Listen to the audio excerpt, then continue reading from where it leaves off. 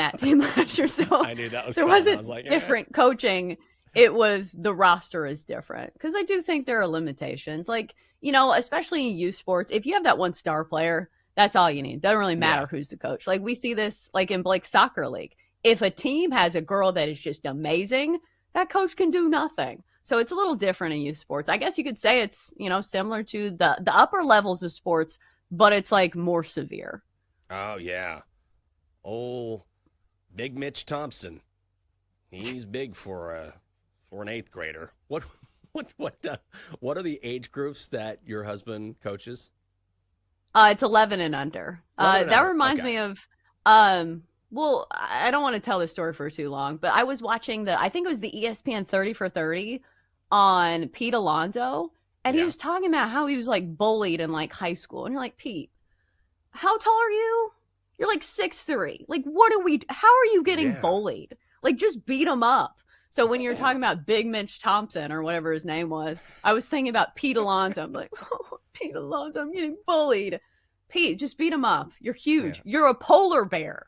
My God, yeah. In high school, he's probably like 6'2", 220. He's like, I don't know Right? what to do here.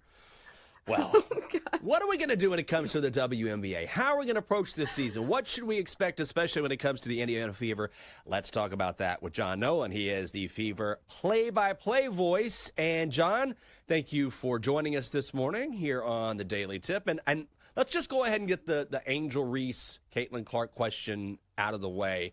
That seemed like a pretty innocuous foul, and even Angel Reese admitted as much after the game. Is this sort of rivalry, is this good for the sport, or are we getting to the point where it's becoming a little bit overblown?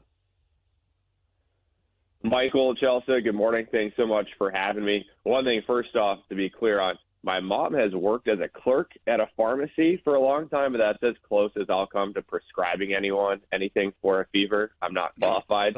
I don't know if I'm qualified yet even to break down this little mail. I mean, that'd be too strong of a word, but to break down whatever we had here between the Fever and the Sky. One thing as the W rises in popularity, they're trying to lean into rivalries, not only this one, but around the league. So come August, there's actually a nationally sponsored week, just like we had in Major League Baseball this past weekend, right? It was branded as Rivalry Weekend.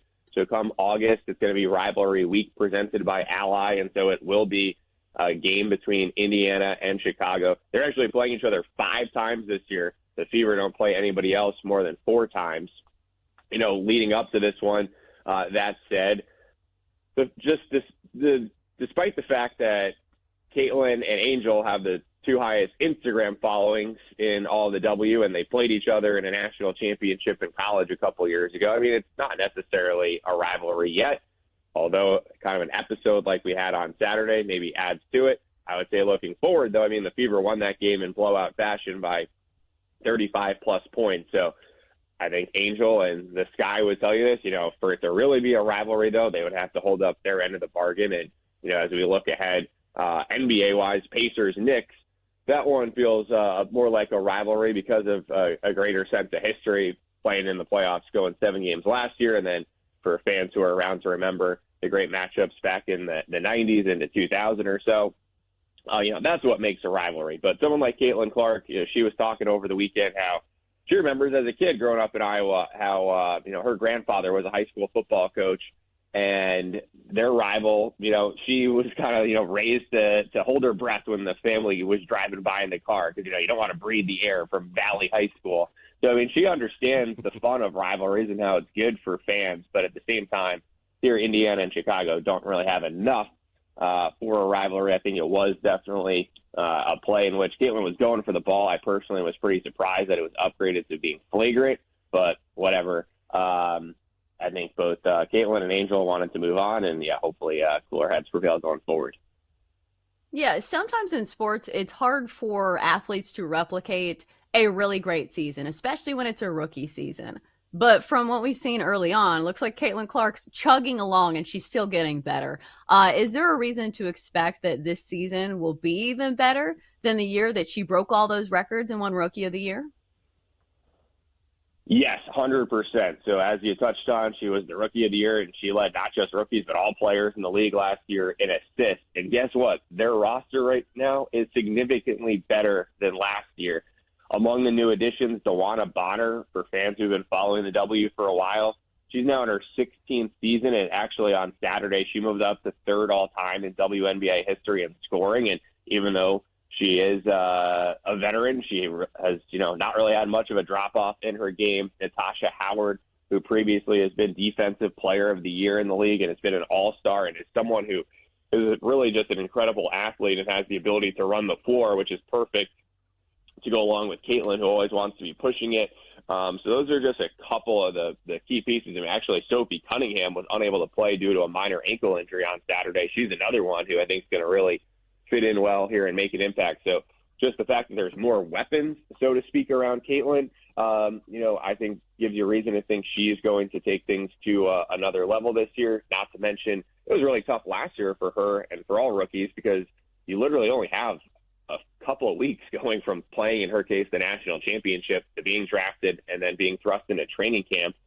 No break, basically. Whereas this year, she was not one of the players who competed in the unrivaled league. She didn't play overseas anywhere. She just trained, and specifically, she spent a lot of time in the weight room, so she feels like she's stronger too. So, those are just a couple of the main reasons why I think Caitlin Clark is going to be, not just Rookie of the Year like she was last year, but now like an MVP candidate.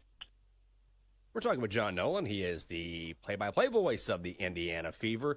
So when you talk about this Fever team, and I know you touched on it, this is, the shift change we've seen in the talent level and their ability has just gone through the roof. This is a team that certainly has all the talent to win the WNBA title this year. I believe they have the second best odds right now in the entire league.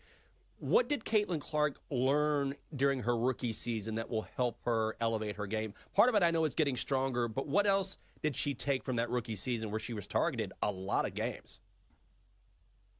Yeah, I think one thing was that she needed to be, she's talked about most often probably, is that she needed to get stronger because, as you'd expect, it's just a more physical game. You go from college basketball featuring 18 to, nowadays, I guess 23, maybe some 24-year-olds. But, the WNBA, it's going to be those 22-year-olds to players into their 30s. So I think that was the main thing. I should touch on as well, in addition to adding new weapons on the roster, it's also a new coaching staff led by Stephanie White, who, is regarded as really one of the best minds in the game. She's an analyst on ESPN with NBA coverage, and then she was coaching the Connecticut Sun the last couple of years, who coincidentally knocked the Fever out of the playoffs last year. And one of the first conversations that Stephanie White had with Caitlin was actually going over the scouting report that Connecticut had in the playoffs last year of how to contain and slow down Caitlin. So I think that's kind of an interesting thing, right? Where Caitlin was able to sort of digest, okay, this is how teams are trying to, go against her. How do you make those adjustments? And she has such a high IQ as a player that she's able to understand, okay, yeah, this is what I got to do. So new coaching staff. There's also a new front office. Kelly Crosskopf, she was the original employee of the Fever back in the day, and they won one WNBA title in 2012 with Tamika Catchings as the star player.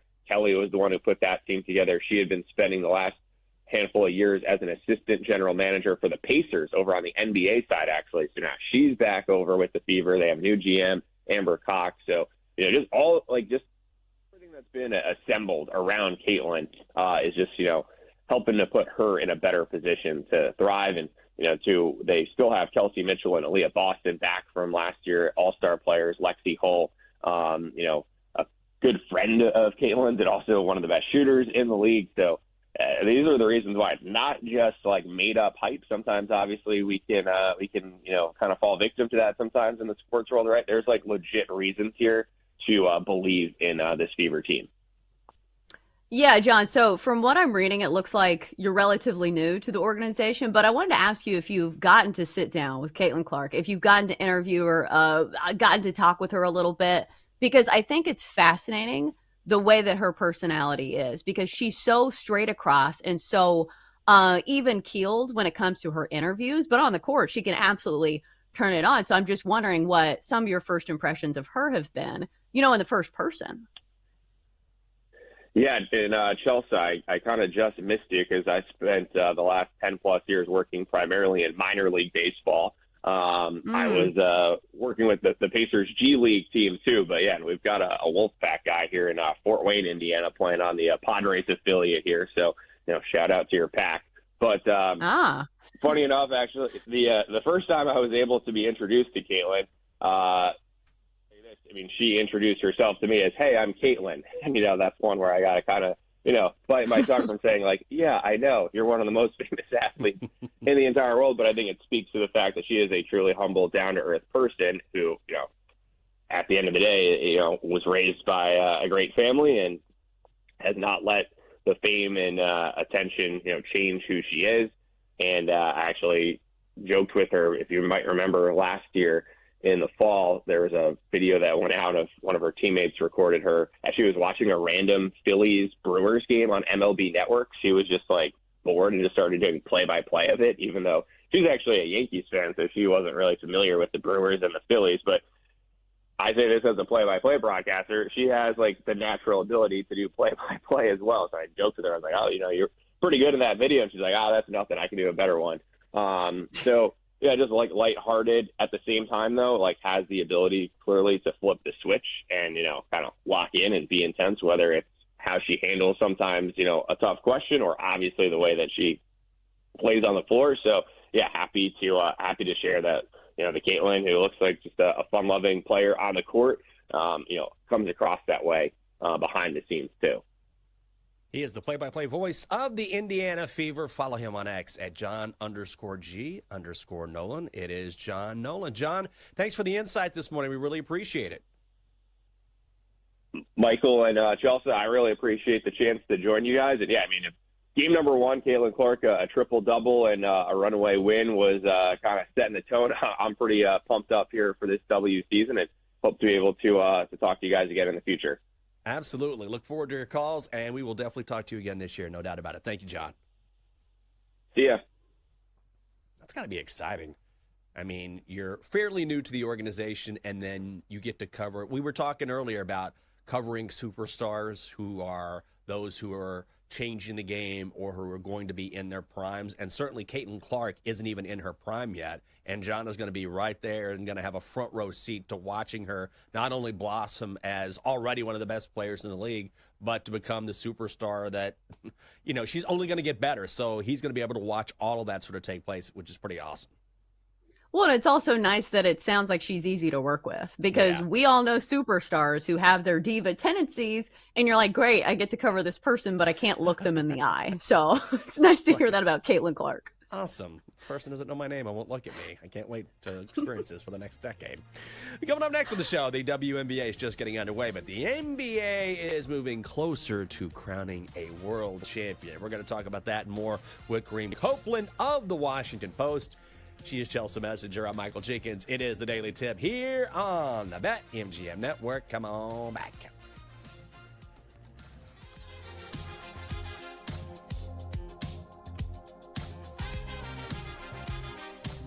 Chelsea and Jenks will be right back on the Daily Tip on the BetMGM Network. Download the app today. Please gamble responsibly.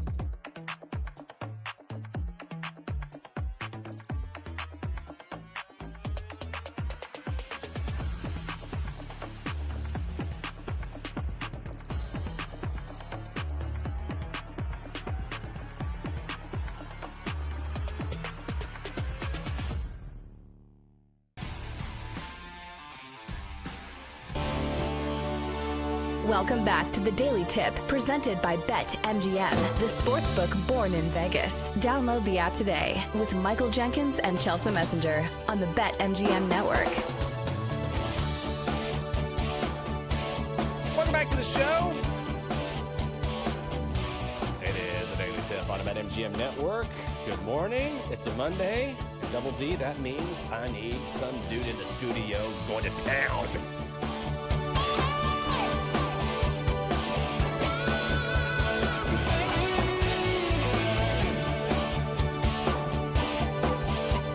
I'm Michael Jenkins. She is Chelsea Messenger. Hope you're having a great morning.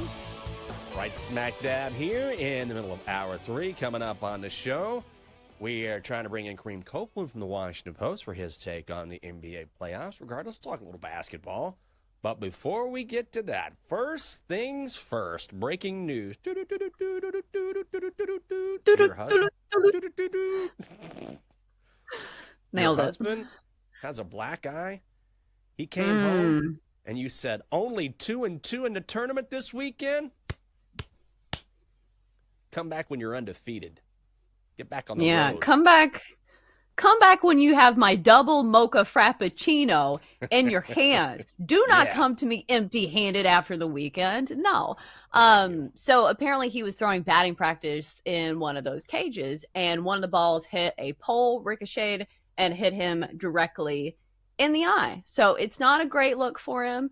Wouldn't recommend it. And here's the thing about like men, as you know, they don't want to wear makeup. Because I said, Jake, just let me put a little concealer on. It'll be fine. It's like, I'm not wearing makeup to a baseball game. I said, all right, fair point. Well, I get that. He starts sweating. He starts coming off a little bit. When I'm taking a lift to work every morning, since Metro's open, but it's a little too dicey for me to take.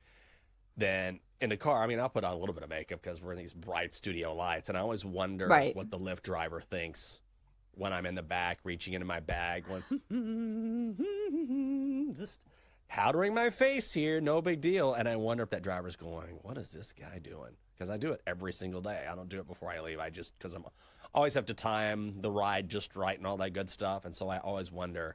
Sometimes I get away with it, and then sometimes I see them looking in the rearview mirror like, full face of makeup there, huh, guy? And I'm just like, gotta do it. What do you think the worst profession is to be caught wearing makeup, like as a man? Would it have to be sports?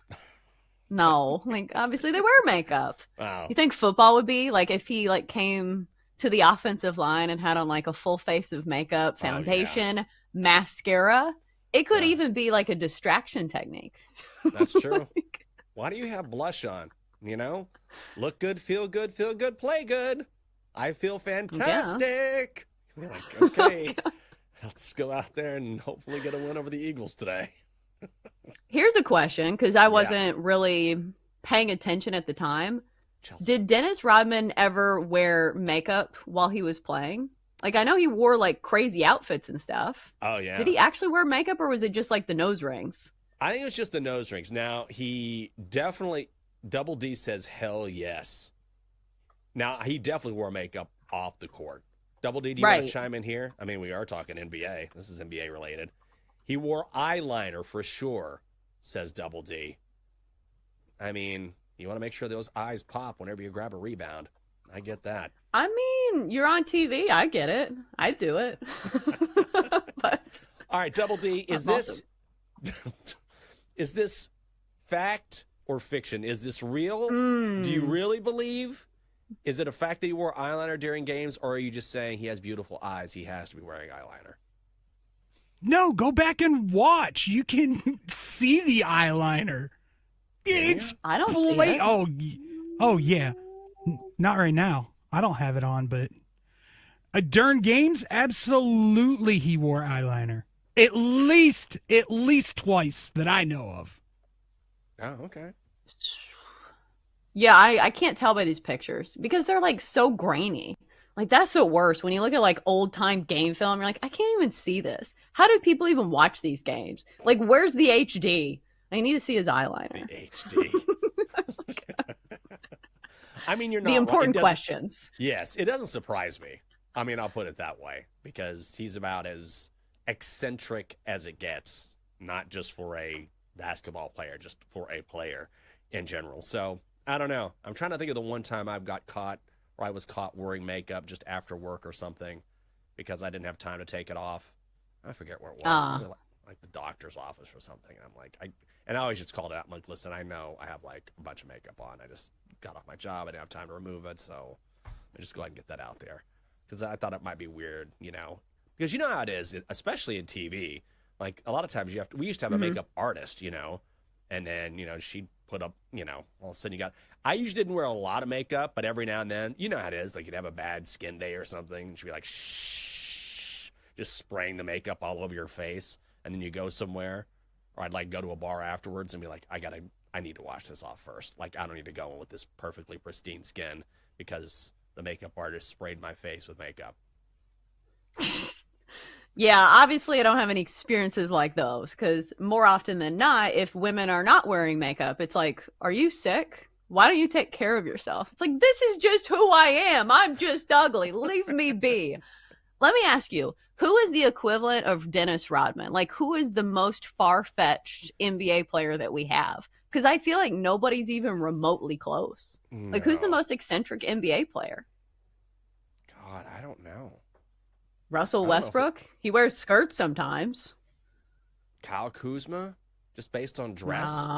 But that's just more styled. As far as eccentricity is concerned, like, I don't know. I don't know if there is anybody like, because Rodman was such a, he'd be on the court. Remember when he kicked a cameraman that one time?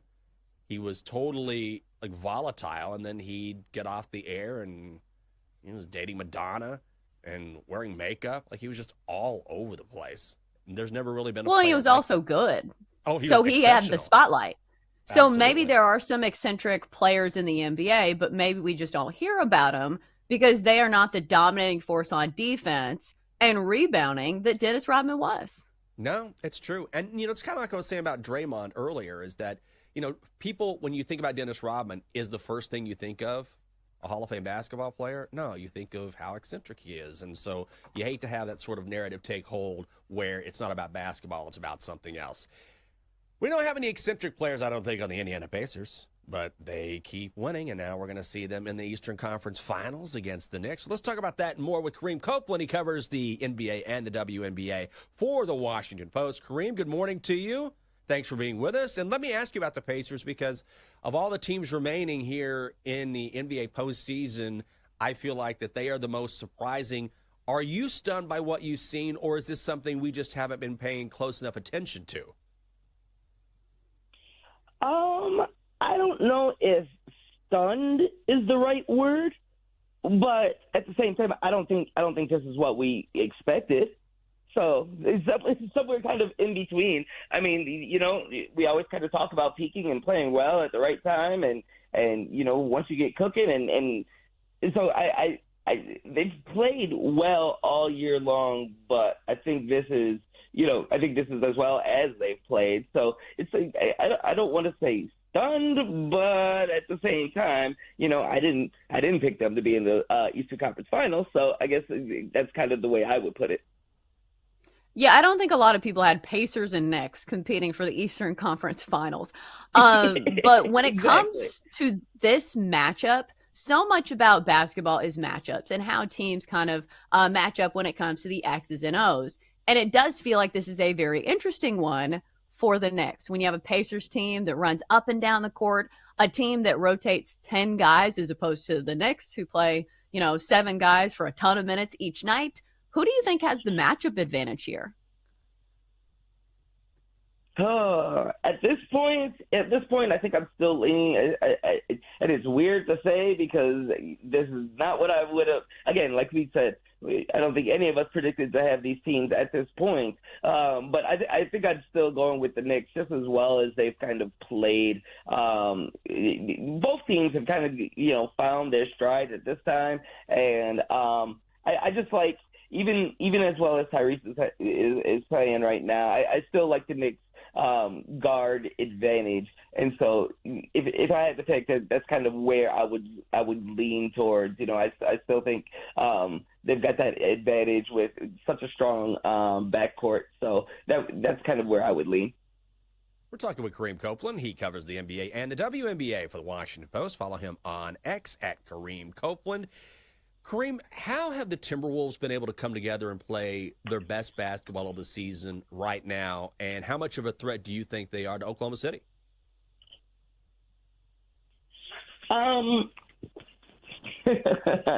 Well, whenever the way I kind of really look at it is, Julius being kind of that X factor. When he plays well, it kind of takes that team kind of to a different place.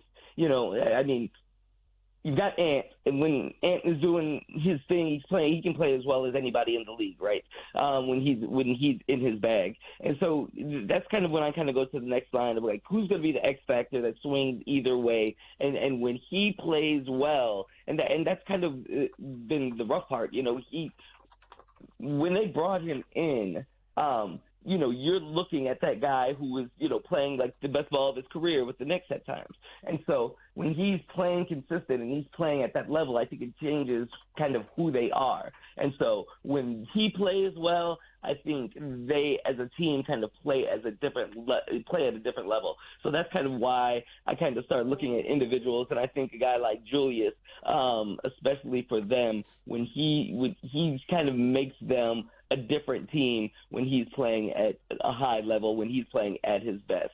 So that's kind of what I look at when I start thinking about the T-Wolves, because you kind of know what you're going to get from Ant. You kind of know what you're going to get from some other guys. But Julius, when he's playing at that high level, that's what takes him to a whole nother level, to be honest. Yeah, I see that you cover the WNBA as well, and we've had all kinds of headlines surrounding, obviously, Caitlin Clark, the Angel Reese incident, which I don't even know if I'd call it an incident. But what do you expect from this whole storyline this year? Because I think we can expect Caitlin Clark to continue to put up good numbers, but do you think the WNBA is going to be as popular this year as it was last year with those two rookies kind of dueling it out with each other? Oh, absolutely. I mean, the entire league and the entire interest in women's basketball is only trending one direction. There's really no going back at this point. And we've seen it already. I mean, shoot, it's just continued from the NCAA level. I mean, you've seen the numbers at that level continue to trend upwards. It's going to be the same thing for this year. Everywhere Caitlin plays is going to be sold out, and every team that they're playing, they continue to move their games to the biggest arena that they have in the area. And so the interest in Caitlin flat out is not waning. And the league, I keep saying, the popularity from the college game, and especially since fans get to, form these relationships and watch these people for 4 years, and now they're going to the league and playing at such a high level. So you're bringing these fans kind of along. All that interest in Caitlin isn't going anywhere. All that interest in Angel isn't going anywhere. And as people, and even if that was people's entryway into the league, once you kind of get them there and people start paying attention and start watching games, and they're like, oh, this is a better product all around than maybe we would have thought before, even if we wanted just to tune in, just to see the Caitlin stuff, just to see the Angel stuff. And that's kind of like the next step of the league, and Kathy Engelbert has talked a lot about that. People love rivalries. That's kind of part of the thing that makes those two and when they meet so interesting and much watch TV, and boom, you had it in the very first game.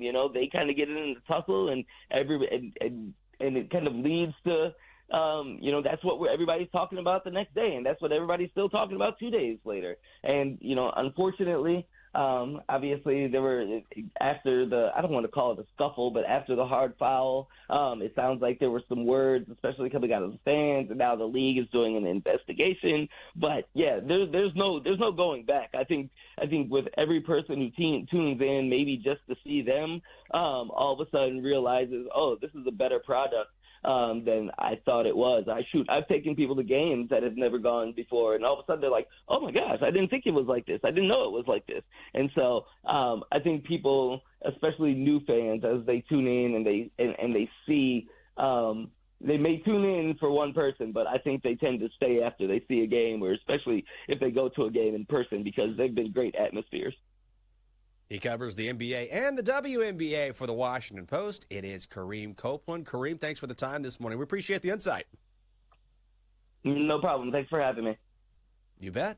He's right about that. I don't think the WNBA is going anywhere. If anything, it's just going to continue to grow and grow and grow. Can we grow some money on trees? Oh, God, this is the worst transition I've ever made in my life. We're going to try something We're going to try to make some money. It's a new week. It's a time to make some bets. It's a time to make some money.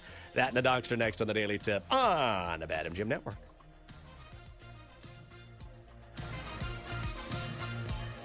Coming up, Jenks and Chelsea give out their best bets here on the BetMGM Network. Presented by BetMGM, the sportsbook born in Vegas. Download the app today. Please gamble responsibly.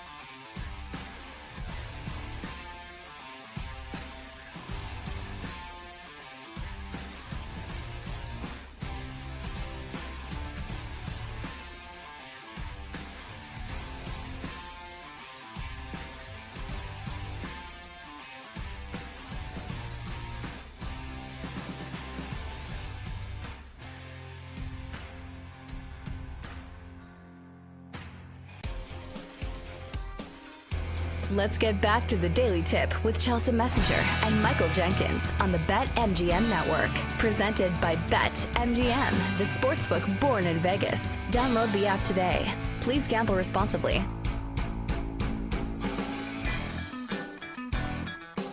Welcome back. It's a Monday.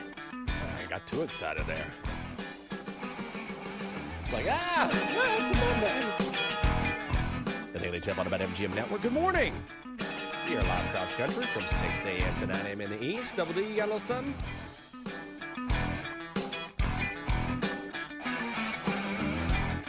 Getting the week started. Thank you for waking up with us. I'm Michael Jenkins in D.C. She's Chelsea Messenger live in Nashville, Tennessee. Coming up on the show, the Dogster, best bets, all that good stuff. Chelsea, what are you doing today? Is it nap time? You going to give Jake a whole swat to the other eye and even things out? I think most of my day will be taken by getting my hair done. So when women get their hair done, especially when it's colored, it means that it's 5 hours of your day. So I'll be sitting for 5 hours trying not to fall asleep, which is the absolute worst. When you don't have time for a nap, it's bad enough. But when you're simply like sitting there and you're just like talking, you're just like, oh my God, I just want to fall asleep. So I will be getting myself a little treat and getting myself a coffee before I go.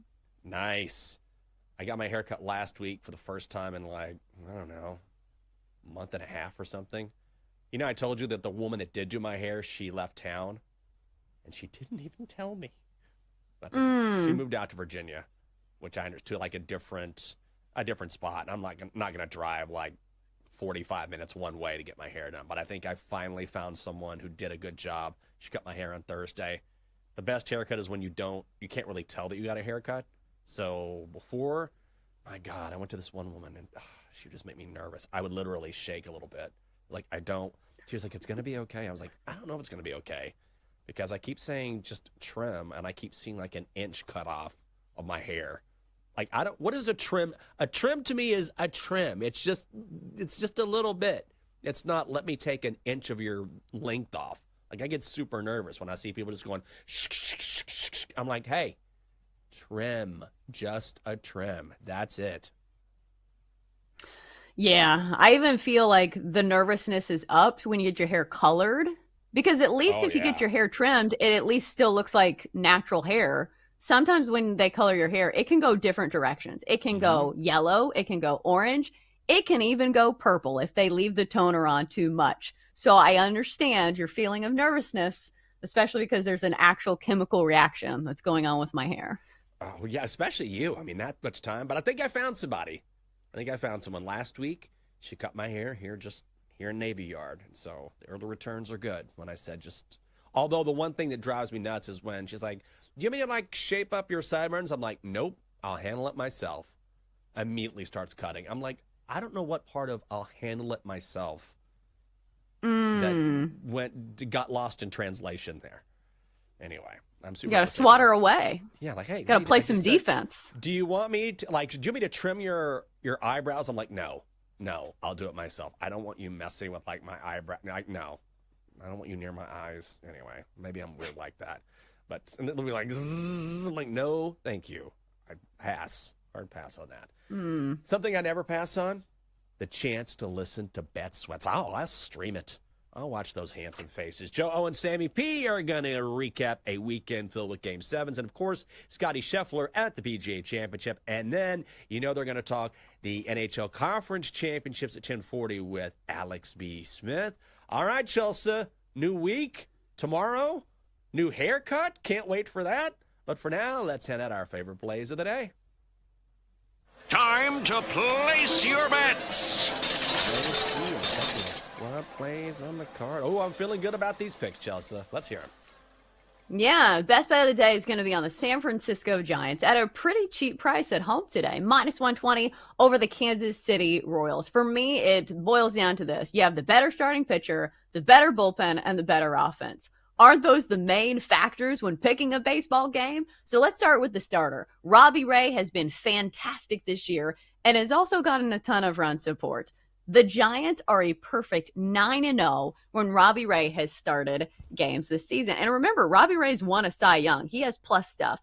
Meanwhile, on the other side, you have Chris Bubich, who's been good for the Royals, but he's not backed up by the best bullpen in all of baseball. Surprisingly so, I had to double check this. The Giants have the best bullpen ERA in all of baseball. Did not know that, but now I do. Also, you look at the offenses. This Giants team is not one of the best offenses in baseball any longer, but still has better numbers, especially at home when playing in San Francisco. This year, the Giants a blistering 18-9 as favorites and 16-7 at home. So let's go with the Giants at -120 over the Royals. Love it. I am on that as well. I am also on the Brewers money line. I found it at -118 hosting the Orioles. This is just a straight up fade of Baltimore.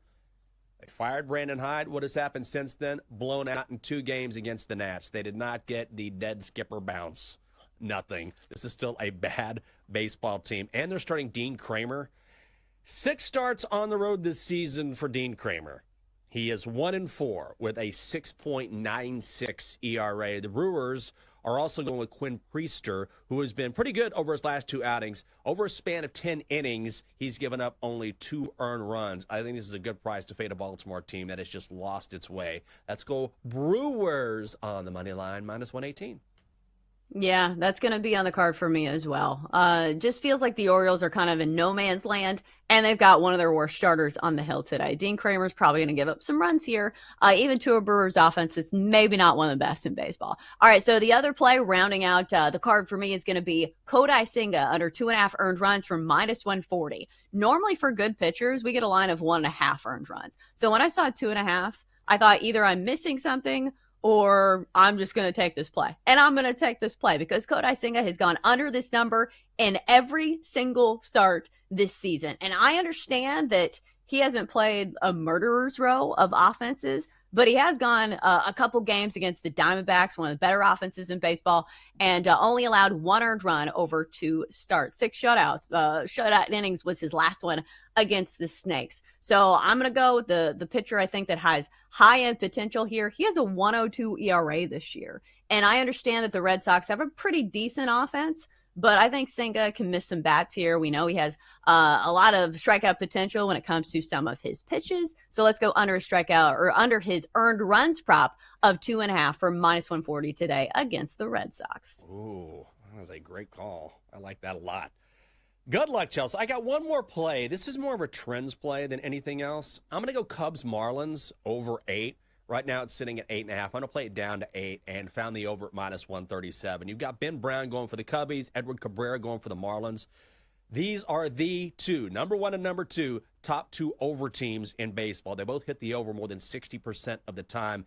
Edward Cabrera, I should say, on the mound for the Marlins. Impressive during his last outing. That was against the White Sox. That does not count. Ben Brown has been solid for the Cubs this season. In his last start, he gave up 2 runs in 5 1/3 innings to the Marlins, but I think the Marlins getting to face him again is an advantage for Miami. Marlins don't hit for a ton of power, but they are a very good team when it comes to average, and they're better in OPS and slugging than you might think. We know the Cubs have a very strong lineup, so a lot of money coming in on the Cubs. Really not worth laying $1.75 with them, but while, again, the fish don't hit for power, I think that average allows them to scratch enough across here to get us to the over. So let's go over 8 at -137. Yeah, the Cubs offense, I feel like can carry the weight of that load almost by themselves. Their offense has been really good this year. That's what I'm thinking. Even if it's like 6-3, something like that. I mean, I don't mind the Cubs on the run line either. We got to play the Cubbies in some way, but I like the over, and we're going to go over 8. All right, the Donkster is back. He's ready to go. He's got his bets locked and loaded. Donkster, get on in here.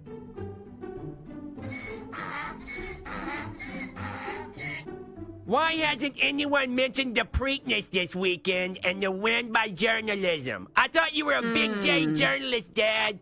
Instead, it turns out you're just a sickly old man.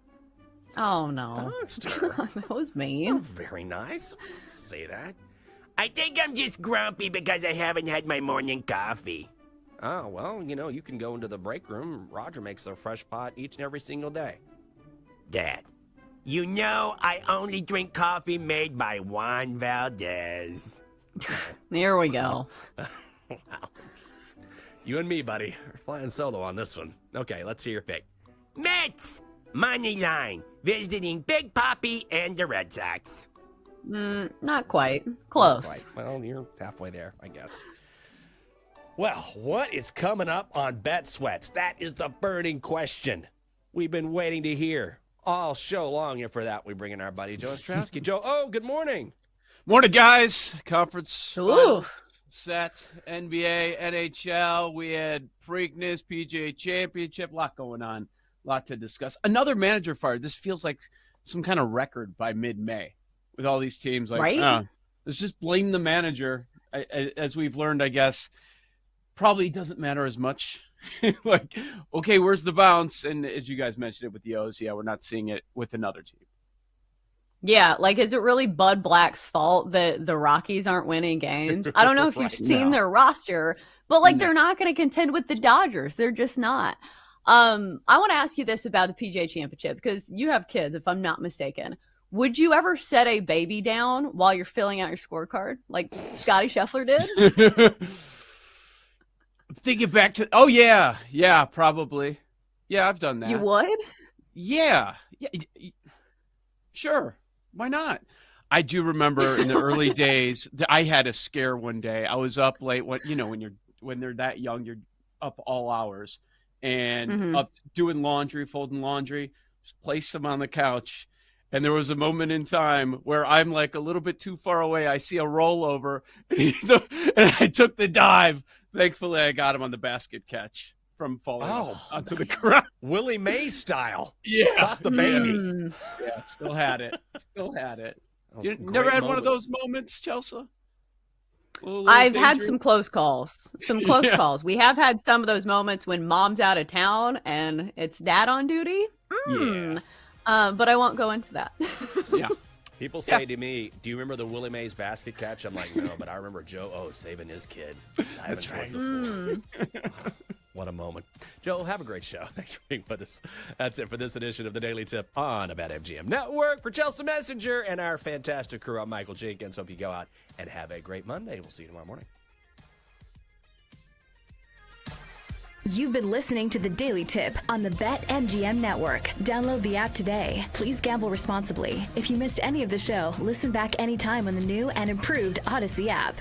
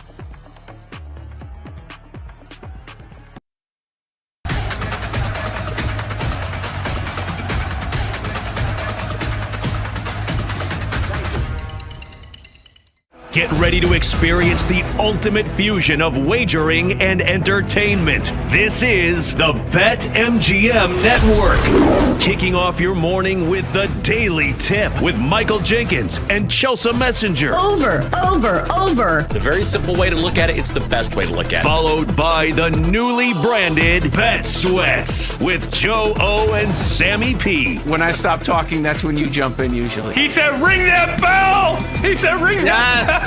Then it's You Better You Bet, hosted by Nick Costos and Femi Abebefe. Great teams and great players get a whistle. It's happened forever. It will continue to happen. Capped off every night with the electric Brad Evans and Ryan Horvat on BetMGM tonight. Oh, that's a sexy phrase. Quote Dr. Dre, creep with me and walk with me on this one. Welcome to a new era of Wagertainment. This is the BetMGM Network. Please gamble responsibly.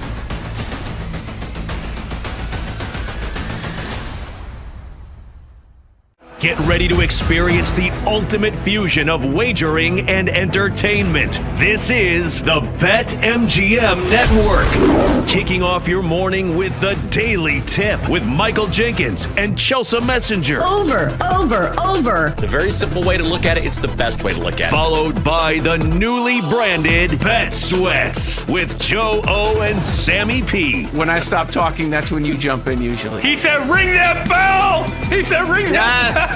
Then it's You Better You Bet, hosted by Nick Costos and Femi Abebefe. Great teams and great players get a whistle. It's happened forever. It will continue to happen. Capped off every night with the electric Brad Evans and Ryan Horvat on BetMGM tonight. Oh, that's a sexy phrase. Quote Dr. Dre, creep with me and walk with me on this one. Welcome to a new era of Wagertainment. This is the BetMGM Network. Please gamble responsibly.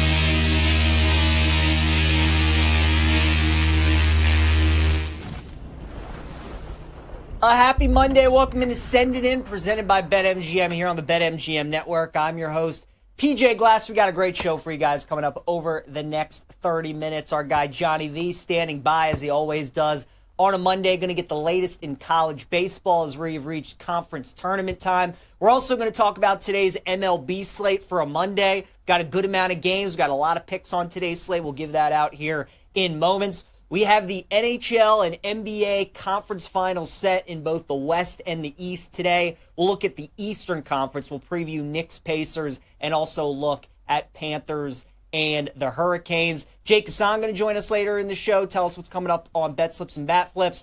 And with the PGA Championship wrapping up yesterday, Scottie Scheffler winning his third major championship, we'll look ahead to the U.S. Open at Oakmont. As always, any questions, any comments, any best bets that you guys have for us, let us know. Hit us up at the BetMGM Network on Twitch, on YouTube, on our live stream on X. We'll get to your questions over the next 30 minutes. And as always, if you guys miss any part of the show, check out the Send It In podcast, available wherever you get your podcasts. Let's get rolling on a Monday. Glasses in session.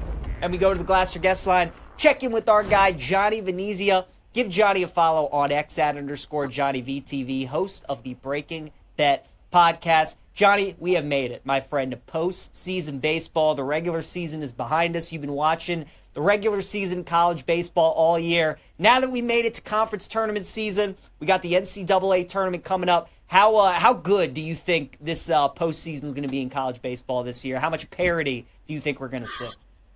Dude, I got to say, I mean, I've been watching college baseball for a while now. This is probably one of the most even field of 64s we're going to get. I mean, there is no definitive team that is head and shoulders above everybody else. If you asked me this, which you did because we talked about this a lot in the first half of the season, where I said, hey, it's Tennessee, LSU, and Texas as the three teams that are head and shoulders above everybody.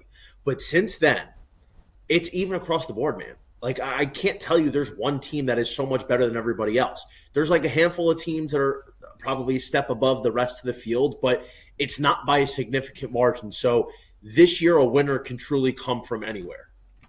Johnny, we talk about this a lot in college basketball, with the conference tournament, like how much does the conference tournament translate to NCAA tournament success? As we're getting ready to talk about some of these conference tournaments, like how much stock do you take into what we're going to watch over this week with how these teams play? Do you take a lot into it if a team is hot at the end of the regular season, play well in their conference tournaments? Like how much should people buy in to what they see over this next week as we get into the NCAA tournament? I think really, the conference tournament's more for some of these teams that are trying to either improve seeding, like they're trying to get in to be a host like a Tennessee, or they're trying to solidify a top 8 national seed like an Oregon. And then there's some teams like a Texas A&M, which we'll get to in a minute, that need to really go on a run in order to give the committee a legitimate reason to put them in. So there are some teams that really need to have an impressive showing. But if you're a team like, say, Vanderbilt or Texas, like you're locked into a top 8 national seed. There's not really much you can do in this tournament in order to solidify a better position going into the field of 64. All it really does, maybe win a couple games to keep momentum going. As you mentioned, some of these teams in the SEC, they're playing in Hoover as they always do this week, Johnny. The SEC tournament is going to be incredible. There's going to be a lot of chaos. We don't have odds out right now for the SEC tournament, for any of the conference tournaments. We do have the brackets out, though. So as you look at the SEC right now, you see kind of the seedings and potential paths for some of these teams. What sticks out? Texas is the number 1 seed in the SEC tournament. Who do you think are some teams to watch in Hoover this week?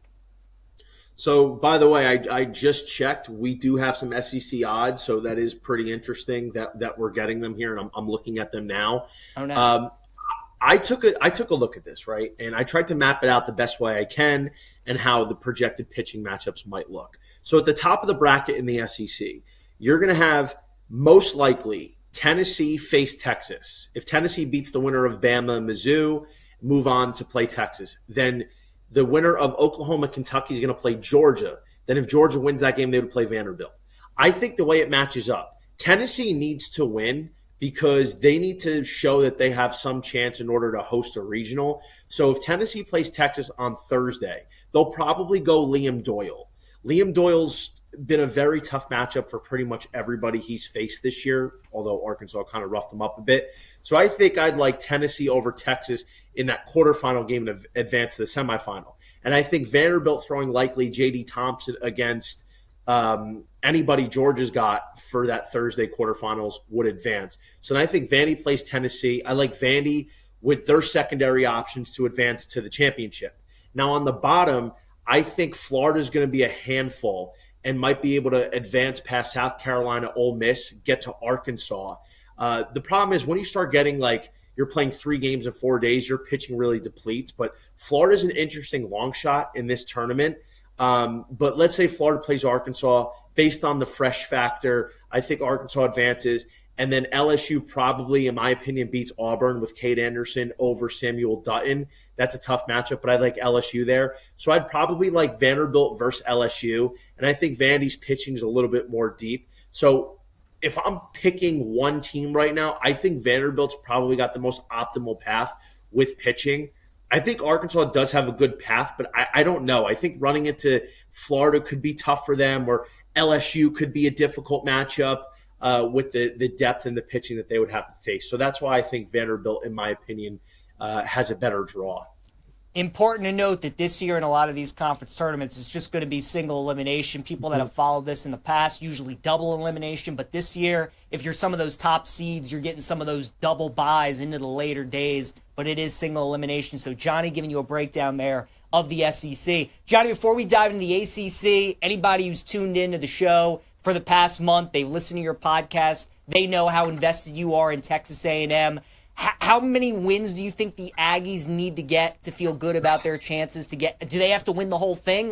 What do you think's their mindset heading into Hoover? Bro, I got to be honest. They might have to win the whole thing. Wow. I think they're probably going to win at least 4 games. They're at 11 SEC wins right now. If they won 4 games and got to 15, I think they would have a good chance to get in. And I say good. I don't think it's definite. Obviously, you win the tournament, you're in automatically. But I think they need to win 4 games. They would have to beat, in a 4 or 5 day span, they'd have to beat Mississippi State, Auburn, LSU, and then maybe Florida/Arkansas to get to the finals. That's a lot of baseball. That's a lot of arms that you have to go through. That's why, like, when you look at teams in the regionals or the first round of the College World Series and you put yourself in a hole and you have to dig out and win like 4 games in 5 days, it's so difficult to do because you run out of pitching. So for me, Texas A&M, it'd be a really uphill climb.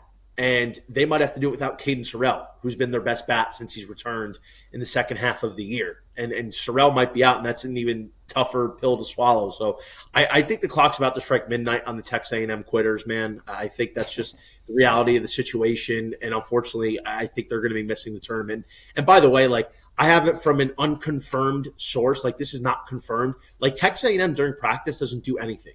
Like, normally you have IO, infield, outfield, taking – batting practice, stuff like that. They're very limited in what they do in practice. So it results on why they've been so poor this year in 2025. We're talking with our guy, Johnny Venezia, here on Send It In. All right, Johnny, let's talk about the ACC tournament. And we actually got a question from one of our guys, B. Mills, who's listening. He thinks UNC's legit. He's wondering if he should take a flyer on them to win the title. Maybe it just look at them to make it to Omaha. What do you make of the Heels? What do you make of the ACC tournament? B. Mills, I think you're reading my mind, brother. I was looking at the ACC format here. I think UNC has a great path to win the ACC tournament. I think they're legit long-term. They have 3 really good pitchers. Jason DeCaro, since being bumped from the Friday night role and transitioning into the Sunday spot, he's been really good this year. This is a guy that can legitimately be one of the first few arms off the board next summer. They have a decent bullpen. I don't think it's as good as last year. They cost us a nice 12-unit ACC preseason crown on Sunday, but neither here nor there. The offense has been heating up. I think ACC is going to have a good path. They're going to have to get past Florida State, but Jamie Arnold should be burned by the time they play. So it'll probably be DeCaro or Aiden Hogg that's going to go in that semifinal game, and they have a pretty winnable path up to then. So I could probably see UNC versus NC State in the ACC finals. I do like UNC there in that spot. They're going to probably have to deal with Virginia. UVA could be tough, but their pitching's been very shaky, so I'd still probably go with the Heels. And, I mean, you're getting UNC at like 17-1-ish to win it all. There's not many teams that have a legitimate chance because there's not many teams that have 3 legitimate pitching rotation options over the course of a weekend. And the Tar Heels are one of those teams. They're going to have probably the ACC Pitcher of the Year in Jake Knapp. So I think if you haven't taken a piece, definitely go get UNC in the futures market. Johnny, real quick, in conference tournament week, give us a team that right now you think is squarely on the bubble, but if they do enough damage in their conference tournament, find a way to get in to the NCAA tournament, that's a team that nobody wants to play. Well, I would say Florida's already in, so we can't go there. Off the top of my head, and I really looked at this, I think Oklahoma State is interesting. I don't know if Oklahoma State they're going to win the College World Series good. They're very fundamentally flawed as a team, but there's so much talent. Their pitching has really come together as they've gotten red hot in these last 3 weeks to basically will themselves into the conversation of getting in. So they're going to face Baylor opening game. And if they beat Baylor, they'll play Kansas. And Kansas has been really good this year, 20-win team in the Big 12. But they have a shot because their Friday guy, Harrison Bodendorf, is probably going to be the Big 12 pitcher of the year. Kid's been unstoppable this year. So if they beat Baylor, then Kansas, I think they'll probably have done enough to get in. They have 3 guys with Bodendorf Friday, Mario Pescia, a St. John's transfer on Saturday, and Sean Youngerman on Sunday. They have a couple really good bullpen arms, and they have my guy Nolan Schubert, who's probably got the most raw power in college baseball this year, with a ton of high variance guys in the OK State lineup. So I think there's an appeal for the Cowboys to maybe be able to win a region and maybe even a super region with the pitching they have and if their offense gets hot. Because Stillwater, man, those boys produce some real powerful baseball players. So I think OK State's an interesting team. Going to be an awesome week of baseball. Johnny Venezia, make sure you guys check out his podcast, Breaking Bet, and give him a follow on X @_JohnnyVTV. Johnny, enjoy championship week, my friend. We'll talk again next week. Yes, sir. Thank you so much. Appreciate it. Absolutely. All right, guys, let's continue talking baseball here on Send It In. We go from college to the pros. We got a good slate on this Monday as we dive into some big league, Peach. We'll start with Cubs Marlins and also Reds Pirates. 2 games for me with pretty similar handicaps. You have the Cubs and the Reds both on the road, and 2 starting pitchers for them that have very similar splits. Ben Brown going for the Cubbies and Nick Lodolo going for the Reds. Both guys are not good when they pitch at home, but they are very good when they pitch on the road. Ben Brown for the Cubs this season, his ERA at home, 6.93. When he goes on the road, 1.59. He is 3-0 on the road this season. So I look at some Cubs money line, minus 175. I'd also look at some run line at minus 110, obviously going up against the Marlins, one of the worst teams in the National League. And then Nick Lodolo, same story. At home this season, 6.33 ERA.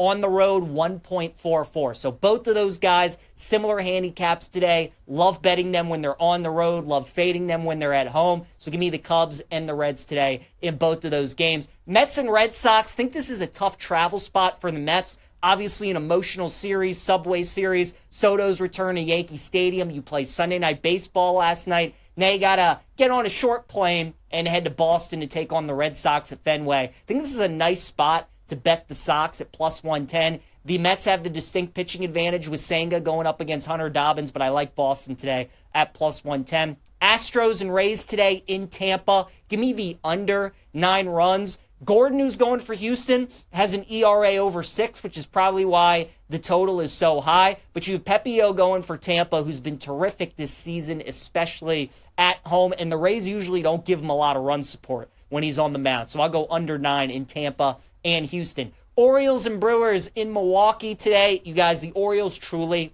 are one of the worst teams in baseball. They are a complete disaster. And if there's a money line price that's minus 115, minus 120, you got to take the other team. They just got swept by the Nationals, and none of those games were close. Give me Milwaukee at minus 120. Guardians and Twins in Minnesota. You have Bailey Ober going up against Logan Allen. Obviously, an AL Central matchup. And Bailey Ober has terrific history against Cleveland. They're only batting 191 against him in 94 at-bats. Logan Allen has also pitched well against Minnesota. There's a reason this total is as low as 7.5. We're going under in that one. Mariners and White Sox. Let's go with Shawnee Sharp's White Sox today, plus 1.5 on the run line.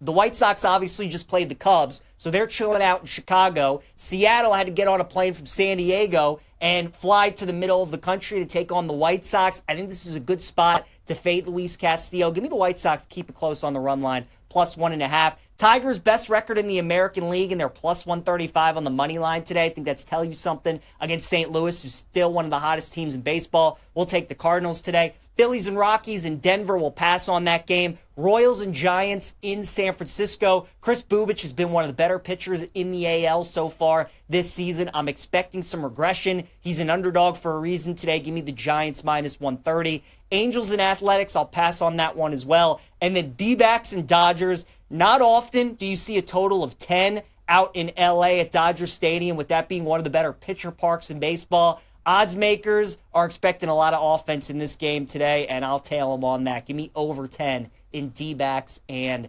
Dodgers. All right, folks, let's talk a little playoffs now. We dive into playoff Peach, NBA, NHL. Let's start with the NBA, this Knicks-Pacers series, a rematch of last year, what we got in the postseason. Pacers winning 7 games in New York City. Once again, the Knicks have home court advantage in this series. Game 1 is going to be on Wednesday. We'll dive more into Game 1 on Wednesday. Just looking at this series big picture wise, I like Indiana, you guys. I like the Pacers at plus 135 or plus 130 at BetMGM to win this series. The Knicks are a minus 155 favorite. I think the fact that this series is that these two teams are matching up in the Eastern Conference Final, I think is a huge advantage for the Indiana Pacers. The Knicks, as we know, rely heavily on their starters, and Tibbs plays his starters big minutes. His entire starting five, the Knicks' entire starting five, has averaged more than 35 minutes this postseason. Cat is the fewest of those guys at about 35.7. OG Anunoby the most at about 40 minutes per game. Do you know how many players on the Indiana Pacers this postseason are averaging over 35 minutes? 0. Indiana does it by committee. They do it with their depth. Their offense is so tough to stop, even in the playoffs where the game slows down and it's more physical and we see way more defense. I haven't been able to see a team the last couple years that's able to take Indiana out of the run and gun type game. They're able to dictate every game that they play in the pace that they want to play. And again, the fact that the Knicks had a tough series against Detroit, 6-game series against Boston, and Indiana, who's played 2 5-game series against Milwaukee and against the Cleveland Cavaliers. Now they're getting ready for the Knicks. They don't play their guys a ton of minutes. I think this is where Indiana kind of wears them down. And people are like, oh, they might be intimidated going into the Garden, playing in those environments. They beat them last year. They won a Game 7 in New York City last year. Indiana will be fine. I think they win this series, so give me the Pacers at plus 130. Also, some specials I saw on BetMGM that I like. Halliburton to score 30 points in just one game in the series is plus 145. I think that's a great price to look at that. Think there's a chance he could go off in one of the games and go nuclear for 3, so I would look at that. And then Pacers to win the series in 6 games is 5-1 at plus 500. Think that's a good bet as well. As for the NHL playoffs, we got Carolina and Florida. This should be a really good game. These are the 2 best teams in the Eastern Conference, and they're very similar with how they go about it. Both teams are well coached, they're physical, and they want to grind you out. Both teams feel like the longer a series goes, the more advantage it favors them because of how they play. You just saw Carolina in their series against the Capitals, how they were able to wear them down. The Caps were one of the highest scoring teams in the NHL, and they really didn't score a lot of goals or get many high danger opportunities in that series against Carolina. So the total for game 1 is 5.5. I would expect the total in every game in this series to be about 5.5, and I would look to bet the under in a lot of games in this series. I think we could also see like 2 or 3 games in this series go to overtime as well, just because, again, these games are going to be 1-1. They're going to be 2-2. It's going to be low scoring, not a lot of goals, good chance at overtime. I do like the Carolina Hurricanes, though, to finally get over the hump, get back to the Stanley Cup final. It's tough, as we know, for a team to repeat in any sport, especially the Stanley Cup playoffs. And the Florida Panthers just went through a tough 7-game series against the Leafs. The Hurricanes have played in 2 5-game series, so they're more rested. They should be ready to go, and they have home ice advantage in this series. So tough to beat on their home ice. They're perfect so far in the playoffs here in 2025. So I like Carolina in that series, plus 105 to defeat Florida. All right, a promo from our friends at BetMGM. It's a parlay odds boost token. BetMGM account holders will receive an any sport parlay boost token. Score a bigger payout if your wager with the parlay boost token hits. Tokens can be used on parlays and short game parlays. All right, let's talk a little golf here on a Monday as we go golfing with Glasser and Scotty Scheffler. Folks, I mean, the guy's just that good, right? Wins his 3rd major championship, first PGA championship.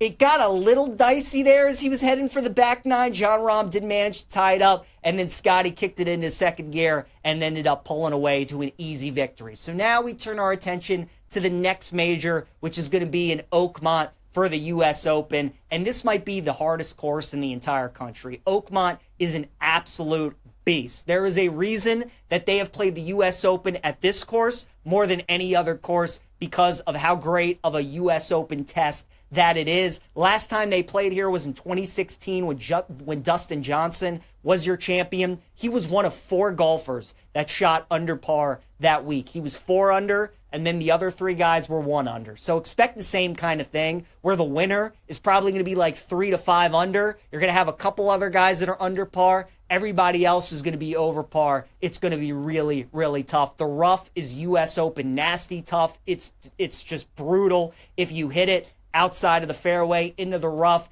And these greens are maybe the fastest greens that these guys play on. I mean, the Oakmont greens are just insane how fast and lightning quick they are. So it's going to be a really, really tough test when they get to the U.S. Open. And usually the U.S. Opens, for me, outside of the Masters, it's probably my favorite golf event to bet every single year, just because it's not one of these tournaments where you're really looking to bet long shots. I don't mind betting some of the longer number guys to finish top 20, top 10. I think that's where the value is. But especially on a big boy golf course like this, it's probably going to be one of the top guys, right? It's going to be Scotty. It's going to be Rory. It's going to be Bryson. It's going to be Xander. It's going to be one of these guys that probably end up winning the U.S. Open trophy. After Scotty's win at the PGA, he is your clear favorite at plus 333 to win the U.S. Open. Rory is plus 600 to win it. Bryson is plus 800, and Xander is 16-1. Again, I just buy the juice when it comes available and take Scotty top 5.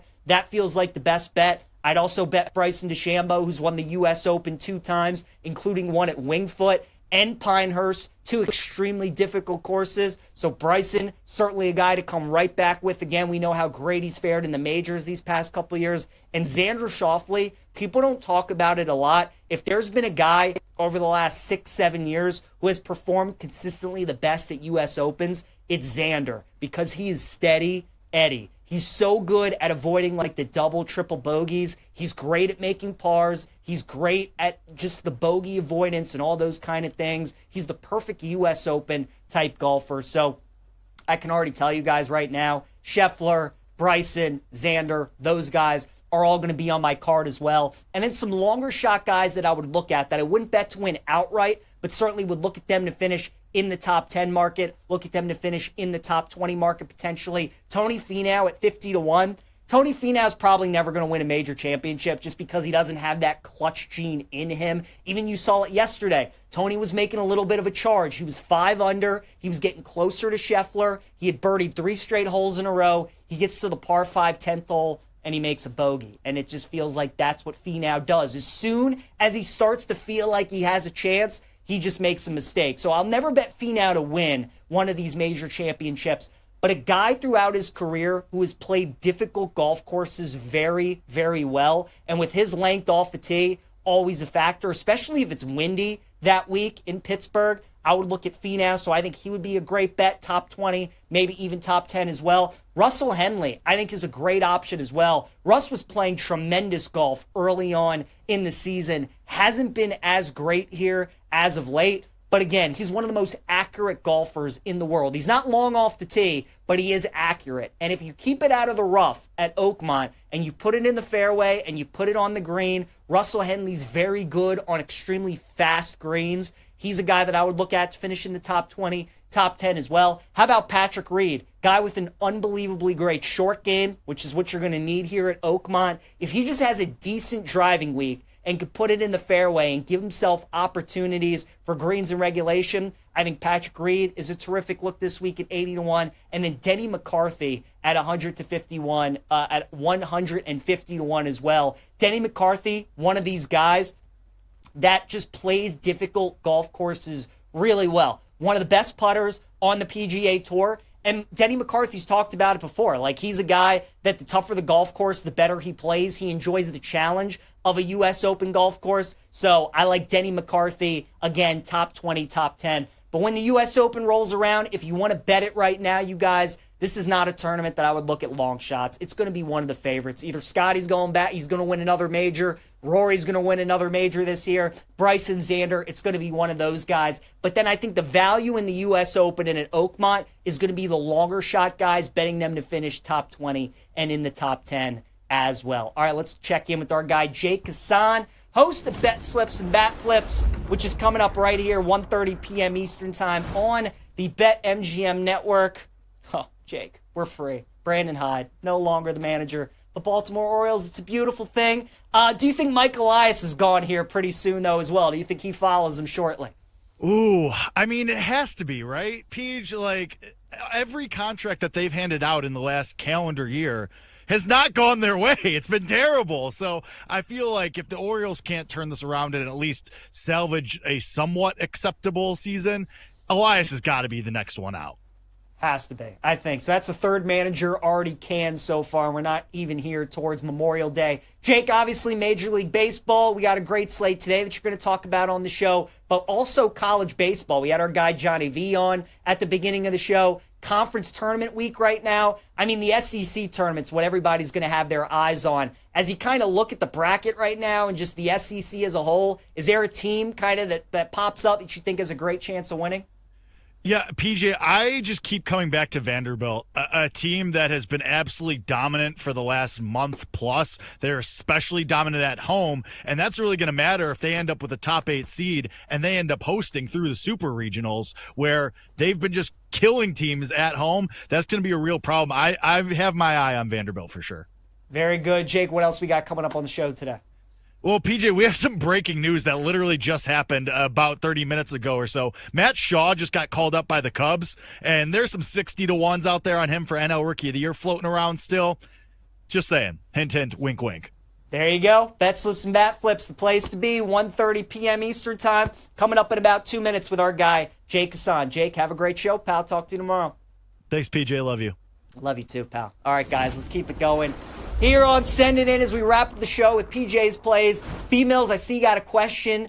So I think the most popular thing I've seen today is Lodolo over 5.5 Ks. It almost makes too much sense, right? Think we have to stay away. B-Mills, you know I'm a contrarian. When I see everybody on one thing, I go the other way. I just like the Reds on the money line today. And like you said, the Lodolo strikeout pop, extremely popular. So I'll just take Cincy on the money line to get the win today. As for going streaking, let's go with Mookie Betts. He's got good history against Brandon Fad. 5 for 14 in his career against him. So Mookie's going to be our play in going streaking. Our prop lock, we're sticking in the same game because, again, the total in D-backs Dodgers tonight is 10. Expecting a lot of runs, so I'm leaning on the two guys with the best history against the D-backs right-hander. Freddie Freeman in his career, 3 extra base hits, 1 homer, 2 doubles against Brandon Fad. So we'll take over 1.5 total bases, plus 105 for Freddie Freeman. Dog of the day, let's go with Shotty Sharp's White Sox, plus 1.5 against the Mariners. Think this is a bad travel spot for Seattle. We'll take the White Sox to keep it close. And then finally, my best bet, Indiana Pacers to win the series, plus 130 against the Knicks. I think the depth of Indiana and the fact that they don't play their starters all that much and the Knicks rely heavily on their starters, big advantage for the Pacers this late in the postseason. So those are our favorite plays of the day. We'll see you guys tomorrow. Have a great rest of your day. And Bet Slips and Bat Flips coming up next.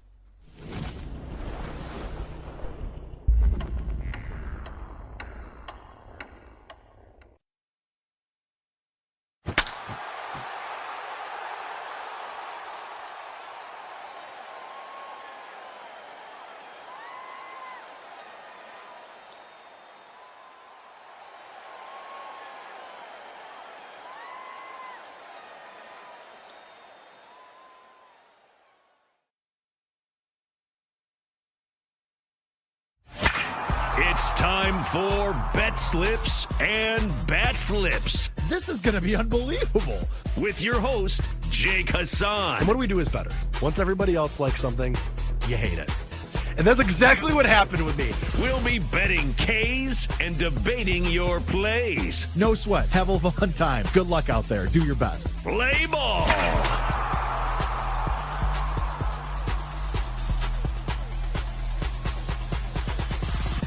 Welcome in, Bet Slips and Bat Flips. Another week, another day. We are here on the BetMGM Network, on Twitch, on YouTube, on Twitter, at the BetMGM Network on all of those platforms. I, of course, am your host, Jake Hassan. You can follow me on Twitter at Jake_Hassan, where I just tweeted that we have some breaking news that is going to lead exactly into a bet, directly into a bet, which we will get to in just a couple of minutes because I do think we have a couple of minutes here. And I need to do the housekeeping for the show. As mentioned, Bet Slips and Bat Flips. We are here every day, same time, same place, Monday through Friday. I'm the BetMGM Network, 1:30 p.m. Eastern Time. Appreciate everybody for joining us here. And if you missed the live show, then you can go wherever you get your podcasts and search Bet Slips and Bat Flips. And we humbly appreciate your 5-star reviews and your ratings and your reviews, which we will read at some point. I don't know when, maybe at some point in the near future or the late future, probably the All-Star break, because, you know, there won't be games. But I digress. Thank you, as always, for participating in the show, which, if you're wondering, wow, where can I participate with the show? That would be the Betters Box. And we call the Betters Box because it's all of you, the betters, in a box, specifically the chat box function. In Twitch, in YouTube, and Twitter at the BetMGM Network across all of those platforms. Let's just get right into it because there's bets that we need to make and stuff that we need to talk about. And we start every show here on Bet Slips and Bat Flips with the one game that I absolutely loved today and the one bet that I made already today. And this one was just we just got to not overthink it. You're getting plus money with the Tigers. And yes, I know they're on the road. And yes, I know Keeter Montero is starting for the Tigers. But it's the Detroit Tigers who have 31 wins already, the best record in the league, in all of baseball, not just the American League, in all of baseball. The Detroit Tigers with the best record. Going against the Cardinals team that I know has played better, but Sonny Gray isn't unbeatable. So I'm just not going to overthink this one. Getting significant plus money with the Detroit Tigers, plus 135 at BetMGM, we just got to do it. They've been awesome all year long. I know the Cardinals have played better. I still think that the Tigers are the better team. I will take them on the money line. Let's get into touch them all. Let's get into some injury news, some line updates, things that you need to know. And I'm going to change things here and produce on the fly. I'm sorry to Brian Gertch, but the Chicago Cubs are calling up Matt Shaw. And this is breaking news as of within the last hour. And this is very important because there are still 50 and 60 to 1s out there on Matt Shaw of the Chicago Cubs to win National League Rookie of the Year. And NL Rookie of the Year, as we've talked about repeatedly on this show. I mean, we talk about NL Rookie of the Year every week, at least once. And last week we were talking about the Dodgers guys, Ha-Seong Kim and Dalton Rushing. And I said, I don't really want to bet either of those guys because I don't know how often they're going to play. And they might get sent back down. The Dodgers have openly said, yeah, Rushing is going to play like 2 to 3 times a week, and Kim will fit him in where we can. Now, I was getting ready this week to talk about Ha-Seong Kim because Chris Taylor got DFA'd, and Tommy Edman just came back from injury, and it looks like Kim's going to stick on the roster. And so maybe if he can start edging out Miguel Rojas for playing time, he's a bet. But I think Matt Shaw is a bet right now at much longer prices than Ha-Seong Kim because NL Rookie of the Year is still wide open. We have yet another new favorite in this market. Drake Baldwin has flipped with Agustin Ramirez. Drake Baldwin, the catcher of the Atlanta Braves, is now your favorite for NL Rookie of the Year at about plus 350. And closely followed by A.J. Smith-Shawver, who I don't think is going to win because he's a pitcher and he's pitched against nobody so far. He's pitched against the Rockies and the Marlins and the Nationals on a getaway day. So I'm out on him. I'm out on Luis Angel Acuna, who I think is still striking out for about the 17th straight time. And all of his value comes from his defense, but doesn't hit home runs, doesn't steal bases, doesn't do a whole lot of anything, really. So Drake Baldwin is your favorite, and he's still splitting time with Sean Murphy. Manager of the Braves, Brian Snitker, said, okay, well, yeah, he's going to get more of the playing time because he's playing so well, but that could flip like this, like that. And so I'm not willing to bet 4 to 1 for Drake Baldwin when I don't know if his playing time is very secure. Now, on the flip side of that coin, Matt Shaw just gets called up by the Cubs. And Matt Shaw got sent down on April 15th. And that's because he was hitting 172. But in the final 20 games at AAA over the last couple of weeks here for the Cubs, 342 with 6 homers, 5 doubles, a triple, and 14 RBI across 20 games for Matt Shaw, including on last Thursday, just a couple of days ago, where he led off the game with a home run and then walked off the game with a home run. Oh, and then, by the way, hit another home run the next night on Friday night. So I always like to target these kinds of guys because Artie has the experience, the major league experience. It didn't go great, and he had to get sent back down, but now he's gotten a taste for it. The Cubs said, all right, work on this, that, and the other. Get your patience down, get your swing down, and then we'll reconvene. And now they are. And John Birdie isn't going to be keeping Matt Shaw off the field.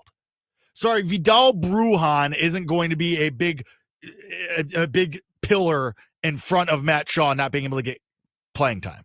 I think Matt Shaw should be able to hit the ground running here and be in the lineup pretty regularly right away. I mean, he was the starting third baseman out of camp as a rookie. And now the Cubs have been trying to piece this together ever since he's been sent down. So he spends about a month in the minor leagues, absolutely raked. These prices are insane on him right now. I think his price is going to come all the way crashing back down. He was your favorite coming into the year. Our co-favorite was Roki Sasaki. He was like 3 to 1 to open the year. And now we're getting 50 and 60, and it's only May 19th. I think Matt Shaw is worth a bet. I bet it right before the show. Sean was texting me, hey, man, are you good? PJ's about to bring you on. I was like, yeah, sorry, I'm just jamming in bets on Matt Shaw right now. So, listen, I still think that Agustin Ramirez can win. We made our bet with him, and now I've bet Matt Shaw as well. And I'm willing to ride with those guys. So we'll see how it goes. Not saying that Matt Shaw has to win, but for a guy that absolutely just torched AAA for a month and now is going to have regular playing time right away, probably the starting job handed right back to him, I think that's worth a bet. We'll see how it goes. A lot of season left, but I am going to ride with Matt Shaw for this one. But now back to the major leagues. I mean, I guess we were in the major leagues already because Matt Shaw got called up. A lot of injury news that we need to get to over the weekend, and a lot of guys that are getting called up, sent down, a lot of moving parts. And most of these moving parts are with the Los Angeles Dodgers. Tommy Edman was activated off the injured list. He played in his first game in a while yesterday. The Dodgers have released Chris Taylor. They've also sent Kirby Yates to the injured list. There's a lot going on. Teoscar Hernandez expected to be activated tomorrow for the Los Angeles Dodgers. He started a rehab assignment with Loe Rancho Cucamonga. Amazing to say, by the way. That was a couple days ago. Expected to get some at-bats at AAA Oklahoma coming up yesterday and today, and now is eligible to come off the injured list tomorrow. So a lot moving with the Dodgers. We'll see who gets sent down. It looks like James Outman is probably going to be the guy on the chopping block because, like I mentioned earlier briefly, Ha-Seong Kim has just been absolutely on fire at the plate. Granted, it's not in a very large sample size. He's not playing every day, and he's only got about 30 ABs so far, but he's hitting 455 with a couple of home runs and a couple of stolen bases. So as the Dodgers start to maybe get him some more regular playing time, maybe we can revisit NL Rookie of the Year at that point. But for right now, it's just the Dodgers have so many guys, but they need these guys back because the Dodgers are only a game up on the Padres for the NL West. This team has looked very, very vulnerable. And the Dodgers made a statement. They said, listen, we appreciate everything that Chris Taylor has done for our team, and he was a very important part of our World Series run and a part of the team for the last couple of years. And then the Dodgers said this, sometimes you got to put sentiment aside. And that's what they're doing. Credit to them. They looked around in the NL West and said, ooh, we are not just running away with this division like everybody thought we would. So we got to put the best product on the field. And Chris Taylor wasn't playing very well. So it's not like they just gave him the boot unjustly. Wasn't playing great. So now that Edman comes back, they're starting center fielder. Teoscar Hernandez, they're starting DH and or left fielder, is about to come back probably tomorrow, at least in the next couple of days, sometime this week. They're starting to get their powers back. Not saying to go bridge jump on minus 500 for the NL West, but it's just maybe we can start to bet the Dodgers a little more confidently, and mostly they need to start getting some of these pitchers back. Tyler Glasnow and Blake Snell, by the way, still not throwing. Not awesome for them. Kirby Yates does go on the injured list for the Dodgers. That'll be fine because they have a million relievers. Somebody else that is coming back, Spencer Strider, he gets activated off the injured list today. He's scheduled to pitch tomorrow against the Nationals. We've been talking about this. We've been waiting for this. He's your leader for NL Comeback Player of the Year. We'll see how it goes. Listen, this is a guy that got hurt playing catch. Strained his hamstring after his first start back from elbow surgery and strained his hamstring. So I'm not going to blindly bet on Spencer Strider tomorrow against the Nationals. We can revisit that tomorrow and talk about what we do want to do. But, I mean, good for the Braves. They're above 500. They're starting to maybe figure it out. I still don't like them very much. I'm going to maintain my position there. But maybe we could start playing on the Braves a little bit more as well. RIP to the Cole Reagans AL Cy Young campaign. Not awesome. Cole Reagans goes back on the injured list for the second time in just 3 weeks with a groin strain. Good for him, I guess. But he goes back on the injured list on the 15-day IL. We'll see if he could come back in the minimum 15 days. If not, and already I'm almost kind of ready to cross him off as not going to win AL Cy Young. We know what the big guys are in that market. It's Tariq Skubal, it's Garrett Crochet, it's Max Fried, and it's Hunter Brown. And it's probably going to be one of them that wins. And we were trying to take some shots with Cole Reagans. He started the year well, got injured, and now is going to spend another 2 weeks on the injured list at least. And then when he comes back, listen, it's a lower body injury. It's your legs, your groin. Guess what you use a lot of when you're pitching? Your legs. So RIP to that one. More bad news for the Royals, though. Seth Lugo also goes on the injured list for Kansas City. He got sent on the injured list with a right third finger sprain. Sure, I didn't think we needed to be that specific, but it's baseball, and that's what we talk about here. Also not great because guess what you need to pitch a lot? Your hand, your throwing hand. And I know it's just a sprain. It's not like a ligament tear, but still, for somebody who changes their grips as much as Seth Lugo does, I think this is bad news for the Royals, and doesn't have a lot of confidence for me on our preseason futures for them to win the AL Central. Maybe they hold it together. I hope they do. I mean, Chris Bubich pitches today. He's been a revelation. Michael Lorenzen's been fine. So I don't know. Maybe the Royals should call somebody up for some reinforcements in the lineup, just outscore everybody. I don't know. Talk about that in just a second. RIP also to the tenure of manager Brandon Hyde. The Orioles fired him on Saturday after getting out to a 15-29 start. In 7 seasons in Baltimore, he went 421 and 494, but also, and most importantly, 0 for 5 in the postseason. Got swept by the Royals in the wild card round last year, got swept by the Texas Rangers in the divisional round the year before that. The Orioles, by the way, have lost 12 of their last 14 games. Me and PJ talked about in our crosstalk for a little bit. Do we think general manager Mike Elias is out next? I don't know how he's not. Gave Charlie Morin $15 million. That hasn't gone awesome. Gave Tyler O'Neill $54 million.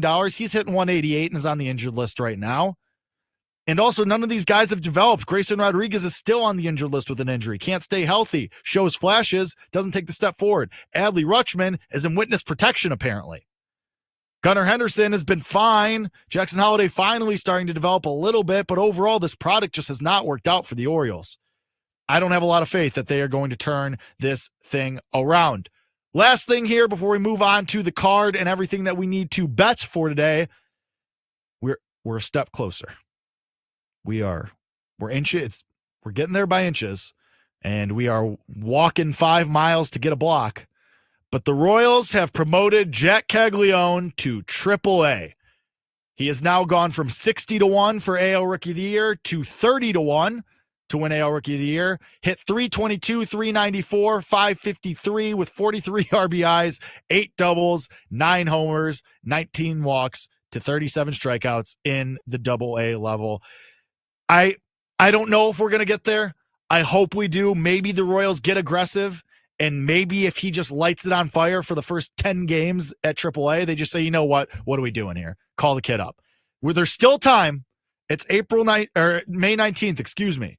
It's May 19th. If he gets called up by, let's say, the end of the month, there's some runway here for us to get these Jack Caglione AL Rookie of the Year tickets home. And I was texting Sean about this earlier. It's still open. Jacob Wilson's the only person that we need to beat. He's a significant minus money favorite for AL Rookie of the Year, but Christian Campbell has fallen way back, and after that, it's just a bunch of dudes. So I think there's still runway. We're inching there. We just got to hope that Cags can just rip it up, Jack the Ripper, and rip it up at AAA, and hopefully they get aggressive and they call him up. Fingers crossed, toes crossed, manifest in your brain, and we'll see how it goes. But a little bit of positive news there for Jack Caglione. But let's talk about Jack Caglione. I know you guys have thoughts. I know you have stuff you want to say about it. Let's go to the bettor's box. Let's get to your comments, your questions, your concerns, anything that you got on your mind today. Brian Giles says Sanchez Day. It absolutely is. We'll get to that in just a second. B. Mills, one of our usuals as well. Welcome back. Happy Monday. That felt gross to say. All right, Jake. So far, I have Mitch Keller over strikeouts and ladders. Interesting. Kodai Senga over 5.5 strikeouts. And Edward Cabrera over 5.5 hits allowed versus the Cubs' hot bats. Also, how should we attack Dean Kramer today? The Brewers' bats are so hot and cold. I'll answer your last question first. I'm staying away from Brewers and Orioles. I don't trust Quid Priester. I really don't trust Dean Kramer. Both of these teams kind of stink. So in that sense, I'm not going to parse through all of the numbers and stats and be like, oh, let's find something just for the sake of fading these guys. I'm good. I don't want anything to do with those. I like a lot of those props, though. B Mills always in the lab. Ozzy4057. I was crazy Friday for the White Sox first 5. Yeah, I mean, listen, we all go a little crazy sometimes. I went a little crazy on Saturday night. It happens. But I didn't know it was going to be bring your kid to work day for the Sox in the field during the second inning. It was rough. Wasn't great. I wished you the best of luck. Apparently, I needed to wish you more luck because, that White Sox first 5 on Friday was not awesome. Our guy Shawnee Sharp was crashing out Friday afternoon during that Cubs White Sox game. He was I would read the text that he was sending, but they are not safe for air. and we move on from that. Thank you all for your questions, your comments, everything that you bring to the Bettor's Box each and every day. If you would like to participate in the Bettor's Box, we are here on Bet Slips and Bat Flips every day, Monday through Friday, 1:30 p.m. Eastern, Twitch, YouTube, Twitter, at the BetMGM Network, across all of those platforms. If you would like to send anything in to the Bettor's Box, if you missed the live show, Bet Slips and Bat Flips, wherever you get your podcast. 5 stars would be awesome, please. That'd be great. I'd like to feed myself. Have you seen the price of everything ever lately? It's not awesome. We go, though, to the starter spotlight. We get now into the bets, everybody that we are backing today, and we start with our starter spotlight. And you mentioned it, Brian Giles.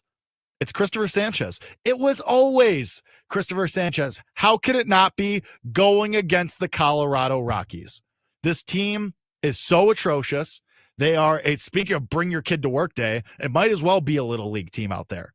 It might as well be Joe Ostrowski's little league team out there when the Colorado Rockies take the field. They're so bad. So I will be backing Christopher Sanchez. He has pitched in Colorado before, so that's off our concern list. We're good there. And then the Rockies, terrible against left-handed pitching. One of the worst teams against lefties. They have one of the highest strikeout rates both at home and against left-handed pitching. Second and third, respectively, in those categories. So give me Christopher Sanchez over 5.5 strikeouts, and you know what it is. It's ladders, baby. It was always the ladders with Christopher Sanchez against this terrible Rockies team. So that's our guy. Let's keep trying to chip away and get into this NL Cy Young race. Please, Christopher. Now, though, we go to the rest of the card. We get into the 7-minute stretch, all of the rest of the bets on a loaded MLB card today. And we start in Miami with the Cubs and the Marlins. And I'm going to take the Cubs' first 5 team total over 2.5.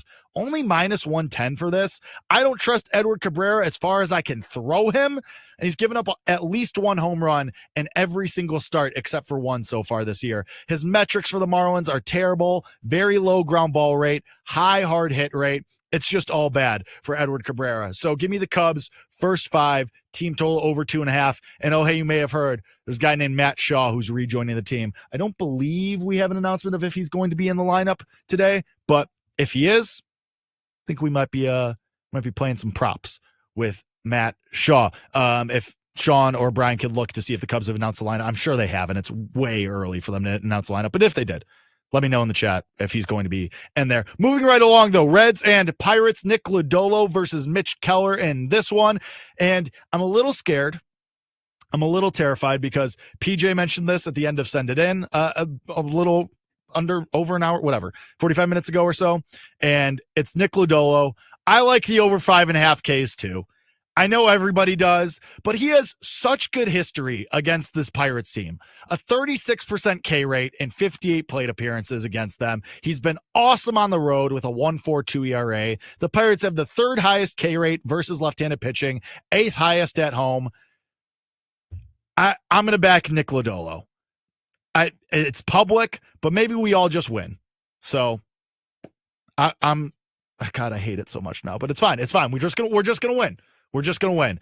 A comment from B Redman, Ellie 5-1 for a home run versus Keller. Like that look. I mean, Mitch Keller, he's just never gonna put it together. Apparently, I think is what's just gonna happen. But moving on to Boston, Mets and Red Sox. Red Sox home dogs in this one plus 110. That's because Kodai Senga is on the mound for the Mets going against Hunter Dobbins, who kind of got annihilated in his last time out for the Red Sox.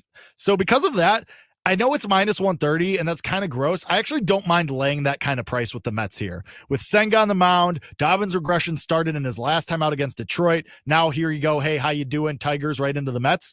Ugh. Not great. So if you want something maybe as a parlay leg, I don't mind the Mets on the money line there. Astros and Rays minus 140. Total is 9. Colton Gordon in his 2nd career start against Ryan Pepio. I'm just good on this game. I don't trust Ryan Pepio at home. He's been worse at home than on the road. And Colton Gordon in his 2nd career start, his first true road start. I'm just going to stay away from this one. I don't think there's anything to do in Astros and Rays. Orioles and Brewers, we mentioned it a little bit in the Bettor's Box. You guys were asking about it, but I just don't want anything to do with this team. I don't want either of these teams, the Brewers or the Orioles, and 2 pitchers who I do not trust, who I don't like. So listen, Dean Kramer did have a little bit of a run where he was pitching well. If you want to play the Orioles, by all means, but I'm good on that one. Orioles, Brewers, just nothing for me. Guardians and Twins, I do have a bet in this one, though. Twins minus 145. Total is 7.5. This is Logan Allen against Bailey Ober, and we're running back a bet that we have been very much liking lately.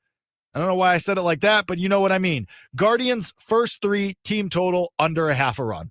Bailey Ober has been awesome when he pitches at home. He's got a 2.53 ERA at Target Field, and really good history versus this Guardians lineup. They hit just 191 against him. So I will back Bailey Ober. Give me the Guardians, first 3, team total, under a half a run. Mariners and White Sox, I'm not going to lie, I lean towards the White Sox on this one. I lean maybe White Sox first 5. Davis Martin has shown flashes. He's actually been pretty decent this year. He's been pretty good at home as well. So maybe I lean a little White Sox first 5, but I do actually like the first 5 under in this game because of Martin, and Luis Castillo has insane history versus this White Sox lineup. They hit under 100 against him. 0.08. Which is insane. Tigers and Cardinals in St. Louis. Cardinals, you're minus 160 favorites. Total is at 8. Like I said, we're taking the Tigers on the money line. This is an insane price for a team that has the best record in the league. The Tigers just continue to win games. You're going to give me this much plus money. I'm taking it. Keter Montero being on the mound for Detroit does not scare me. Phillies and Rockies. Rockies 2-1 at home. Just give me Christopher Sanchez. Over 5.5 strikeouts. Ladder him up. Ladder them up because this Rockies team is atrocious at home and against lefties. Royals and Giants. Giants, you're minus 130 favorites at home. Total is way low at 7.5. I'm going to take the Royals' first 3, team total, under a half. Keep it rolling. Kansas City, bad on the road and even worse against left-handed pitching. Robbie Ray, very good history against this Royals team. They hit just 121 against him in 58 ABs. So I'll back Robbie Ray. He's got a 2.32 ERA at home this year. Royals, first 3, team total, under a half a run. Angels and A's in this one. A's, your home favorites, minus 140. Total is at 9.5. Jose Soriano against JT Ginn. And if I had to guess, because Brian put in the chat that Sammy P, famously of Bet Sweats, 9 to noon Eastern, BetMGM Network, Monday through Friday, he took the Mets money line. If I had to guess, and Brian, you could put in the chat for me as well, Sam probably took the Angels on the money line too. He is obsessed with Jose Soriano and loves to back that guy. So getting plus money with him against an A's team where there's a ton of offense all of the time, and JT Ginn, who's fine. Oh, Brian said he didn't take it. That's actually really surprising. So all of this to say, I would not be on the Angels, though. I think this team is just so bad. And Soriano's fine. He's a great trade chip, and that's what they should do. But give me the A's. The A's haven't been playing very well. They've lost 3 in a row. After, of course, they were 22-20. They were playing well. They were a game behind in the AL West. And then they lost 3 in a row. Really awesome, guys. Really, really, really great work. So nothing for me in this one. A little bit of interest in the over 9.5, but I think I'm just going to stay away overall and just not do anything with this one. Diamondbacks and Dodgers. Dodgers minus 145. Totals moved. It's at 10 now with Brandon Pfaadt against Landon Knack. And this makes sense. The total moved because Brandon Pfaadt is terrible on the road. Landon Knack is a 5.89 ERA. Diamondbacks offense is pretty good. So honestly, even though it's 10, this would only be the over for me. Pfaadt has been brutal on the road with a 6 ERA. This Dodgers lineup has good history against him, and Knack is just not very good. It would only be the over for me. I was tempted by the plus money with Arizona, but overall, I think it's just going to be a stay away from me. Joe O apparently did Dodgers and Giants money line parlay. That does make a lot of sense to me. Let's talk some college. Let's get to the college baseball bonanza. We did it, team. We made it to the postseason. In all of its glory, we have made it. Shout out to Oregon winning the Big Ten. Shout out to Kansas winning the Big 12. Texas is your SEC winner, which that came really down to the wire. And Texas, is in a couple of publications, there seems to be not a lot of consensus on who the number one is going to be going into the postseason. LSU won their series against South Carolina, but they didn't sweep. Texas had a good series against Oklahoma on the road. So some places have Texas back at number one. Some places have LSU. Just depends where you look. But I will say about Texas, Max Ballou's first game back and just hits a go-ahead 3-run homer. They look really, really good. Texas's lineup is going to be much better with Ballou back. Their rotation is unbelievable. They're probably going to be the number one overall seed. They're very scary. But something that I want to point out, there are 12 teams that started the year in the top 25 and never left. And there's also one other team that started the year in the top 25 and finished the year in the top 25. Why do I bring this up? Because it's very important, because more times than not, and I believe it's something like 15 out of the last 16 years, the team that won the College World Series started the year ranked and ended the year ranked. So these are the 12 that are in that proverbial bucket. Arkansas, Clemson, Florida State, Georgia, LSU, North Carolina, Oregon, Oregon State, Tennessee, Texas, UC Irvine, Vanderbilt, and Florida. We have bets on a couple of those teams. We have bets on Arkansas. We have bets on Florida. We have bets on Oregon, and we have bets on LSU. I feel pretty good about that. I'm not dying to add anything right now. I want to see the bracket when it comes out next week, but that's a pretty good place to start. 13 teams out of 64. One of your winners, I would be willing to bet, is going to come out of there. Conference tournament starts in just a couple of days. I cannot wait to break those down and talk about all of those. My card for today, this is what all of the bets are going to be. Cubs first 5, team total over 2.5. Nick Lodolo over 5.5 Ks. Mets on the money line. We are also going to go Guardians first 3, team total under 0.5. First 5 under in White Sox and Mariners. Plus money line with the Tigers. Christopher Sanchez over 5.5 strikeouts. Royals first 3, team total under 0.5. And you know what it is. The Jakey Rakes, just for funsies, home run play of the day. Give me Kyle Tucker.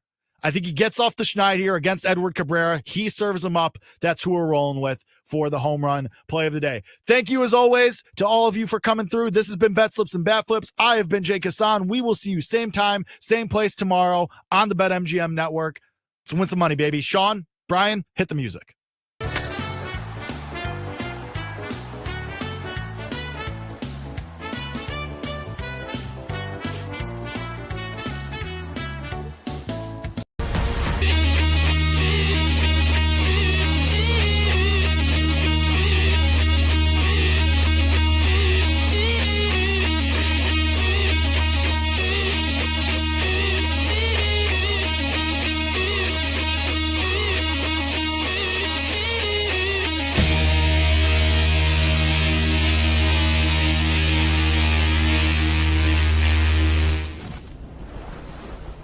A happy Monday. Welcome into Send It In, presented by BetMGM here on the BetMGM network. I'm your host, PJ Glass. We got a great show for you guys coming up over the next 30 minutes. Our guy Johnny V standing by, as he always does, on a Monday. Going to get the latest in college baseball as we've reached conference tournament time. We're also going to talk about today's MLB slate for a Monday. Got a good amount of games. Got a lot of picks on today's slate. We'll give that out here in moments. We have the NHL and NBA conference finals set in both the West and the East today. We'll look at the Eastern Conference. We'll preview Knicks, Pacers, and also look at Panthers and the Hurricanes. Jake Hassan going to join us later in the show. Tell us what's coming up on Bet Slips and Bat Flips. And with the PGA Championship wrapping up yesterday, Scottie Scheffler winning his third major championship, we'll look ahead to the U.S. Open at Oakmont. As always, any questions, any comments, any best bets that you guys have for us, let us know. Hit us up at the BetMGM Network on Twitch, on YouTube, on our live stream on X. We'll get to your questions over the next 30 minutes. And as always, if you guys miss any part of the show, check out the Send It In podcast, available wherever you get your podcast. Let's get rolling on a Monday. Glasses in session. And we go to the Glasser guest line. Check in with our guy, Johnny Venezia. Give Johnny a follow on X @JohnnyVTV, host of the Breaking Bet podcast. Johnny, we have made it, my friend, to postseason baseball. The regular season is behind us. You've been watching the regular season college baseball all year. Now that we made it to conference tournament season, we got the NCAA tournament coming up. How good do you think this postseason is going to be in college baseball this year? How much parity do you think we're going to see? Dude, I gotta say, I've been watching college baseball for a while now. This is probably one of the most even field of 64s we're gonna get. I mean, there is no definitive team that is head and shoulders above everybody else. If you asked me this, which you did because we talked about this a lot in the first half of the season, where I said, hey, it's Tennessee, LSU, and Texas as the three teams that are head and shoulders above everybody. But since then, it's even across the board, man. Like, I can't tell you there's one team that is so much better than everybody else. There's like a handful of teams that are probably a step above the rest of the field, but it's not by a significant margin. So this year, a winner can truly come from anywhere. Johnny, we talk about this a lot in college basketball, with the conference tournament, like how much does the conference tournament translate to NCAA tournament success? As we're getting ready to talk about some of these conference tournaments, like how much stock do you take into what we're going to watch over this week with how these teams play? Do you take a lot into it if a team is hot at the end of the regular season, play well in their conference tournaments? Like, how much should people buy in to what they see over this next week as we get into the NCAA tournament? I think really, the conference tournament's more for some of these teams that are trying to either improve seeding, like they're trying to get in to be a host like a Tennessee, or they're trying to solidify a top 8 national seed like an Oregon, and then there's some teams like a Texas A&M, which we'll get to in a minute, that need to really go on a run in order to give the committee a legitimate reason to put them in. So there are some teams that really need to have an impressive showing. But if you're a team like, say, Vanderbilt or Texas, like you're locked into a top 8 national seed. There's not really much you can do in this tournament in order to solidify a better position going into the field of 64. All it really does, maybe win a couple games to keep momentum going. As you mentioned, some of these teams in the SEC, they're playing in Hoover as they always do this week, Johnny. The SEC tournament is going to be incredible. There's going to be a lot of chaos. We don't have odds out right now for the SEC tournament, for any of the conference tournaments. We do have the brackets out, though. So as you look at the SEC right now, you see kind of the seedings and potential paths for some of these teams. What sticks out? Texas is the number 1 seed in the SEC tournament. Who do you think are some teams to watch in Hoover this week? So, by the way, I just checked. We do have some SEC odds, so that is pretty interesting that we're getting them here, and I'm looking at them now. Oh, nice. I took a look at this, right, and I tried to map it out the best way I can and how the projected pitching matchups might look. So, at the top of the bracket in the SEC, you're going to have most likely Tennessee face Texas. If Tennessee beats the winner of Bama and Mizzou, move on to play Texas. Then the winner of Oklahoma, Kentucky is going to play Georgia. Then if Georgia wins that game, they would play Vanderbilt. I think the way it matches up, Tennessee needs to win because they need to show that they have some chance in order to host a regional. So if Tennessee plays Texas on Thursday, they'll probably go Liam Doyle. Liam Doyle's been a very tough matchup for pretty much everybody he's faced this year, although Arkansas kind of roughed them up a bit. So I think I'd like Tennessee over Texas in that quarterfinal game to advance to the semifinal. And I think Vanderbilt throwing likely J.D. Thompson against anybody Georgia's got for that Thursday quarterfinals would advance. So then I think Vandy plays Tennessee. I like Vandy with their secondary options to advance to the championship. Now on the bottom, I think Florida's going to be a handful and might be able to advance past South Carolina, Ole Miss, get to Arkansas. The problem is when you start getting like you're playing 3 games in 4 days, your pitching really depletes. But Florida's an interesting long shot in this tournament. But let's say Florida plays Arkansas. Based on the fresh factor, I think Arkansas advances. And then LSU probably, in my opinion, beats Auburn with Cade Anderson over Samuel Dutton. That's a tough matchup, but I like LSU there. So I'd probably like Vanderbilt versus LSU. And I think Vandy's pitching is a little bit more deep. So if I'm picking one team right now, I think Vanderbilt's probably got the most optimal path with pitching. I think Arkansas does have a good path, but I don't know. I think running into Florida could be tough for them, or LSU could be a difficult matchup. With the depth and the pitching that they would have to face. So that's why I think Vanderbilt, in my opinion, has a better draw.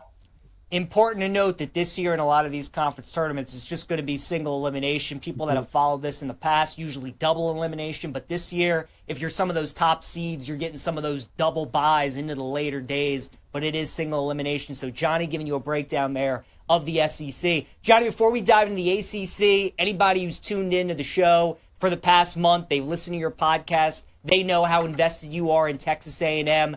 How many wins do you think the Aggies need to get to feel good about their chances to get? Do they have to win the whole thing? Like, what do you think's their mindset heading into Hoover?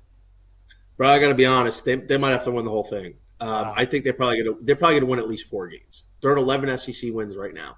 If they won 4 games and got to 15, I think they would have a good chance to get in. And I say good. I don't think it's definite. Obviously, you win the tournament, you're in automatically. But I think they need to win 4 games. They would have to beat, in a 4 or 5 day span, they'd have to beat Mississippi State, Auburn, LSU, and then maybe Florida/Arkansas to get to the finals. That's a lot of baseball. That's a lot of arms that you have to go through. That's why, like, when you look at teams in the regionals or the first round of the College World Series and you put yourself in a hole and you have to dig out and win like 4 games in 5 days, it's so difficult to do because you run out of pitching. So for me, Texas A&M, it'd be a really uphill climb. And they might have to do it without Caden Sorrell, who's been their best bat since he's returned in the second half of the year. And Sorrell might be out, and that's an even tougher pill to swallow. So I think the clock's about to strike midnight on the Texas A&M quitters, man. I think that's just the reality of the situation. And unfortunately, I think they're going to be missing the tournament. And by the way, like, I have it from an unconfirmed source. Like, this is not confirmed. Like, Texas A&M during practice doesn't do anything. Like, normally you have IO, infield, outfield, taking – batting practice, stuff like that. They're very limited in what they do in practice. So it results on why they've been so poor this year in 2025.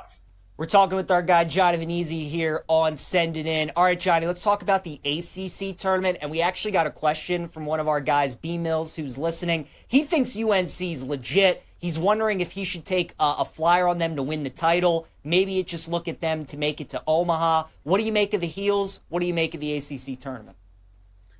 B. Mills, I think you're reading my mind, brother. I was looking at the ACC format here.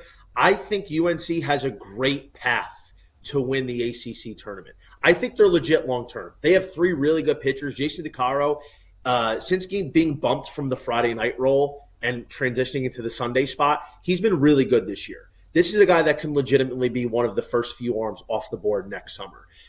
They have a decent bullpen. I don't think it's as good as last year. They cost us a nice 12-unit ACC preseason crown on Sunday, but neither here nor there. The offense has been heating up. I think ACC is going to have a good path. They're going to have to get past Florida State, but Jamie Arnold should be burned by the time they play. So it'll probably be DeCaro or Aiden Hogg that's going to go in that semifinal game, and they have a pretty winnable path up to then. So I could probably see UNC versus NC State in the ACC finals. I do like UNC there in that spot. They're going to probably have to deal with Virginia. UVA could be tough, but their pitching's been very shaky, so I'd still probably go with the Heels. And, I mean, you're getting UNC at like 17-1-ish to win it all. There's not many teams that have a legitimate chance because there's not many teams that have 3 legitimate pitching rotation options over the course of a weekend. And the Tar Heels are one of those teams. They're going to have probably the ACC Pitcher of the Year in Jake Knapp. So I think if you haven't taken a piece, definitely go get UNC in the futures market. Johnny, real quick, in conference tournament week, give us a team that right now you think is squarely on the bubble, but if they do enough damage in their conference tournament, find a way to get in to the NCAA tournament, that's a team that nobody wants to play. Well, I would say Florida's already in, so we can't go there. Off the top of my head, and I really looked at this, I think Oklahoma State is interesting. I don't know if Oklahoma State they're going to win the College World Series good. They're very fundamentally flawed as a team, but there's so much talent. Their pitching has really come together as they've gotten red hot in these last 3 weeks to basically will themselves into the conversation of getting in.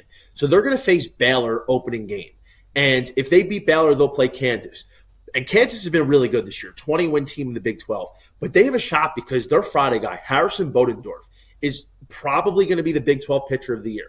Kid's been unstoppable this year. So if they beat Baylor, then Kansas, I think they'll probably have done enough to get in. They have 3 guys with Bodendorf Friday, Mario Pesce, a St. John's transfer on Saturday, and Sean Youngerman on Sunday. They have a couple really good bullpen arms, and they have my guy Nolan Schubert, who's probably got the most raw power in college baseball this year, with a ton of high variance guys in the OK State lineup. So I think there's an appeal for the Cowboys to maybe be able to win a region and maybe even a super region with the pitching they have, and if their offense gets hot. Because Stillwater, man, those boys produce some real powerful baseball players. So I think OK State's an interesting team.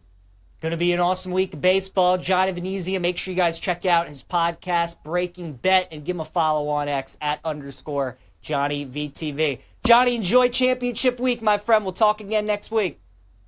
Yes, sir. Thank you so much. Appreciate it. Absolutely. All right, guys, let's continue talking baseball here on Send It In. We go from college to the pros.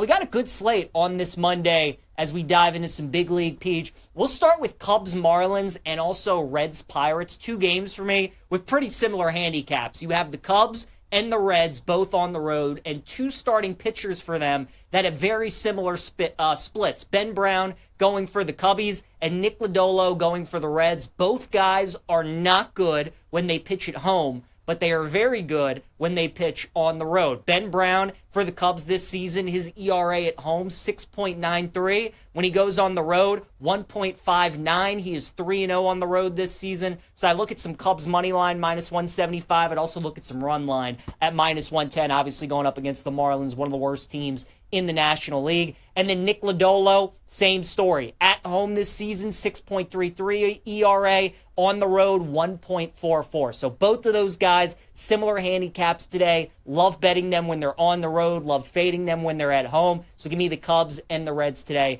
in both of those games. Mets and Red Sox, think this is a tough travel spot for the Mets. Obviously an emotional series, Subway Series. Soto's return to Yankee Stadium. You played Sunday Night Baseball last night. Now you got to get on a short plane and head to Boston to take on the Red Sox at Fenway. I think this is a nice spot to bet the Sox at +110. The Mets have the distinct pitching advantage with Senga going up against Hunter Dobbins, but I like Boston today at +110. Astros and Rays today in Tampa. Give me the under 9 runs. Gordon, who's going for Houston, has an ERA over 6, which is probably why the total is so high. But you have Pepio going for Tampa, who's been terrific this season, especially at home. And the Rays usually don't give him a lot of run support when he's on the mound. So I'll go under 9 in Tampa and Houston. Orioles and Brewers in Milwaukee today. You guys, the Orioles truly are one of the worst teams in baseball. They are a complete disaster. And if there's a money line price that's -115, -120, you got to take the other team. They just got swept by the Nationals, and none of those games were close. Give me Milwaukee at -120. Guardians and Twins in Minnesota. You have Bailey Ober going up against Logan Allen. Obviously, an AL Central matchup. And Bailey Ober has terrific history against Cleveland. They're only batting .191 against him in 94 at-bats. Logan Allen has also pitched well against Minnesota. There's a reason this total is as low as 7.5. We're going under in that one. Mariners and White Sox. Let's go with Shawnee Sharp's White Sox today, +1.5 on the run line.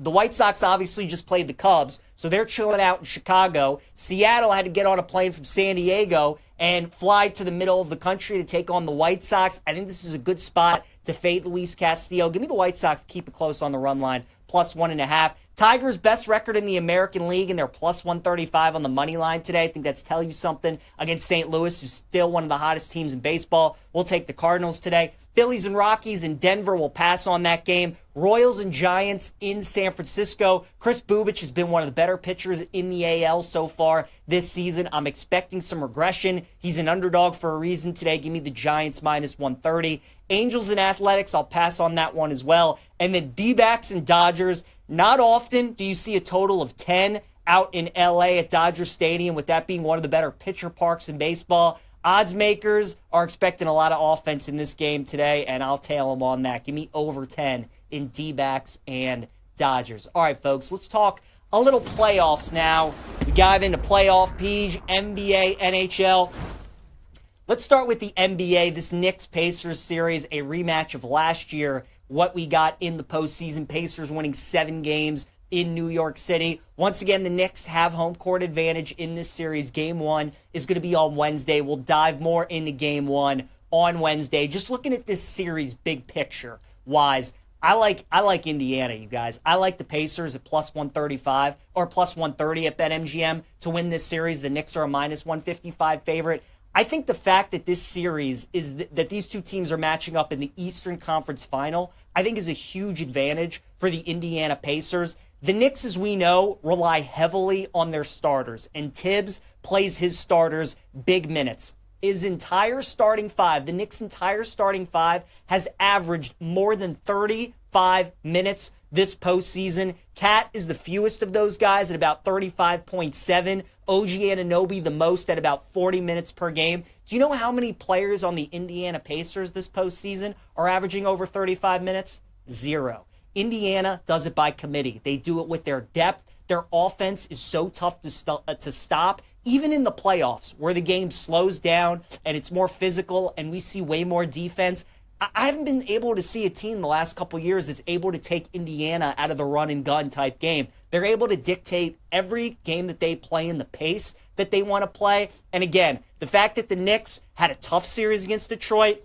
6-game series against Boston, and Indiana, who's played 2 5-game series against Milwaukee and against the Cleveland Cavaliers. Now they're getting ready for the Knicks. They don't play their guys a ton of minutes. I think this is where Indiana kind of wears them down. And people are like, oh, they might be intimidated going into the Garden, playing in those environments. They beat them last year. They won a Game 7 in New York City last year. Indiana will be fine. I think they win this series, so give me the Pacers at plus 130. Also, some specials I saw on BetMGM that I like. Halliburton to score 30 points in just one game in the series is plus 145. I think that's a great price to look at that. I think there's a chance he could go off in one of the games and go nuclear for 3, so I will look at that. And then Pacers to win the series in 6 games is 5-1 at plus 500. I think that's a good bet as well. As for the NHL playoffs, we got Carolina and Florida. It should be a really good game. These are the two best teams in the Eastern Conference, and they're very similar with how they go about it. Both teams are well coached, they're physical, and they want to grind you out. Both teams feel like the longer a series goes, the more advantage it favors them because of how they play. You just saw Carolina in their series against the Capitals, how they were able to wear them down. The Caps were one of the highest scoring teams in the NHL, and they really didn't score a lot of goals or get many high danger opportunities in that series against Carolina. So the total for game 1 is 5.5. I would expect the total in every game in this series to be about 5.5, and I would look to bet the under in a lot of games in this series. I think we could also see like 2 or 3 games in this series go to overtime as well, just because, again, these games are going to be 1-1. They're going to be 2-2. It's going to be low scoring, not a lot of goals, good chance at overtime. I do like the Carolina Hurricanes, though, to finally get over the hump, get back to the Stanley Cup final. It's tough, as we know, for a team to repeat in any sport, especially the Stanley Cup playoffs.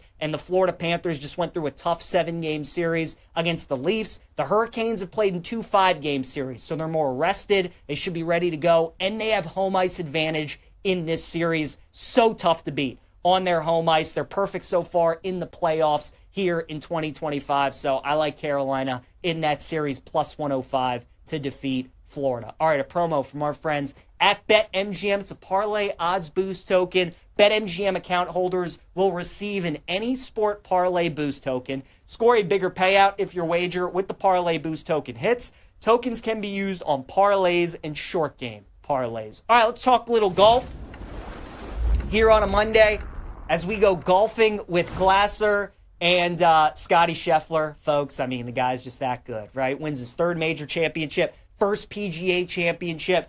It got a little dicey there as he was heading for the back 9. Jon Rahm didn't manage to tie it up, and then Scotty kicked it into 2nd gear and ended up pulling away to an easy victory. So now we turn our attention to the next major, which is going to be in Oakmont for the U.S. Open, and this might be the hardest course in the entire country. Oakmont is an absolute beast. There is a reason that they have played the U.S. Open at this course more than any other course because of how great of a U.S. Open test that it is. Last time they played here was in 2016 when Dustin Johnson was your champion. He was one of 4 golfers that shot under par that week. He was 4 under and then the other 3 guys were 1 under. So expect the same kind of thing, where the winner is probably going to be like 3 to 5 under. You're going to have a couple other guys that are under par. Everybody else is going to be over par. It's going to be really, really tough. The rough is U.S. Open nasty tough. It's just brutal if you hit it outside of the fairway into the rough,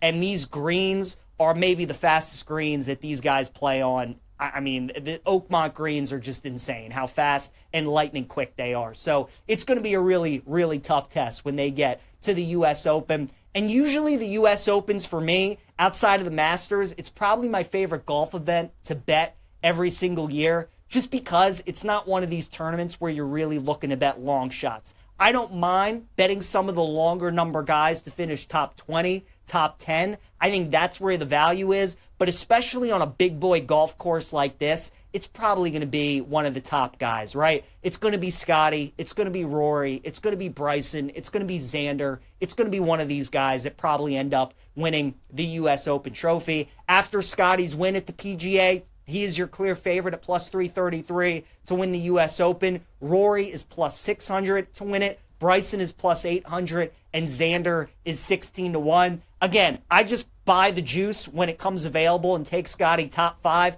That feels like the best bet. I'd also bet Bryson DeChambeau, who's won the U.S. Open 2 times, including one at Wingfoot and Pinehurst, 2 extremely difficult courses. So Bryson, certainly a guy to come right back with. Again, we know how great he's fared in the majors these past couple of years. And Xander Schauffele, people don't talk about it a lot. If there's been a guy over the last 6-7 years who has performed consistently the best at U.S. Opens, it's Xander, because he is steady Eddie. He's so good at avoiding like the double, triple bogeys. He's great at making pars. He's great at just the bogey avoidance and all those kind of things. He's the perfect U.S. Open type golfer. So I can already tell you guys right now, Scheffler, Bryson, Xander, those guys are all going to be on my card as well. And then some longer shot guys that I would look at that I wouldn't bet to win outright, but certainly would look at them to finish in the top 10 market, look at them to finish in the top 20 market potentially. Tony Finau at 50 to 1.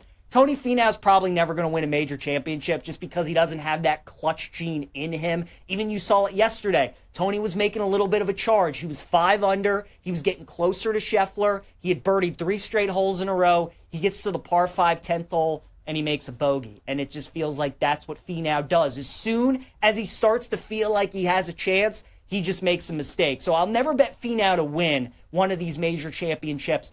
But a guy throughout his career who has played difficult golf courses very, very well, and with his length off the tee, always a factor, especially if it's windy that week in Pittsburgh. I would look at Finau, so I think he would be a great bet, top 20, maybe even top 10 as well. Russell Henley, I think, is a great option as well. Russ was playing tremendous golf early on in the season, hasn't been as great here as of late, but again, he's one of the most accurate golfers in the world. He's not long off the tee, but he is accurate. And if you keep it out of the rough at Oakmont and you put it in the fairway and you put it on the green, Russell Henley's very good on extremely fast greens. He's a guy that I would look at to finish in the top 20, top 10 as well. How about Patrick Reed? Guy with an unbelievably great short game, which is what you're going to need here at Oakmont. If he just has a decent driving week and could put it in the fairway and give himself opportunities for greens and regulation, I think Patrick Reed is a terrific look this week at 80 to 1. And then Denny McCarthy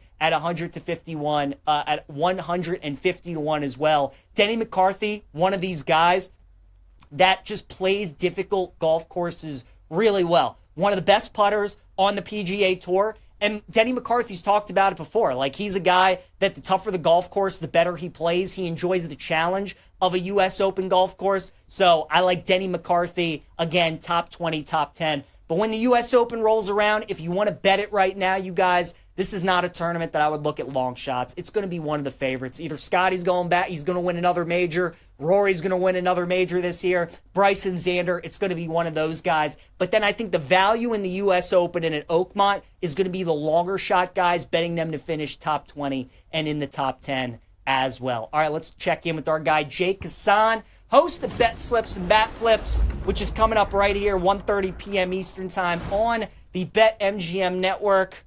Oh, Jake, we're free. Brandon Hyde, no longer the manager, the Baltimore Orioles. It's a beautiful thing. Do you think Mike Elias is gone here pretty soon, though, as well? Do you think he follows him shortly? Ooh, I mean, it has to be, right? Peach, like, every contract that they've handed out in the last calendar year has not gone their way. It's been terrible. So I feel like if the Orioles can't turn this around and at least salvage a somewhat acceptable season, Elias has got to be the next one out. Has to be, I think. So that's the third manager already canned so far, and we're not even here towards Memorial Day. Jake, obviously Major League Baseball. We got a great slate today that you're going to talk about on the show, but also college baseball. We had our guy Johnny V on at the beginning of the show. Conference tournament week right now. I mean, the SEC tournament's what everybody's going to have their eyes on. As you kind of look at the bracket right now and just the SEC as a whole, is there a team kind of that pops up that you think has a great chance of winning?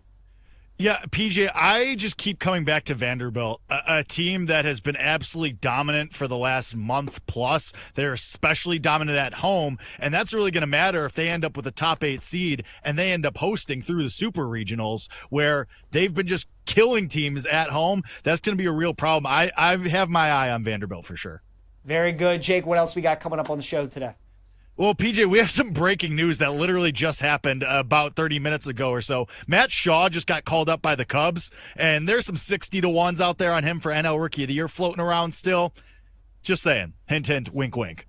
There you go. Bet Slips and Bat Flips, the place to be, 1:30 p.m. Eastern Time. Coming up in about 2 minutes with our guy, Jake Hassan. Jake, have a great show, pal. Talk to you tomorrow. Thanks, PJ. Love you. Love you too, pal. All right, guys, let's keep it going.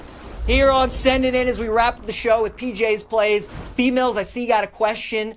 So I think the most popular thing I've seen today is Lodolo over 5.5 Ks. It almost makes too much sense, right? Think we have to stay away. B-Mills, you know I'm a contrarian. When I see everybody on one thing, I go the other way. I just like the Reds on the money line today. And like you said, the Lodolo strikeout pop, extremely popular. So I'll just take Cincy on the money line to get the win today. As for going streaking, let's go with Mookie Betts. He's got good history against Brandon Pfaadt. 5 for 14 in his career against him. So Mookie's going to be our play in going streaking. Our prop lock, we're sticking in the same game because, again, the total in D-backs Dodgers tonight is 10. Expecting a lot of runs, so I'm leaning on the two guys with the best history against the D-backs right-hander. Freddie Freeman in his career, 3 extra base hits, 1 homer, 2 doubles against Brandon Pfaadt. So we'll take over 1.5 total bases, plus 105 for Freddie Freeman. Dog of the day, let's go with Shotty Sharp's White Sox, plus 1.5 against the Mariners. Think this is a bad travel spot for Seattle. We'll take the White Sox to keep it close. And then finally, my best bet, Indiana Pacers to win the series, plus 130 against the Knicks. I think the depth of Indiana and the fact that they don't play their starters all that much and the Knicks rely heavily on their starters, big advantage for the Pacers this late in the postseason. So those are our favorite plays of the day. We'll see you guys tomorrow. Have a great rest of your day. And Bet Slips and Bat Flips coming up next.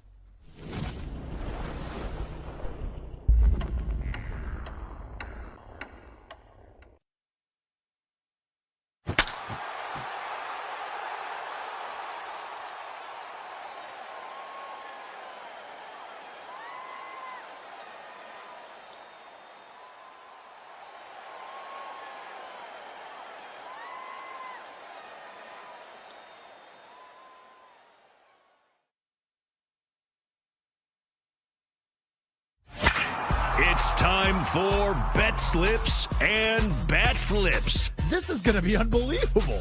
With your host, Jake Hassan. And what do we do is better. Once everybody else likes something, you hate it. And that's exactly what happened with me. We'll be betting K's and debating your plays. No sweat. Have a fun time. Good luck out there. Do your best. Play ball.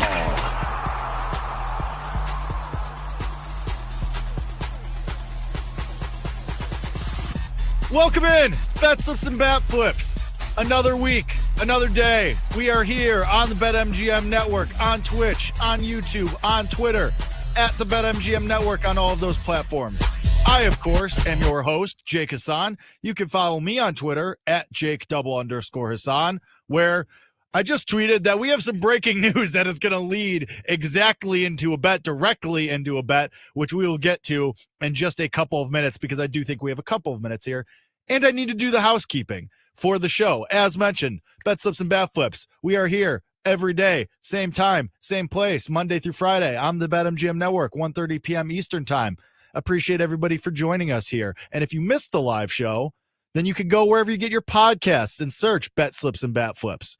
And we humbly appreciate your 5-star reviews and your ratings and your reviews, which we will read at some point. I don't know when, maybe at some point in the near future or the late future, probably the All-Star break, because, there won't be games. But I digress. Thank you, as always, for participating in the show, which, if you're wondering, wow, where can I participate with the show? That would be the Betters Box. And we call the Betters Box because it's all of you, the betters, in a box, specifically the chat box function in Twitch, in YouTube, and Twitter at the BetMGM Network across all of those platforms. Let's just get right into it because there's bets that we need to make and stuff that we need to talk about. And we start every show here on Bet Slips and Bat Flips with the one game that I absolutely love today and the one bet that I made already today.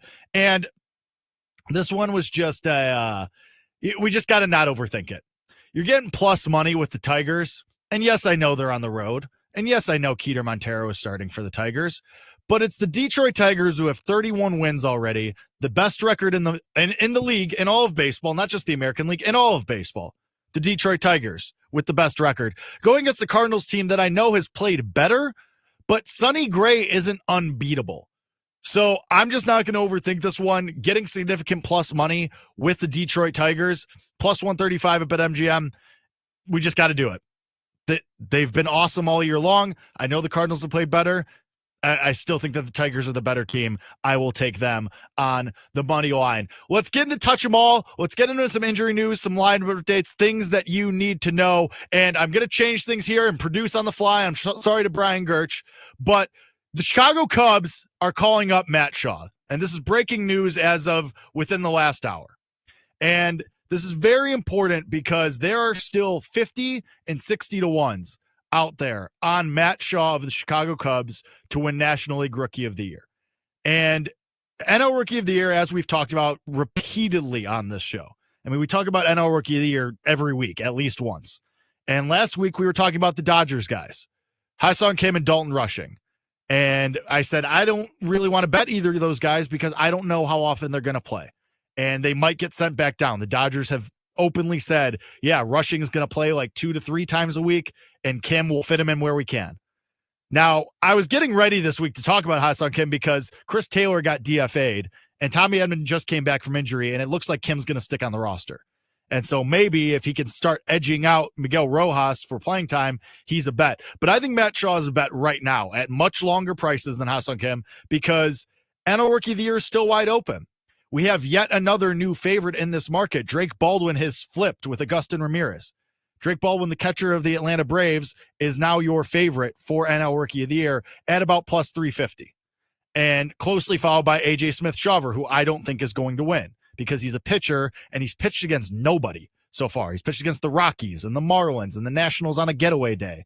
So I'm out on him. I'm out on Luis Angel Acuna, who I think is still striking out for about the 17th straight time. And all of his value comes from his defense, but doesn't hit home runs, doesn't steal bases, doesn't do a whole lot of anything, really. So Drake Baldwin is your favorite, and he's still splitting time with Sean Murphy. Manager of the Braves, Brian Snitker, said, okay, well, yeah, he's going to get more of the playing time because he's playing so well, but that could flip like this, like that. And so I'm not willing to bet 4 to 1 for Drake Baldwin when I don't know if his playing time is very secure. Now, on the flip side of that coin, Matt Shaw just gets called up by the Cubs. And Matt Shaw got sent down on April 15th. And that's because he was hitting 172. But in the final 20 games at AAA over the last couple of weeks here for the Cubs, 342 with 6 homers, 5 doubles, a triple, and 14 RBI across 20 games for Matt Shaw, including on last Thursday, just a couple of days ago, where he led off the game with a home run and then walked off the game with a home run. Oh, and then, by the way, hit another home run the next night on Friday night. So I always like to target these kinds of guys because Artie has the experience, the major league experience. It didn't go great, and he had to get sent back down, but now he's gotten a taste for it. The Cubs said, all right, work on this, that, and the other. Get your patience down, get your swing down, and then we'll reconvene. And now they are. And John Birdie isn't going to be keeping Matt Shaw off the field. Sorry, Vidal Brujan isn't going to be a big a big pillar in front of Matt Shaw not being able to get playing time. I think Matt Shaw should be able to hit the ground running here and be in the lineup pretty regularly right away. I mean, he was the starting third baseman out of camp as a rookie. And now the Cubs have been trying to piece this together ever since he's been sent down. So he spends about a month in the minor leagues, absolutely raked. These prices are insane on him right now. I think his price is going to come all the way crashing back down. He was your favorite coming into the year. Our co-favorite was Roki Sasaki. He was like 3-1 to open the year. And now we're getting 50 and 60, and it's only May 19th? I think Matt Shaw is worth a bet. I bet it right before the show. Sean was texting me, hey, man, are you good? PJ's about to bring you on. I was like, yeah, sorry, I'm just jamming in bets on Matt Shaw right now. So, listen, I still think that Agustin Ramirez could win. We made our bet with him, and now I've bet Matt Shaw as well. And I'm willing to ride with those guys. So we'll see how it goes. Not saying that Matt Shaw has to win, but for a guy that absolutely just torched AAA for a month and now is going to have regular playing time right away, probably the starting job handed right back to him, I think that's worth a bet. We'll see how it goes. A lot of season left, but I am going to ride with Matt Shaw for this one. But now back to the major leagues. I mean, I guess we were in the major leagues already because Matt Shaw got called up. A lot of injury news that we need to get to over the weekend, and a lot of guys that are getting called up, sent down, a lot of moving parts. And most of these moving parts are with the Los Angeles Dodgers. Tommy Edman was activated off the injured list. He played in his first game in a while yesterday. The Dodgers have released Chris Taylor. They've also sent Kirby Yates to the injured list. There's a lot going on. Teoscar Hernandez expected to be activated tomorrow for the Los Angeles Dodgers. He started a rehab assignment with Loe Rancho Cucamonga. Amazing to say, by the way. That was a couple days ago. Expected to get some at-bats at AAA Oklahoma coming up yesterday and today, and now is eligible to come off the injured list tomorrow. So a lot moving with the Dodgers. We'll see who gets sent down. It looks like James Outman is probably going to be the guy on the chopping block because, like I mentioned earlier briefly, Ha-Seong Kim has just been absolutely on fire at the plate. Granted, it's not in a very large sample size. He's not playing every day, and he's only got about 30 ABs so far, but he's hitting 455 with a couple of home runs and a couple of stolen bases. So as the Dodgers start to maybe get him some more regular playing time, maybe we can revisit NL Rookie of the Year at that point. But for right now, it's just the Dodgers have so many guys, but they need these guys back because the Dodgers are only a game up on the Padres for the NL West. This team has looked very, very vulnerable. And the Dodgers made a statement. They said, listen, we appreciate everything that Chris Taylor has done for our team, and he was a very important part of our World Series run and a part of the team for the last couple of years. And then the Dodgers said this, sometimes you got to put sentiment aside. And that's what they're doing. Credit to them. They looked around in the NL West and said, ooh, we are not just running away with this division like everybody thought we would. So we got to put the best product on the field. And Chris Taylor wasn't playing very well. So it's not like they just gave him the boot unjustly. Wasn't playing great. So now that Edman comes back, they're starting center fielder. Teoscar Hernandez, they're starting DH and or left fielder, is about to come back probably tomorrow, at least in the next couple of days, sometime this week. They're starting to get their powers back. Not saying to go bridge jump on minus 500 for the NL West, but it's just maybe we can start to bet the Dodgers a little more confidently, and mostly they need to start getting some of these pitchers back. Tyler Glasnow and Blake Snell, by the way, still not throwing. Not awesome for them. Kirby Yates does go on the injured list for the Dodgers. That'll be fine because they have a million relievers. Somebody else that is coming back, Spencer Strider, he gets activated off the injured list today. He's scheduled to pitch tomorrow against the Nationals. We've been talking about this. We've been waiting for this. He's your leader for NL Comeback Player of the Year. We'll see how it goes. Listen, this is a guy that got hurt playing catch. Strained his hamstring after his first start back from elbow surgery and strained his hamstring. So I'm not going to blindly bet on Spencer Strider tomorrow against the Nationals. We can revisit that tomorrow and talk about what we do want to do. But, I mean, good for the Braves. They're above 500. They're starting to maybe figure it out. I still don't like them very much. I'm going to maintain my position there. But maybe we could start playing on the Braves a little bit more as well. RIP to the Cole Reagans AL Cy Young campaign. Not awesome. Cole Reagans goes back on the injured list for the second time in just 3 weeks with a groin strain. Good for him, I guess. But he goes back on the injured list on the 15-day IL. We'll see if he could come back in the minimum 15 days. If not, and already I'm almost kind of ready to cross him off. as not going to win AL Cy Young. We know what the big guys are in that market. It's Tariq Skubal, it's Garrett Crochet, it's Max Fried, and it's Hunter Brown. And it's probably going to be one of them that wins. And we were trying to take some shots with Cole Reagans. He started the year well, got injured. Now he's going to spend another 2 weeks on the injured list at least. And then when he comes back, listen, it's a lower body injury. It's your legs, your groin. Guess what you use a lot of when you're pitching? Your legs. So RIP to that one. More bad news for the Royals, though. Seth Lugo also goes on the injured list for Kansas City. He got sent on the injured list with a right third finger sprain. Sure, I didn't think we needed to be that specific, but it's baseball, and that's what we talk about here. Also not great because guess what you need to pitch a lot? Your hand, your throwing hand. And I know it's just a sprain. It's not like a ligament tear, but still, for somebody who changes their grips as much as Seth Lugo does, I think this is bad news for the Royals and doesn't have a lot of confidence for me on our preseason futures for them to win the AL Central. Maybe they hold it together. I hope they do. I mean, Chris Bubich pitches today. He's been a revelation. Michael Lorenzen's been fine. So I don't know. Maybe the Royals should call somebody up for some reinforcements in the lineup, just outscore everybody. I don't know. Talk about that in just a second. RIP also to the tenure of manager Brandon Hyde. The Orioles fired him on Saturday after getting out to a 15-29 start. In 7 seasons in Baltimore, he went 421 and 494, but also, and most importantly, 0 for 5 in the postseason. Got swept by the Royals in the wild card round last year, got swept by the Texas Rangers in the divisional round the year before that. The Orioles, by the way, have lost 12 of their last 14 games. Me and PJ talked about in our crosstalk for a little bit. Do we think general manager Mike Elias is out next? I don't know how he's not. Gave Charlie Morin $15 million. That hasn't gone awesome. Gave Tyler O'Neill $54 million. He's hitting 188 and is on the injured list right now. And also, none of these guys have developed. Grayson Rodriguez is still on the injured list with an injury. Can't stay healthy. Shows flashes. Doesn't take the step forward. Adley Rutschman is in witness protection, apparently. Gunnar Henderson has been fine. Jackson Holliday finally starting to develop a little bit, but overall, this product just has not worked out for the Orioles. I don't have a lot of faith that they are going to turn this thing around.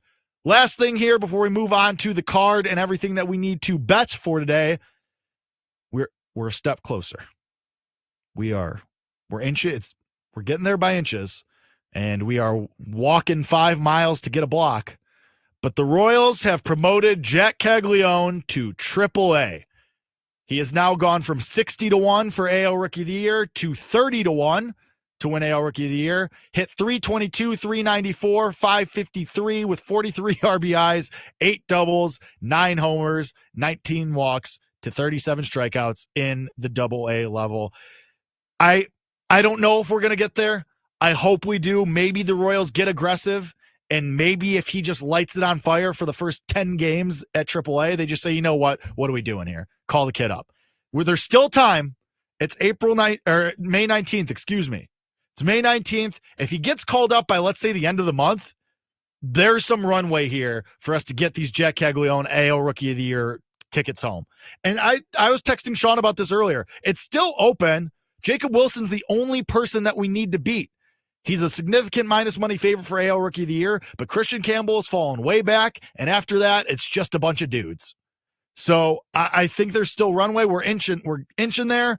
We just got to hope that Cags can just rip it up, Jack the Ripper, and rip it up at AAA, and hopefully they get aggressive and they call him up. Fingers crossed, toes crossed, manifest in your brain, and we'll see how it goes. But a little bit of positive news there for Jack Caglione. But let's talk about Jack Caglione. I know you guys have thoughts. I know you have stuff you want to say about it. Let's go to the bettor's box. Let's get to your comments, your questions, your concerns, anything that you got on your mind today. Brian Giles says Sanchez Day.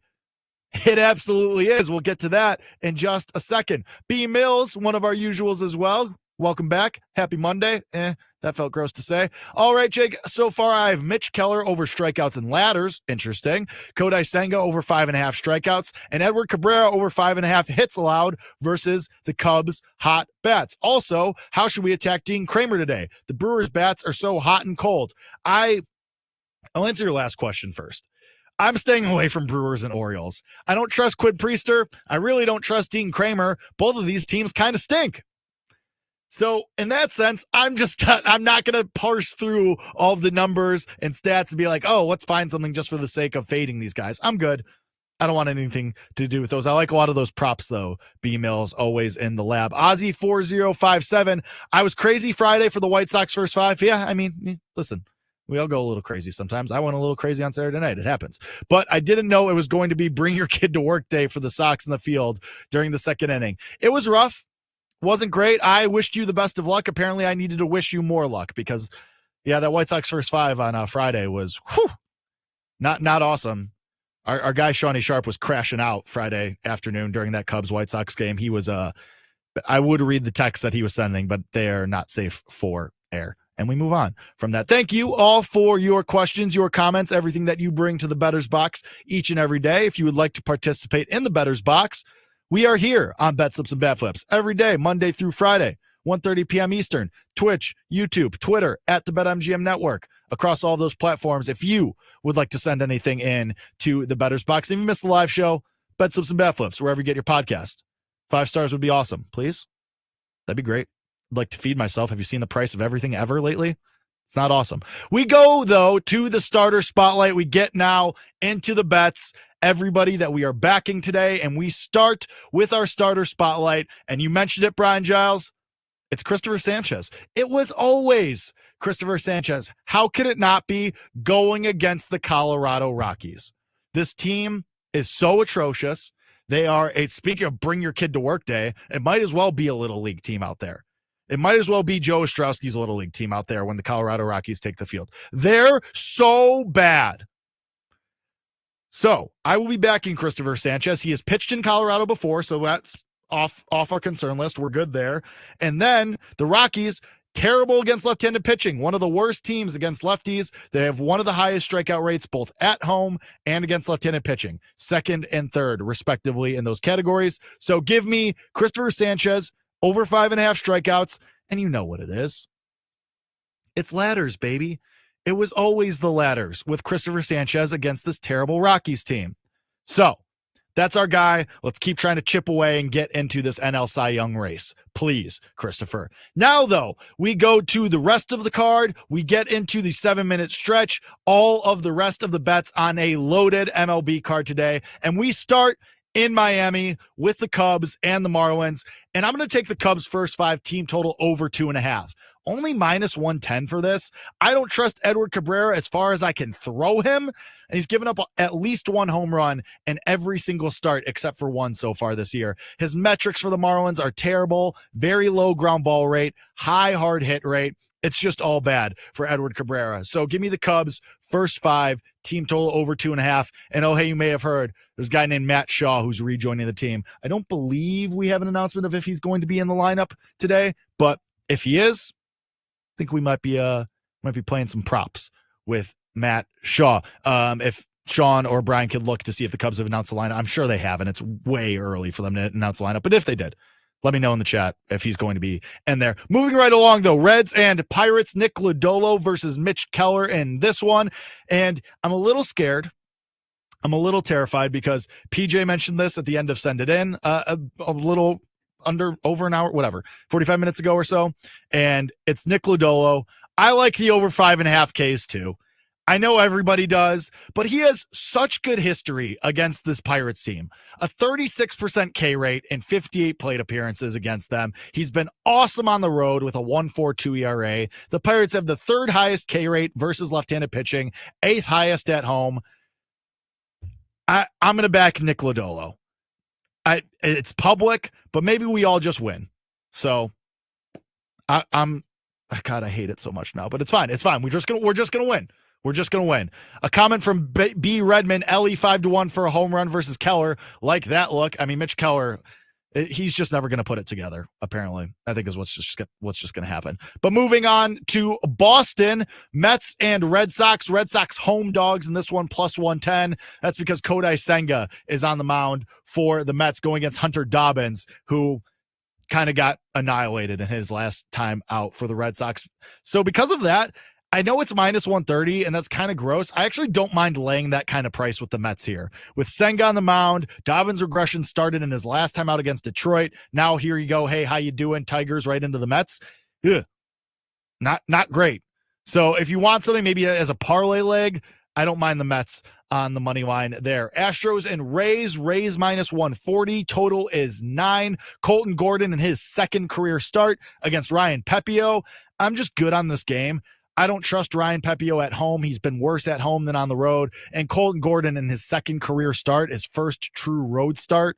I'm just going to stay away from this one. I don't think there's anything to do in Astros and Rays. Orioles and Brewers, we mentioned it a little bit in the bettors box. You guys were asking about it, but I just don't want anything to do with this team. I don't want either of these teams, the Brewers or the Orioles, and two pitchers who I do not trust, who I don't like. So listen, Dean Kramer did have a little bit of a run where he was pitching well.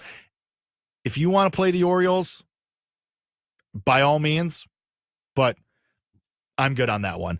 Orioles, Brewers, just nothing for me. Guardians and Twins, I do have a bet in this one, though. Twins minus 145. Total is 7.5. This is Logan Allen against Bailey Ober, and we're running back a bet that we have been very much liking lately.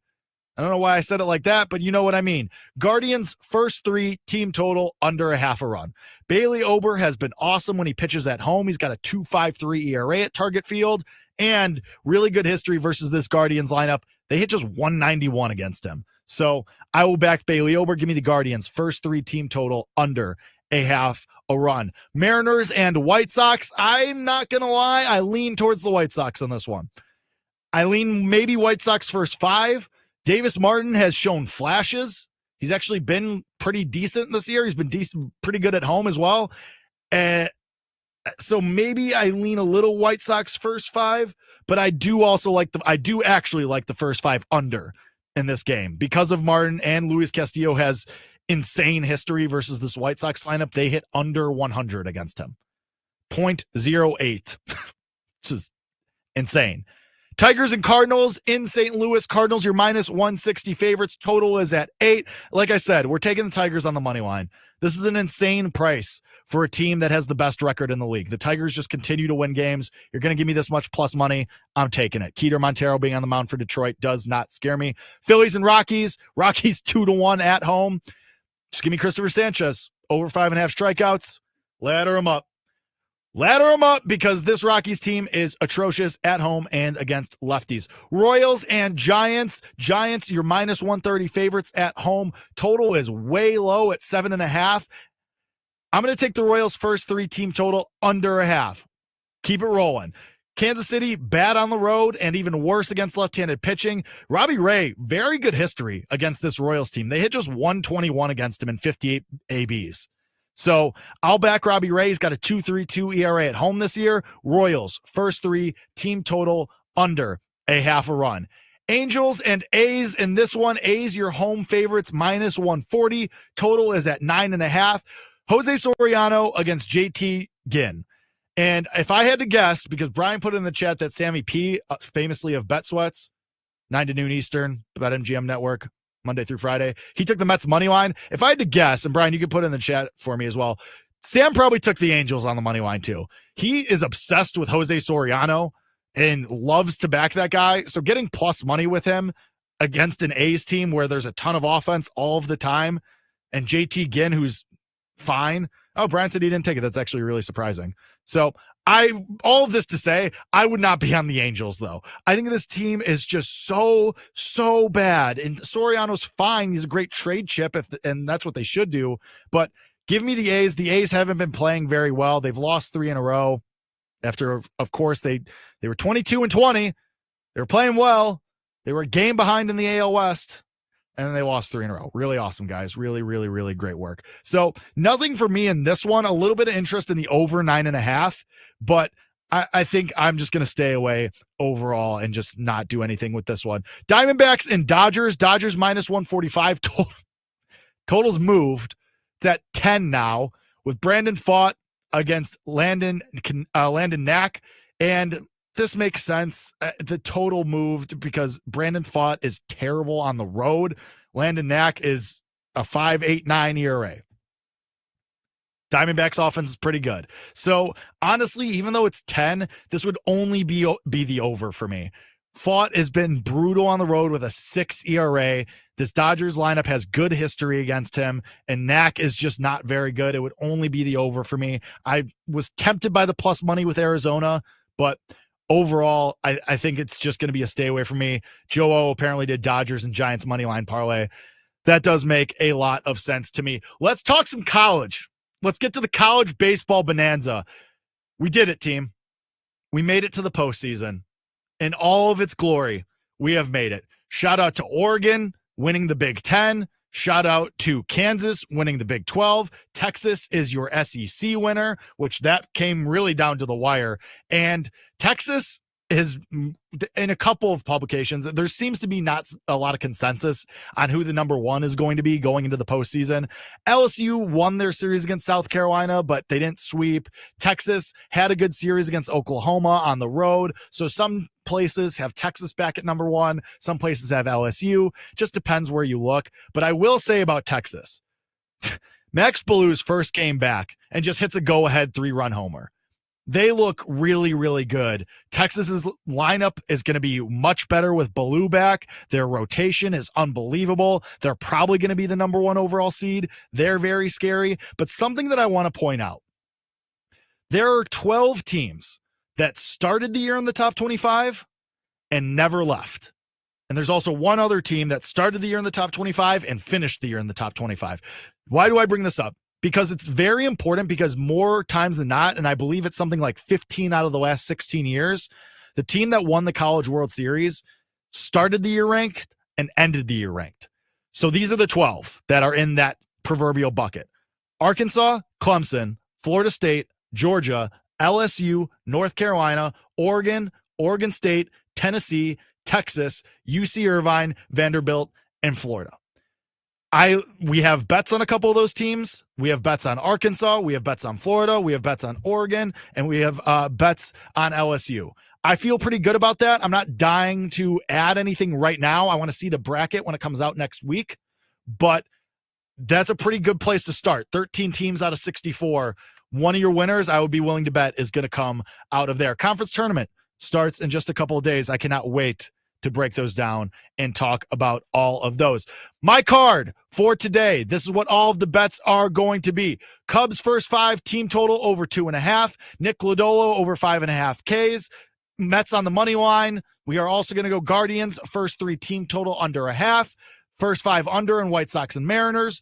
Plus money line with the Tigers. Christopher Sanchez over 5.5 strikeouts. Royals first 3, team total under 0.5. And you know what it is. The Jakey Rakes, just for funsies, home run play of the day. Give me Kyle Tucker. I think he gets off the schneid here against Edward Cabrera. He serves him up. That's who we're rolling with for the home run play of the day. Thank you, as always, to all of you for coming through. This has been Bet Slips and Bat Flips. I have been Jake Hassan. We will see you same time, same place tomorrow on the BetMGM network. So win some money, baby. Sean, Brian, hit the music.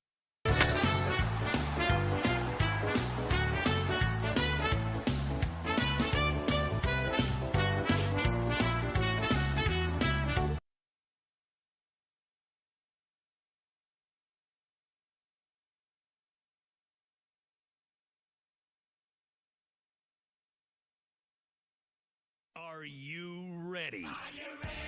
It's time to laugh, to win, and to live the thrill of the action. Hey, baby, let's go out there like a bunch of crazy dogs. What the hell's going on out here? No idea what's going on, but I am excited. Every pick, every play, every game-changing moment.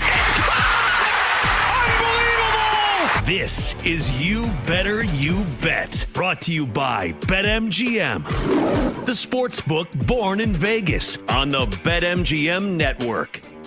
It's a great day to be alive, and it's a great day to be a better. Welcome to another edition of You Better You Bet, presented by BetMGM, right here on the BetMGM network. I'm Femi Abebefe, hanging out with you guys over the next 4 hours, where you can find us across a multitude of platforms. Make sure to watch us live 24/7 on the BetMGM network and directly on the free Odyssey app. You can also check us out on Twitch at BetMGM network and on YouTube at the BetMGM Network. You can also watch us on YouTube TV, Roku, Fubo TV, Samsung TV Plus, and more. And from 6 to 7 Eastern, head on over to the NBC Sports Now channel, available on Peacock. That's right, it's a Peacock Power Hour each and every weekday here on YBYB. And as always, if you want to listen to us live, you can go ahead and do so at Sirius Channel 160 and Sirius XM 205. And throughout these 4 hours, hit us up on social media. You can find me on Twitter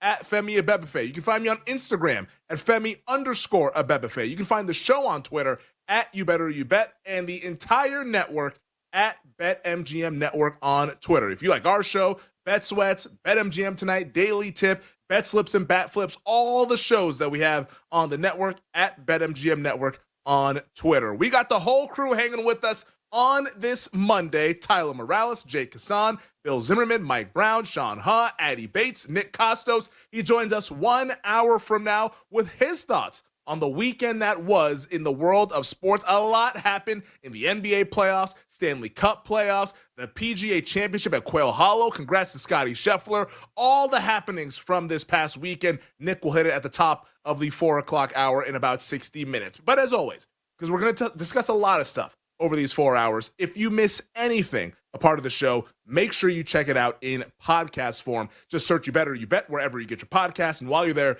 you might as well go ahead and subscribe, rate, and review. You guys always tell us how much you love the Wagertainment. Well, go ahead and boost us up those podcast charts. Absolutely love it. Subscribe, rate, and review wherever you get your podcast. We have one guest who will be joining us during the NBC Sports Now Power Hour at 6:20 Eastern Time. It's betting analyst for NBC Sports Bet, the whale capper, Drew Dinsick, who will return to You Better You Bet, co-host of the Deep Dive podcast. We'll get Whale's thoughts on the weekend that was on the hardwood and with the horses, the Preakness Stakes, and also maybe a little French Open, because Roland Garros gets underway in about a week. The draw coming up later this Thursday, what he likes in the men's and the women's side. Just overarching thoughts, French Open with the whale capper at 6:20 Eastern Time. But with it being a big weekend in the world of sports, we wanted to know from you guys. Join in on the conversation on Twitter at You Better You Bet. What was the best sporting event from this past weekend and why? It could be anything. It could have been the NBA playoffs, Stanley Cup playoffs, the Preakness Stakes, PGA Championship, something from Major League Baseball, maybe the Subway Series, Yankees beating the Mets, the WNBA tipped off, whatever it was from the world of sports.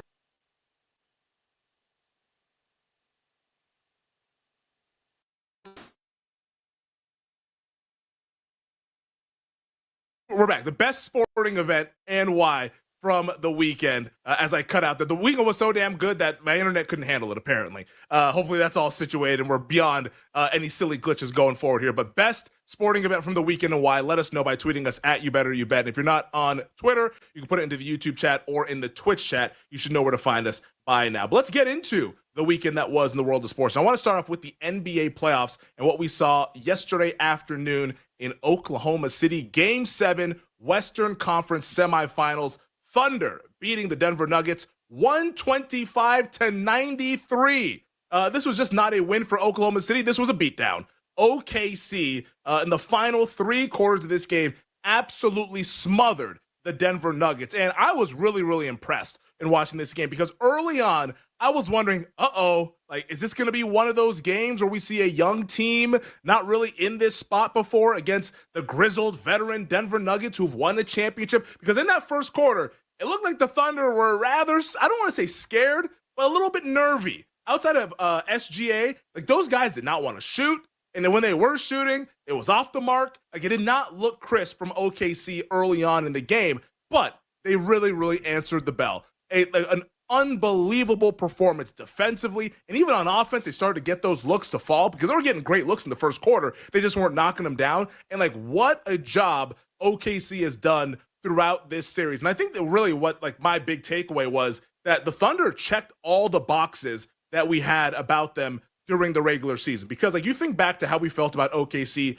in November at the beginning of the season. All right, they should be among the favorites. By the time we get to February, March, it's like, okay, this team might be all-time great. But you never really know. You never know until you see one of these young teams actually in that spot where they're facing some real adversity. And throughout this series, the Thunder responded like champions. I know they're not champions yet. Maybe they'll be champions in about a month or so, but they responded like champions. I mean, think back to when they were down 2-1, like in the series. Game 4, they're trailing by 10 heading into the fourth quarter against the Denver Nuggets. What do? They respond with defense. They win that game to even up that series at 2. How about Game 5? Where they're down double digits heading into the fourth quarter on their home floor, 80-68. Could have easily lost that Game 5. Jokic was awesome in that game. Well, what did we see? We saw SGA, we saw Lou Dort, those guys step up and actually win that game to go up 3-2. And even after they lost Game 6, all right, going back home, Game 7, all the pressure in the world on OKC, especially with Boston already out, Cleveland already out. The other two juggernauts in the regular season, they're done. So everyone's looking at OKC. Hey, this is your chance to get this thing done. Like, can you finish? And to start the game, it wasn't great. But the way they responded, Alex Caruso, the job that he did, like, imagine this. Imagine somebody telling you Alex Caruso is the key to stopping Nikola Jokic. Like, that's what we saw last night in the game. Alex Caruso, the job that he did on Jokic, just being like a gnat, essentially, frustrating him, being like that, like, little brother trying to guard his big brother on the court in the driveway. Like, that's how Caruso was playing Nikola Jokic, and you could tell it frustrated Jokic. And I'm sure Jokic was probably tired. Everyone on Denver, I'm sure, was tired because, like, that team had been through a 7-game war with the Clippers, and now they're doing a 7-game war with the best team from the regular season, a team that's young, more athletic, and just more fresh than they are. So, like, Jokic at the end of the line, he looked exhausted. That's no excuse. Like, Jokic should have played better. And in fact, for being the best player in the world, Jokic was rather poor in a Game 7. Only took 9 shots. You can't do that. If, like, James Harden did that, we'd all be crushing him. So we have to keep the same energy for someone like Jokic. You can't just take 9 shots in a Game 7 with the season on the line. It must be more aggressive. Even though he's a facilitator, no, we need to see a little bit more aggression from Nikola Jokic in that spot. But, like, with that being said, like, Caruso just kind of being that annoying defender on him, that helped disrupt the rhythm from the Denver Nuggets offensively. And that's where this game turned, because once they disrupted their rhythm, then that's when the turnovers started to happen. And what does OKC do better than any other team in the league? It's force turnovers. It's why they have the #1 defense. They make you uncomfortable, and they turn those turnovers into transition buckets, which got all those guys in rhythm. Jalen Williams. I tweeted about Jalen Williams during the first quarter. I'm saying, man, if you just watch the playoffs, you wouldn't think Jalen Williams is an all-star. Guess what? After that tweet, Jalen Williams said, you know what, Femi? Shut your mouth. Watch what I do. Like, he balled out after that tweet. I'm not saying I'm the reason why he started to play better, but, like, clearly something clicked. Maybe the first time he went and sat down, I don't know if Mark Dagnall talked to him or some of his teammates talked to him and said, hey, buddy, get your head out of you know what, and, like, let's start playing some better basketball. He played better basketball. 10 of 17, 24 points. That was the all-star performance we were all waiting for, because in Game 6 he was terrible. But in Game 7, he rose to the occasion and was alongside SGA, because, like, everyone's been wondering, and I myself too, like, whenever I talk about the Thunder, I say, what are we going to get from Jalen Williams? What are we going to get from Chet Holmgren? Jalen Williams answered the bell yesterday with an awesome performance. And SGA, he was SGA. Like, the whole game was billed as, oh, these are the 2 top MVP candidates. Maybe they should, like, have the MVP trophy at center court, let them battle it out. It wasn't close. SGA by TKO over Nikola Jokic, 35 points. Plus 32 in the box, plus minus in the box score, 12 of 19. Like, SGA showed us why this year he was one of the top 2 best players in the world. He was outstanding, and he led the way for this Oklahoma City team. With him and Alex Caruso and Jalen Williams, it wasn't even close what they did to the Denver Nuggets. And yeah, for Denver, because I had some people tweeting at me Sunday morning asking if I still like the Denver Nuggets, because Friday I said, hey, I'm going to be betting Denver and maybe a little bit of Denver money line. But then we saw Friday night, Aaron Gordon, grade 2 hamstring strain, doubtful for Game 7. He ended up playing, which kudos to Aaron Gordon for gutting it out, but also probably not smart to be playing on a grade 2 hamstring strain. Like, that could have been much worse. And you can even tell by the way he was running throughout the game. All right, this dude is not all the way right. Like, this is really problematic. Maybe they should get him out of there. Like, you just knew that with the injuries that Denver had, they would not be able to get to the finish line. And when they won that game through, I said, hey, this is going to be a 7-game series, but I think OKC still wins it. I didn't know if it was going to be this big of a blowout, like 125-93, but I did feel like OKC was just the better team, had a little bit more in the tank, and that's what we saw. So, like, Denver, like, I don't think that they should be super disappointed. I mean, obviously they're going to be disappointed, but like they don't need to feel like they were, like, absolutely, like, blew some prime opportunity, because To be honest, I think they should have won the first round. They were fortunate to even get to this point after firing Michael Malone. So Denver, I thought, had a good season, but OKC is just a cut above, just a better team from a profile standpoint and a ceiling standpoint, which is why they find themselves in the Western Conference Finals, to which, I mean, what a series we have on hands here. Like SGA versus Anthony Edwards and the Minnesota Timberwolves. This is what we all wanted to see when we found out these are going to be the Final Four teams, given the fact that Denver and Golden State were banged up in the second round. Like, this is an awesome, awesome series. But as I said last week, when we felt that this might be what we would get, I think Minnesota is in trouble. Like, the Timberwolves, it's been a great run, second straight year that they've made it to the Western Conference Finals, only the third time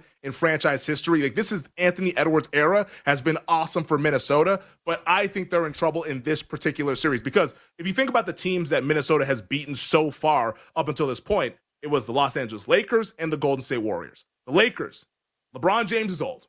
The Lakers also can't defend. And even though I like the Lakers in the series, it was quite clear early on in that series, oh, buddy, the Lakers could be in a little bit of trouble. Secondly, the Golden State Warriors, 13 minutes into the series, Steph Curry got hurt, and we never saw him again. Like, you got to give him credit for getting the job done, for winning, but we said it all throughout that series, Minnesota doesn't really look that impressive. Now they're going up against a team that's even younger than they are, just as athletic, and better defensively. This is a big-time step up in competition, going from Lakers Warriors to now Oklahoma City Thunder, who just won 68 games in the regular season. Now, is OKC perfect? No, we just saw them go to 7 games with a team that fired its coach a month ago. They're not perfect by any stretch of the imagination, but they have home court advantage. They have the best player in the series, and they're also athletically on par with the Minnesota Timberwolves, which their 2 previous opponents could not say in the Lakers and the Warriors. And I think going forward with this series, like the Minnesota turnovers that we saw all throughout their series against Golden State, that is going to come back and hurt them in this particular matchup. Because once again, OKC, the best thing that they do on defense, force turnovers. We just saw a series where the T-Wolves in Game 5, the closeout game against Golden State, turned the ball over 20 times. That's not going to fly against this OKC defense. And OKC will use that to generate their offense. I think the turnovers will be the determining factor in this series. I like OKC to win it. I think it'll be competitive. I think it's going to probably go 5 or 6, but honestly, I lean more towards 5, that these turnovers will be an absolute derailment to the Minnesota Timberwolves' efforts of winning this series. So I like OKC. I think the way to play this is Thunder laying the spread in the series, like lay the 1.5 games. You can get minus 165. It's not the sexiest price, but it's better than laying minus 350, which is what the series price is currently. So I would be betting OKC lay the 1.5 games minus 165 to advance to the NBA Finals. I think they're the better team. They have the home court advantage. They have the best player, and I think that'll show during this series. But it wasn't just NBA that we saw this past week. And real quick before we wrap up this segment, have to mention the PGA Championship at Quail Hollow. Shout out to Scottie Scheffler. Scottie Scheffler wins the PGA Championship by 5 strokes, 11 under your winning score. I'll put my hand up. I was wrong about Scottie this week. Like, I think Scottie's the best player. I didn't think Scottie was at his peak because, like, got off to a slow start this year on the PGA Tour. Like, he had the hand injury. Not quite the Scheffler that we saw last year.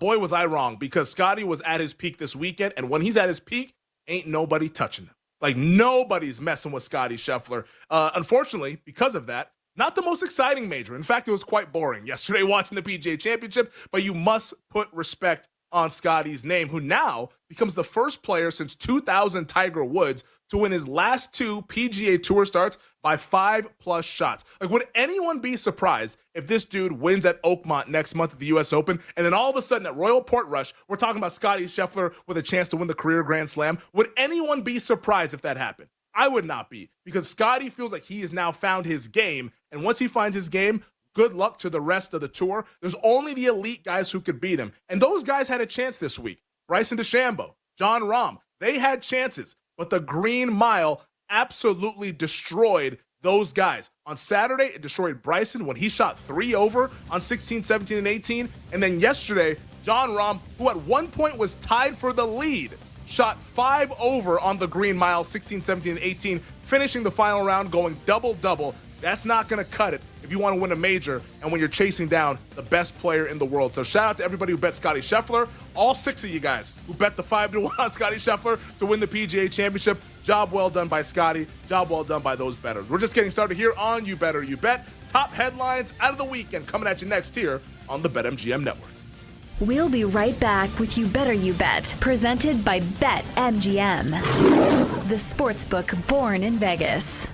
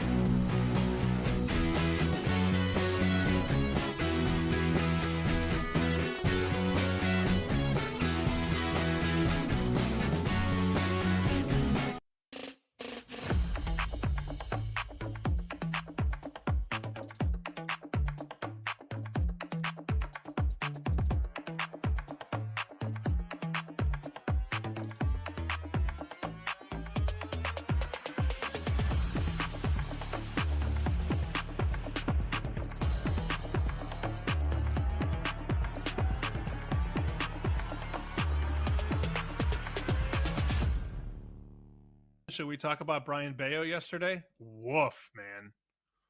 Woof. You said this a couple weeks ago. I put him on my list of losers that we did before the season. You, me, Jake, Paul, we all picked a handful of starters to basically go against this season. Mm-hmm. And I went with Bayo, who at the time was injured. But I did a lot of Red Sox pregame, and I watched a lot of Brian Bayo, and he's a decent pitcher. He got paid.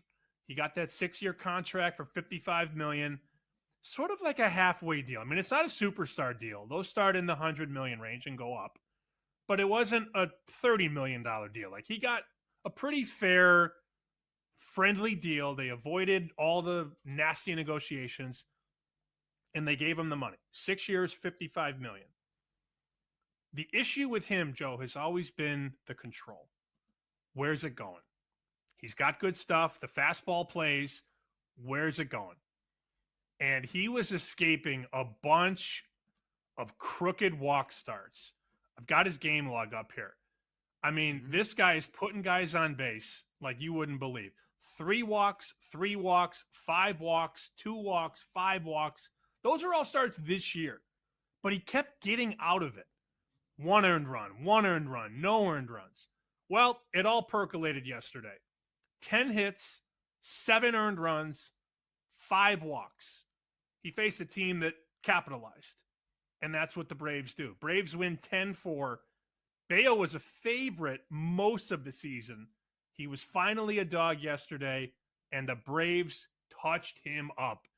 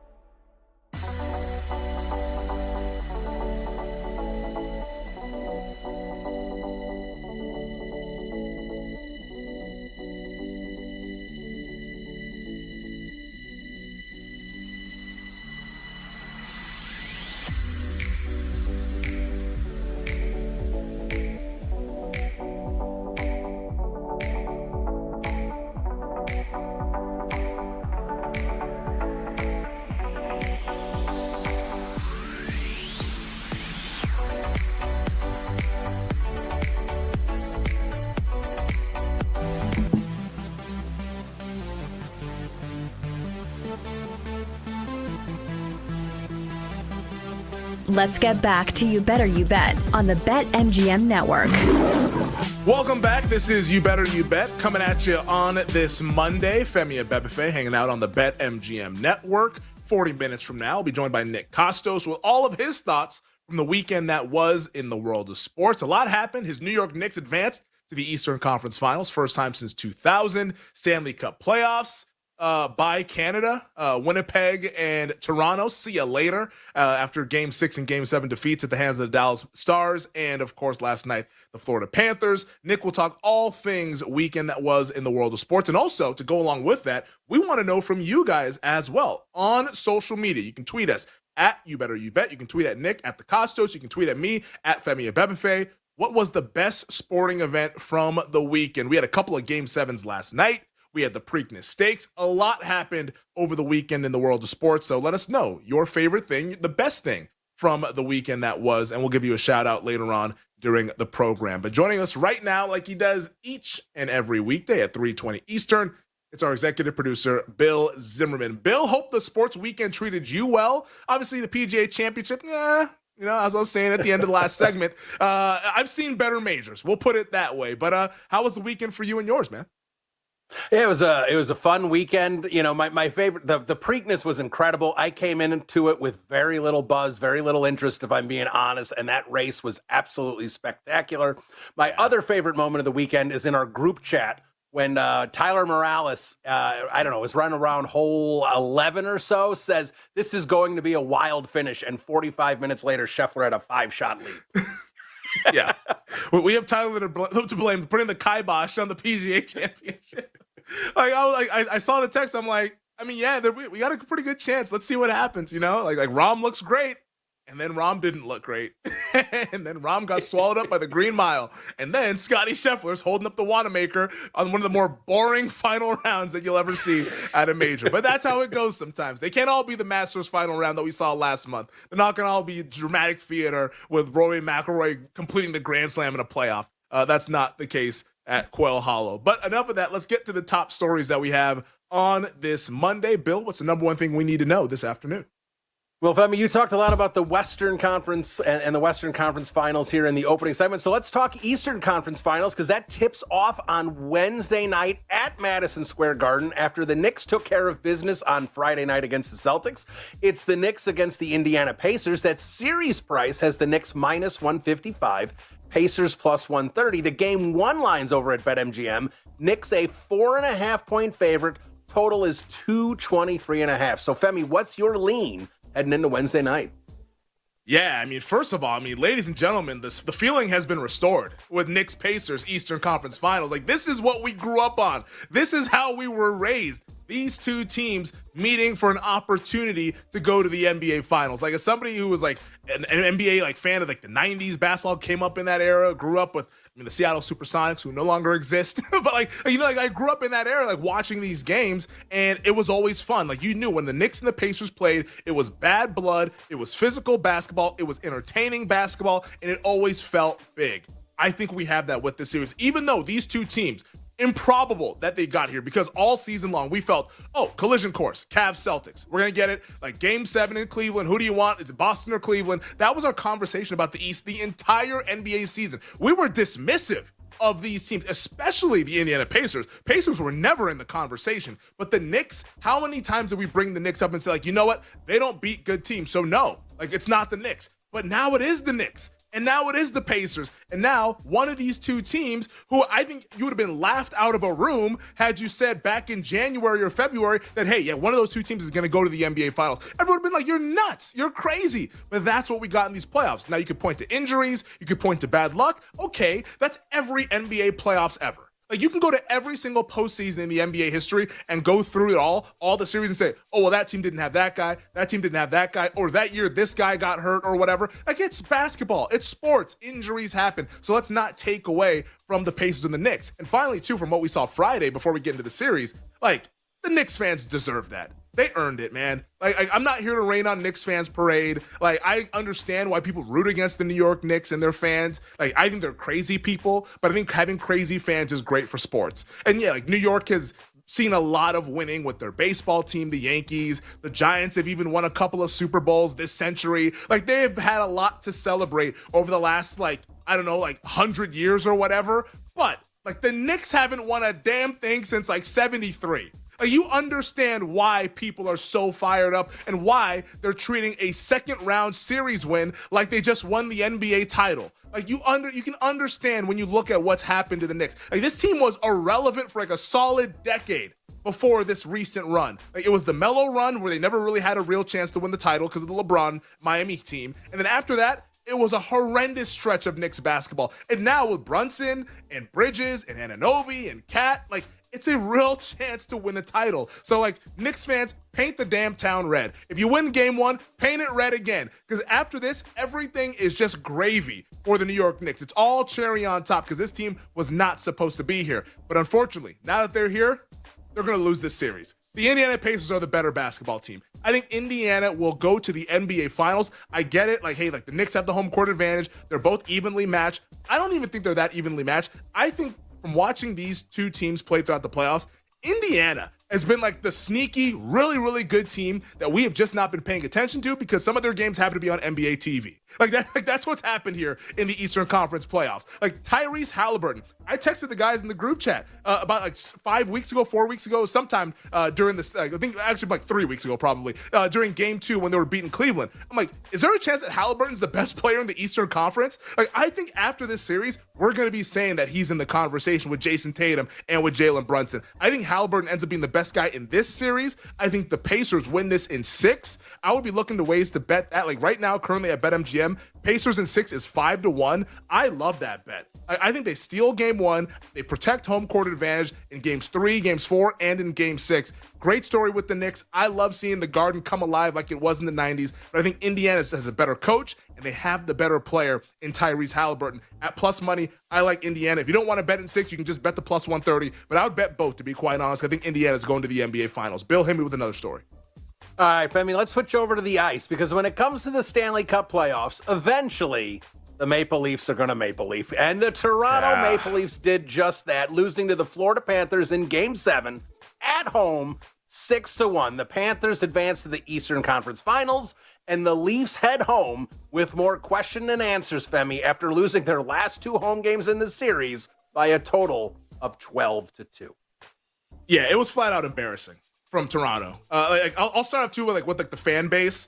What they were doing last night during the game, that's pathetic. I get it, you're upset, you're mad. I even champion them booing. The Maple Leafs deserve to be booed. But to be throwing the sweaters on the ice, throwing drinks on the ice, they said it on the broadcast, and our guy Eddie Olczyk, who was on the call last night with Kenny Albert, awesome job. We have him on the show all the time. He was even saying that, dude, these fans need to be there needs to be a talking to without words. And if you're picking up what Eddie's putting down, I agree. What are you doing? This is a safety hazard. You can get somebody injured on your team or on the other team. It's this ridiculous behavior.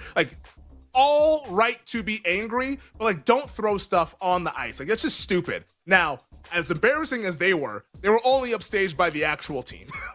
The fans were embarrassing. The team was even more embarrassing last night. 6-1. Come on, man. To get absolute dog walked in your home building, to get demolished, to be embarrassed, absolutely pantsed in a Game 7. This is after, in Game 5, you lost 6-1 in that game. So in the 2 important games on home ice, with this core 4 that everyone's been talking about, all these superstars for the Toronto Maple Leafs, hey, this could be the year. Come on, man. That's a terrible performance in Game 5, and guess what? They put their fans through so much hell, they had to win Game 6 and then drag it to a Game 7 where they laid an even bigger egg in that game. At no point did they look like the better team in that Game 7. Florida looked way more comfortable. Florida looked more physical. The forecheck that Florida had to cook in, they were just so much better than this Toronto team. And for Toronto, I don't know where they go from here because I'm looking at it right now. Everyone was sharing the stat last night. That's 7 straight losses in Game 7s for the Toronto Maple Leafs. How do you recover from that?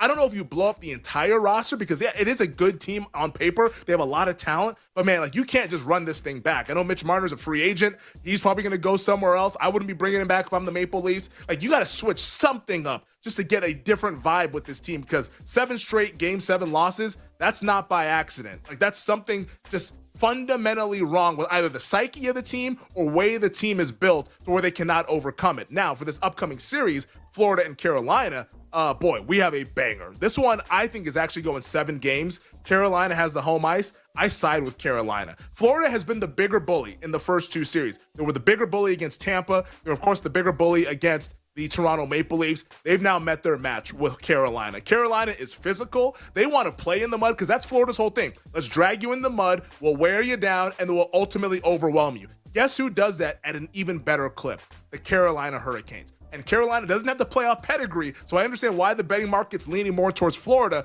I don't care. I think Florida runs out of gas. The last 2 years going to the Stanley Cup final, I think that catches up with them. I think the Canes advance to the Stanley Cup final. I like Florida to win that series at a plus money price. Bill, hit me with another story.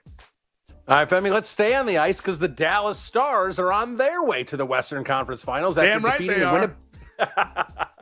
After defeating the Winnipeg Jets in Game 6, 2-1 in overtime. Stars win the series 4-2. Thomas Harley won it on a power play goal, not even 2 minutes into the overtime session. Femi, the Stars welcome in the Edmonton Oilers to Dallas on Wednesday for Game 1 of the conference finals. Oh, yeah, man. What a game Saturday night. I mean, absolutely just incredibly high leverage. And before we even get into that, obviously condolences to Mark Scheifele and like losing his father Saturday and then playing in a Game 7. Like, I don't know how he was able to emotionally get into the mindset of playing a Game 7. He scores the opening goal of the game. So like, obviously I know he had the final penalty that set up the power play for Dallas to win the game in overtime. But man, like Scheifele, like big ups to him and what he did. Like that was a remarkable performance and in a very obviously emotional time for he and his family. Condolences out to the Scheifeles. But on the ice and what happened in the game, Dallas, like this is exactly what Dallas needed. Like a chance to close it out at home. They get the job done.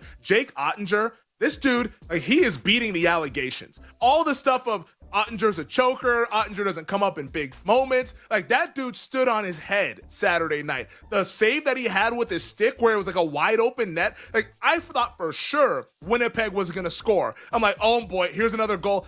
I don't know. I was like having to double check. I'm like, did he really stop that? Like, or are they going to review this and they're going to call it a goal? Like, wow, what a performance by Jake Ottinger. And now, like, that performance propelling them to the Western Conference Finals where they have to meet their old rivals, the Edmonton Oilers, the team that knocked them out last year. I'm going to like Dallas. And guess what? The betting market likes Edmonton. And I understand it. They got the two-headed monster, McDavid and Draisaitl. Those two guys, probably 2 of the 5 best players in the NHL. However, this Dallas team is so connected. They're so deep. And Ottinger, clearly the better goalie. And with the home ice and Peter DeBoer with his experience, I like Dallas to win this series. I will be betting Dallas on top of everything I already have on the Dallas Stars. Give me the Stars to win this one. I don't know how many games it goes. I'm hoping they can get it done quick. I doubt it will be quick because Edmonton's a really worthy opponent, but I think the Stars ultimately go to the Stanley Cup final where they'll meet the Carolina Hurricanes. Bill, hit me with the next one.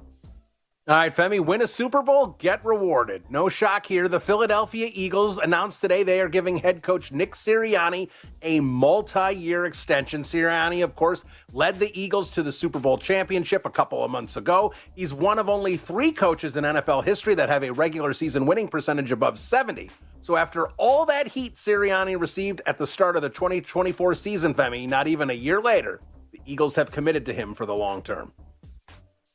Good for Nick Sirianni, right? It's like, here he is, like, at the bye week this past season. Everyone's like, oh, if he loses another game, they could call Belichick. Like, that was a real article that was written.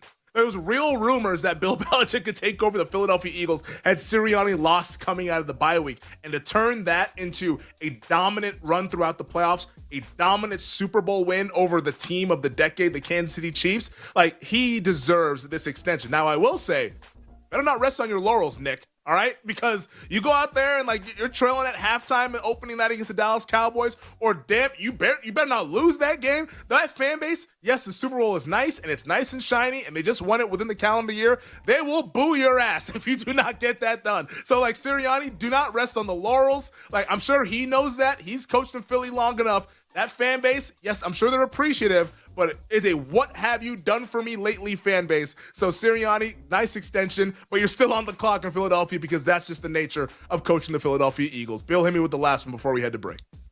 Femi, how about the race we had at Pimlico on Saturday? The Preakness, journalism winning, coming from behind, shoulder checking horses out of the way, and winning by half a length after being down as many as 5 or 6 lengths. Femi, I am no horse racing expert, but this is one of the best horse races I can ever remember watching.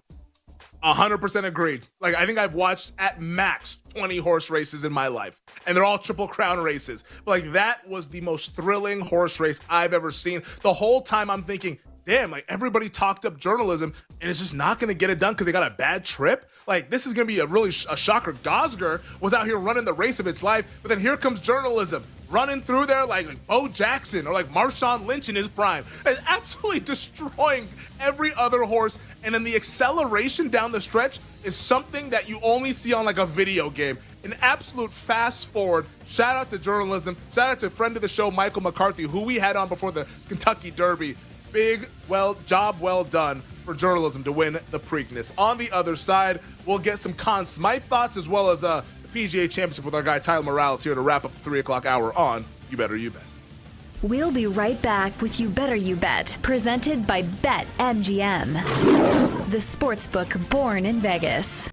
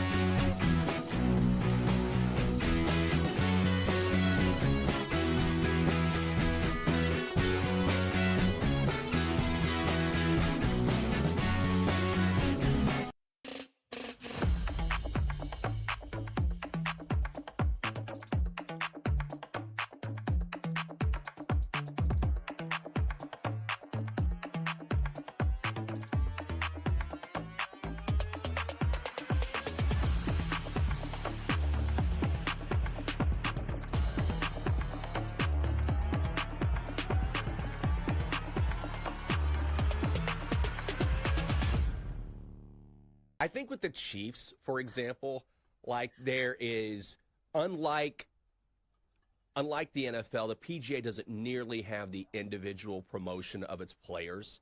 Like in football season, like not only do you see the Chiefs, like what do I think of? You're going to hear about Travis and Taylor, and you're going to see a State Farm commercial 85 times per day, and it's like, okay, I get it. All right, I get it, the Chiefs. So they're saturated in the market, even in the commercial market, and because the NFL is so dominant anyway. I mean, people follow the NFL year-round, where I think that if you're successful in the NFL, it's the same thing when the Patriots were dominating, right? Not only were they dominating, but everywhere you turned, you saw Gronk or you saw Tom Brady. Hell, even now you see these guys, and they're not even playing anymore. So I think that sort of is part of it as well. Like, you're not going to see...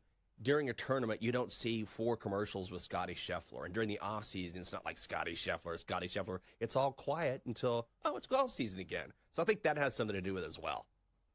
Yeah, and even from an X's and O's standpoint, like the Chiefs, as good as they are, they weren't really an explosive offense. And like Yeah. none of us want to see them dink and dunk down the field and rely on their defense. So I personally want to see a more explosive offense. I want to see Saquon Barkley rip off his, a 95-yard touchdown run. So I feel like there are multiple factors that went into nobody wanting to see the Chiefs win. And it's like you can't have like an NFL red zone for golf, right? There's one tournament going on. Just imagine if they had a Saturday with like one golf tournament and then another one on like the Champions Tour, and they were going back and forth. You'd be like, this is the most boring thing I've ever seen.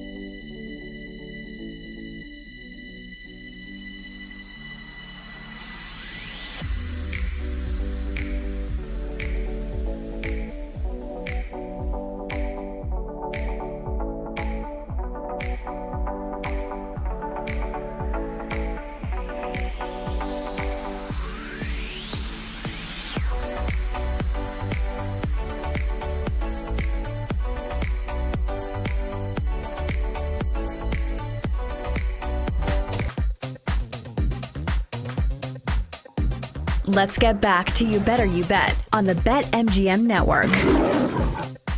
Let's get back to it here on You Better You Bet, presented by BetMGM on the BetMGM Network. Femi and Bebefe hanging out on this Monday afternoon. 20 minutes from now, we'll be joined by Nick Costos, the Prop King, with his thoughts on the weekend that was in the world of sports. Preakness Stakes, NBA playoffs, Stanley Cup playoffs, PGA Championship, WNBA tipped off, Major League Baseball humming along as we approach Memorial Day weekend. A fun weekend in the world of sports. It was fun just because we had a lot going on. Now, Sunday, 2 Game 7s in the PGA Championship, blowouts in all 3. So that wasn't exactly fun. It's from a drama standpoint, but it's fun just to watch sports at a high level and see a champion get crowned and also see some teams move on in their respective series. So fun weekend all in all. Can't complain. Always love this time of year when we get to sweat out a lot of stuff across the world of sports. So Nick will wrap on all that coming up in about 20 minutes. We also want to know from you guys as well on social media at You Better You Bet is where you can tweet us. What was the best sporting event from the weekend in your opinion? Let us know why it was the best sporting event, and we'll give you a shout out later on in the program. And if you're not on Twitter, you can put it into the YouTube chat or into the Twitch chat. You should know where to find us by now.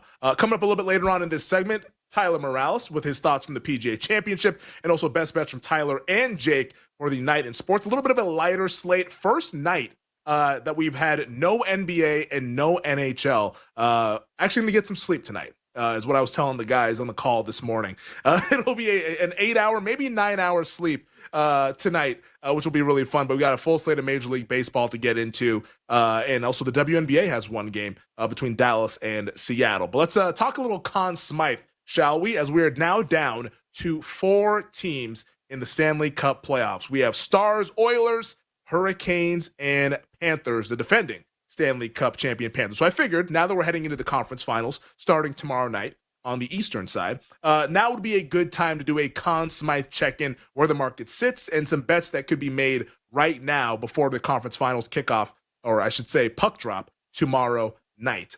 First of all, once again with Conn Smythe, this is very much an opinion market because more often than not, can't say it's 100% because we just had a year last year where the Conn Smythe came from the losing team in the Stanley Cup final, that being Connor McDavid winning it for the Edmonton Oilers, who lost to the Panthers in 7. But usually it's a player on a team that you think will win the Stanley Cup championship, and especially a player on a team that you think will make the Stanley Cup final. Like, you ain't winning this thing if you lose in this round. I'm sorry. There'll be too many important games played, out of sight, out of mind. I don't care what you do. Like, I don't even know what you'd have. Like, I guess if you score, like, I don't know, like 15 goals in the series, but if you do that, you're probably just going to win the series. Like, that's kind of how it works hand in hand. So, like, I don't know how you win this thing and not make it to the Stanley Cup final. So that's the premise that we're going to work under. So for me, like, I like both underdogs on the series price coming up in the conference finals. I like Dallas and Carolina. Both those teams have home ice. I think both those teams just a little bit tougher than their opposition. I know Florida's tough as hell. They're the Stanley Cup champions, but Carolina can meet them at their toughness level. I think Carolina advances. So I'm looking at Dallas Stars. I'm looking at Carolina Hurricanes to win the Conn Smythe. Well, I'll also go over the Panthers and the Oilers as well. If you like those, some guys that you want to eye for those particular teams, if they do advance and I'm just wrong about what happens in the conference final round. But for Dallas, I think it's pretty simple, to be honest. It's this late in the stage, now 2 series in. I think only 2 guys can win it on the Dallas Stars, and that's Mikko Rantanen, who currently leads the playoffs in points. Rantanen with 19 points has been an awesome addition to the Dallas Stars this year. They made the trade for him, so he has that narrative going for him. That's kind of being the guy that sort of tilts the balance of power in Dallas's direction. And think about what he did against Colorado, that Game 7, the 4 points in the third period. Has that had other really good games against Winnipeg? So Rantanen can definitely win, and Rantanen is your favorite in the market. It makes a lot of sense. But I would say the series that we just saw against Winnipeg, Jake Ottinger is starting to kind of gain on Rantanen's heels just a little bit. And I think there's a chance for him to really gain the rest of the way, given the opponents that Dallas could face. Like, Ottinger, like, he is one of the faces of the team. Like, he's been seen as like one of the guys why Dallas year in, year out is a contender. And the performance that he just had in game, I think it was game 5, I believe it was, or game 4 when Dallas went up 3-1. It was game 4, and then Saturday night in game 6. Those were like all-time legendary style performances. Game 4, most saves in a playoff game in his career, had 35 saves in game 4. And then in game 6, the play of the game is his save with the stick with the net wide open, where he's able to save the day for Dallas. Like, that's how narratives start to form. And because Ottinger, the goalie, he has a really good production as well. He's flirting with that 92% save percentage, which is what you need to be a goalie to win Conn Smythe. If you think about like guys like Tim Thomas, Andrei Vasilevsky, other goalies who have won Conn Smythe, it's been like 92% save percentage or higher. Like, Ottinger right now is at 91.9%. He is getting close to that. Now, he's got a tough series against Edmonton. There's going to be a lot of shots against him, which I think carries the narrative, because if he's able to save those and keep building up the amount of shots saved, because he's also faced the most shots. Like, I know Frederik Andersen of Carolina, who we'll get into shortly here, he has more or a better percentage than Ottinger does, but he also has faced way fewer shots than what Ottinger has faced in these playoffs. So I think Ottinger and Rantanen are your guys for Dallas. If you don't have any Dallas right now in terms of win the Stanley Cup, I think Ottinger at 14-1 is a bet to win the Conn Smythe Trophy. That's a way, because I think he's going to have to be the guy that helps carry them in addition to Rantanen, but Ottinger needs to be really, really strong. And if he continues to be strong, a narrative will be formed around him, since he is the guy in net for the Dallas Stars. For Carolina, the team that I think Dallas will beat in the Stanley Cup final, Frederik Andersen, he's one of the favorites. I mean, his numbers have been ridiculous in the postseason. Like, it's like the save percentage is 93.7. He hasn't faced that many shots, but also still, like, 93.7, that's always going to jump off the page to anybody who's voting. So he's definitely a rightful favorite amongst the guys that can win Conn Smythe. But I'd say Andrei Svechnikov would be the guy that I would look towards betting if you have no Carolina. And it's the guy that I'm going to bet. As somebody who has only a little bit of Seth Jarvis from before the playoffs began at 45-1, Svechnikov at 30-1, I think is an ad right now. Like, I know like Sebastian Aho is like a guy that is one of the more, I guess, premier skaters for Carolina, but these Carolina skaters have just been kind of just okay. It's been more so like by committee with Carolina, which is why Anderson is such a short price, because if it's by committee, they're going to look towards the goalie, since no skaters really like kind of standing above the rest. But I think that Svechnikov only being 1 point away from leading the Hurricanes in points, I think that is a guy that with a big series against Florida can really be the skater for Carolina and kind of take that throne, almost kind of like how Rantanen did in the back half of that Colorado series for the Dallas Stars. Like, Dallas was like by committee until they weren't, with Rantanen, who led the way there. For Florida, I don't really believe the Panthers are going to win the Stanley Cup nor get there. But if you like Florida, Sam Reinhart is the guy. Sergei Bobrovsky has the shortest price. I get it. He's a 2-time Vezina winner.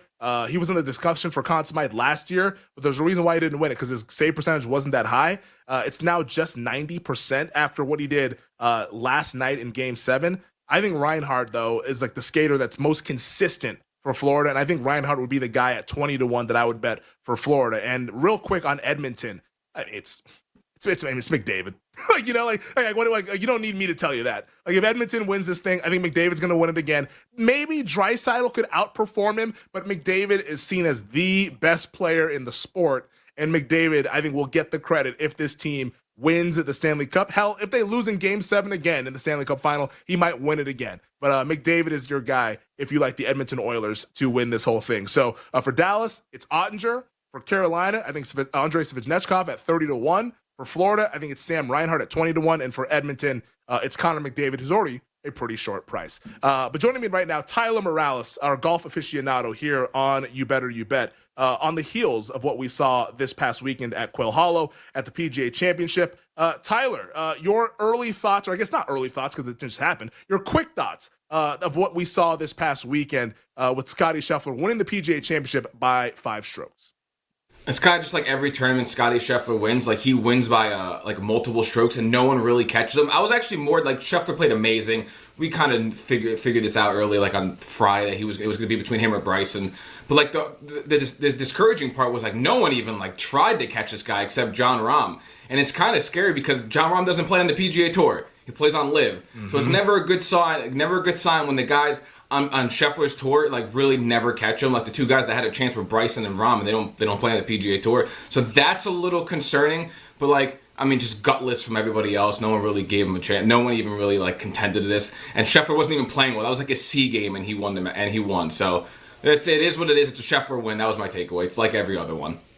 Last one for you on the PGA Championship before we transition over to best bets for tonight. We'll bring Jake on for that as well. Do you think the LIV guys have a problem closing at these majors? I saw like Brandel Chambly's quotes about like Rahm and Bryson about how those guys couldn't get it done when they needed to on the Green Mile. Does LIV and their 54-hole kind of style and I guess like lack of stakes on a week in, week out basis, does that kind of hold these guys back from being able to close when it matters most in the biggest tournaments?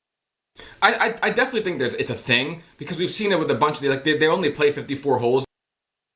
Later they start on Friday, so it has come up in some of these majors. And Bryson's had people don't watch LIV. He's had a massive closing problem on LIV, and he's blown a ton of leads. Same with Rahm. So maybe there is something where you're just not getting those reps on Sunday when it's a big event. But yeah, maybe I think there is something to this. And Bryson has shown it a few times. Like he almost melted the U.S. Open away. People forget that. And Rory McIlroy missed the putt on 18. So there is some closing issues with these LIV guys, which is kind of scary because I like betting them because they're very good. And I feel like they're the only ones that can beat Scheffler. But yeah, this is something to monitor now going forward because there's multiple majors. Some of these LIV guys are just melting down on Sundays. Yeah, by Saturday afternoon, we knew it was like Rahm, Scheffler, or Bryson who were going to win the tournament. And two of those guys on LIV, and both of them crumbled down the stretch. All right, that is the PGA Championship. Let's bring on Jake Hassan. Let's get some best bets for the day in sports. Jake, we'll start with you. Your best bet in baseball tonight, since it's outside the WNBA, the only sport that's actually playing. First for tonight's games, would anyone like to bet the Tigers going against Sonny Gray and the Cardinals at plus money dogs? Hello.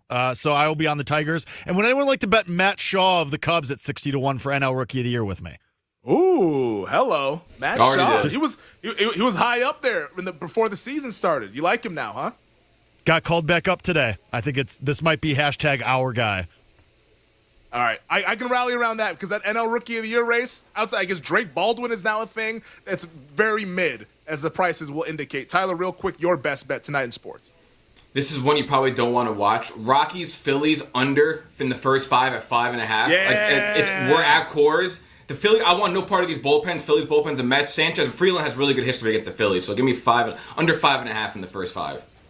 Oh, we will be in lockstep during Gambling Night in America on that first 5 under. A plug your nose special here on You Better You Bet. But that does it for the 3 o'clock hour. Coming up on the other side, Nick Costos joins us with his thoughts on the weekend that was in the world of sports. We'll be right back with You Better You Bet, presented by BetMGM, the sportsbook born in Vegas.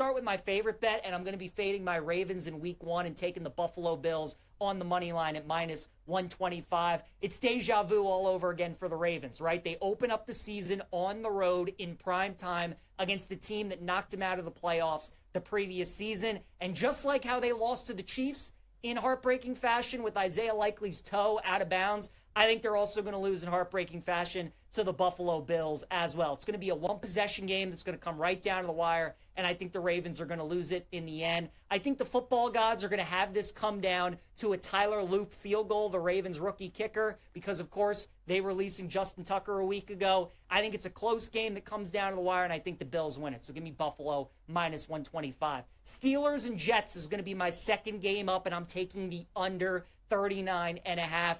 Yeah, it's a low total. It's not low enough. Not with these two offenses. I love betting Pittsburgh unders early on in the season because the defense, as we know, is the strength of their team. They got a lot of veterans. They got a lot of older players. The Minkas, the TJ Watts, the Cam Haywards, the Patrick Queens, guys that have been around a while. And in week 1, that's obviously as healthy as they're going to be all season. You think about what the Steelers have done the last couple years in week 1. They pulled off an upset of Joe Burrow on the road when they forced him into 5 turnovers and 4 interceptions. They forced Kirk Cousins into 3 picks last week in Atlanta in week 1. And now they get Justin Fields and the Jets in week 1 on the road. Justin Fields was on the Steelers last year. Tomlin, that coaching staff, they know how to attack him. They know all his weaknesses. So I think the Jets are really going to struggle on offense. And obviously Aaron Glenn takes over as head coach. Defensive-minded Jets football team now with Aaron Glenn taking over. And who's going to start at quarterback for the Steelers? Is it going to be Aaron Rodgers? Is it going to be Mason Rudolph? What are they going to do? Is it going to be Will Howard? I like under 39.5. That game has like 13-10 written all over it.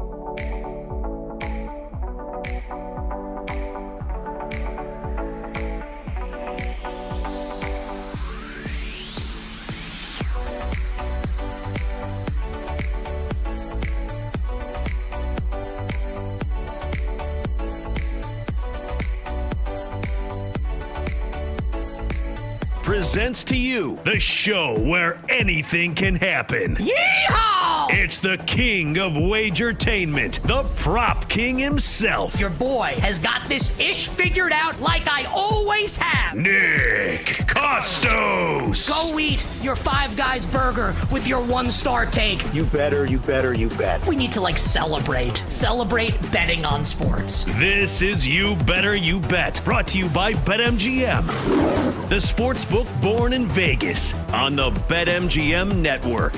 What's up, everybody? Happy and merry, magnificent Sports Monday to you and yours. This is You Better You Bet on the BetMGM network. Nick Costos, Femi Abebefe, the crew, and you here on the Odyssey app, on SiriusXM, or on YouTube, or on Twitch. The final hour is on NBC Sports Now and Peacock, and we are heard on radio stations nationwide, and we're always in your hearts and in your minds as we bring you the fastest show in all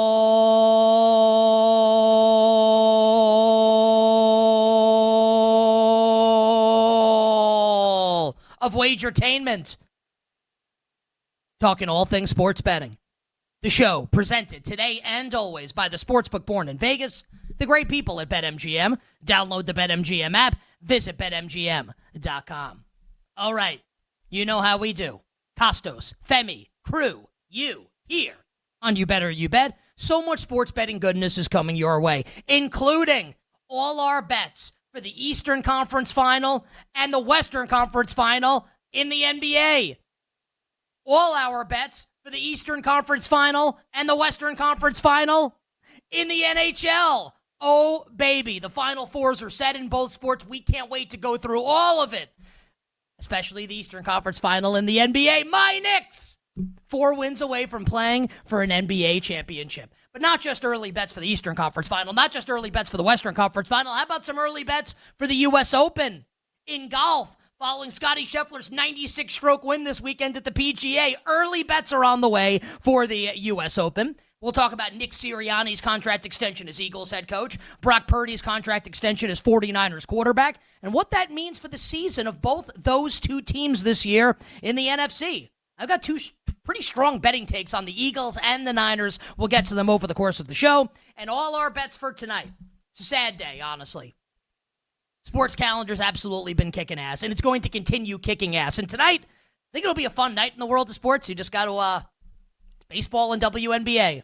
No NBA, no National Hockey League, no playoff games tonight, but we've got baseball and we've got the WNBA. We will give you our bets at the end of the show. I was just telling the crew before we came on the air, I actually got a good amount of bets today. Yeah, a bunch of baseball bets. I got a bet on the WNBA game. My girl Paige Becker's and the Dallas Wings hosting Seattle. Can't wait to give out the bets later in the show in the NBC Sports Now Power Hour. Social question for today. You can tweet You Better You Bet at the Costos, at Femi, at BetBuffet. Type it in the YouTube chat. Type it in the Twitch chat. What was the best sporting event of the weekend? What was your favorite event that you bet this weekend in sports? My guess is if you bet journalism, the answer is the Preakness. And if you bet a different horse in the Preakness, then your answer is something else. Tweet us your favorite sporting event from this weekend that you bet. At You Better You Bet, at the Costos, at Femi, at BetBuffet, YouTube chat, and the Twitch chat.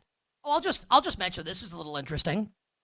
Shedeur Sanders has agreed to a 4-year, $4.6 million rookie contract. I feel like that's a huge contract for a 5th-round pick. Can we get, confirmation that this is Jordan Schultz of Fox? Let's see if we get confirmation on that. That is a big contract going to a 5th-round quarterback, if in fact that is the case. But if it's true, it dovetails in with what we said after the draft. Shedeur Sanders is going to play this season for the Cleveland Browns when the quarterback depth chart is Joe Flacco, Kenny Pickett, and Dylan Gabriel. Shedeur Sanders is going to play games this season for the Cleveland Browns.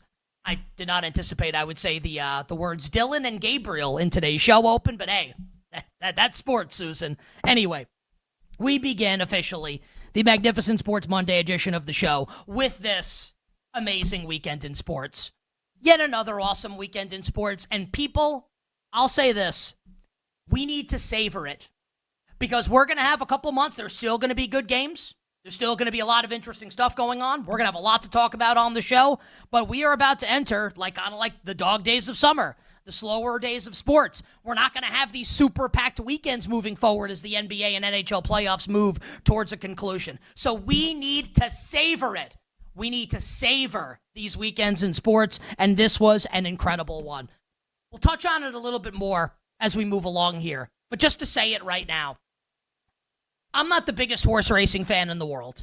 I'm not, and I think that comes across on the show, and I'm always really honest about that. I watch the Triple Crown races, go to Belmont sometimes locally in New York. I've been to Saratoga. I'm not the biggest horse racing fan in the world. With that said, I think this Preakness race this past Saturday, I think it's the best horse race I've ever seen. It's absolutely unbelievable, this race. Journalism, bodying 2 horses out of his way, and then chasing down Gosker at the end to win. Epic. I mean, I'm on the edge of my seat. I'm screaming at the television. I watched the replay. NBC doing a tremendous job with the coverage. I watched the replay 30 times afterwards. I legitimately think that is the best horse race I've ever seen. Now, if I bet Gosker, or goal-oriented, or Sandman, maybe not. But I didn't. I bet journalism, because all the guests that we had on the show last week all said journalism was going to win, and journalism does, in fact, win the Preakness. Cashes bets for us in insanely dramatic fashion. Absolutely awesome. We got stuff heating up in the WNBA. Caitlin Clark and Angel Reese getting into it. What year is this? That's a headline from what calendar year? I absolutely love it, though. I think this WNBA season's going to have a ton of juice. With Paige Beckers now in Dallas. Year 2 for Caitlin Clark in Indiana. Chicago, my New York Liberty here locally. I think it's going to be awesome. We'll give you bets for tonight's game at the end of the show. We mentioned Scottie Scheffler winning the PGA Championship by 1,000,000 strokes. I'll tell you what, though. That leaderboard on Saturday was pretty interesting until Scottie went pedal to metal on Sunday and just blew the competition away. And I've got a freaking bone to pick, man, with golf. I'll do that later, and we'll give you bets for the U.S. Open later. And, of course, all the games on Friday, Saturday, and Sunday in the NBA and the NHL playoffs where the Final Fours are set in each sports. And, we'll start with what we saw on Friday night at Madison Square Garden. It's my New York Knicks. Don't just beat. We beat down. I'm basically on the court. I'm there. I'm the 13th guy off the bench for the New York Knicks as the Knicks absolutely destroyed the Boston Celtics in a game that I could describe as being joyful to watch. I absolutely loved it. But honestly, it was cathartic. Catharsis was what I felt as the Knicks were pummeling the Celtics. Because even at halftime of the game, and it's so funny, right? The tortured psyche of the Knicks fan, or just like the tortured psyche of a fan of any team that hasn't gotten over the hump in a long time. Maple Leafs fans, I'm sure, didn't even get the opportunity to feel this last night in Game 7. But the Knicks, early in the game, Boston is playing, and it's obvious the Celtics don't have it. The threes aren't going down. The Knicks' energy is better. And the Knicks are unable to build a big lead. And I'm out to dinner with a couple people. I'm just saying, we should be up by 20 right now, and this is a close game. How's this going to go? Knicks build a big lead going into the half, and all I'm thinking is, oh my, what's going to happen if they lose this game? The tortured psyche of Knicks fans. And of course, second half starts, and the avalanche continues. Berserker barrage, and the Knicks destroy Boston. And it was cathartic. It was like a release. It was unbelievable. 25 years since an appearance in the conference finals. To get there in this fashion, beating that opponent. And not that the Celtics are some great rival of the Knicks. That's not really how it's gone over my lifetime as a Knicks fan, as a basketball fan. But to beat Boston, to destroy them in that manner, to get there, was tremendous. And it sets up, and everyone's keen on it. Everyone's hip to it. Everyone's excited by it. And I love that. Setting up a ridiculously sick Eastern Conference final against Indiana. A rematch of so many awesome playoff series from the last 30 years. And, I said last week on the show, and I meant it, I hate the Indiana Pacers. I do. I despise the Pacers. I hate the organization. But I can feel that way and also say, they're a great team. They've got awesome players. I love the way that they've been built. Halliburton, I guess, is the one legit superstar. But I think a lot of people would probably stop short of putting Halliburton even in the Brunson category of stars, right? And this is not meant to be an insult to Indiana. I'm complimenting the Pacers for how they've managed to do this. Halliburton is the one star, and then all these other guys that kind of coalesce and play unbelievable team basketball, they are a joy to watch. They wear your ass down. They're great. Great team building. Carlisle's a great coach. Pacers fans are awesome. A tremendous fan base. The atmosphere in both arenas is going to be wild at New York and in Indianapolis. It's going to be sick. I can't wait for it. So I can hate the Pacers, but still simultaneously respect the team and respect the fan base. And a fascinating betting market for the Eastern Conference Finals, where the Knicks today actually got bet a little bit. After we saw series price open, first move is towards Indiana. And we settle around Knicks minus 144 or so in the series. Knicks favored. Knicks obviously have home court. Well, today, the Knicks taking about 10 cents of action. And I'm actually going to do a quick check now because this was on the move even before the show started. So we're stable now. Knicks minus 155. Pacers plus 130 at BetMGM. Game 1 price on Wednesday night. Knicks in between a 4 and 4.5 point favorite. The number is 4.5. It is juiced towards Indiana. The total is 223.5. That total feels a little low to me, given these two offenses, and I think this could be a high-octane, high-powered offensive series, but we'll save all of that for a little later in the week. What I can tell people here, I love the Knicks to win this series. Duh. I guess, maybe not duh. I thought the Celtics were going to obliterate the Knicks, so I wasn't irrationally confident going into the Boston series. I'm shocked that the Knicks won the series. I'm thrilled that they did. I'm surprised that it happened. I won't be surprised if and when the Knicks win this series. Indiana is a great basketball team, and the sum of the parts is unreal. The Knicks are better. Like, the Knicks are just better than Indiana. And even if I acknowledge that Rick Carlisle's a better coach than Tom Thibodeau, duh.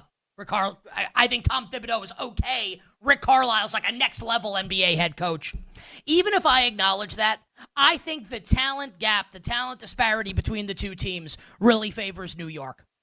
And when you throw in home court advantage going to the Knicks, I think this price might even be a little short, honestly, at minus 155.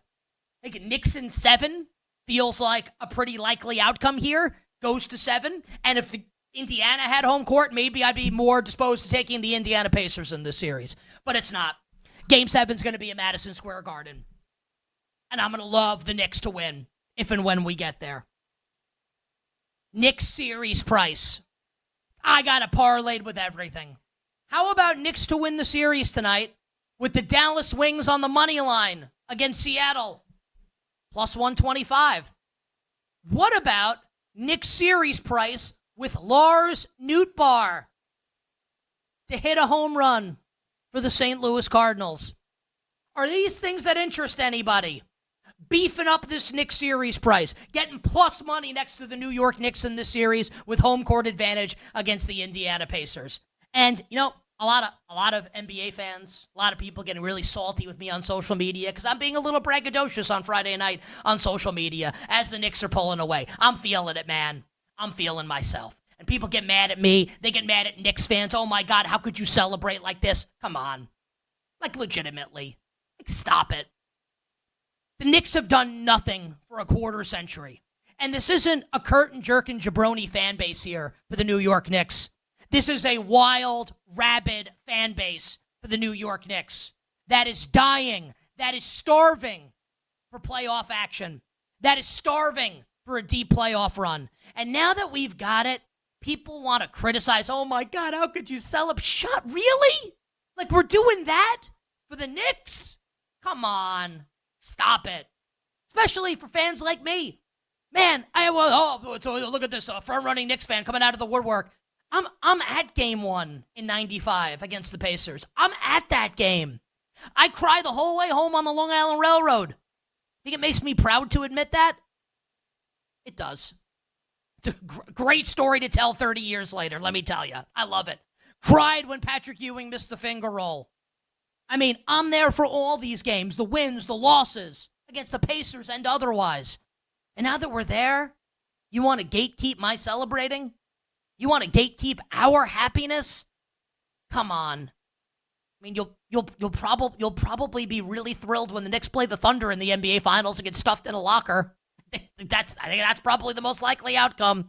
And I hate to say that, given my investment in the Minnesota Timberwolves to win the Western Conference, and we can get into that game coming up on the other side. Game 7 of OKC in Denver, and spinning it forward to the Thunder and the Wolves in a little bit. But yeah, Knicks minus 155 series price. I'm in. I actually think it's a little short. Game 1 on Wednesday night, Knicks minus 4.5. I'm going to like the Knicks in that game. I'm going to like the over in that game. I'm going to like the Knicks on the money line in that game. And I'm going to like a player, points prop over in that game. And it's a non-Jalen Brunson player that I think might win Conference Finals MVP in the East. I know Femi disagrees. We'll get into that later in the show. But coming up next, Western Conference Final in the NBA and the weekend that was in the world of sports. We'll be right back with You Better You Bet, presented by BetMGM, the sportsbook born in Vegas.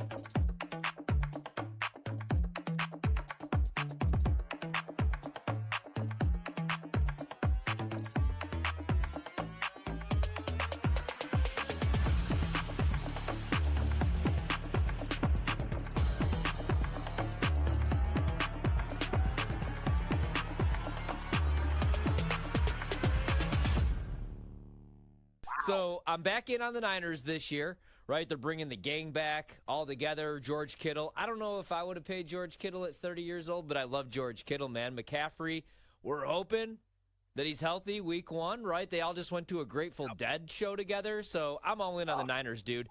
And Purdy 2 years ago was in the MVP conversation. We thought that he was going to be the MVP, and then they got blown out by the Baltimore Ravens, and Lamar ends up winning the award. But I'm just looking at the back end of the schedule. I don't know that he's going to completely fall off a cliff, man. You have Week 11, tough game on the road against the Cardinals, but after that, the Panthers, the Browns, a bye week, the Titans out of the bye, the Colts, the Bears, and the Seahawks.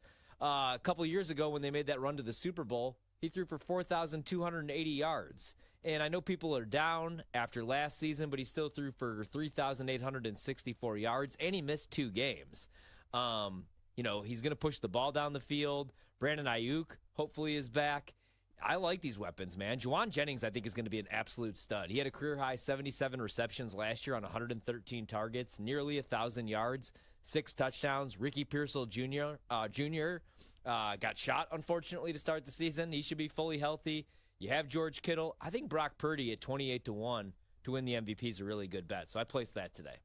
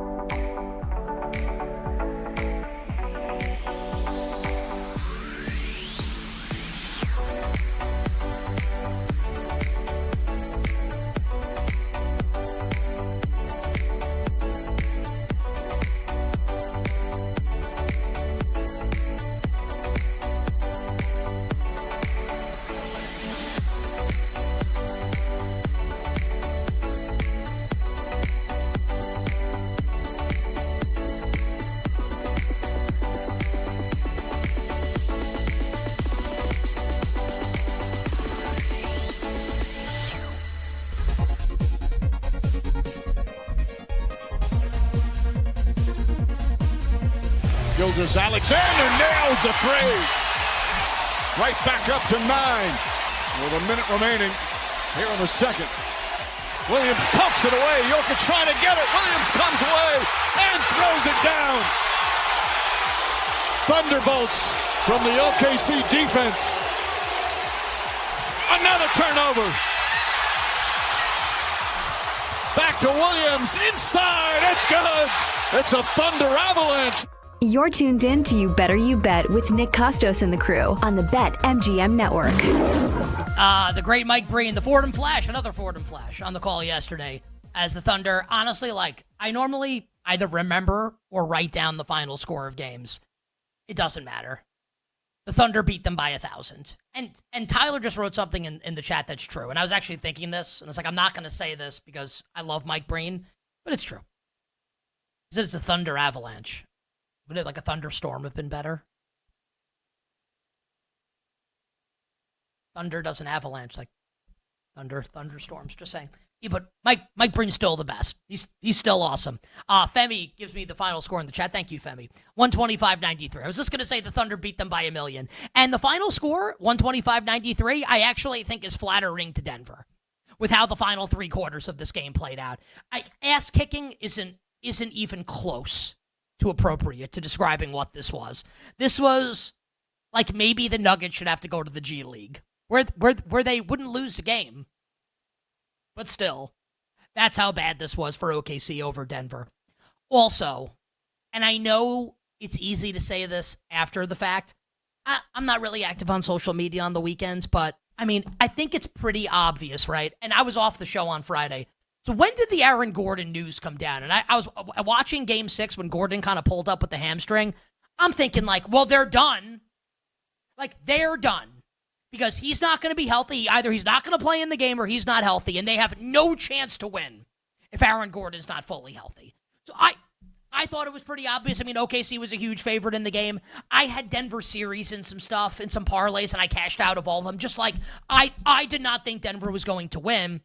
I still was rooting really hard for Denver because if the Nuggets had been able to squeak this out, I mean, if you're out there listening or watching and you've got a Timberwolves position to win the West, win the title, oh my God. Like, imagine Denver wins that game yesterday. We are sitting so pretty if that's the case.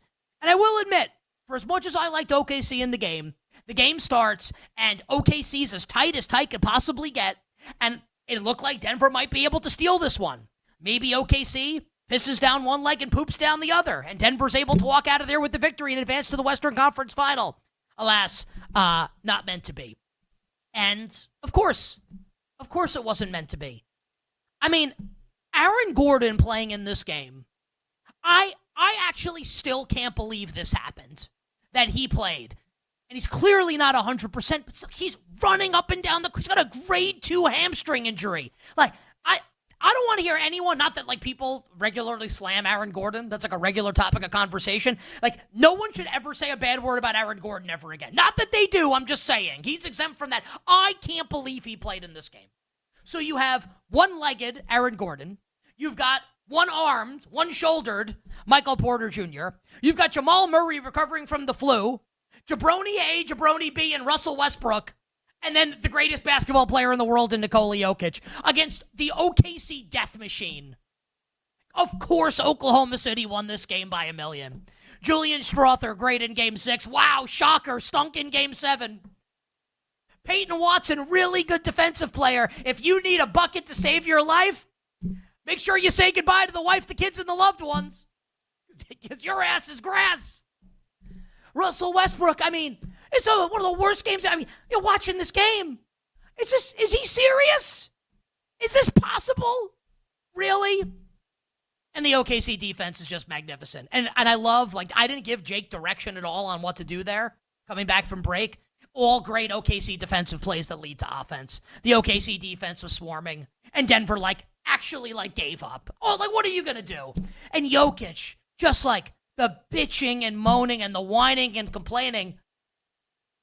I think it was fair. Kind of seemed like a one-side. It wouldn't have mattered at all. This is like in the 1986 divisional round of the NFC playoffs. Giants beat the 49ers 49-3. And at the beginning of the game, Jerry Rice is running unimpeded into the end zone to put San Francisco up 7-0 and fumbles the ball without being touched. And the Giants, it's a true thing that happened. Niners coach Bill Walsh after the game is asked about it. How would it have impacted the game? His response, the Giants would have won 49-10. This is that. The whistle could have been pro-Denver. It wouldn't have made a difference. I'm just saying, I think Jokic had a point, had a gripe. He's being guarded by Alex Caruso, who's a foot shorter than him. He's getting fouled every single possession. I'm just saying. Trying to, Jokic does bitch a lot. I actually think that he was right to do it yesterday in Game 7. Again, not that it would have mattered. And this sucks for the Minnesota stuff because I want to come out here and make a case for Minnesota. And to be clear, I'm rolling with my Minnesota bets.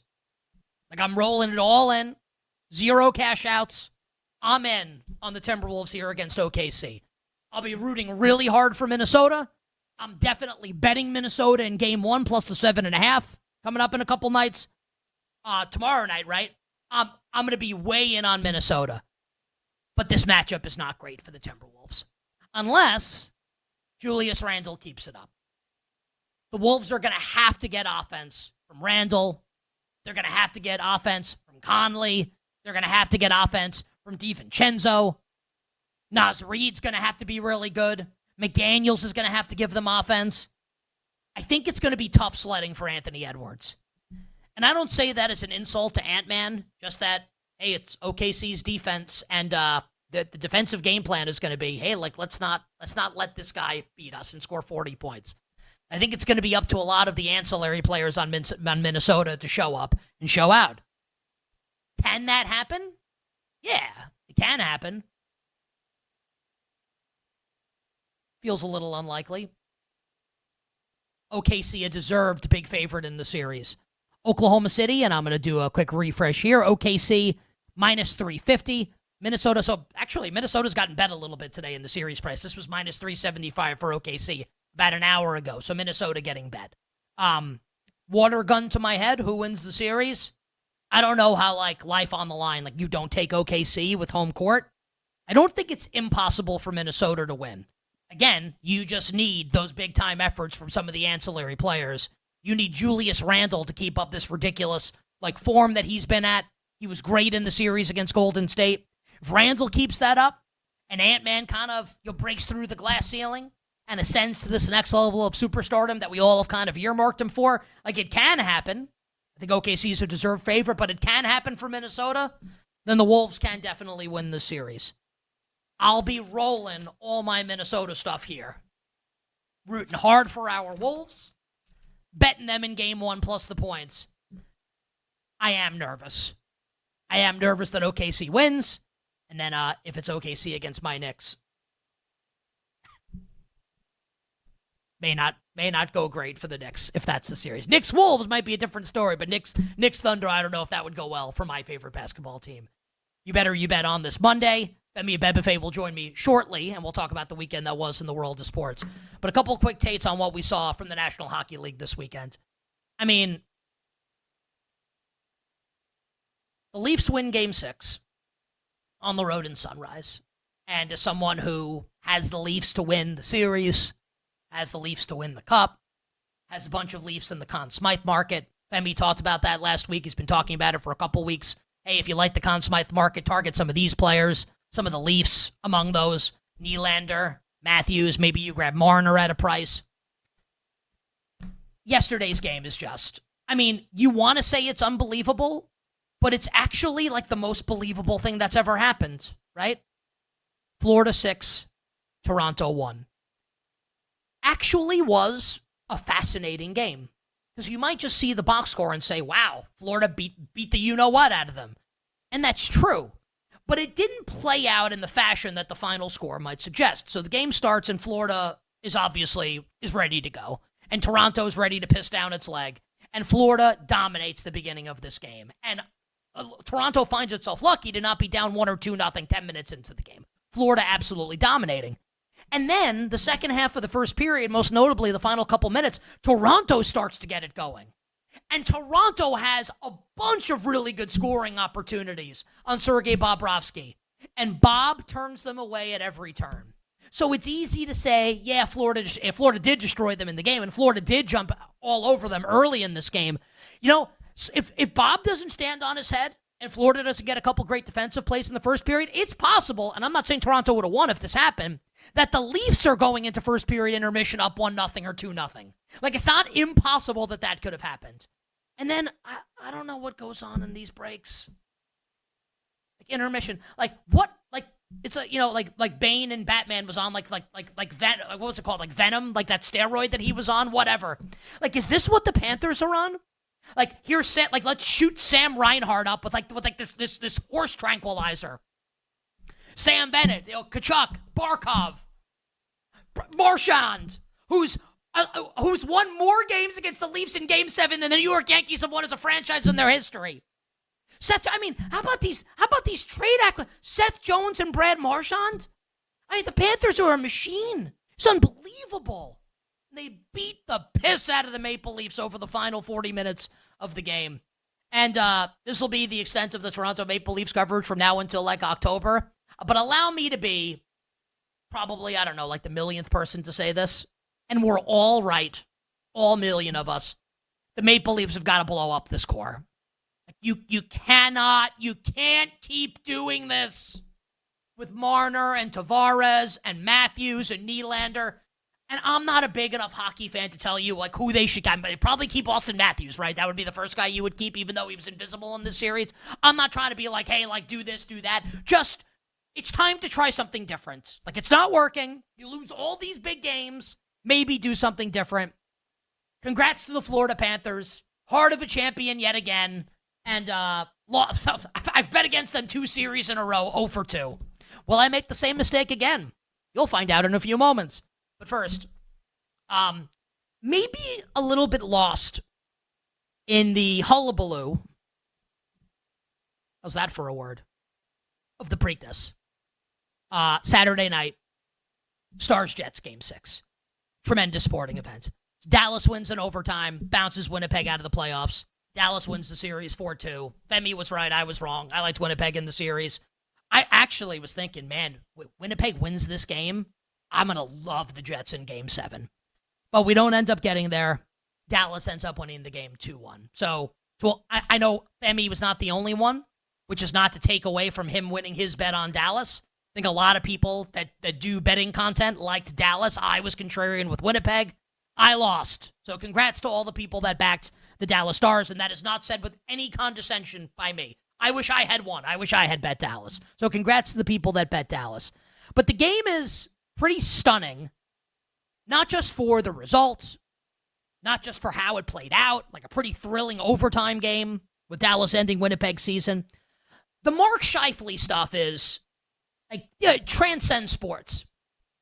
So Scheifele, Saturday morning, his father passes away. My dad passed away. I was working at the time at SiriusXM as a producer. I left work. Like, you know what? I'm not working today. I left. Not that it's the same thing to be a radio producer and to be playing an elimination game with your season on the line, but I think a lot of our stuff, you've lost a parent, you've lost a loved one. A lot of us, unfortunately, it's an unfortunate reality of life. To put yourself in those shoes and have to make a decision like that, what do I do? And the Scheifele family reportedly urging Mark to play. Your dad would have wanted you to play in this game tonight. Not only does he go out there and play, scores Winnipeg's goal, like scores the only goal of the game for the Jets, and then this is like something out of Shakespeare, and not all Shakespeare is good. A Greek tragedy. Takes the penalty at the end of regulation, go to overtime. He's in the penalty box when Dallas wins the game. And he comes out of the penalty box as Dallas is celebrating, and he's consoled by his teammates. He has this extended moment with Connor Hellebuck, like the losing goaltender who is going to get just flayed right by the media for another lost playoff series. And they have a really long exchange. And I thought ESPN did a great job keeping the camera on it. And you have probably the greatest tradition in sports. The series-ending handshake between the two teams.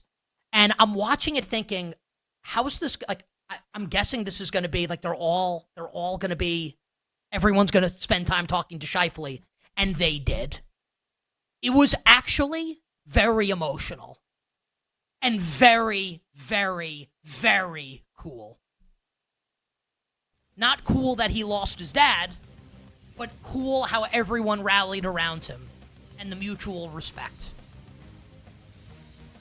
For a fleeting moment, it made me forget about all the money I lost on Winnipeg. I was thinking, man, this is a really, really special moment here with everyone consoling Mark Scheifele. And rest in peace to Mark Scheifele's father and prayers to his family.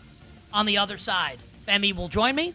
We'll give you our thoughts on the Eastern and Western Conference Final in the NHL and continue to break down the weekend that was in the world of sports. We'll be right back with You Better You Bet, presented by BetMGM, the sportsbook born in Vegas.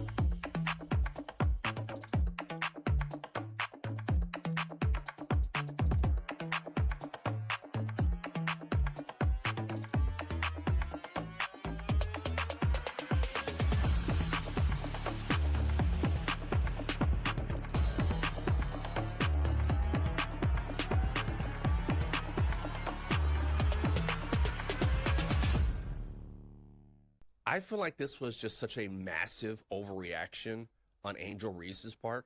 She had a free lane. I mean, she had a free step to the basket for a layup, and then Caitlin Clark reached in, fouled her intentionally, like across her arms, going for the basketball to make sure she didn't get a free 2 points. And then Angel Reese lost her mind for a second, and cooler heads prevailed. But ultimately, I didn't think this was a hard foul or a malicious foul. It was just a foul. Yeah, this looks straight out of the NBA, does it not? Right. When guys are flopping and they're saying, "Oh my goodness," and they barely touch them. So maybe this is just basketball, and Caitlin Clark was kind of referring to that. She's saying, "Hey, it's basketball play; it's fine." And I will say the way that Caitlin Clark continues to handle herself in these situations, where she could take the bait, she could say something inflammatory, and she doesn't. And I'll hand it to Angel Reese as well after the game. She was somebody who was not stirring the pot either. But when it's Angel Reese and it's Caitlin Clark, people are going to make headlines about this incident because nothing brings out the worst in people like airlines, like the baggage claim, like traffic, and like Caitlin Clark versus Angel Reese. This brings out the absolute worst in people. So I am waiting to see what the worst headline is accompanying this nothing burger coming out of the WNBA.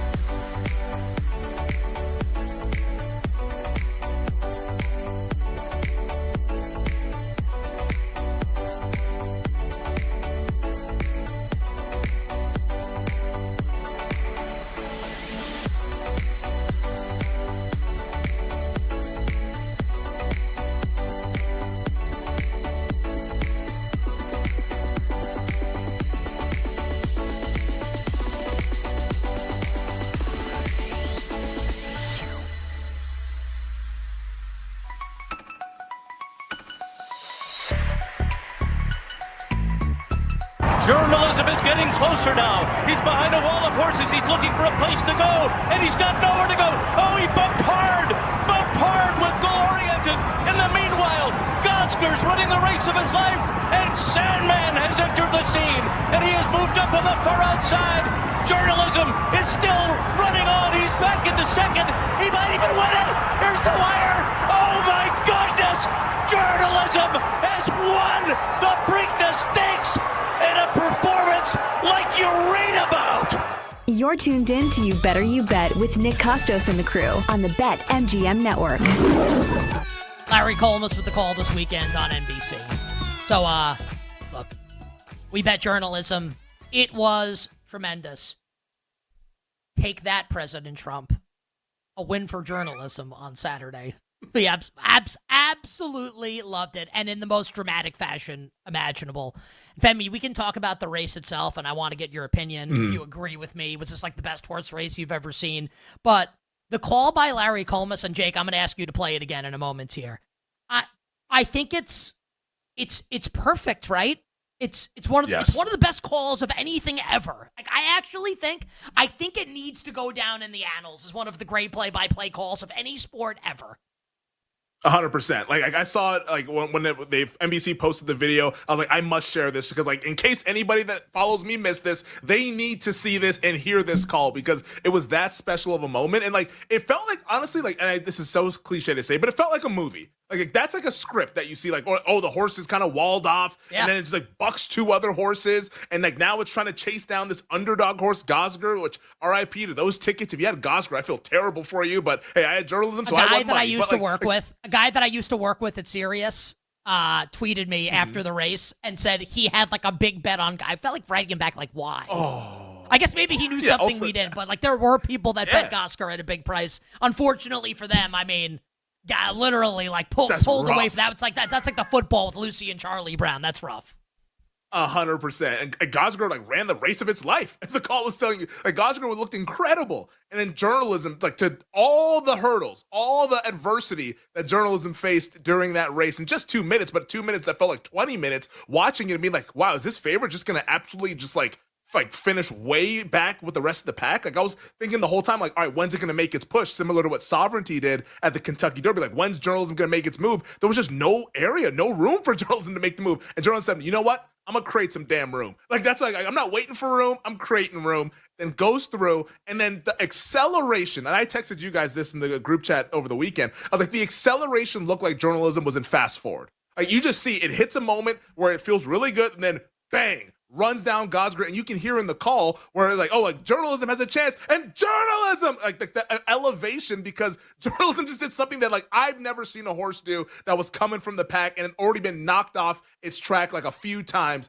A really remarkable race that it was like super exciting. I'm not a horse racing junkie. I show up for the Triple Crown, but that was a thrilling Triple Crown race, the best that I've ever seen, or whatever that's. It was it's like Mr. Freeze or the Freeze from the Braves games. Like the Olympic sprinter, running people down. Just, like, that gives people a head start, and then like you just like just laps them in ridiculous fashion. So here comes the freeze. I want to. We're gonna play the highlight again in a second, but here's what I want everybody to think about, because I guess it's like with anything, you think something's easy, right? Like, oh, like I could do that. Like you actually like could never even dream of doing this at such a high level, because it's all happening in real time in a very, very, very short amount of time. So even like you have to choose your words carefully because it's all happening in a really condensed amount of time. So even when Larry Colmus references Sandman, he gets back to journalism because it's all happening so fast. And then he realizes like, oh my God, like journalism might win the race, and immediately pivots back there. Like it is exceptional from start to finish. So again, everybody think of it like this. Like he has to get all of this information in. You cannot mess anything up. This is a 10 out of 10. Jake, one more time, please. Journalism is getting closer now. He's behind a wall of horses. He's looking for a place to go, and he's got nowhere to go. Oh, he bumped hard with Goal Oriented. In the meanwhile, Gosker's running the race of his life, and Sandman has entered the scene, and he has moved up on the far outside. Journalism is still running on. He's back into second. He might even win it. Here's the wire. Oh, my goodness. Journalism has won the Preakness Stakes in a performance like you read about. I think it's the best horse race I've ever seen. Wow. I think it is the best horse race I've ever seen. You have journalism. The fact that Larry Colmus, because look, I mean, I'll be honest. I'll be real. I watch these horse races sometimes, and like I have a bet on a horse in a race. I don't even know what I'm watching. Like, where is my horse? Yes. I don't know where my horse is. Yep. They all look the same. You can't tell. They're all jumbled together. So the fact that you got, like, there's nowhere for him to go, and you know it's that one, and then he literally just pulled in between 2 horses and then chases down Gosger. I thought it was dead, and then it's, okay, we're not going to win. Okay, like, we're still not going to win. Okay, we're still not, oh my God, are we going to, my God, we won. It's exceptional. It's exceptional. It's thrilling. And the pride of Italy, Umberto Rispoli. What a legend. What an Italian legend, winning the Preakness Stakes for you and for us. And I hope, again, everyone listened to the show, watched the show last week. All our guests, journalism's the best horse in this race. Mm-hmm. Journalism ends up winning the Preakness and sets up a rematch. We think journalism will run right at the Belmont. Journalism versus Sovereignty. Kentucky Derby winner, Preakness winner. It's not often when you don't have a Triple Crown contender at the Belmont that the race is going to be this interesting. Belmont Stakes going to have a ton of juice, though, if we get journalism versus sovereignty, so that was pretty awesome. You better you bet on this Monday. Nick Costos, Femi Abebefe, the crew, and you. Femi, what about the PGA Championship? Quick thoughts there. A golf tournament happened, and it was Scotty Scheffler head, shoulders, waist above the rest of the field. This was defined, and like they talked about it like on Thursday and Friday, and we even saw it Thursday too with like the big boy group of Scheffler and Schauffele and Rory. The Green Mile, holes 16, 17, and 18, the final mile of the course, the toughest holes of the course. And Thursday, we saw Scotty Scheffler struggle on 16. He double bogeyed 16. All three of those guys doubled it. But then after that, Scheffler was so dialed in, and everyone else succumbed to the Green Mile. Everyone else fell victim to it. Everyone else just could not overcome what the Green Mile was. And Scheffler, not only did he overcome it, he thrived. Like we saw birdie to end on Saturday. Like I didn't even watch. We're talking about the Preakness Stakes. I didn't watch Scheffler on 18. I was like, oh, Scheffler's gonna have a 10. Is that 10 under? He's gonna have like a 3-shot, 4-shot lead or whatever heading into tomorrow. Let me flip to the Preakness Stakes. I look at the leaderboard 2 hours later to find out that he birdied. I'm like, wow, he's at 11 under. What the hell happened? He was unbelievable. And I was so wrong about Scheffler this week because I don't think that Scheffler. I didn't think he was at his A game because like Scotty at his A game, best golfer in the world. I think there's no debate about that. But I thought that, okay, maybe this is like B- Scotty, B Scotty, similar to what we saw at the Masters. That's why I liked other guys. I mean, I like Patrick Cantlay. I like Tony Finau, who looked at times maybe he could make a run, but crumbled once again on a Sunday. But like, I liked other golfers just because I didn't think Scheffler was going to be the Scheffler that we know. But man, like it's hard to look at him and just watch that golf tournament and say, like, this dude, like he's probably going to win the U.S. Open as well. Like he's probably going to do that because like when he's locked in, and it sounds like the post-game interviews and what he was saying afterwards sounds like he's really found himself again, similar to what he was last year when he won the Masters. Like good luck, man. It's going to take something heroic from one of these top-notch guys, Rory, Bryson, Rahm, to defeat Scotty Scheffler at a major because he's that good. And if he's going to be on his A game, nobody else in the tour is going to be messing with him. It's just like unfortunately not a dramatic final round, but a dominant one by Scheffler.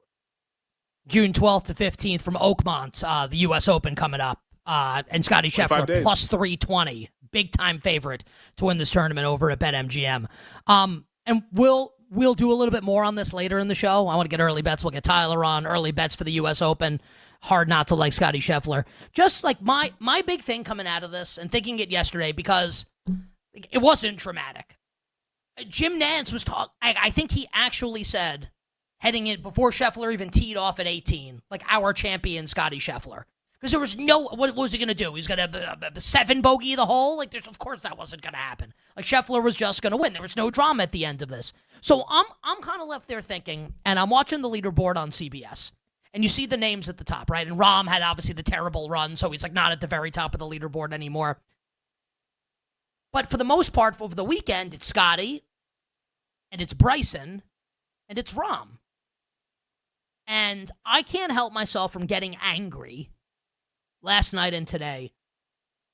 I don't even fault them. I don't fault Bryson. I don't fault Rahm. I don't fault anyone that took the money from Liv, from the Saudis to go play in that whatever the farce of a league. I would have done the same thing for generational money to feed your children's children. I would do it too. I'm not slamming the golfers. It's got to stop. It's not a sin in the sense of like an actual real sin.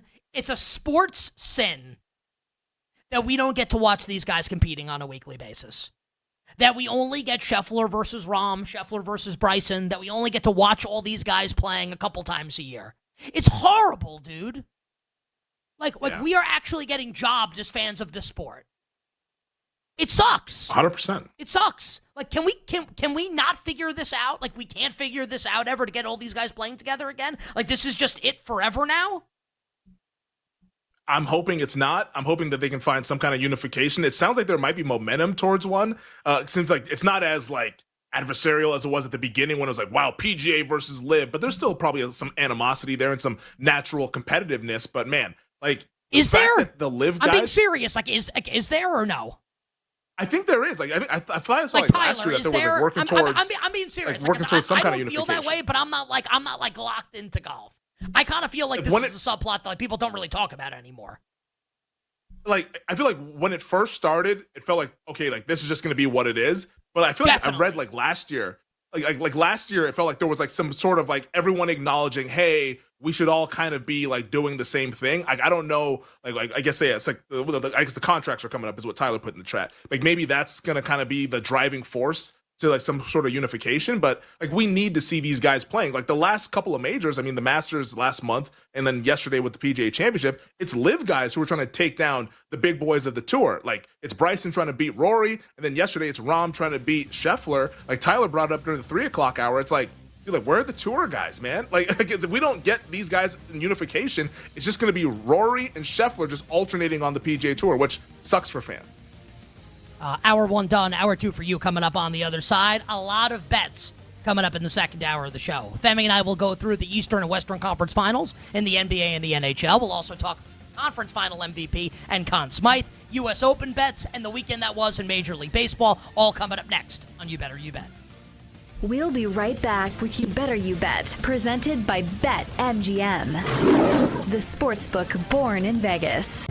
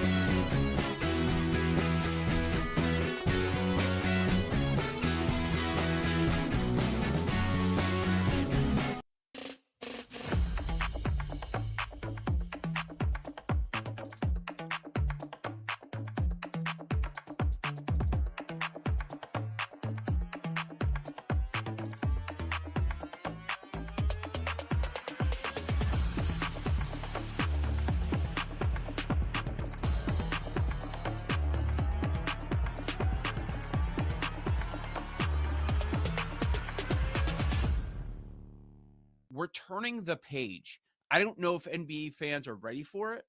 And I'm not saying that these guys are done, but it does feel like we're turning the page while we're waiting for Steph to take over. What about KD? How about LeBron? No. It feels, I'm not calling it over. You know, you still have Luka with the Lakers, but kind of, okay, is it Edwards' time? Is it SGA's time? And we're still waiting on them to make that announcement that he's going to be the MVP. We assume it's going to be him. Maybe sometimes in the next week or so. But yeah, we're looking to the future. And of course, Brunson and Halliburton, and they have a little bit of history that they've been building up. This looks like a budding rivalry that we've seen. I think it's cool. I agree with you. As we sat here and everybody sat here all year, okay, let's just zoom to the Eastern Conference Finals. Here we are, because the expectation was Boston, Cleveland. We get neither of them. And on the other side, we get a team that many were picking on in OKC. Who's going to take down OKC? Well, nobody so far. They're in the Final Four. And then you have Ant Edwards, another star that people seem to love, who just keeps knocking out these alpha athletes, right? Just keeps knocking them out one after one after one. You line them up over the last year. Look at the guys that he's taken out in the playoffs.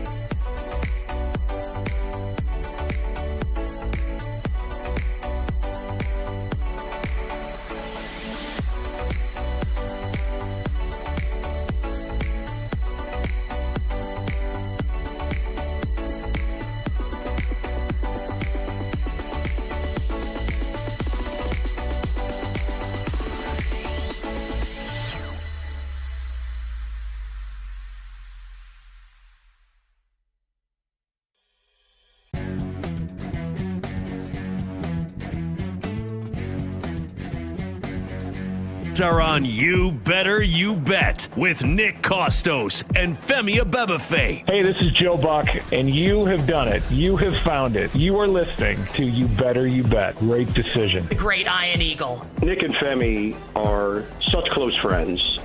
I would even consider getting divorced, even though I'm very happily married, just to get remarried, to have them as groomsmen. That's how much they mean to me. Hi, this is Kevin Harlan of CBS, Westwood One, and TNT, and I'm listening as you do every day to You Better You Bet with the most handsome single man in the radio business. A man who, if I was not married for 38 years, I might consider myself the kind of guy that can electrify a listening audience and a crowd of bystanders watching him do what he does so well each and every day. Continue to listen right here on You Better You Bet. This is You Better You Bet, brought to you by BetMGM on the BetMGM Network. The magnificent Sports Monday edition of You Better You Bet rolls on. Nick Costos, Femi Abebefe, the crew, and you here on the BetMGM Network. The whale capper Drew Dinsick will join us next hour on the show. Bets for the NBA playoffs and perhaps a little French Open as well with our good friend Drew Dinsick.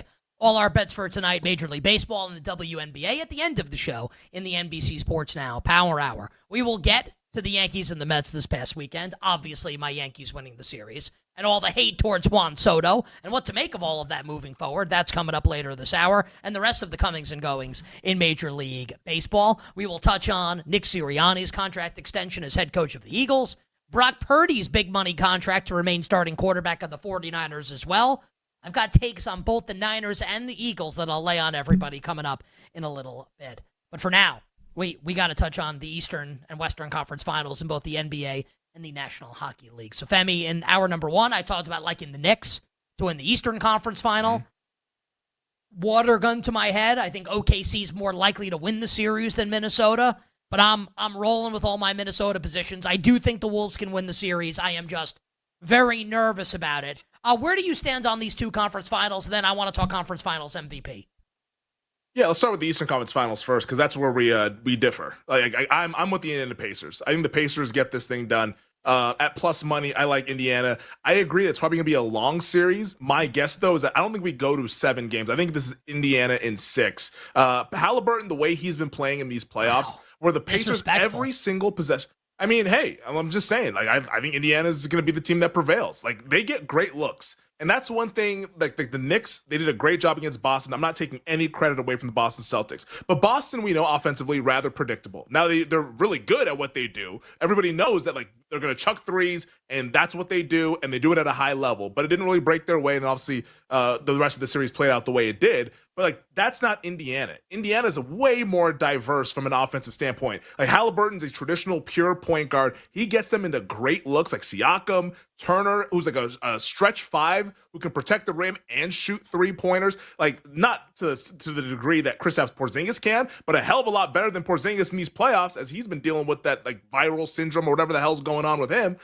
Indiana is a complete team. I think they're the deeper team as well. They're the better coach team. Home court advantage is a massive factor in this series. MSG will be just an unbelievable atmosphere, but I think the Pacers are ready for it. And defensively, too, that's the big thing with Indiana, because all the offensive stuff, we've known that for quite some time.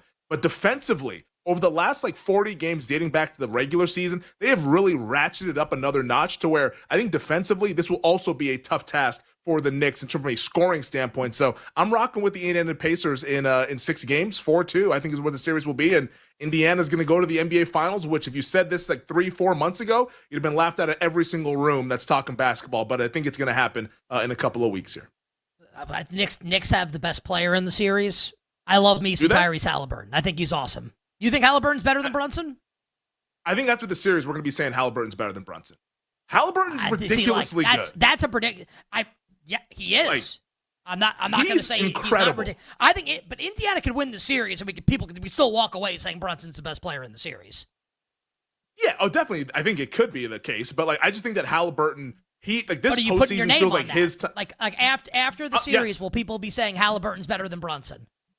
I'll say this: after the series, I will be saying Tyrese Halliburton is better than Jalen Brunson. How about that? That's what I'll say. Okay, but after the series, you could say dogs fly. Is it actually going to be? Yeah, but that's not realistic. But that's not really. Like, okay, I don't know how realistic this, but like I'm asking, like, I think it's definitely realistic. Is this going to be the prevailing opinion thought? coming out of this? You think? Yes. I think so. Yes, I think it will be. Like Halliburton is spectacular on offense. Does he have his weaknesses? Of course. He's not a great defender. But offensively, like what he can do shooting-wise and the playmaking, like Halliburton, like he is a playoff riser is what we're finding out. Like in the regular season, yeah, like, okay, it's great or whatever. But in the playoffs, going now based on like last year, I know you said like the Knicks were hurt and everything like that, but even still, like he was really good in that postseason run. I'm not saying they were hurt. They were hurt. Like that's not like a point to be debated. But also he was still really good. Yeah, but it was also awesome. the fact that he was awesome in the playoffs, which is what I'm saying. Like, but I'm not arguing. I'm not arguing that. You're saying it's something I say that the Knicks were hurt. No, it's like that's no, but that's the usual. But that's the usual rebuttal. Like, okay, like they were hurt, that's why he played well. Like that's what people have been saying. But I'm not saying that. I think Halliburton's great. Like I'm not. So I'm not you don't arguing have an that asterisk. Halliburton's not great. No asterisk on the Pacers finals. On the Pacers winning that series, definitely. On Halliburton being a great player, okay, no. So then, Halliburton's awesome. Yeah, but what I'm saying though, like the rebuttal to any I just don't Pacers think he's as good as Brunson. Credit, but I'm saying that the rebuttal to any positive Pacers credit based off of last year is always, well, the Knicks were hurt. Like that's what I'm saying. Well, they were. Like, it feels like yes, but that doesn't take away from the fact that Halliburton and the Pacers were really good, just like how they've been really, really good this postseason. Like this is now multiple I think both years things can of be this. true. Yeah, like they're great. They're awesome. Yeah, but this is also multiple years of the this, Knicks were which hurt is why last I don't year. think it should be. I agree. Which is why. But it's why I don't think it should be shocking that at the end of this series, the prevailing thought will be Tyrese Halliburton is the best player in this series. That's the point I'm making. It should not surprise anybody because he's been fantastic. So let's see where we're at. I just want to make sure I have the right price here for Eastern Conference Final MVP. You have these prices up. Yes, I have the. Hold on, I got to scroll here. I got it here. Yep. So Halliburton's plus 175, Brunson minus 125. The Knicks in the series minus 155, Indiana plus 130. So it's a 5 cent difference. 30-cent difference, right, between Brunson to be Eastern Conference Finals MVP and the Knicks to win the series. Knicks to win. Halliburton plus 175, Siakam at 11-1, Towns at 13, Anunoby 25, Bridges 50, Miles Turner 60, so on and so forth from there. How do you want to bet Eastern? I'm guessing you like Halliburton. Is that a bet for you? Halliburton Eastern Conference Finals MVP. A 45-cent difference from Halliburton to the Pacers winning the series. Yes, it's Halliburton plus 175 with a bullet for me. Like I think that he's going to be the best player in the series. They're going to win the series. He's going to be crowned ECF MVP. I don't even know if there's a case like maybe Siakam, but like once again, Halliburton I think needs to be their best player for Indiana to win. Like, if Siakam is their best player, like, clearly, something went wrong with Halliburton. And if something goes wrong with Halliburton, guess who's going to the finals? The New York Knicks. So, for me, it's pretty cut and clear. Halliburton plus 175. And I think it's similar on the Knicks side as well. If Brunson ain't the dude, then the Knicks are not going to the finals. So, like, minus 125, if you like the Knicks, I think it's 1-1 with Brunson winning the finals MVP and the Knicks advancing. Yo, I think if you wanted to make a case for another Knick, and I do like Siakam a lot. I just think he's a big-time playoff performer. Tough to disagree, though. Champion. Halliburton will need to be Indiana's best player. He's a champion. He's an awesome player. Indiana's great. I'm not trying to like poop on Indiana here. I think the Pacers are awesome. I think Halliburton's awesome. I do just want to make like it's not an opinion. Like the Knicks were injured last year when the Pacers beat them. That is a fact. There is an asterisk. There is, and there's not one for Knicks Celtics because the Knicks were going up 3-1 before Tatum got hurt. And Boston ain't winning 3 straight even with a healthy Tatum. Not with the way they play with their food. It wasn't going to happen. I think Towns would be the guy I would look at 13. I mean, like you mentioned, like Miles Turner's a good offensive player, and he's nails. He's clutch. How many big shots did he make in the Cavs series? I mean, the Milwaukee series, dude, Towns is going to put Miles Turner on a spit and spin his ass around. I think Towns is going to have a huge offensive series. Now, he might get cooked on defense also, but I think this is going to be a big Towns offensive series where Towns plus 1,300 is a bet for me in addition to Knicks series because I do think that is a price realistically that could cash. I don't know if anyone else on I said earlier to you today and then I thought about it more, maybe Bridges, just because I really like his game right now, both offense and defense.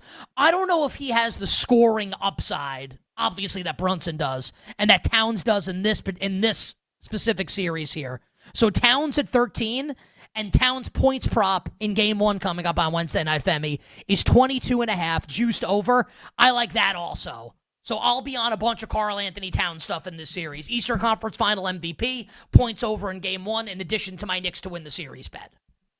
That's interesting because, like, I actually like your Bridges look better than the Towns look. I mean, 50-1 price, of course, that's going to be appealing to anybody. But I think Bridges has the chance to get the narrative. Like, that's where, like, if it's not going to be Brunson, like where does it get a little bit weird? Can Bridges be like the Caleb Martin of this series? Or can Bridges be like the guy, like the Andre Iguodala of this series and get like credit for stopping the opposing team's best player? And like Bridges, like we can guess what the matchups will be and like what the assignments will be. He's probably going to be guarding Tyrese Halliburton for a lot of the series. If Halliburton's like wildly inefficient and we're not seeing like the assist numbers are not high or whatever, and Bridges like just averages like, I don't know, like 18, 19 points per game and is able to lock down Halliburton, like maybe he does at 50-1 get kind of the credit of like, wow, like Bridges, this acquisition that the Knicks made a couple of years ago or last summer, like look how great this has been. Like he's the Eastern Conference Finals MVP. I almost think you get crazy if you veer away from Brunson. Cat makes sense. He's going to score, but I also worry about Cat getting in foul trouble because that dude,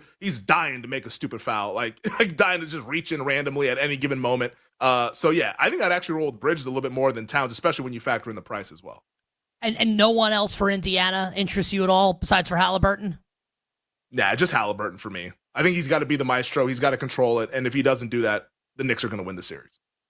All right, you bet on this Monday. Let's go to the Western Conference Final now, where I'm going to be, I can't say I'm the world's biggest Timberwolves fan because I'm sure there are people that like been rooting for the Timberwolves their whole lives. But yeah, it really, what a great run it's been so far. Beat the Lakers, beat the Warriors, but really profitable for Minnesota. If they can ever beat OKC, we're cashing big tickets on Minnesota, which would be awesome. I am very concerned. Like, bets aside, pick the winner to save your life. I don't know how you don't take OKC to win the series, but that's not what the question is. The question is, like, what's the betting opportunity here? Who do you like to win the series, Femi? Will you be betting this year? Minnesota's like getting bet right now in the series market at BetMGM.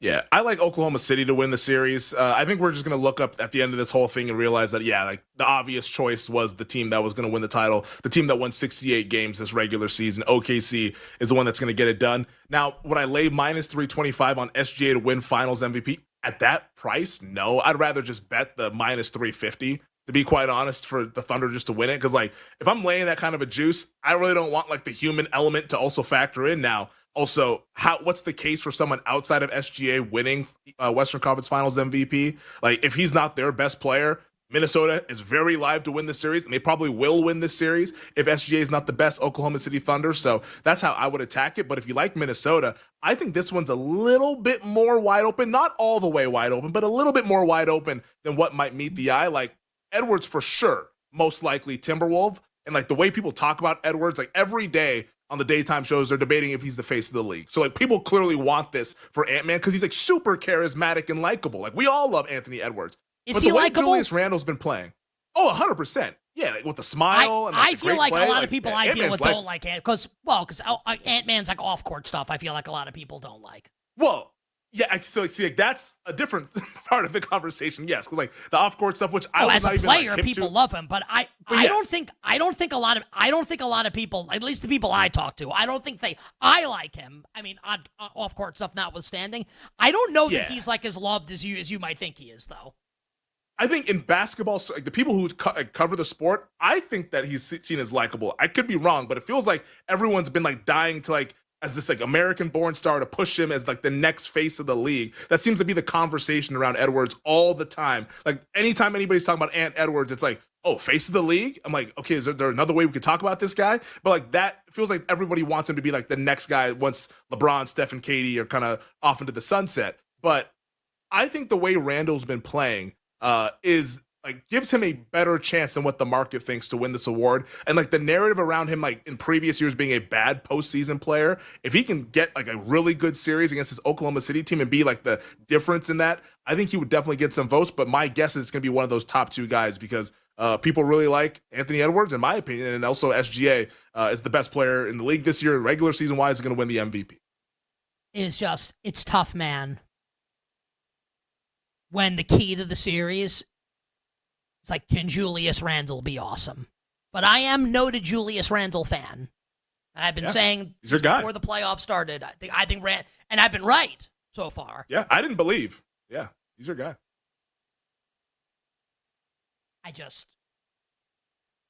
I'm not betting this. I have it already. I will, though, have the Wolves in game 1 tomorrow night, plus the points. I do like that look. Well, we'll do more on that on the other side, and then we'll turn our attention to the Eastern and the Western Conference Final in the National Hockey League. Florida against Carolina, and we got a Western Conference Final rematch from last year with Edmonton and Dallas. Will we have a different result this year? I think Femi and I may disagree. NHL talk and a little more NBA on the other side here on You Better You Bet. We'll be right back with You Better You Bet, presented by BetMGM, the sportsbook born in Vegas.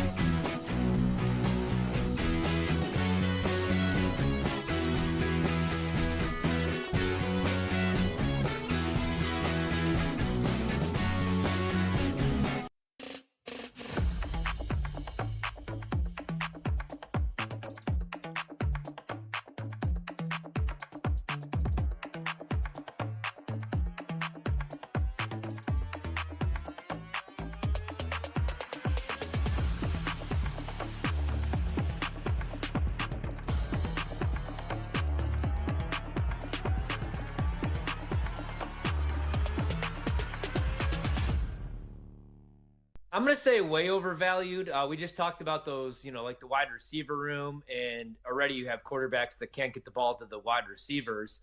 Now, what I would like about his fantasy value would be just how they used him at Penn State. And without a real quarterback, I guess maybe you could do the wild card stuff. The wildcat stuff. Wow. You can line him up in the slot. I would have a man outside the top 10 right now, though. I think that's way too overvalued for a rookie. I don't think he's going to be even a top 15 guy. I don't think so. This is it's bonkers. It's bananas. He's going top 8 right now in fantasy drafts at tight end position. Much better values you can get later on among TEs. I mean, look at what Mike Clay's projection is at ESPN. He's got him a tight end 18. And I think, honestly, it's kind of right. 51 receptions, 551 yards, and 3 touchdowns. Now, he may surprise us with some rushing data. Because he was utilized in that capacity at Penn State.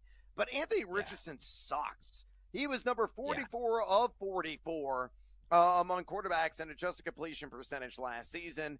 Daniel Jones, if he got the opportunity, he was number 14 adjusted completion percentage. I think that would be a boost to the Colts offense. But how long will Richardson, be the starter? How long is the leash? 6 games, 7 games? That's going to drag down everybody. I'm not buying Tyler Warren on the hype.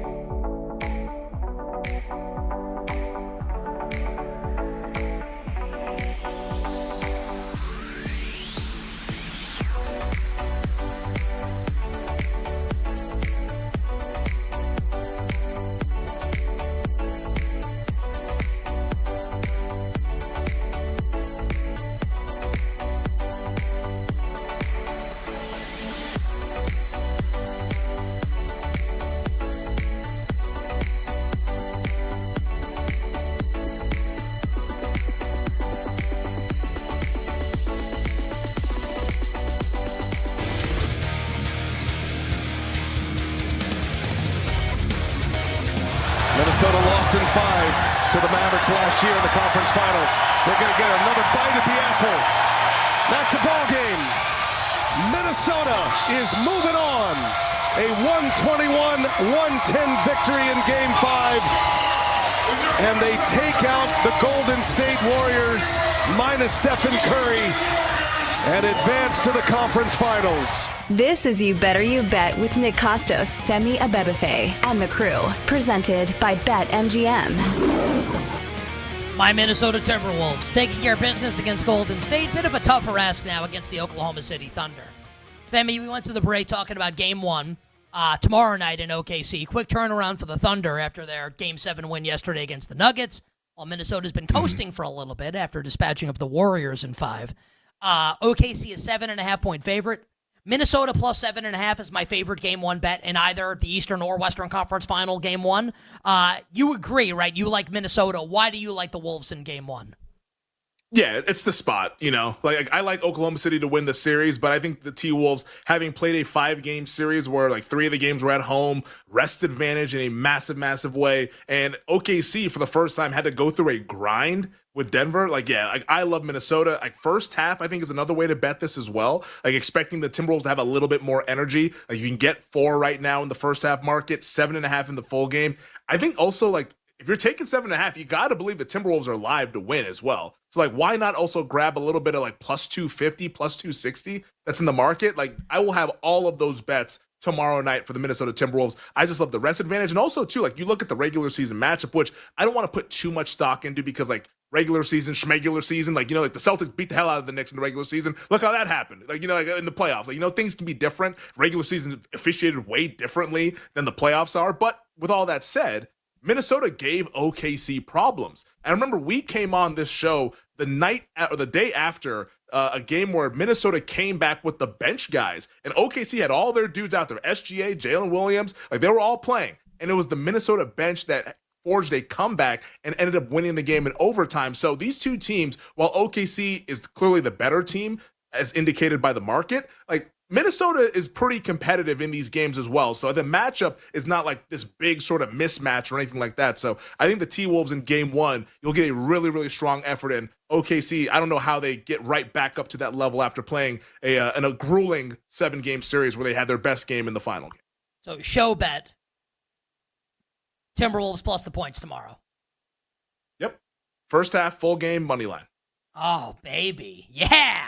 Yep. On our Wolves. We're doing Absolutely love it. We're doing it. I agree, and we can talk with our bets for Knicks Pacers on Wednesday. For me, that'll be probably the over in the game. I'll have Knicks money line parlayed with stuff and Karl Anthony Towns over points.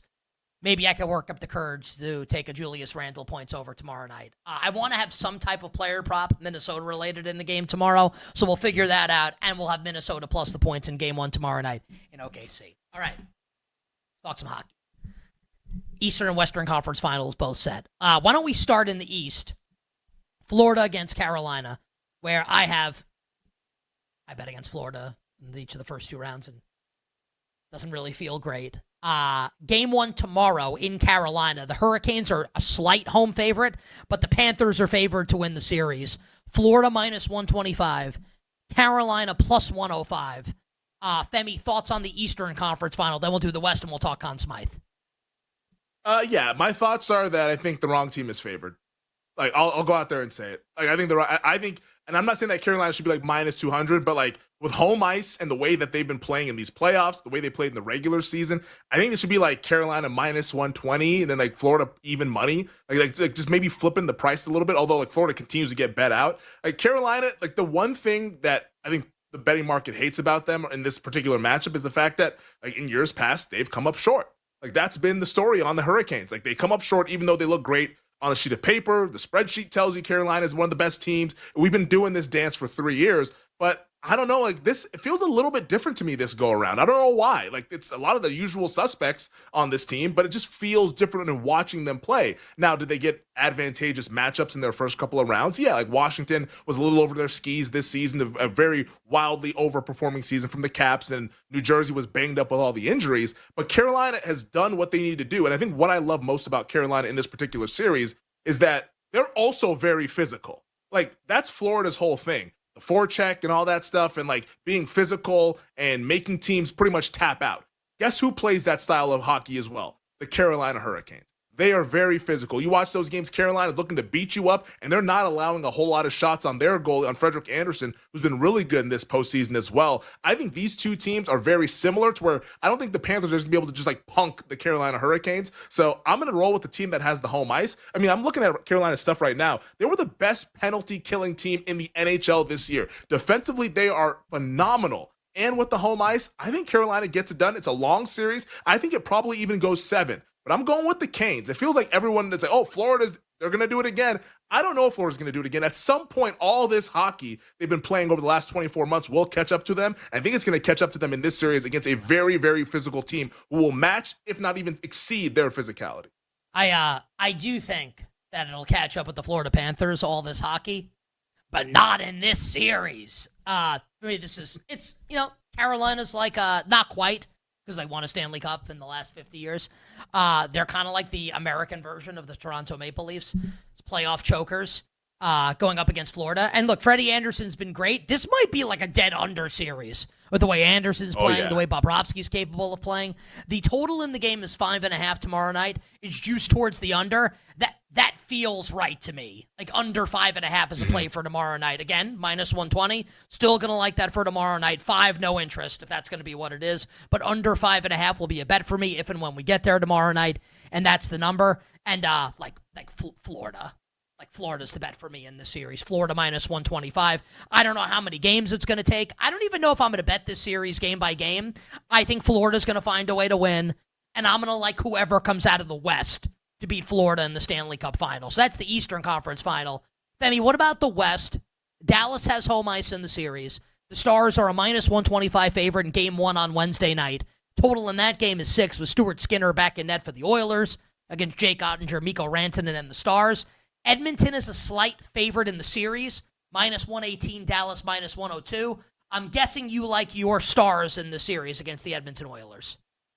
Yeah, I mean, you mentioned that Florida's been the team that's been taking money out of your pockets. Edmonton's been that team for me. Like, I've just been betting against Edmonton. Here are the Kings. Here are the Vegas Golden Knights. Here's the Dallas Stars. Give me the Dallas Stars to win this one. Let's see where this goes. Dallas right now at plus money. I think they're the better overall team. Now, the 1-2 punch of McDavid and Draisaitl is obviously the best 1-2 punch in the league. Like, those two dudes, 2 of the 5 best players in hockey probably. And, like, I don't want to just make it seem it's just those two guys because this postseason has shown us, like, Bouchard and, like, all these guys that they've had on Edmonton, like, they're getting big performances from them. Their depth has been better than I expected. But despite all that, I still think Dallas is the better team, and Dallas will get it done because this Mikko Rantanen trade that they made at midseason, like, that completely flipped the Stars. That's the difference this year for me with Dallas as opposed to years past when, Dallas makes a nice run, but then they stub their toe. Like last year, where they lost to Edmonton in this very round. But Rantanen takes them up to another level. Heiskanen's back, and Heiskanen looked like Heiskanen in Game 6. Like when he came back early in the series, it looked like, okay, like Miro Heiskanen's here. But like, no, it looked like Miro Heiskanen, like one of the top defensemen in all of the NHL. And also, too, the way that Jake Ottinger is playing. You want to talk about, like, a goalie that has, like, postseason woes hovering over them. And, like, Ottinger's been a guy where it's like, can you really trust him in the big spots? The save he made Saturday night with his stick to block out the wide open net. Like, this dude is standing on his head. He has been unbelievable for the Dallas Stars. They have the goalie edge. They have the home ice. I think Dallas wins probably a 6 or 7 game series, but I'm going with the team with the plus money because I think they're the better team. I like Dallas to advance to the Stanley Cup final. I think it's going to be the Dallas Stars and the Carolina Hurricanes to decide this whole thing at the end. I love that you like Dallas, Carolina. I think we get a rematch of last year with Edmonton and Florida. Oh, man. I learned my lesson in the last round after betting. Like, look, we both had it. We had the Kings. Didn't go great. Then I had the Oilers against Vegas. I really think, and you see this happen sometimes in a hockey postseason where a couple different goalies will play for a team. Now, sometimes you just have the locked-in starter, like Sergei Bobrovsky's never getting benched. Right? Mm-hmm. Like Freddie Andersen's going to play for Carolina. I think it's really important for Edmonton on this arc that Skinner exited, Pickard played and played well, and then Pickard leaves the lineup and Skinner comes back in and Skinner's great. If Skinner's playing really well. I don't think. How about this? Forget about Skinner. If Edmonton has a good goaltender, period, like one of the goalies is hot, I think they just win. Like they're the best team. Now, they were the best team last year, and they didn't win. Florida, Bobrovsky was way better than Skinner, and Edmonton was not as mentally tough as Florida, right? You would think that what happened last year would serve the Oilers well. A loss to Florida, if they were to play again. I think Edmonton's going to get past Dallas, and I think Edmonton over Florida in the Stanley Cup Final. That's plus 500 at BetMGM. But I will say, Femi, I do think the winner of the West, either Edmonton or Dallas, is going to be my pick to win the Stanley Cup. So whoever comes out of the West against whoever comes out of the East, I'll take the Western team against the Eastern team. Edmonton over Carolina, Dallas over Carolina, Dallas over Florida, Edmonton over Florida. I think my ranking right now for teams that, and this is famous last words. I like Dallas, obviously. If Dallas doesn't win, I think Carolina gets it done. If Carolina doesn't do it, I think Florida repeats. Edmonton's still fourth for me. I can't just completely throw out the regular season. I know like playoff hockey is different and it's a whole other season and like things get different and weird and teams get hot. I just cannot do it. I can't. So I'm going to go down with the ship. If McDavid beats me and Draisaitl beats me, I'll be the idiot that bet against them in every single round, but I'm willing to sign up for that. I don't think Edmonton's getting it done. How are you betting the Conn Smythe? For me, Conn Smythe, because obviously like it's an opinion market, like whoever you think is going to win the title is who you should probably bet on. I know last year was different. Like McDavid won it despite like not winning the Stanley Cup. To be fair to what you're saying though, like that didn't even really manifest itself until like the end of Game 5, really. Yes. 100%. Like once people thought that, oh, there's a chance that maybe the series goes longer than we thought. But when it was 3-0, it was like the whole like Bobrovsky versus Barkov debate. So obviously you want to bet on who you think's going to win it. I think I do remember that. When the answer was just like neither, and it was really obvious it was neither, yeah. But the market didn't account for it, and we were just jamming in Connor McDavid. Yes, it was a lot of fun. Just like, oh, this is just done. I can just jam this. Great.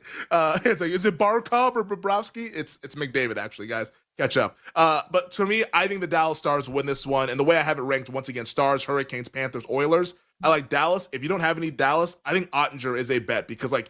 The longer this goes, not Rantanen, the wait. I don't think it's Rantanen. Rantanen's the most likely right now, of course, because he leads all the playoffs in points. But the last,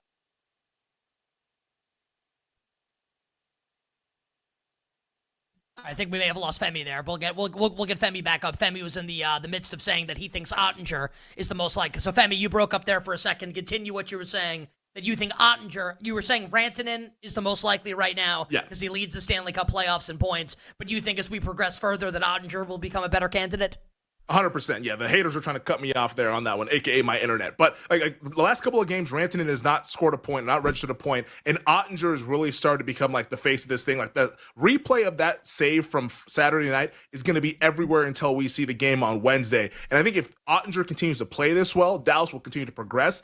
14-1. The further we get removed from Rantanen's awesome third period against Colorado, the further we get removed from all these great games, I do think Ottinger, a guy who's been the face of this Dallas Stars movement, can win this Conn Smythe trophy. So Rantanen definitely most likely right now, but just think about where we could be a month from now. I think Ottinger 14-1 is more than live. And then for me, for Carolina, I think it's actually Andrei Svechnikov at 30-1. Oh, so not Anderson.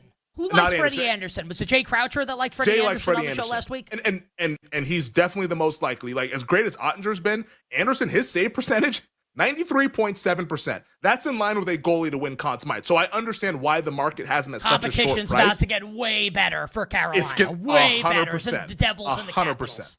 100%. And they're going to have to score some damn goals. And Svechnikov, 8 goals so far, leading that team by far. And his goals have been impactful, timely goals. If he does that and carries that narrative, 30-1 right now to win Conn Smythe. So, like, Anderson's been great, but he also hasn't faced that many shots in comparison to someone like Ottinger. Ottinger's faced like 350 shots or something like that so far in this postseason. Now, he's played in a lot of games, 7-game series, 6-game series, but, like, he's actually been, like, standing the test. Anderson, he's been great, but also, you know, like I think they faced like 180 shots, something like that. Like not that many in comparison to some of those other guys that are up there. So I think I would go with one of the skaters. Svechnikov right now, 30-1, the longest price of the skaters, who I think can win this award. Like when you factor in Sebastian Aho and Seth Jarvis for Carolina. So that's how I would look at for the two teams that I think can win the Stanley Cup and the two teams I think will meet in the Stanley Cup final.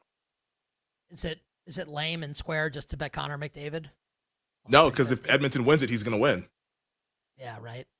Like, I mean, have to be square, right? Huey Lewis in the This news? is it's like Penguins Wings a little bit. 08 to 09. Back-to-back cup finals. Crosby, now Malkin won that Conn Smythe, not Sidney Crosby, but team getting over the hump against a team that beat them the previous year. Maybe we get that this year with Edmonton over Florida. So Edmonton and the Panthers, my picks, Femi rolling with the Stars and the Hurricanes. On the other side, we will recap the weekend that was in Major League Baseball, talk Juan Soto and the New York Mets, and give you early plays for the U.S. Open in golf. Is it just Scotty Scheffler, or are we looking at somebody else? We'll be right back with You Better You Bet, presented by BetMGM, the sportsbook born in Vegas.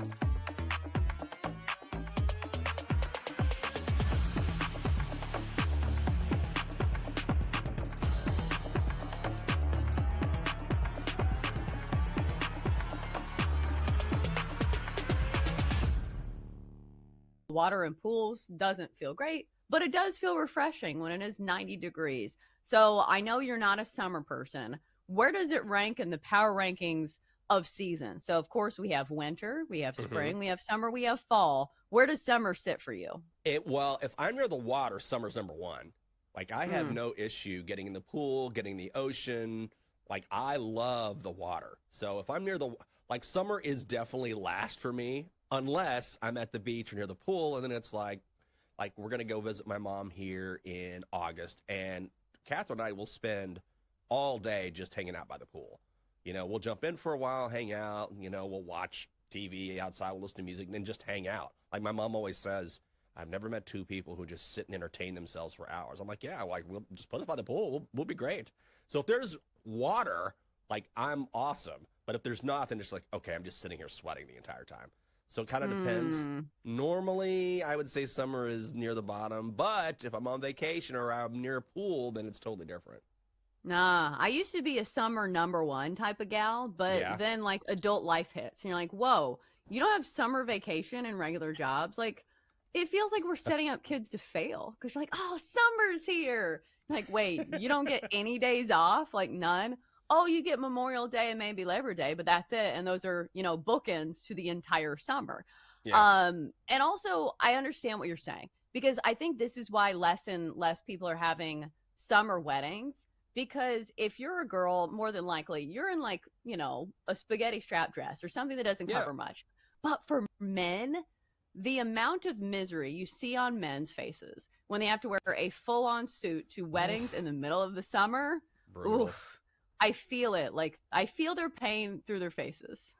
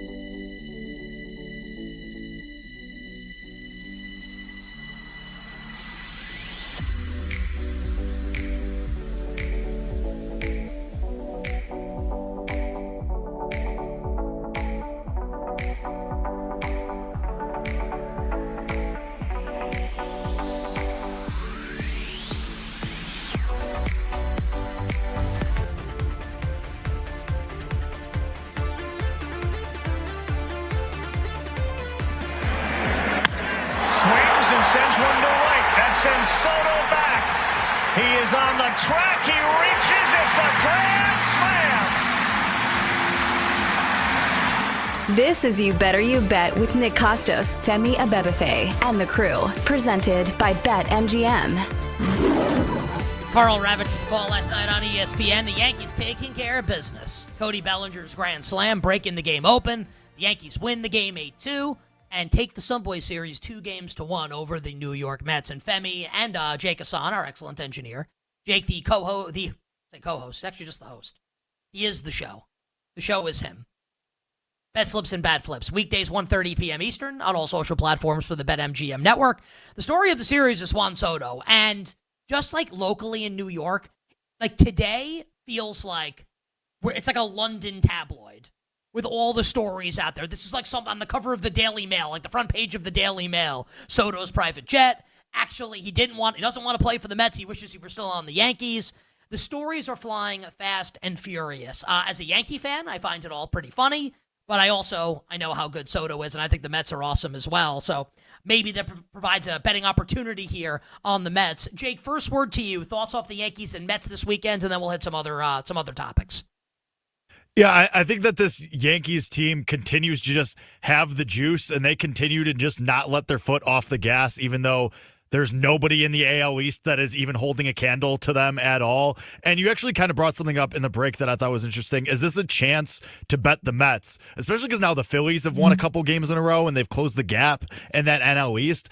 I do kind of think this maybe is an opportunity to bet the Mets where everyone, maybe the sky is falling after they lose the Subway Series. I think this team is still really, really good, and we know they'll be aggressive at the deadline and add. But I mean, Nick, you got to feel great about this Yankees team because especially as they're continuing to get healthier, I don't. I mean, why is that? Well, I'll tell you why. Because I think the manager is missing brain cells, and I think like it's all well and good to win 1 million regular season games, and it's better than not. But you get to October, and it's just like it's like with Judge. We were talking about this off air before the show started. Like, great.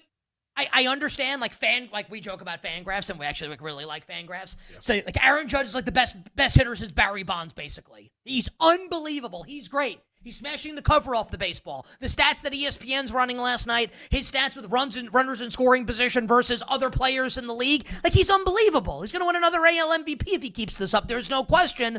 But then the calendar turns to October, and he turns into a curtain-jerking jabroni, right? Here's Shane Spencer. It's not Aaron Judge anymore. So great. Like, this is all awesome now. Just like, what's it going to be when we get to October? And maybe this is a fan complaint by me, but man, like, I don't think they're going to win the World Series as good as it's been so far. So you asked, there's my answer. Fair or unfair? I mean, I think it's fair, especially coming off of what happened last year where, you lose in horrific, heart-wrenching fashion. I think this Yankees team does have the juice, though. Like, just maybe they don't win the World Series, but, I mean, we could play some get to the World Series and who they play in the World Series and start putting in those exactas like we did last year and the year before. Like, I think that's going to be really fun because I think they're going to be there. Like, they're going to have a really good shot at it. It's just a matter of who do we want to pair them with. Any thoughts off the Subway Series from this weekend? Yeah, I mean, for me, like the New York Mets, it's all is fine. They're fine. Like I thought the reaction was a little bit weird, honestly, from Yankees fans about Juan Soto. Like, I guess first at bat, I get it, but like now we're like on Sunday night, we're still booing the hell out of this dude relentlessly. I don't understand it. But you can understand that, though. I mean, but I kind of don't because he was there for one season. Like he wasn't like face of the franchise and then leaves. Can I speak for Yankee fans here? Please do. So I don't think any Yankee. I mean, there are some that are psychotic, I'm sure. I don't think the vast majority of Yankee fans hate Juan Soto. I think he signed with the Mets, and they're playing the Mets, so of course they're going to boo him. And then the series goes the way it goes, and Soto looks the way he looks, and it's just a snowball, right?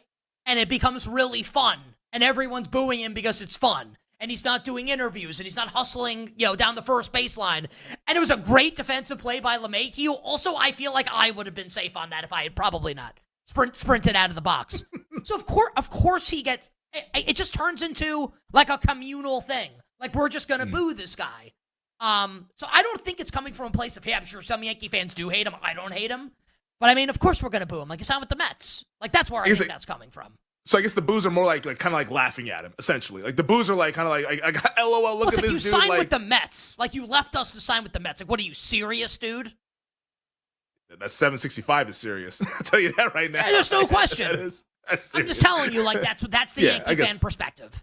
Would it have been worse if he signed with the Red Sox? Or like, is the Mets worse than the Red Sox? Like the Red Sox are the heated rival. If he signs with Boston, it's both really bad. Gotcha. Just different. Okay. Is it different? I guess like Boston. Now Boston is probably actually you hate. your rival. I think you hate him more if he signs with the Red Sox. Yeah, that to me would make sense. Like, oh, like I would relentlessly boo this dude till the cows come home. But Mets, I'm like, all right, whatever. But anyway, well, no, but I want to defend the Yankee fans though, because it's worse if it's the Red Sox, but it's still really bad that it's the Mets. Were you booing at home when you were watching? I mean, I don't want him to play well against my favorite team. Like, yes. Yeah. Well, I mean, that's the case with every player, though. But, like, specifically with Soto, were you booing at home? Yeah, of course. He left my team to sign with the Mets, of course. But that doesn't mean, like, I hate him. Like, I don't hate him. Gotcha. Like, I hated David Ortiz. That steroid freak. Yeah. I hated Manny Ramirez. Like, I don't hate Juan Soto. I Not yet. Yeah. Like, Until you meet they him in play the World Series, and Soto nukes them in the World Series. I'm going to hate his guts. Here's Soto out to that Mickey Mouse right field fence. And ball game, Metropolitans. No, Mets, no problem whatsoever. I think they'll be fine. They're going to add guys. Not worried. Yankees, I agree with you. I can't really get there with the New York Yankees. Like, I'm just like the pitching staff. I don't think he's going to be good enough. Fried's been tremendous in what he's doing, like as an offseason signing. He's outstanding. But like, who else is there in that rotation? I guess Luis Gil's going to come back at some point. Who knows when? Garrett Cole's obviously done. But yeah, I'm not there with the New York Yankees. My big takeaway from the weekend, honestly, and like, I'm not trying to be a homer or anything like that, but like the Seattle Mariners just swept the Padres in San Diego over the weekend. Like, that's a big time series for the Mariners to do that. Like, and it's not just because of pitching. Like, the hitting is going well. They won yesterday 6-1. Like, the Mariners are putting something together to where if they could ever get the lineup to actually come alive, like if Julio Rodriguez can find form and then join Polanco and Cal Raleigh, like Raleigh's like outside of Judge, Raleigh's been the best hitter in the American League outside of Aaron Judge. Like this Mariners. Like the Mariners team has been really, really good so far. Gilbert's going to come back at some point. Maybe George Kirby gets back around like the summertime. Like they have the potential to go on a run because the pitching has always been there. The lineup is just what they need. But despite all that, they're actually winning games. And to do that against the Padres, probably like the second or third best team in baseball, I thought that really stood out to where, like, let's see what this looks like a month from now. I might be one to load up on some Seattle Mariners. I've not been one to bet this team. I've not really believed in them because like I'm just like a fan that's always expecting the worst. But I think the Mariners might have something in the American League that feels to me very, very wide open. Give me, Jake, give me your thoughts on anything else for Major League Baseball this weekend. Yeah, I think Femi's right on the Mariners and the AL West as a whole. I still think also, speaking of teams that are going to be fine, though, I think the Rangers are going to be fine. Like, I think they just have to tread water long enough until Seager gets back. Evan Carter went on the injured list as well. Like, the pitching staff is really, really good. Jacob deGrom and Nathan Eovaldi obviously being the 1-2 combo at the top. I think this Rangers team, even though they're starting to fall back a little bit and they're in third place in their own division, I think they're going to be fine. Like, they're way too talented not to. When Seager's in this lineup, everything just clicks. For whatever reason, when he's not, everybody else falls apart. But I think if the Rangers can just tread water and get there, they're going to be completely fine. Okay, so there you have it for Major League Baseball this weekend. All right, you bet on this Monday. Let's bring our friend Tyler Morales in to talk some golf off of what we saw this weekend at the PGA and spin it forward to the U.S. Open. Tyler, as Scottie Scheffler runs away with the tournament, winning the PGA by 1 billion strokes.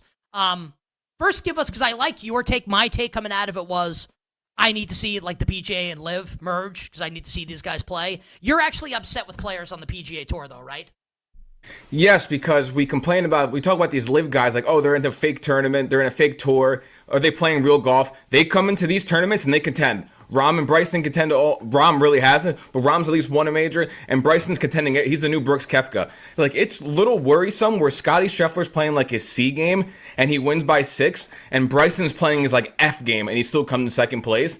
Like, these other PGA Tour golfers, like, they're no way to be found. And if you look at the major run that we've been on recently, it's been Brooks, it's been Rahm, and it's been Scottie, Xander, Bryson, Xander, Rory, and Scottie. Like, nobody else outside of the top 4 has really even, like, contended. So, to me, Scotty won, I was ashamed by every other PGA Tour golfer, because like you have a chance to like, you know, make a run here against Scotty Scheffler and everyone just like soiled themselves. So like the PGA Tour is like, it's maybe getting weaker by the year now. Seems like a lot of these guys are getting complacent.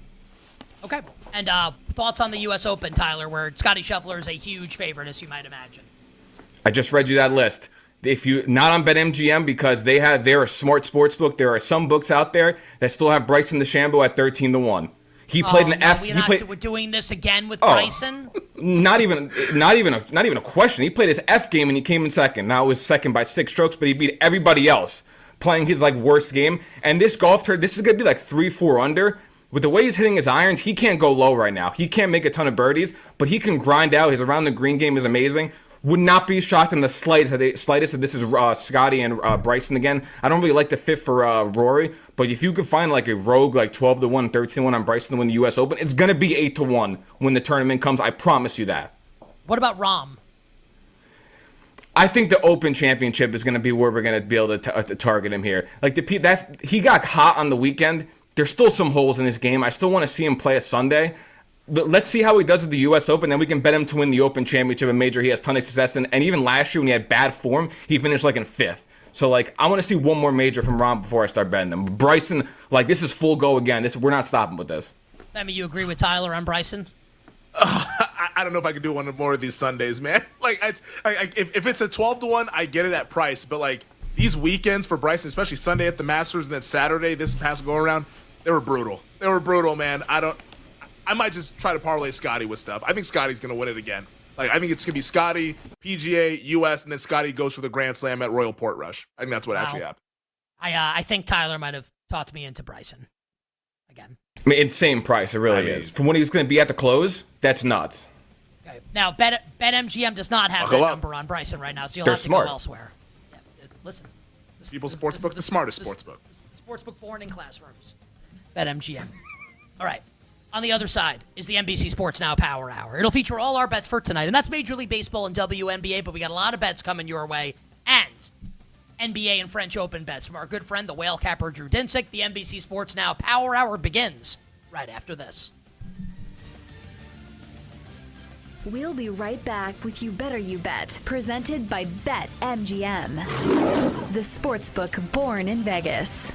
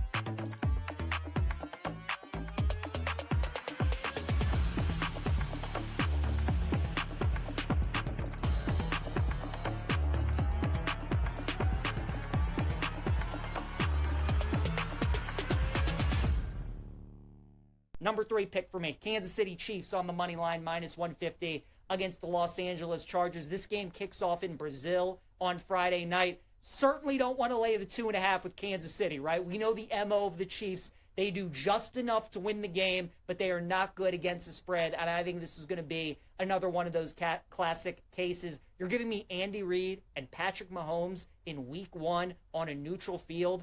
in a spread that's under a field goal, I'll just take the money line. I'll just bite the bullet, minus 150, and lay the juice. We know how unbelievably good Andy Reid is coming off of a bye. Well, coming off of week 1, this is essentially a bye, right? You're getting multiple weeks to prep. They obviously have had the Chargers number throughout the years. This game's going to be close. It's going to come down to the wire. But Kansas City's going to find a way like they always do to win the game. So give me the Chiefs minus 150 against the Chargers. My fourth play is going to be another total and another under. Give me under 44.5 in Bears and Vikings. This is going to be on Monday Night Football.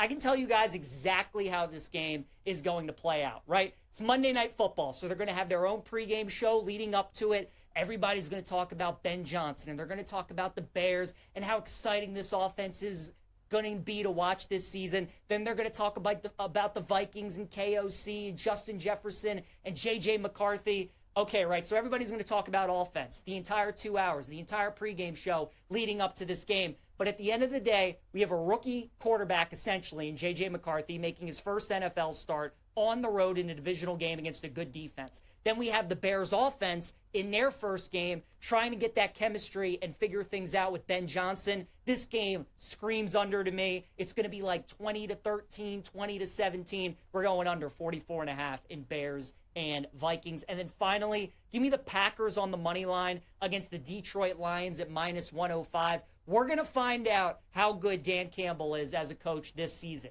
No more Ben Johnson, no more Aaron Glenn. You still have one of the most talented teams in the NFL, but Dan Campbell really doesn't have a strength in coaching, right? He's just kind of a leader of men. He's like a John Harbaugh out there. His strength isn't on offense. It's not really on defense. He's just a great leader. So now that you had a ton of turnover in the offseason and you don't have your guys anymore as your OC in DC, what's that going to look like week 1 on the road in Lambeau against a Packers team that knows this is the team they got to get through if they want to win the NFC North? Give me Green Bay minus 105.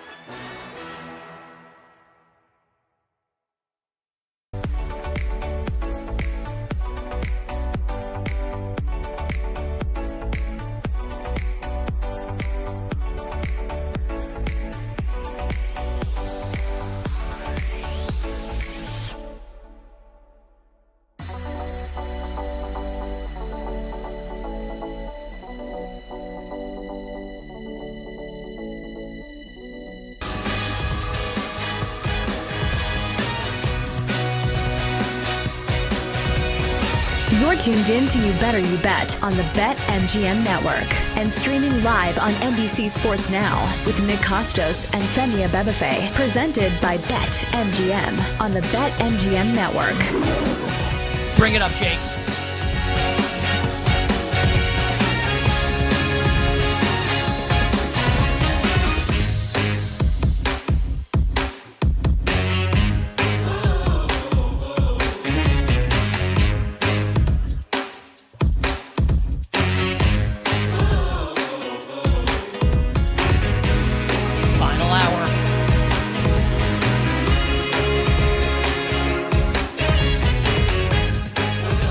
Sports Now Power Hour. You better you bet on the BetMGM network. Nick Costos, Femi Abebefe, crew, and you. You better you bet's NBC Sports Now Power Hour, presented today and always by the sportsbook born in Vegas, the great people at BetMGM. Download the BetMGM app. Visit BetMGM.com. Coming up 20 minutes from now, Femi Abebefe and yours truly, me, Nick Costos.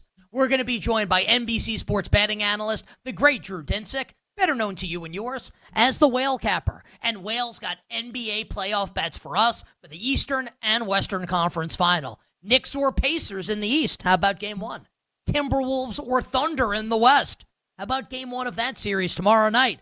Femi and I are going to like Minnesota plus the points. Will Drew Dinsick agree? We will ask him about the Eastern and Western Conference Final in the NBA and also get some French Open bets as well from our friend Drew Dinsick. He joins the show in 20 minutes and 40 minutes from now. You know who we are, and you know why we're here. To get you, dear listener, you, dear viewer, set to bet and win tonight in the world of sports, gambling night in America. All of our bets, all of our handicaps, all of our analysis. It's a sad day today. We got no playoff games. The NBA playoffs not back until tomorrow.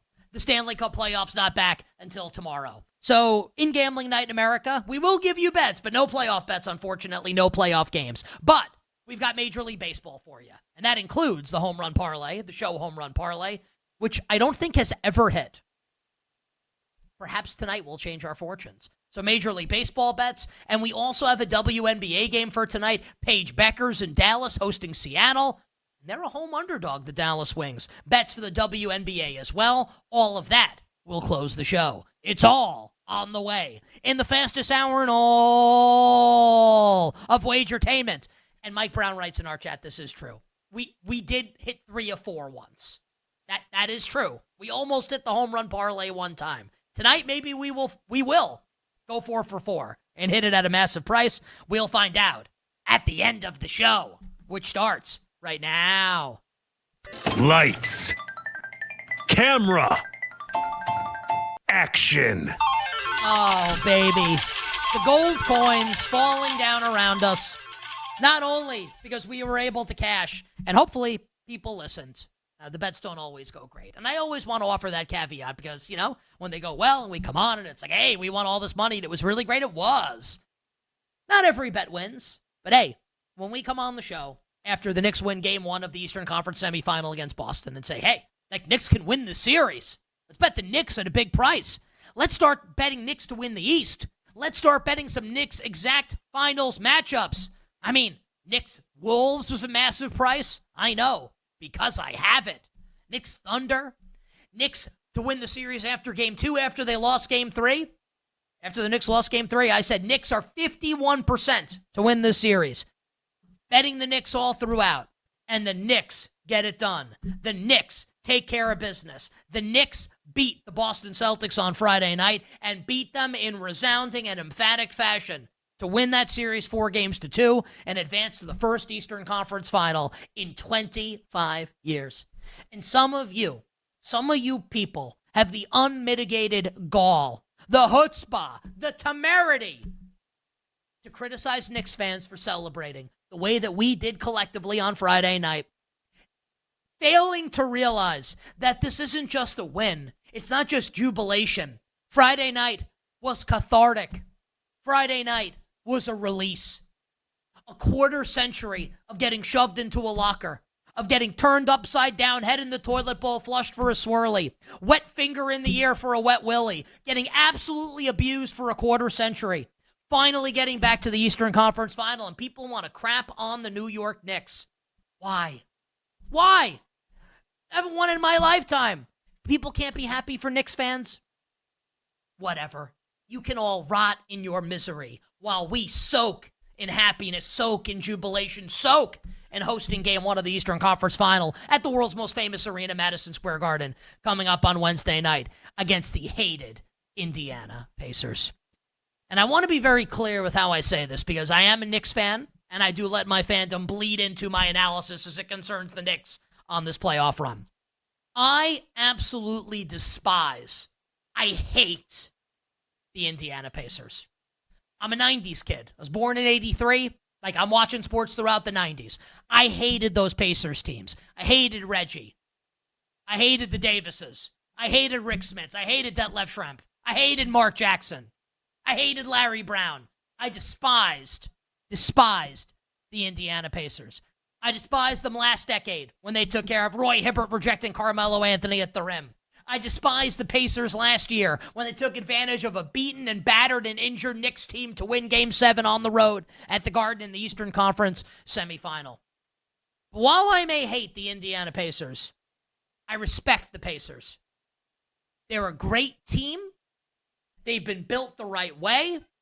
They are exceptionally well coached, and Pacers fans are tremendous. I mean, the atmosphere is going to be electric in both New York and Indianapolis in this series. So I really respect the Indiana Pacers. And I think the Pacers are awesome. And they really broke the spirit of the Cleveland Cavaliers. Despite the injuries, it was still impressive what the Pacers did to the Cavs. And Tyrese Halliburton is a legit superstar in this league. Most overrated. What a frickin' joke. What a joke. Every player that voted Halliburton most overrated should have to reveal their vote. Like every year, someone in the NBA or the NFL has to reveal their asinine vote in postseason awards. The players should all have to say it was me that voted Halliburton most overrated. So I think the Pacers are great. That's not hyperbole. So I don't want what I'm going to say now to be taken lightly then, because I am a Knicks fan. I love the Knicks in this series. And I actually think loving the Knicks is contrarian amongst people in sports media. Feels like everybody loves the Indiana Pacers. And I don't think the Knicks are a lock to win the series. The Knicks are favored. They should be. Knicks have home court. I think the Knicks are better. Minus 155 the Knicks are. Pacers plus 130. A lot of people like Indiana in the series. A lot of people think the Pacers are going to take care of business and take down my Knicks and advance to the NBA Finals. I say, not so fast. Not so fast. The Knicks have home court. Now, you might say, well, home court doesn't matter. Knicks lost a couple home games to Detroit. We're seeing, like, home court not that big a deal anymore. I think it matters when you're playing at MSG and Knicks fans are going nuts. In the same way, I think it matters when the Pacers fans are going nuts. I think it will matter in this series. I think it does matter that a Game 7 will be hosted at the Garden. And you might say, well, the Pacers won at the Garden last year. Of course, the Knicks were all injured. Hopefully that's not the case coming up this year. And while the Pacers might be better 1 through 10 than the Knicks are, Pacers are playing 10 guys in the first quarter of playoff games, Indiana might be better 1 through 10. The Knicks are better 1 through 5. And at the ends of games, the closing lineups, the Knicks closing lineup will be better than the Pacers closing lineup. And with all due respect to Tyrese Halliburton, I think he's awesome. The Knicks have the best player in the series in Jalen Brunson. And I think this is a series tailor-made for Karl Anthony Towns to absolutely dominate offensively against, a Pacers like down low defense that leaves a lot to be desired. I think Towns is going to cook Miles Turner. Towns is going to cook the Indiana Pacers down low. I think Towns has a huge series. Plus 1,300 for Eastern Conference Finals MVP is a bet I'm interested in making. So for the first time since 2000, the Knicks will play for an Eastern Conference championship. And a couple weeks from now, what we'll be saying is for the first time since 1999, the Knicks will play for an NBA championship. Give me the Knicks minus 155 to win the series. Towns plus 1,300 to be Eastern Conference Final MVP. And let's parlay that Knicks series price with a lot, including my home run bet that I'll give out at the end of this hour here today on NBC Sports Now. I'm a peacock! You gotta let me fly! As far as the Western Conference goes, of course, Oklahoma City trounced the Denver Nuggets yesterday. Because Denver was Nikola Jokic, who is the best basketball player in the world. And then it was one-armed Michael Porter, or one-shouldered Michael Porter. It's one-legged Aaron Gordon. It's Jamal Murray, Jamal Murray. And then Jabroni 1, Jabroni 2, and Russell Westbrook, who might have been the biggest jabroni of all. I mean, he's the Brooklyn Brawler yesterday. Like, Russell Westbrook doesn't get an entrance coming out. Like, he doesn't get an entrance on TV. You come back from commercial break and Russell Westbrook standing in the ring, ready for Hulk Hogan to come out and drop the leg 1, 2, 3. Pathetic performance by Westbrook, and the Nuggets get just run over by the Thunder in Game 7 yesterday in OKC. And that sucks for us, collectively. Us on the show, you, our listeners and viewers. Because we've got Minnesota to win the West. We've got Minnesota make the finals in various exact matchups. And I think that we may be in a spot of trouble here. OKC is a deserved favorite. It is worth noting Minnesota's series price has been getting bet as the day has moved along. Now, if you put a water gun to my head and say, pick the winner of the series, your life depends on it. I think you have to take OKC if your life depends on it, right? But I think Minnesota can win the series, and I am not hedging out of any of my Minnesota positions. The way it happens, you have to assume if Minnesota is going to win the series that Anthony Edwards plays pretty well. It's going to take more than just Ant-Man. Julius Randle is going to have to keep up his electric run of form that he showed in the Golden State series. I think Dante DiVincenzo is going to have to score in this series for Minnesota to win. Goes without saying, you'll need contributions from Naz Reid, contributions from Mike Conley, Jaden McDaniels, and others. But I really think we need Randall. Bet Minnesota. Randall DiVincenzo. I want to see both of the former Knicks play and play well for Minnesota in this series, along with Ant-Man. And you give Minnesota a chance to pull the upset. Tomorrow night, Game 1, Western Conference Final. OKC, 7.5-point favorite. Thunder, coming off a hard-fought 7-game series win against Denver. Only 1 day off for Oklahoma City, while Minnesota's been coasting for a while after beating Golden State in 5. I love the Minnesota Timberwolves tomorrow night, plus the 7.5. There's an early bet for everybody. Wolves plus 7.5 tomorrow night. Game 1 on the road in OKC. And I'm not hedging 1 cent of my Minnesota position to win the Western Conference. If you're scared, go to church. Talk some NFL here to wrap up the opening segment of the NBC Sports Now Power Hour. 2 contract extensions signed over the course of the last couple days by 2 legitimate NFC Super Bowl contenders. Brock Purdy signs his big money contract extension with the 49ers and gets a no-trade clause. Like, seriously? Good for him. It's a great contract for Purdy, and I think a really good contract for the Niners as well. And Nick Sirianni signs a contract extension to remain head coach of the reigning, defending Super Bowl champion Philadelphia Eagles.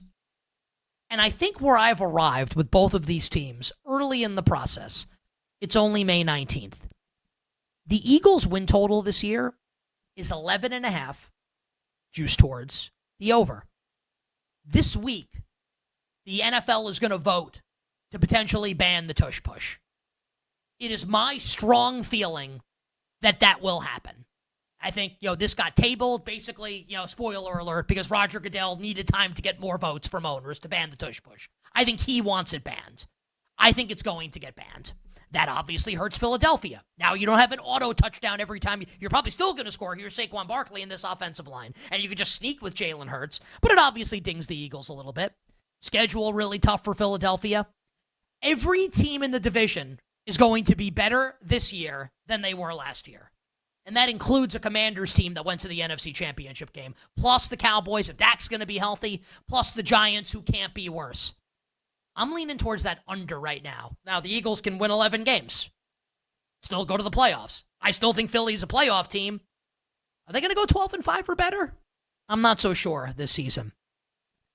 Now, as for San Francisco, a team that I have never really loved throughout the Shanahan era. In some years, I look great. In some years, I look like a fool, because that's their MO.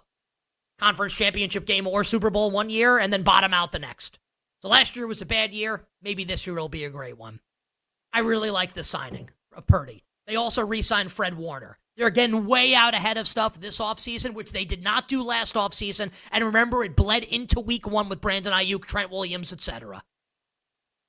Christian McCaffrey stays healthy. Purdy's locked up. Michael Williams on the defensive line now. Better health this year. Saleh back coordinating the defense. I think the Niners have a chance to be awesome. I'm still going to like the Rams in the NFC West. I think San Francisco is going to be a playoff team in the NFC. And taking a look at week 1, -1.5 on the road at Seattle with Sam Darnold at quarterback, that stands out as an early, awesome play for week 1 in the NFL. Coming up next, the whale capper Drew Dinsick joins me, Femi Abebefe, and you in the NBC Sports Now Power Hour. We'll be right back with You Better You Bet, presented by BetMGM, the sportsbook born in Vegas.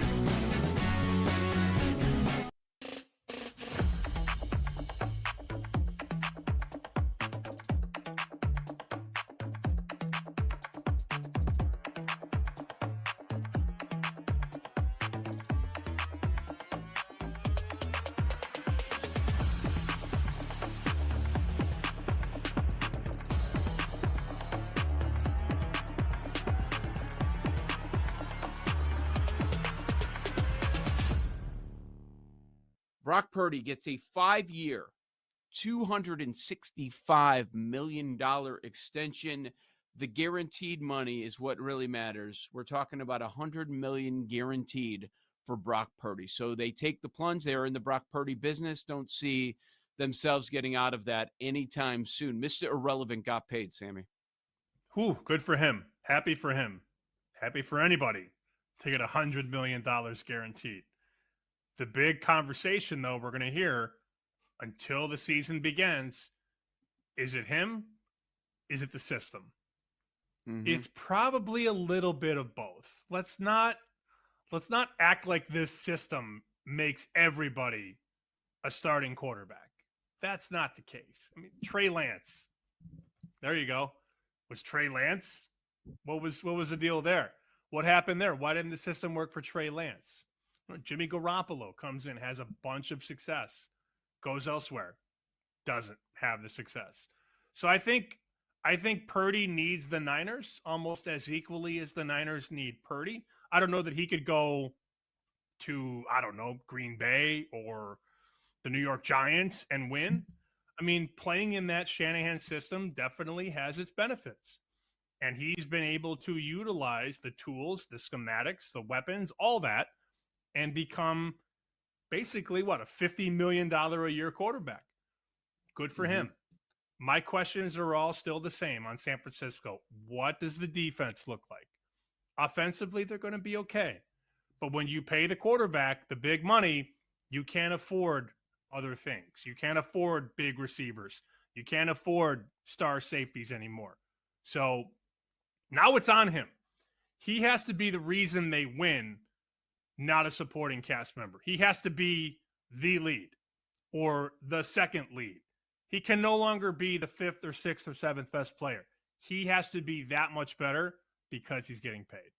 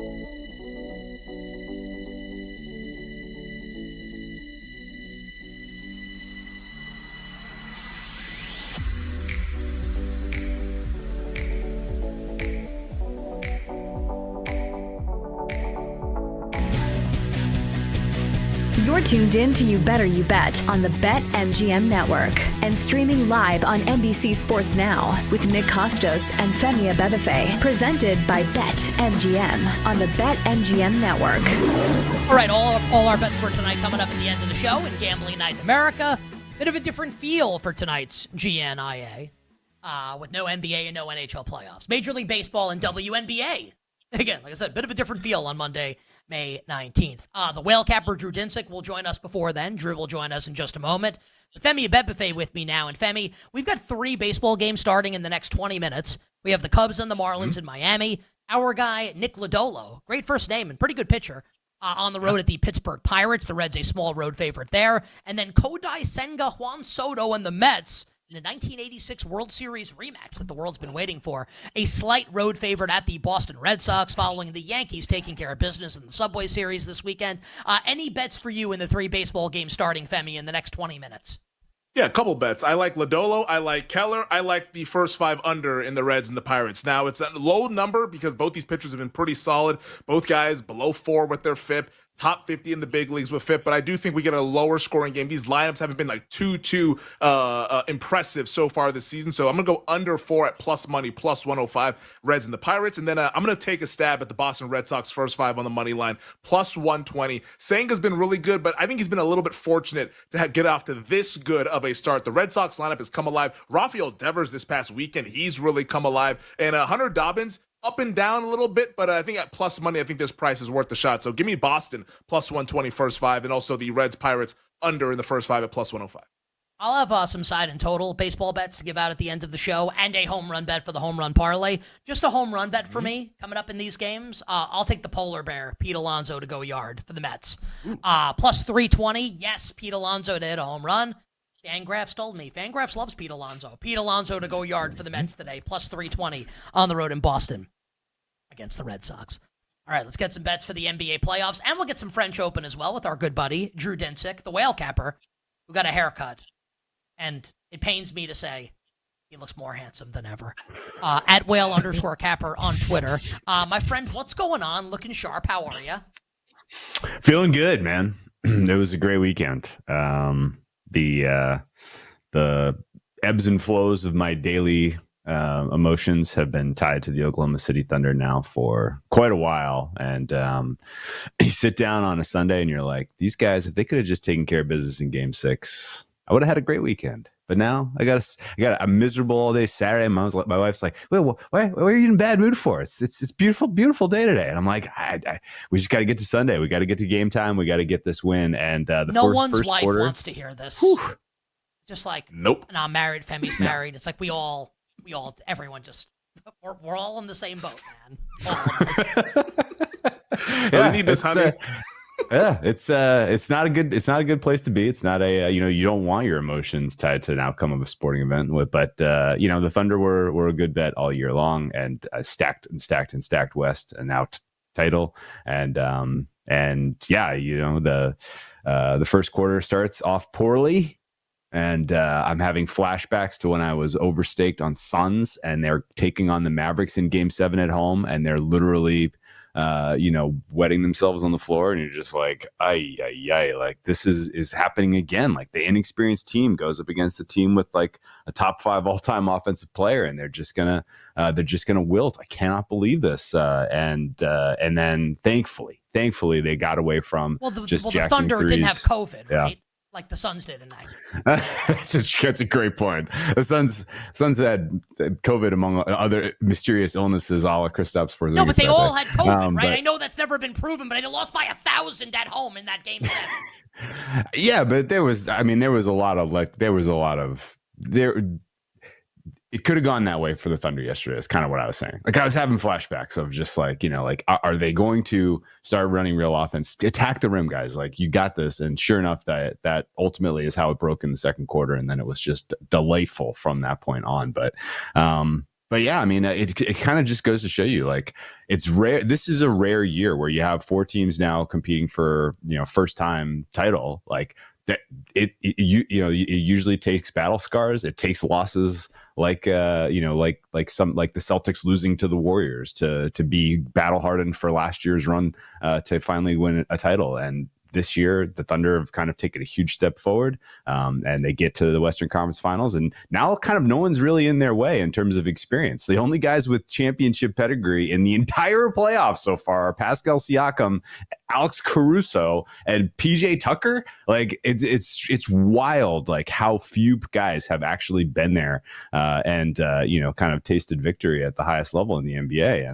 And so I feel like I don't think that in any way, shape, or form a Nuggets win yesterday would have won them the title, but I do feel like the Thunder winning is now theirs to lose. And my price for them for the series against the Timberwolves is highly favorable for them to move on. And then my price against the Knicks or the Pacers is going to be somewhere in the 80%, 85% range once we get there, as long as they stay healthy. So, like anything can happen. I never in a million years would have expected Iron Man Tatum to go down with an Achilles in round 2 of the playoffs. So I don't want to count anything until we get there. But it did feel like winning that Game 7 at home was number one. The Thunder kind of maturing into now a battle hardened. They faced elimination. They took on They This took whole on the Nugget, champs, dude. Nick. Jamal took on Murray the had champs. the flu. Like Michael Porter Jr. had one arm and Aaron Gordon had one leg. And Jokic got the worst superstar whistle I've ever seen. OKC deserved to win.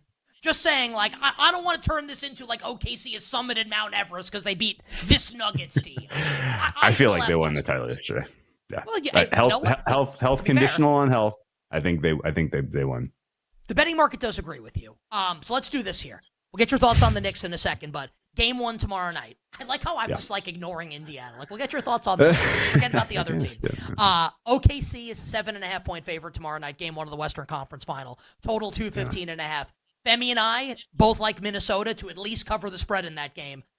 I'm guessing you like OKC. Are you laying OKC in game 1? Give this to us in like 30 seconds.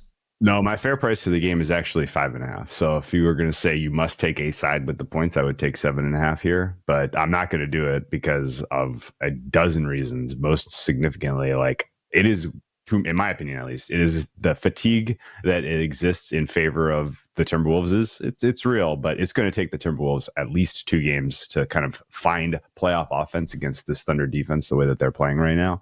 And every time I've kind of circled specific matchups and specific, kind of lineup combinations, the Thunder have every possible advantage you would hope for, just as far as X's and O's basketball goes. And Daigneault kind of saving his ace in the hole of Caruso on Jokic for Game 7 was like, okay, he's grown as a coach over what we saw last year.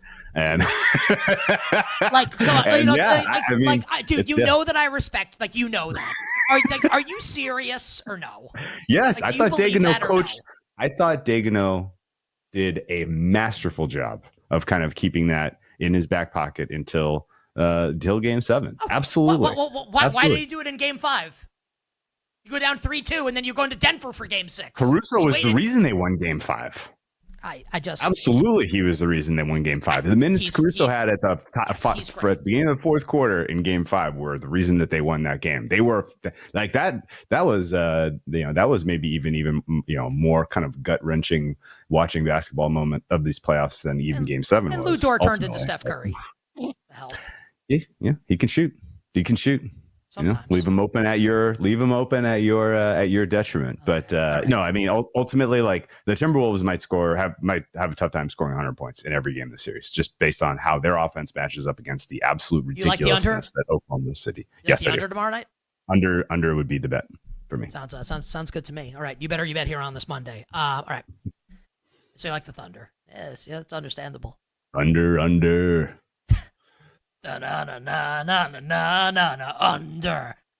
Knicks Pacers. Knicks a 4.5 point favorite in game 1, 223.5 the total. I think the total's a little short. Knicks favored to win the series at BetMGM, Drew, minus 155. Indiana plus 130. Tell the world, because like I mean, I know what you like, but I also didn't need to know what you like to know what you like. Tell the world why you like Indiana to win the series. Because they have offense that's functional. No, I'm just kidding. The Knicks and the Pacers is this is the tightest series I've ever tried to line in the NBA since I've been making numbers, which goes back to like 2014-15 of making playoff series numbers. I have this as a cold 50-50. Like it is awesome how close this is. And as like the intangibles, the stuff that you kind of want to believe in with the Pacers beyond just price and the fact that they're a dog in this game, in this series is, they are playing much better basketball in these playoffs than what we're seeing from the Knicks, in my opinion, particularly on the offensive side of the ball. So I think they have the best offensive player in this series in Halliburton, although it is a hair over, Jalen Brunson. We're talking like 99th versus 98th percentile here in terms of offensive efficiency. Who's a better player? A better player is Brunson, but better offensive piece is Halliburton. I think the Pacers have the 2 best defensive players in this, in Siakam and Nembhard. Neither of them are great, but they're like 90th percentile guys. And the Knicks, their best defensive player, I guess, is OG, but it's, he's somewhat limited in my opinion. So ultimately this is going to be a very, very closely contested series. I think fair for game 1 is Knicks 2.5. So I'm going to take 4.5 here. And I think that ultimately Pacers probably win in 6. I like them plus 140 for the series price. Again, I think this should be a dead even series market. And And yeah, with just sort of the intangibles ticking, I think they have the advantage coaching. I think they have the better offensive player and better defensive players. And that might be enough to get them across the line. But it should be, the Eastern Conference Finals should be a heck of a lot of fun to figure out who are runner up for the NBA Finals is. Drew feeling good about his Thunder after their massive Game 7 win yesterday afternoon. So then the Eastern Conference Finals MVP, Brunson right now minus 125, Halliburton's plus 175 in about 60 seconds. Is it as simple as just one of those top two guys, or do you think a long shot can actually win this in what is a closely contested series in your opinion? If you're going long shot, I would look mostly for guys like Siakam, again, not just because he has a ring, but because I think it's a little bit lighter in terms of win probability for Halliburton on the Pacers than the market does because of his potential for injury risk. He's a guy that was not able to make it through the Eastern Conference Finals last year, and has played a lot of basketball and a lot of high intensity basketball, but he's playing the best basketball of his career right now. So I get why he's in that price point range. But if I'm trying to think outside the box a little bit, I would take on Siakam at that plus 850 number, just expecting that he might have the key moments in the key games, having already done it once. Okay, so Siakam, any quick, is it SGA and that's it in the Western Conference for you for Finals MVP market? It is. He's the fine defense for the Timberwolves. Obviously, you have an amazing anchor with Rudy Gobert on the floor, but there's no stopping SGA in this series. The way that he can attack the mid range against this Wolves team, and in particular when you are pulling Rudy out. I'm guessing Daigneault is going to go with a little bit more of a small ball lineup where they pull Rudy away from the rim, and that should unlock pretty much everything that SGA wants to do offensively here. So I think he wins the MVP this week. I think he comes through with an Eastern Conference MVP. I'm sorry, Western Conference MVP as well.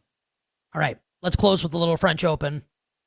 Carlos Alcaraz, it's sobering to look at the lead. We're kind of in a new era of men's tennis now. Like Rafael Nadal, nowhere to be found. Djokovic is 11-1 to win this. Alcaraz plus 120. Jannik Sinner plus 175. On the women's side, co-favorites Swiatek and Sabalenka plus 240. American Coco Gauff at 6-1 to win the French Open. Drew, give me it has to be really fast here because we're almost done. Thoughts on the men's and the women's? Who's going to win the French Open?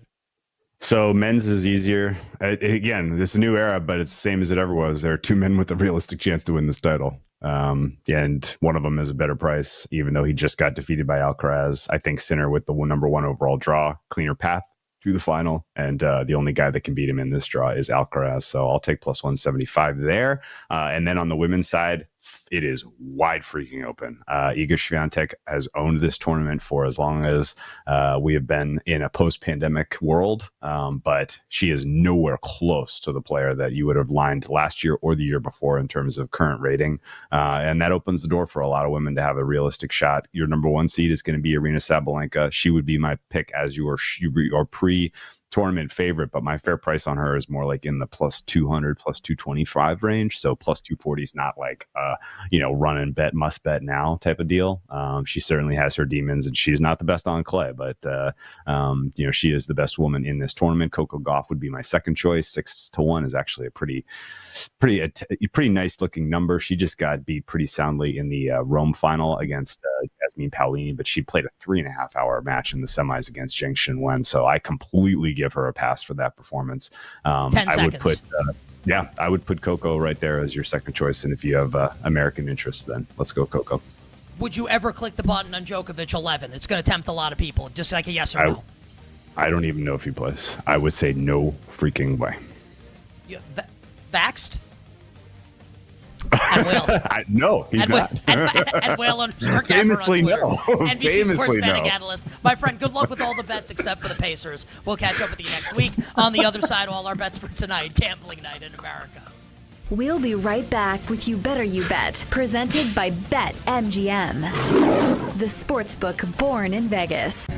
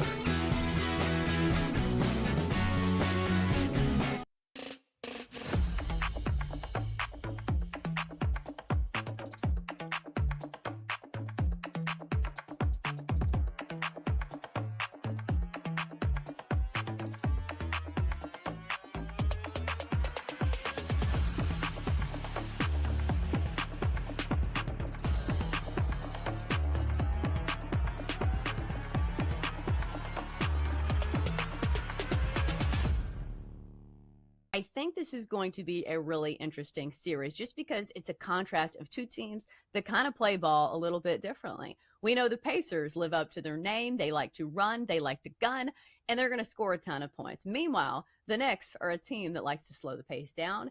And Jinx, I think the interesting X factor in this one is how do the Knicks keep up late in this series when the Pacers have so much depth? The Pacers have like a 10-man rotation where they have fresh legs. They're all a bunch of young guys. Meanwhile, the Knicks players play like 40 minutes a night. So I don't know if I would say that the Pacers are going to win the series, but I do think if it gets to 6 or 7 games, I do think the Pacers have the edge. Yeah, I can't figure it out. Like, I think I'm just caught up in the Knicks hysteria. I think because isn't it fun to see the Knicks finally be this good? And there is something great for the league when you see the Knicks at the Garden and you got all the celebs there and they've been waiting for a moment like this for so long. Like, it's really exciting to have the Knicks. And I'm not a Knicks guy, but I will say I believe they would have beaten the Celtics with Jason Tatum healthy. They were already sort of on that path anyway. So I need to sort of calm down and take a breath and realize that as good as the Knicks are, and I think they could win this series, I think they will win this series, the Pacers are really good, and we're just not paying attention to how good Indiana has been. They're, 8-2 straight up in the playoffs thus far. I think a lot of this is going to come down to pace because the Pacers are going to want to play at a very fast pace where the Knicks are going to want to slow things down, and they've gotten even slower come the postseason, which is not exactly unexpected because you tend to see more defense in the playoffs. But initially, I was leaning Knicks. I was looking at this game yesterday and trying to handicap it, and the more I think about it now, I'm like, I need to give Indiana some credit here. I'm not quite so sure where I'm going to go.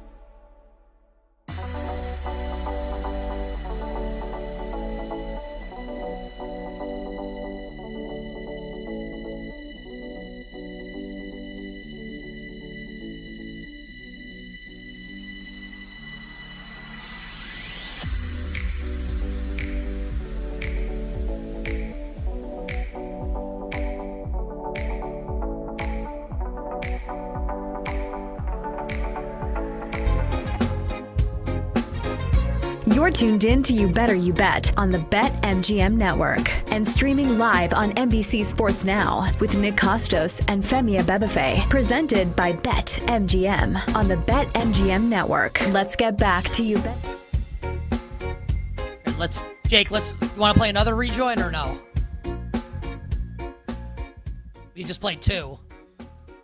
Maybe we just want to do it. Jake, you want to play another one just for posterity? Welcome back to You Better You Bet.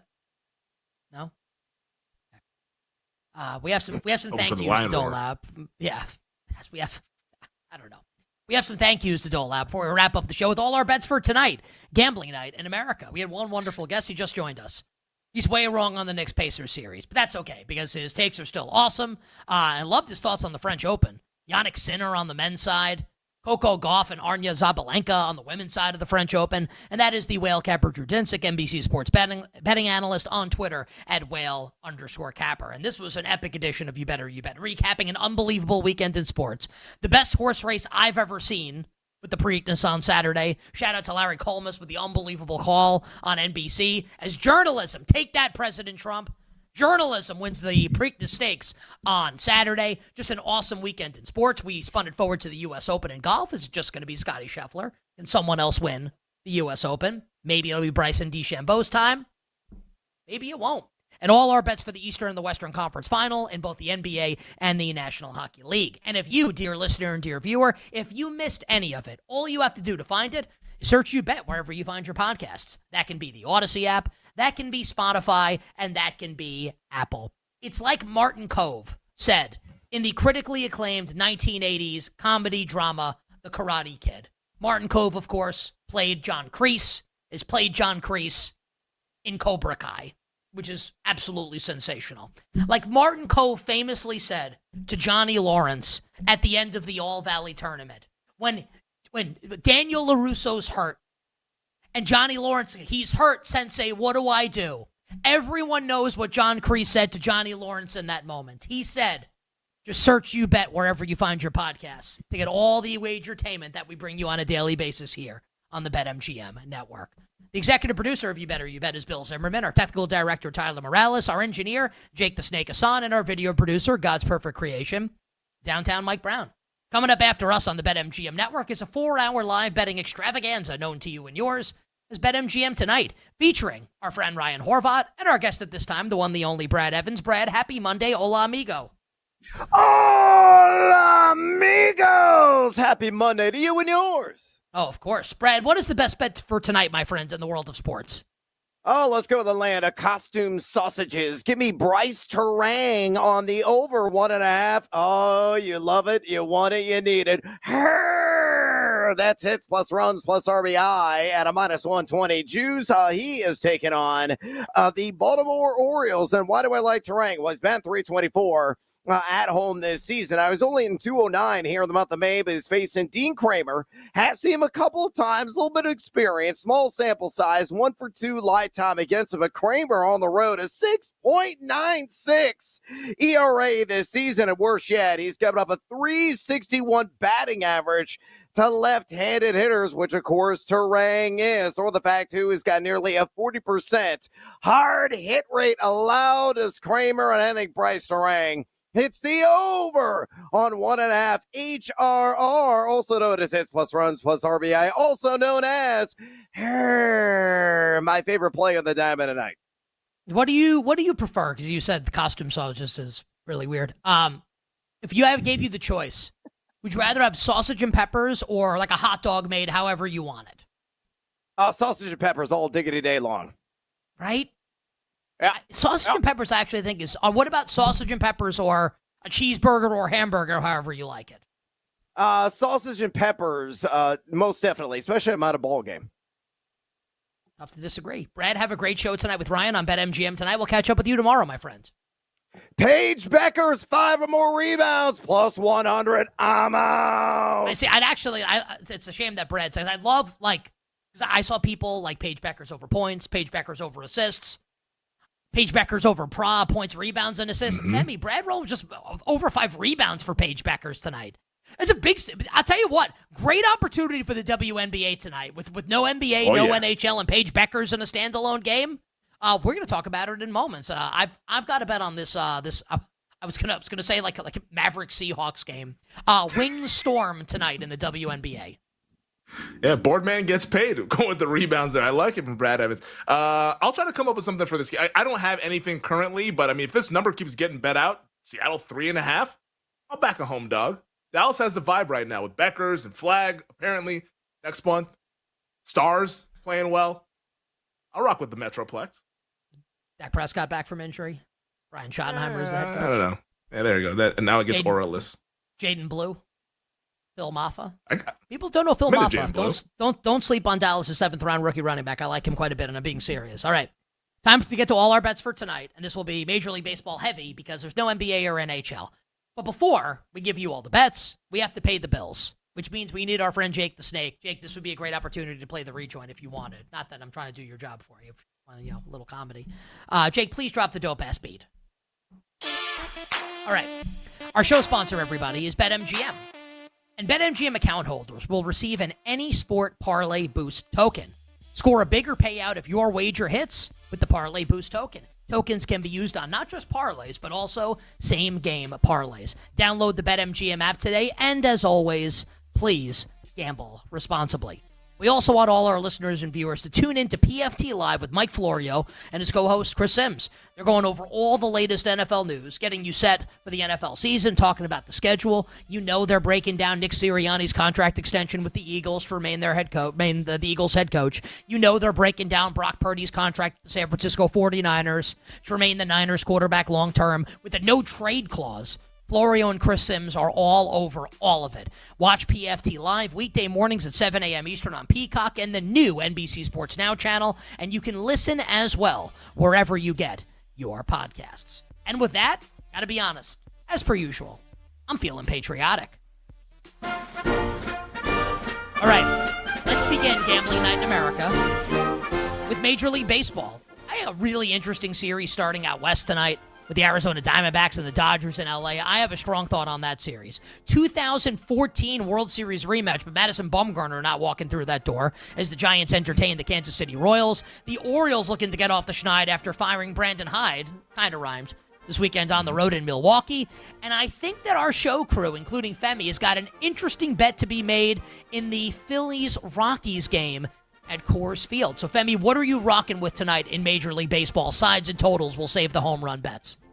Yeah, 3 totals bets for me in the first 5. The first one will be in the south side of Chicago. I'm going to go first 5 over 4.5 between the Mariners and the White Sox. Look, like this honestly might be my favorite bet of the night. Like I think we're dealing with 2 pitchers here that come in a little bit overvalued, like Luis Castillo, Davis Martin. Like these guys surrender a lot of base runners. They're ranked 67th and 70th in WHIP in the big leagues. I just think that both these guys coming off of strong outings, they play with fire quite a bit. I think this burns them in tonight's game. Give me the first 5 over White Sox and the Mariners. Phillies and the Rockies, Nick alluded to it. This is the plug your nose special of the evening. Give me the first 5 under between Philly and Colorado. Man. It's under 5.5, minus 115. It's not going to feel good. It's tough, like Nick just said. But Christopher Sanchez, outside of struggling with the walks, he's starting to find his form a little bit. And I think he can really find his form against this Colorado lineup that looks like a AAA lineup. Conversely, Kyle Freeland, much better than his traditional numbers suggest. The ERA doesn't look good, but the underlying stuff is really, really strong, and the Phillies lineup also has been a little bit underwhelming this season as well. So I'm going to go under 5.5 in the first 5 with the Phillies and the Rockies, and then finally, in the nightcap at Dodger Stadium, first 5 over 5 between Brandon Pfaadt and Landon Knack. I mean, Pfaadt's just been meh. Landon Knack, I mean, come on, the guy has like a 5.89 ERA, and it's justified. I think both these lineups mash. Give me the first 5 over in Dodger Stadium. Now, Landon Knack has Nick Knack, paddywhack. Gave that dog the bone. He's been pretty good his last couple starts. Now, Brandon Wicked Pfaadt. Yeah. I had the Dodgers wreck Brandon Pfaadt tonight. Yeah. I love the Dodgers tonight. I actually, and let me see what the price is now, because it was minus 145 a little earlier. So what are we at here? God forbid, like the search function could work. Dodgers minus 150. So they've been bet up 5 cents. I actually think the Dodgers are short tonight. So let me back the truck up a little bit here. I'm going to give out a bunch of baseball bets and a WNBA bet. These are going to be small bets for me. Like, I'm going to have my bet on Minnesota tomorrow night plus the points is going to be bigger than any of these bets tonight by a good amount. These are small bets for me tonight. Please gamble responsibly. So give me the Dodgers. I think this price is short. The Dodgers to take down the Arizona Diamondbacks. I like what you're thinking, Femi, with White Sox Mariners first 5 over. I'll actually play into that variance. I'll just play the White Sox first 5 against Seattle. Luis Castillo struggled. Why not play against him at a big plus price? About plus 140, the White Sox first 5 against the Mariners. And good pitching matchup in Royals-Giants, even without Madison Bumgarner. Give me the first 5 under 4 with Chris, is it Bubic? I think you had the first one was right. Bubic. I believe that is how you pronounce it. I think you should have to change his name. Chris Bubic and Robbie Ray. Both have been great. First 5 under 4 Royals-Giants. So White Sox first 5, Royals-Giants first 5 under, and the Dodgers full game against the Arizona Diamondbacks. The home run parlay for tonight. Royce Lewis of the Tigers for Tyler. Kerry Carpenter. Twins. Kerry Chapin Carpenter. Twins. Kerry Carpenter, Tigers. Royce Lewis, Twins. Yes. Freddie Freeman, Dodgers for Femi. Lars Nootbaar, St. Louis Cardinals for me. So Royce Lewis, Kerry Carpenter, Freddie Freeman, Lars Nootbaar, 840-1, the home run parlay for tonight for You Bet or You Bet. And in the WNBA, I'll play on Paige Beckers tonight. And the Dallas Wings, give me Dallas on the money line, plus 135 tonight. Dallas just to win, small bet, Dallas to win tonight against Seattle for me, Femi. Dallas plus 135. Yeah, I'll rock with you with the Dallas Wings here. I'll take the +3. I'll take 3.5. I'm not going to do the money line. I'm just going to take the 3.5. Small bet just to feel alive and to watch some hoops and sweat some basketball. So I'll rock with you with the Dallas Wings. Once again, small bet as we're still figuring things out early on in this WNBA season. Paige Becker's stuff has not really moved over the course of the day for people interested. Becker's 13.5 points. Points, rebounds, assists, 22.5. That's basically been what it's been all day. Becker's 3-pointers over 1.5 is +160. Arike Ogunbowale. Did I get it right? Yeah, got it. I did, right? Just making sure. Yeah. 18.5 points. I don't like that also. But just give me the Wings on the money line tonight to take down the Seattle Storm at home. And that does it for the Magnificent Sports Monday edition of You Better You Bet. Got good news. The NBA and the NHL are back tomorrow. I've got more good news. So are we. So we'll see everybody tomorrow on a terrific Sports Tuesday. And until then, I am Nick Costos wishing you, dear listener and dear viewer, minimal sweats, winning bets, and the absolute very best of luck. Thanks for listening to You Better You Bet. Up next, it's BetMGM tonight on the BetMGM Network.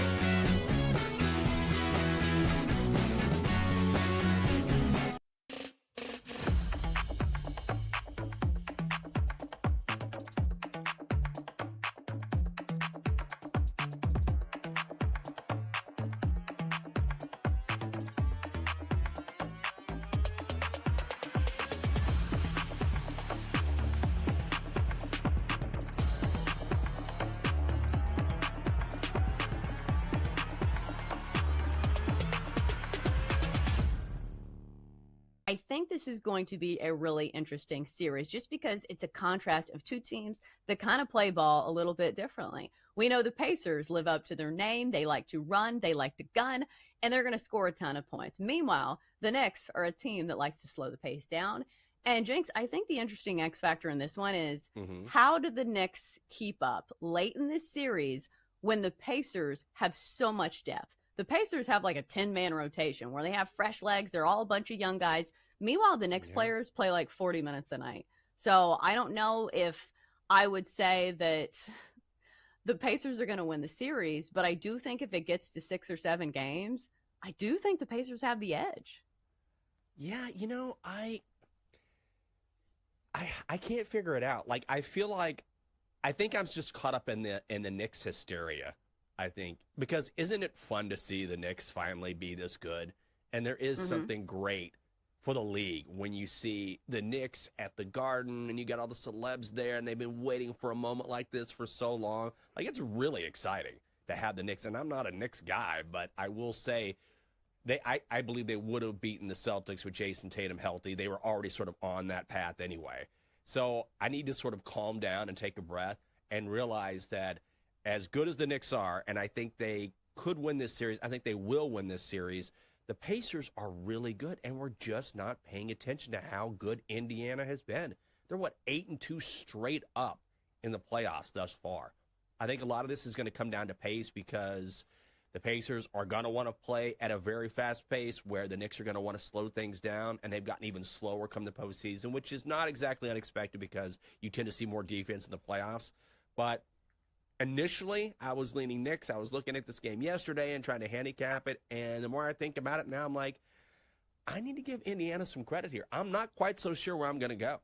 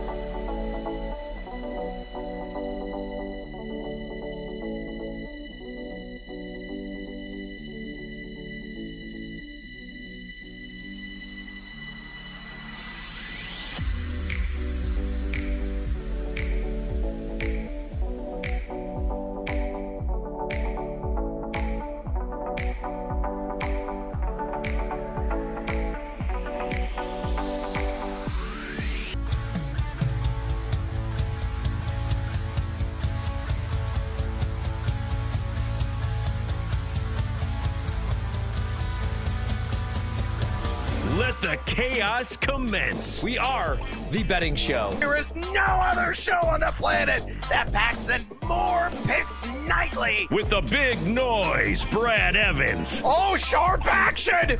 They gotta listen to the sharps! Get the heck out of here with that nonsense. I'm on JMU as well. Drake, hate the Drake. Love the Drake, hate the Drake. No, you never fade the Drake! And the mad better, Ryan Horvat. The Keep the Points special. I'll keep cashing tickets around here on Odyssey. Yeah, put me at night, baby. That's where we cash tickets. They're bringing the heat and helping you cash in big. It's a lock! It's over! It's a guarantee! It's easy money! Nobody wants to bet Seattle U, except for this guy. They're going to win this game outright, but I'll be safe and take the points plus 6.5. And delivering the late night sweats. And it's gone! It's gone! Oh, and it's gone! No way! It's gone! Holy God! It is gone! I need to celebrate tonight with my family! Do it for my kids! Do it for my boy! It's BetMGM tonight on the BetMGM Network. Amigos, it's time to bring the noise here to the boisterous edition of BetMGM tonight. Brad the Big Noise Evans with him, my main man along beside me, and that is the one, the only, the ever sexy Ryan Horvat. And we're locked, we're loaded, we got an action-packed program for you tonight. Of course, we're going to reveal our cards here momentarily. A whole lot of action on the diamond, may even sprinkle a little on the hardwood in the WNBA. From there, we're going to get Parlay Pete's butt pulled over here from the bar. Again, getting slobber knockered on that rum as he always does. Get his parlay of the day on the board. We're going to say hello to our little friend. We're going to roll the shoulders, get seduced by the juice, and work in some bonus time wagers as well. From there, Jared Smith is stopping by, talking all things sports betting, a smorgasbord of sorts, a little buffet. So grab a plate, and he is going to scoop and pile it high on said plate with a little action. Maybe the NBA playoffs. I know the night is off, but we got some series bets to break down. A Major League Baseball, the NFL, whatever picks are his pleasure. Jared Smith is sure to please. After that, Howard Cross, the former New York Giants, going to be dropping by. We're talking all things New York Giants. Are they going to overachieve this season? How long will it be before Jackson Dart starts for this team? Any fantasy sleepers that we're overlooking? We're going to ask Howard Cross all of those pertinent questions. Then, another edition of Better Up. Several games out west of the Continental Divide tonight, which means we got to get some late night action on the board, and we're going to lock and load many of those in that segment, followed by Hoop Scoops. Whether the WNBA this evening, there is one game to bet on if we choose that adventure, or some of the series props in the Eastern Conference Finals, the Western Conference Finals as well. We're going to do some NFL news and notes in the news, what happened over the weekend, spinning that forward for gaming purposes, and then topping things off with another 3-point stance on guess who? Hey, we're talking hour crosser in the show, which means we got to pitch our opinions on the New York Football Giants, and we'll do exactly that coming up in Say Game. We also want to talk to you, the 2.02 average listeners and viewers of this fine program.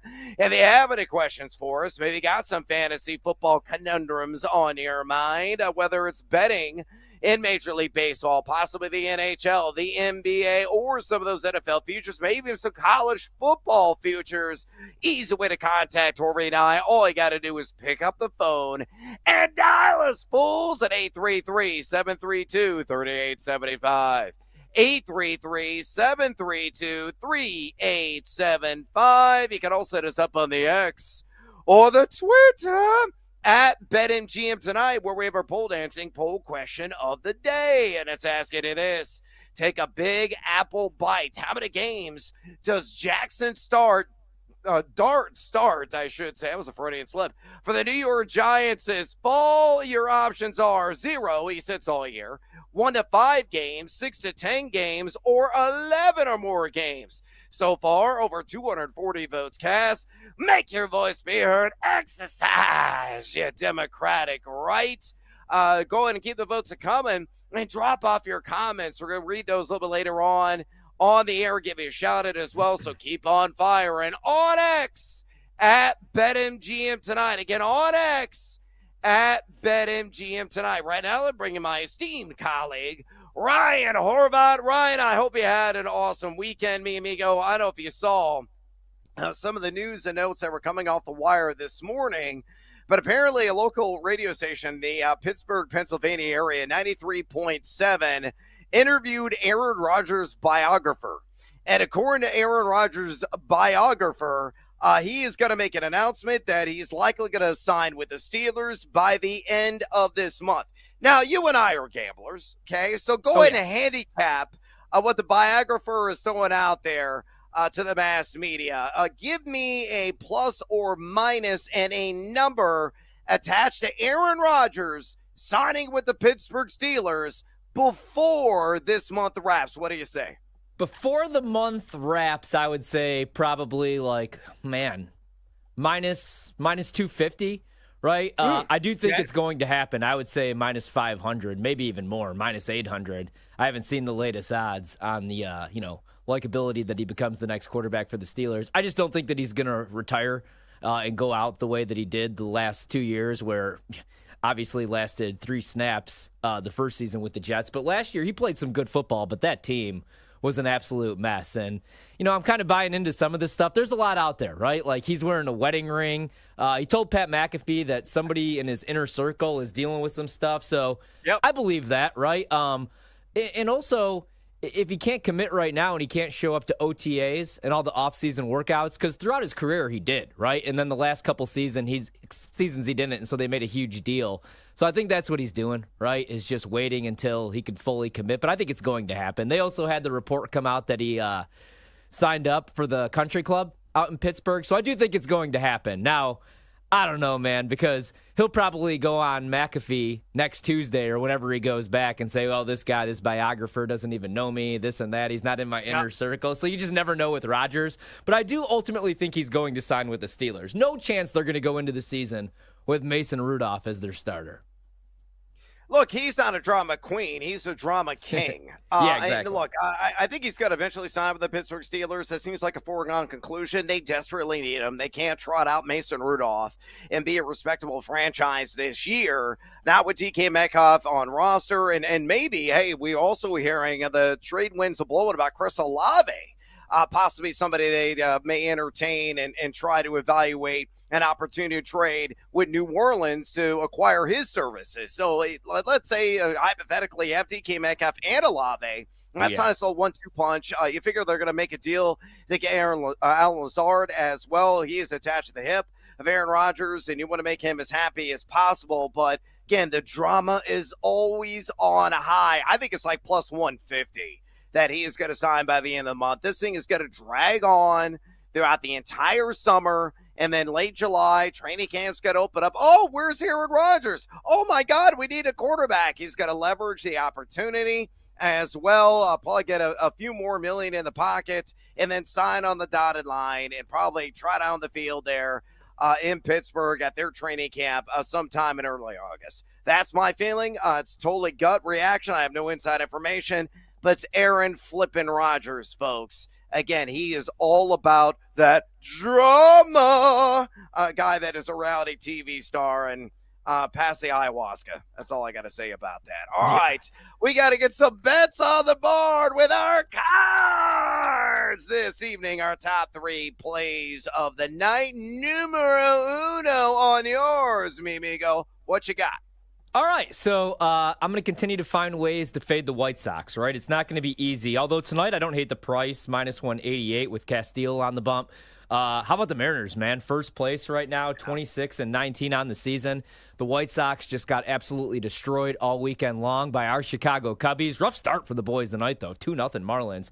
But anyway, one of the bright spots, and there's not many for the White Sox this season, other than the great concession stands that my cousin runs there on the south side. Davis Martin, he's got a 3.65 ERA. 5 of his 9 starts this season, he's won at least 5 innings and has allowed 1 or fewer runs. So he's been pretty good, man, actually, for Chicago. I like him. But we're going to take him to have 2 walks tonight. 2 walks allowed. It's minus 160, but I do like this. Maybe you want to throw it in an SGP with the Mariners or something like that. But he showed some good control. His walk rate is in the 82nd percentile, but the Mariners are really disciplined all of a sudden at the dish, man. I actually kind of trust them right now. They're second in walks per game, 3.9. Of the 4 starts where he's allowed 1 or fewer walks, just one of those teams is top 15 in walks. So I think there's going to be some negative regression coming for our guy, Davis Martin, who sounds like he's from 1923. I think he walks at least 2 batters tonight. Minus 160 is the price. And I do kind of like the Mariners a little bit as well against Chicago.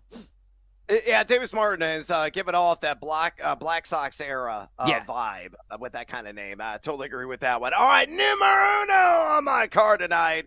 A suit for the costume sausages. A huge fan chorizo, by the way. One of my all-time favorites. Give me Bryce Terang. The Milwaukee Brewers on the over 1.5 HRR, also known as hits plus runs plus RBI, also known as HER here on BetMGM tonight. Take it on the Baltimore Orioles. The juice on this at a minus 120. I'm willing to sign up the leather and pay the extra dime if need be. Look at Terang at home this season. He's batting .324. Now, in the month of May, he's only been over on the 1.5 HRR in 4 games. Only batting .209 again so far this month. But you look at Dean Kramer. He's going against for the O's. A 6.96 rubbish road ERA this season in 32 1/3 innings pitched. And it gets left-handed hitters this year. A 361 batting average against and nearly 900 OPS he has given up. Overall, a 39.3% hard hit rate. So hopefully Terang, I think he's going to slap at least a base hit in this game. My other gut feeling is he's going to score a run as well, whether he collects an RBI, 2 hits, it doesn't matter. Give me the over 1.5 HRR, also known as HER. Take it on the O's at a minus 120 juice. Numero dos on your card, mi amigo. What else do you have? As bad as the White Sox are, man, Colorado, as we've talked about plenty here, is even worse. They're, I believe, what are they right now? They have 8 wins, I know. Yeah, they're 8-38 on the season. They are home tonight, but Freeland's on the mound. He's been terrible this season. He's 0-3 with the 9.77 ERA at home this season. Colorado's lost 4 of his last 5 starts this season. Phillies already 3-0 against the Rockies. They're huge favorites tonight. So I went run line with Philadelphia, which now has bumped up to 2. So you need them to win by 2 runs. I usually hate these kind of bets, but I trust Sanchez, especially on the road this season. 2-1 with a 1.88 ERA, and the Phillies have won 3 of his last 5 starts on the road as well. So we're going to go with the Phillies on the run line and continue to fade both Colorado and the White Sox. All right, numero dos on my card this evening. You talked up the Seattle Mariners. Let's go ahead and bet them on a little SGP. Give me the M's. I'll take the money line win and give me Luis Castillo. A little negative correlation here. 2 or more walks, and that works out to a plus 148 juice. Again, fading the White Sox, usually a profitable endeavor. You look at Seattle, a team that is 13-8, straight up on the road this season. They've been terrific away from Sasquatch country up there in the great Northwest. They have won 4 of their last 5 on the road as well. The White Sox, meanwhile, they have dropped 4 of their last 5 overall. Meanwhile, I look at Luis Castillo, 3.65 walks per 9 mark this year. He has walked at least 2 men in every single start this season, all 9. And you look at the White Sox, yeah, they're dead last. And based on balls percentage over the last couple of weeks, only drawing that free pass on 5.5% of their plate appearances. But Castillo on the road, even worse control with a 4.70 based on balls per 9. So put all together, Mariners on the money line. Castillo, 2 more walks, plus 148 there at BetMGM. All right, numero tres, Horvat, finish strong. Yeah, this one's kind of gross, man. I bet the Angels all weekend long against the Dodgers. They swept them. They're hot right now. They don't really have to travel because, they're on the road here, I guess, against the A's in Sacramento, but not a huge travel day. And like I said, they've been pretty good, and I think they have the edge on the mound tonight with Soriano. The record, not great, but current A's, I'm looking at it right now, 8 for 27, 2 doubles, 3 homers. I'm going to continue to ride the Angels here. They've been hot. They're plus 120. So I'll fade America's team for the first time this season. Give me Los Angeles. Give me the Angels. Oh, and for the first time this season, I am going to bet on the WNBA. Give me the Dallas Wings plus 3 at home against Seattle Storm at a minus 110 juice. Seattle in game 1, a miserable 0.76 points per possession on offense. They absolutely got waxed by the PHX, losing 81-59. Their net offensive efficiency, or the net efficiency overall, at negative 28.6. Dallas, meanwhile, number 9 currently in the net. A team that was 7-13 a season ago at home, but they got Paige Beckers now. They didn't have her on the roster. She is going to push them over the top. I'm a coward. I probably should bet Dallas on the money line, but I'll take him plus 3 tonight. The Wings against the Storm at home at a minus 110 juice. All right, I got exit stage left here on BetMGM tonight. When we come back, Parlay P's got to drop on by. We're going to say hello to our little friend and get some more plus money bets on the board. Don't you go anywhere, fools. This is BetMGM tonight on the BetMGM Network. Don't go anywhere. Brad Evans and Ryan Horvat will be right back with more Wagertainment on BetMGM tonight on the BetMGM Network.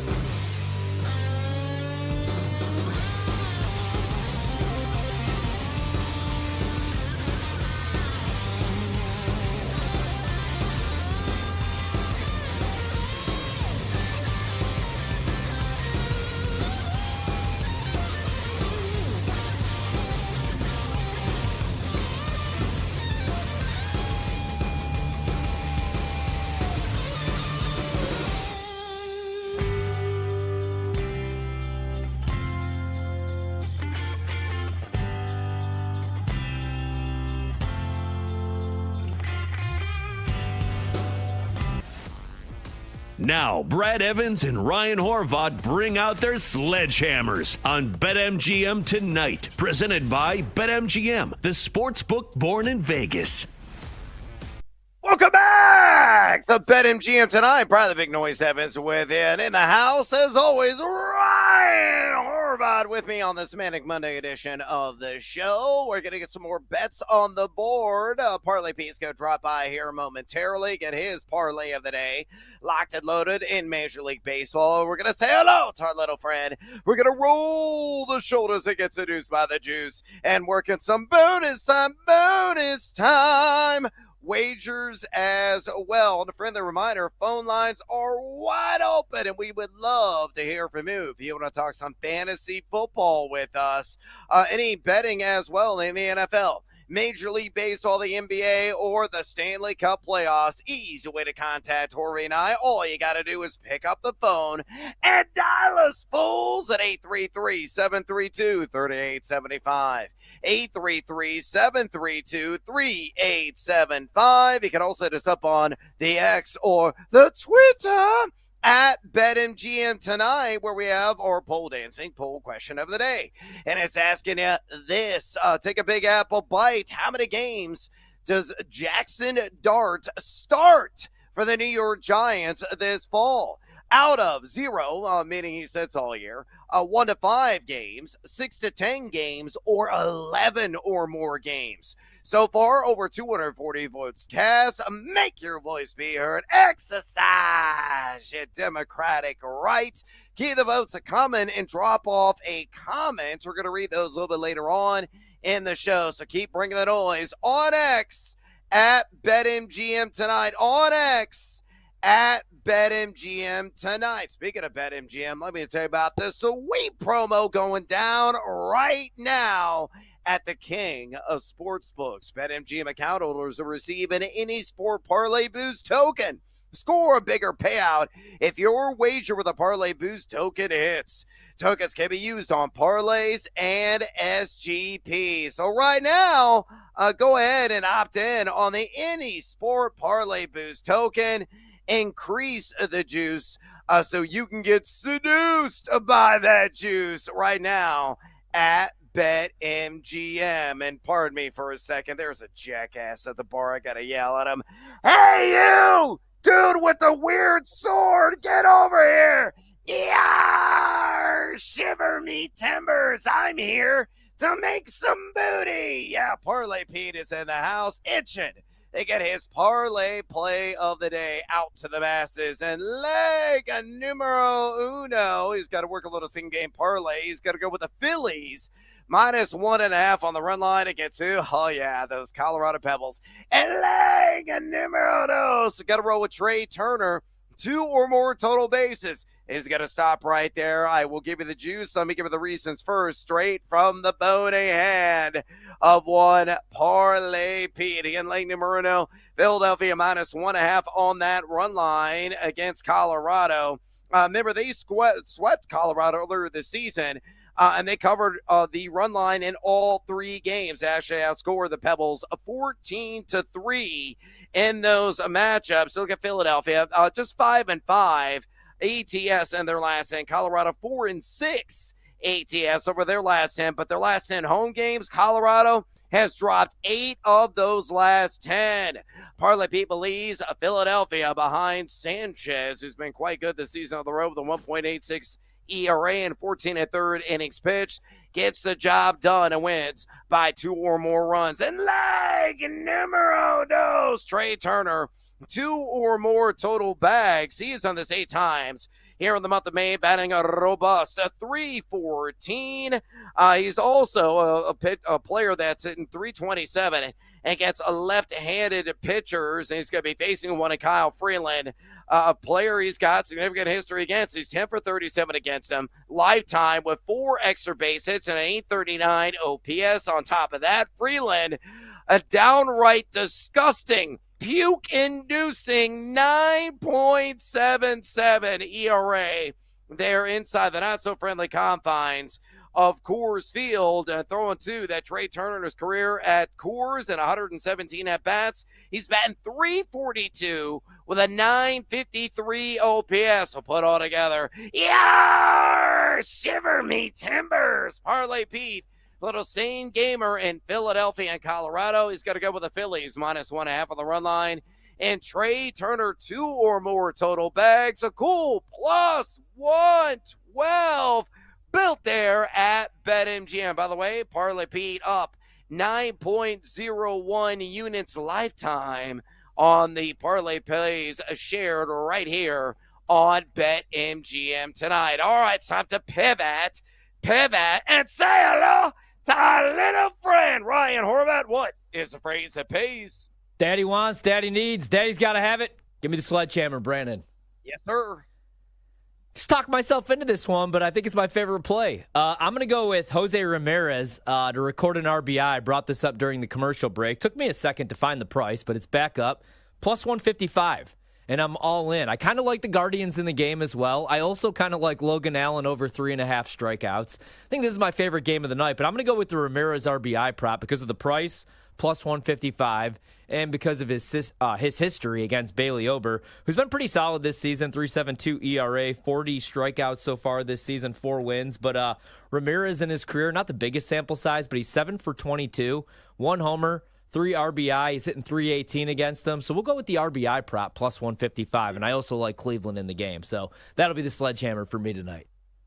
Man, that's a sexy price at +155 there on J-Ram. I think that's an excellent call. All right, I am also going to go the diamond for my sledgehammer special, so let's go. Daddy want, daddy need, daddy gotta have it. Give it to me. Ooh, yeah. Let's go with a guy that's been white hot the dish, and I think he's going to get extinguished tonight, and that is a Chicago Cubs legend, Javi Baez, who is quite the resurrection this season in Detroit, but tonight I think it's going to be an overnight. Give me the under on a half a hit at a +125 juice, and here's the reason why I am fading Detroit's Baez. He has been under this in 3 of his last 4 games, so a guy that is definitely trending in the wrong direction. He's facing Sonny Gray of the St. Louis Cardinals on the road, and you look at Sonny Gray, he's not a great history against him. 3 for 26 lifetime with 14 strikeouts. That's a 115 batting average and 264 OPS. You look at Baez as well, batting 33 points lower on the road compared to at home. Yeah, the contact rate is way up so far this season, but he's also a guy that's batting either in the 7, the 8, or the 9 spot typically. So probably only going to see maybe at most 3 at-bats, possibly a maximum of 4 overall. Put all together, Javi Baez, my sledgehammer special night on the under. A half a hit at a +125 juice. As I was explaining that, looks like Michael Busch just hit a double. I thought it was over the fence. No, it bounced over the fence. So 2-0 Miami right now, but the Cubs threatening. Nobody out. A runner on second base, and Dunsby swats. Take me, Dunsby. Take me, Dunsby. Up at the dish right now in the top of the 4th inning. I'll keep you up to date there. But right now, we got to get more plus money on the board. It's time to roll the shoulders, my man, and gets the news by the juice. Oh, thank you, bartender, for the healthy pour. Horvat, what plus money wager you believe is going to have you buzzing tonight? All right, not as good of a price as we got with Jose Ramirez with the +155 RBI, but I like Freddie Freeman. It's even money, +105 is where it opened up to have 2 total bases, over 1.5 total bases, whichever way you look at it. The NL West, man, is competitive, and it was a disappointing weekend for the Dodgers, so I do like them to clean up tonight. I like the team total a little bit, but I like this matchup for Freeman. The last 6 games, he's one guy that you could trust in this lineup. Hitting .478. We get a good matchup tonight, 5 for 15, a homer, only an 18% whiff rate. Usually does pretty well against Arizona. So I'm going to go with Freddie Freeman. 2 total bags tonight, which, still even money right now. I like that quite a bit. He's been hot over his last 6 games and really all season long, man. Again, exceptional price. And any kind of plus money on total bases tied at Freddie Freeman, I am in. So I'm out to tell you on that one. I'm going to go back to the Cardinals and Tigers matchup. And I think it's going to be a sunny gray kind of day. I think he's going to record the win. I'm going to take that out of plus 165. Really rolling the shoulders on that one quite vigorously. 6 games started there at Busch Stadium this season. He's won 3 times with a 3.57 ERA. Hell of a lot better at home than he is away. And that was a trend that really was upheld the entire 2024 season. It started off the same way so far this year. Look at Detroit, sure, the number 5 in WRC plus here over the last couple of weeks, and they're 14-11 straight up on the road this year. But the Cardinals are 15-6 straight up at home, and they're only 1 spot behind Detroit and WRC plus over the last couple of weeks at number 6 in that category. So put it together, I think Gray's going to get the run support, probably going to work at least 6 innings. Give me Sonny Gray to score the W against the Tigers at a plus 165 juice, downright sexy available bet on that plus 165. All right, we got plenty of bonus time. Harvard, whether it's maybe looking ahead in the NBA playoffs, maybe we're trying to get some action, dropping the puck and making some bucks in the NHL. Maybe you're still itching for more in the world of baseball, or looking ahead at some football futures. All I demand is another bet. Give me one. I decided I think I've retired from betting a whole bunch of college football win totals. I love it. It's a whole bunch of work all summer long. So instead, I think I got like 3 or 4 right now, and I'm going to stick with just those. And I usually don't bet game of the year. Maybe every once in a while if I think that the price is going to change. This price isn't going to change a whole lot, but I had to grab Texas, 3.5-point dogs, game of the year. It's on the road against Ohio State. Ohio State loses a bunch. I mean, Texas does as well, as they do every year. But I trust Sark, right? You're going to have a new play caller once again here for Ohio State. And even though Sark really boned me in the college football playoff, 1st and 1, and we're calling a pitch play on the goal line for whatever reason, I trust him in this spot here. And we get Arch Manning, man. And again, Ohio State, they're only bringing back 3 players with 6 or more starts on the defensive side of the ball last year. I love Jim Knowles, but I'm not saying it's going to be a rebuild year. They're still going to win double-digit games, but this is going to be the first career start for Julian Sayin. And we get Arch Manning, who saw plenty of action last year. So I'm going to go with Texas and take the points, plus 3.5 against Ohio State. Week 1 of the college football season. Can't wait for that game. Had to get involved a little bit. I need a little something. Yeah, no doubt about it, man. They got to pass the time as the mercury starts to rise in the summer months. And I'm doing the same thing. I'm going to lock and load a little NFL future action. I'm going to do a double dip of futility on the New Orleans Saints, who I think are going to be downright sorrowful this season in the Crescent City. There's not enough Sazeracs on Bourbon Street, I think, to numb the pain. I see the Saints have the worst record in the NFL at plus 450 there at BetMGM. And I got a little sprinkle on them to go 0-17 at 35-1. They're going to be a punchline. They're going to be an absolute joke. I know Shedeur Sanders signed a contract today of $4.6 million, but we have no flipping idea who the heck is going to really be under center this season. And they didn't draft Shedeur Sanders, and they should have for the Saints. Of course, Sanders with the Cleveland Browns. We think it's going to be Tyler Shuck of Louisville, who is roughly, 35 years old, I believe. Yeah. In actuality, he's 27. But that's undetermined right now. They may entertain bringing a veteran in. Again, they're going to sorely regret not drafting Sanders at number 9 overall. And, of course, Sanders, we all know the saga that unfolded on NFL draft night. But you look at New Orleans, a team that only has a 45% or greater win probability. And let me count this up. 0 games, according to Mike Clay. 45% win probability or lower in all 17 games. Their defense is going to be a bottom 10 unit yet again. Now, last season, a little bit more respectable in that category, number 19, EPA per play D. But this offense is going to be an absolute something you'd forget about. I mean, Alvin Kamara is somebody that you're going to, spend some decent draft capital on in fantasy. There's no doubt about it, but there's no guarantee that anybody of value is going to remain on this team. We're already hearing trade rumblings about Chris Olave. I wouldn't be surprised if they start dangling Rashid Shaheed or Alvin Kamara as well and try to rebuild, stockpile some draft picks, because this team is thinking about the draft next year, thinking about the quarterback market, who they could get possibly at number 1 overall. I think it's a distinct possibility the Aints are going to be so back this season, whether it's with Shuck, Rattler, or maybe a veteran they bring in. They're going to be the dregs of the keg. So the Saints will go 0-17, 35-1, and have the worst record at plus 450. My bonus time wager. Horvat, would you fade or follow?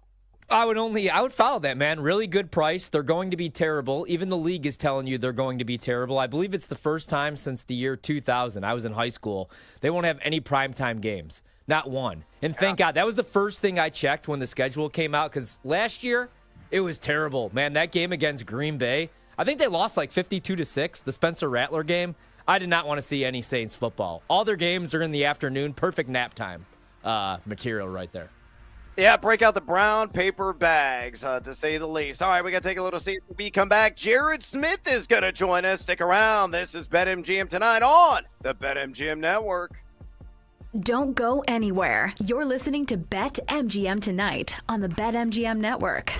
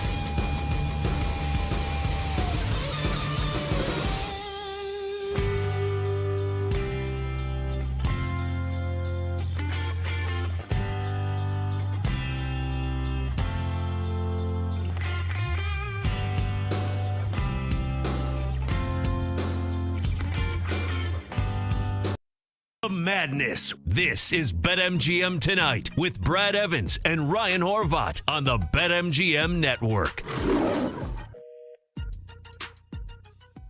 Tonight, Brad the Big Noise Evans with Ryan Horvat in the house on this Manic Monday edition of the show. We're going to be talking to our good friend Jared Smith here momentarily, picking his brain about the smorgasbord of sports betting, getting his opinions on various football or basketball or a little, baseball. You just never know. Jared is a man of many talents, to say the least, and he's heavily opinionated in all of those matters. So we're going to be breaking things down with him here momentarily. But a friendly reminder, you can contact us if you want to talk some fantasy football. Maybe you got some keeper league questions. You're already thinking about your draft. Maybe you're looking at the NFL futures market or action in Major League Baseball tonight. The NBA upcoming in the NBA playoffs, the Eastern Conference Finals, the Western Conference Finals, or in the Stanley Cup playoffs as well. Simple way to contact Tori and I. All you got to do is pick up the phone and dial us, fools, at 833-732-3875. 833-732-3875. You can also hit us up on the X or the Twitter at BetMGM Tonight, where we have our pole dancing poll question of the day. And it's asking you this, take a Big Apple bite. How many games does Jackson Dart start for the New York Giants this fall? Your options are 0, he sits all year, 1 to 5 games, 6 to 10 games, or 11 or more games. So far, over 240 votes cast.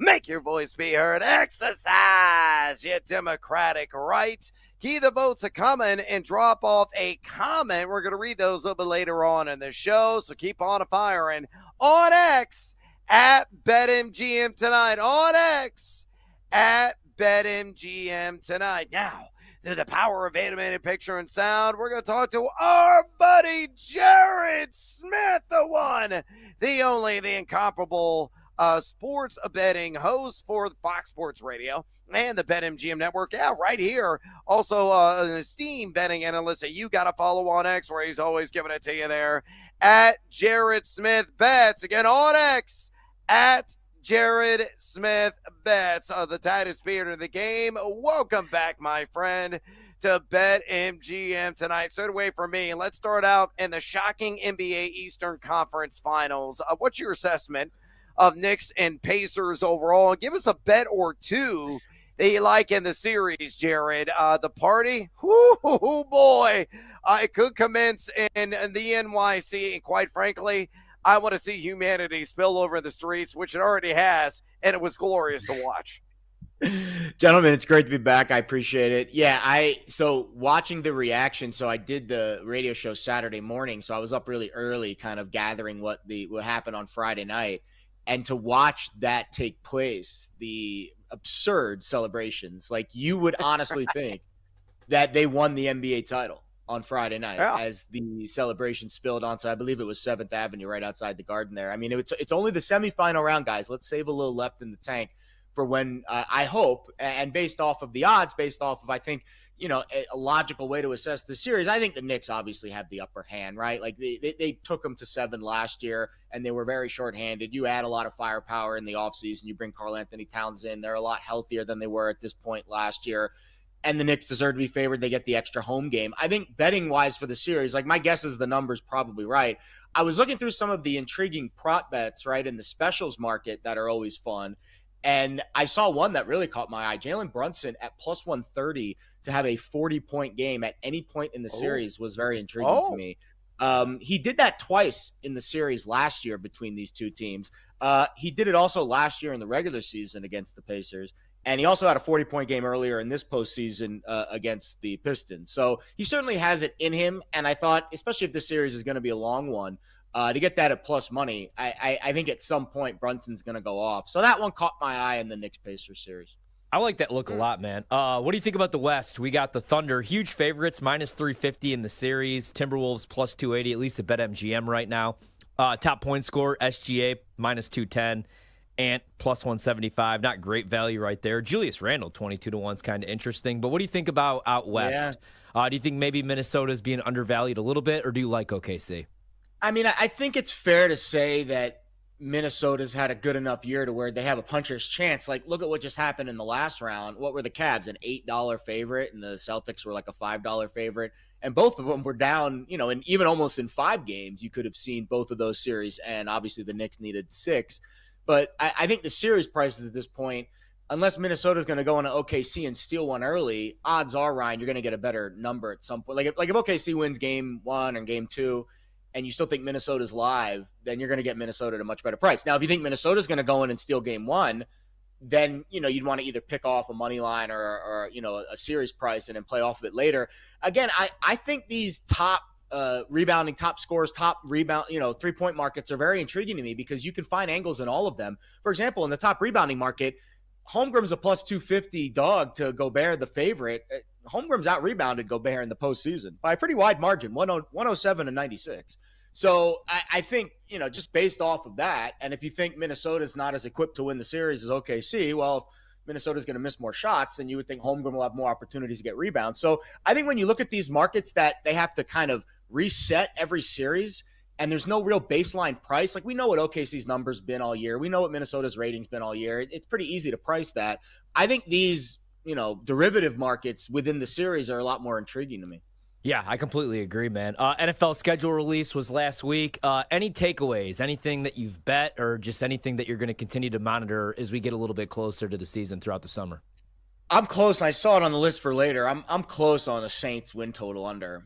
Yeah. I mean, I was close already before the schedule came out. And then you look at the schedule, they face a team coming off a bye 3 times throughout the course of the regular season. That's the most in the NFL. Washington also has to face a team 3 times coming off of a bye. They did not get any favors in the rest department. And I know we've talked a lot. Does rest matter? I think situationally it does. And I think for teams that are worse off, it matters more. And you look at that quarterback room, I mean, now without Derek Carr, it is a hot mess. And I think they might be picking off pieces from that team, kind of like what we saw with New England last year. Everyone was really hot with, the Patriots unders. And I think, there's always that one team in the offseason, right, that everyone hates. Everyone wants to bet the unders on. I think this offseason it's going to be New Orleans. Yeah, again, I got him at plus 450 to have the worst record in the NFL, Jared. And I also did a little sprinkle on them to go 0-17 at 35 to 1. Wow. I think both those opportunities are on the table. They're going to be lousy. Brown paper bags, break them out down there in New Orleans. It's going to be a long and miserable season, to say the least. We're talking to Jared Smith, host on Fox Sports Radio. We're right here as well, the BetMGM Network. Make sure you follow him. He is an excellent and tremendous follow on X at Jared Smith Bets. Again, on X at Jared Smith Bets. Jared, we have a couple of Golden State related opportunities getting underway later tonight on the diamond of Major League Baseball. Is there a Yerfie or Nerfie, your specialty, Daddy, as you like to be called? Would you lean toward a Yerfie or Nerfie? Angels, A's, or D-backs, Dodgers? Got any action in the first inning on either one of those contests? I need one of the Men in Black flashy thingies for Brad calling me daddy just then. I think we need to figure out a way to get that erased from the memory bank. I don't know how I'm going to do it, but I'm going to soap and water my eyeballs out when we get off the air. The Dodgers at home, I mean, goodness gracious, they're scoring at home at nearly a 50% rate. And I'm getting them plus 175 to score a first inning run. Like we talked about the derivatives within the Yerfie that I like, right? Like they're minus 130. I think it's minus 135 or something to score a run for both teams in the first inning. And you could certainly make the case that that's a decent bet. But you want to get some plus money on the board, as I know Brad always likes to do, get seduced by the juice there. Yep. Plus 175, Dodgers to get an early run. I'm seeing them at about a 40% projection. And their actual run rate in the first inning at home this year is closer to 50%. Plus 175 gives me a ton of wiggle room there with value. So I think that's probably, if you want to play one of those late games in the first inning, I think that might be your best bet. Yeah, it's tasty at that kind of juice at a plus 175 on LAD. Jared, we'll get you out of here on this. I want to get your educated opinion on what team will have the worst record in the NFL this season. Again, yours truly's on the Aints at plus 450. And again, I have a little action sprinkled on them going 0-17 at 35-1. Are you going to fade or follow me on New Orleans, or is there somebody else you feel that is going to lead all teams in futility? No, I mean, you can make the case for the Browns because of their quarterback situation, but the thing about the Browns is the rest of the roster is actually pretty decent. And I actually don't hate what they did in the draft outside of the weird Dylan Gabriel, Shador Sanders, two-step there. I thought, they traded back, got some assets for next year, and then actually had a pretty decent haul. I love Judkins. The linebacker from UCLA. So I think the rest of the Browns roster is actually pretty decent. It's just, what are they going to do at quarterback? The Saints makes the most sense. And you go through their schedule. I mean, goodness gracious, it is a freaking disaster. And the first 4 games too, they're going to start 0-4 here. I mean, you look at, what is it here? You get Arizona. I mean, you think they get at least a puncher's chance against Arizona. Then they're a big dog against San Francisco, Seattle, Buffalo. And then you get the Giants and the Patriots. So 0-4, I think, is very likely. Like, where are there 5 wins on this schedule this year for a 4.5? I saw under 4.5 earlier, Brad, at plus, I think, 170 at BetMGM for under 4.5 wins. Under. Where are there 5 wins on this schedule? I don't see it. I think they're only favored once, and that's at home to the Jets late in the year. A lot can change between now and then. I just think, they are going to be the worst team, and that they're going to be talked about as the worst team all offseason, which means I think that number will continue to drift in your favor if you bet it now.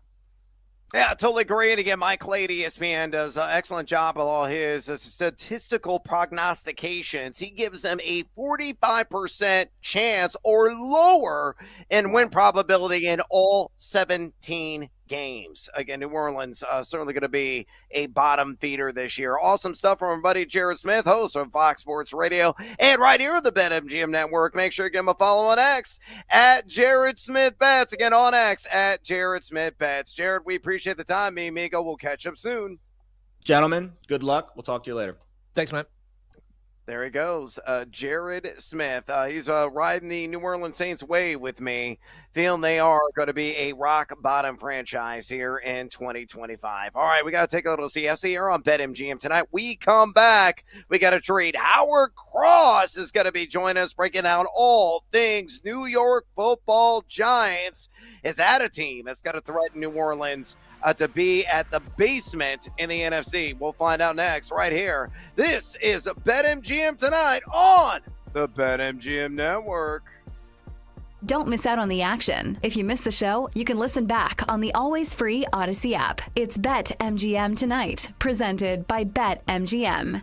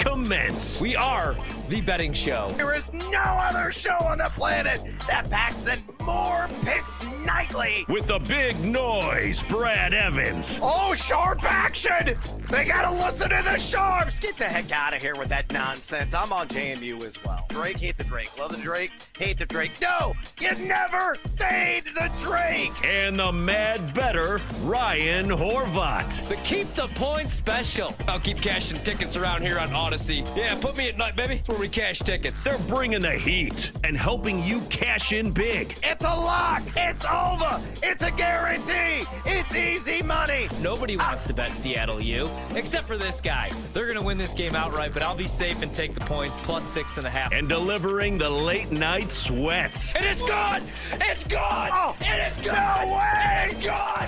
Holy God! It is gone! I need to celebrate tonight with my family! Do it for my kids! Do it for my boy! It's BetMGM tonight on the BetMGM Network. Welcome back to BetMGM tonight. Brother Big Noise Evans with Ryan Horvat in the house as well on this Manic Monday edition of the program. The great Howard Cross going to be joining us here momentarily, talking all things New York Football Giants. Just a friendly reminder before we bring Howard on, if you want to talk some fantasy football with us, you want to talk some NFL futures betting as well, NBA, Major League Baseball, NHL, even some WNBA, you can. All you got to do is pick up the phone and dial us fools at 833-732-3875.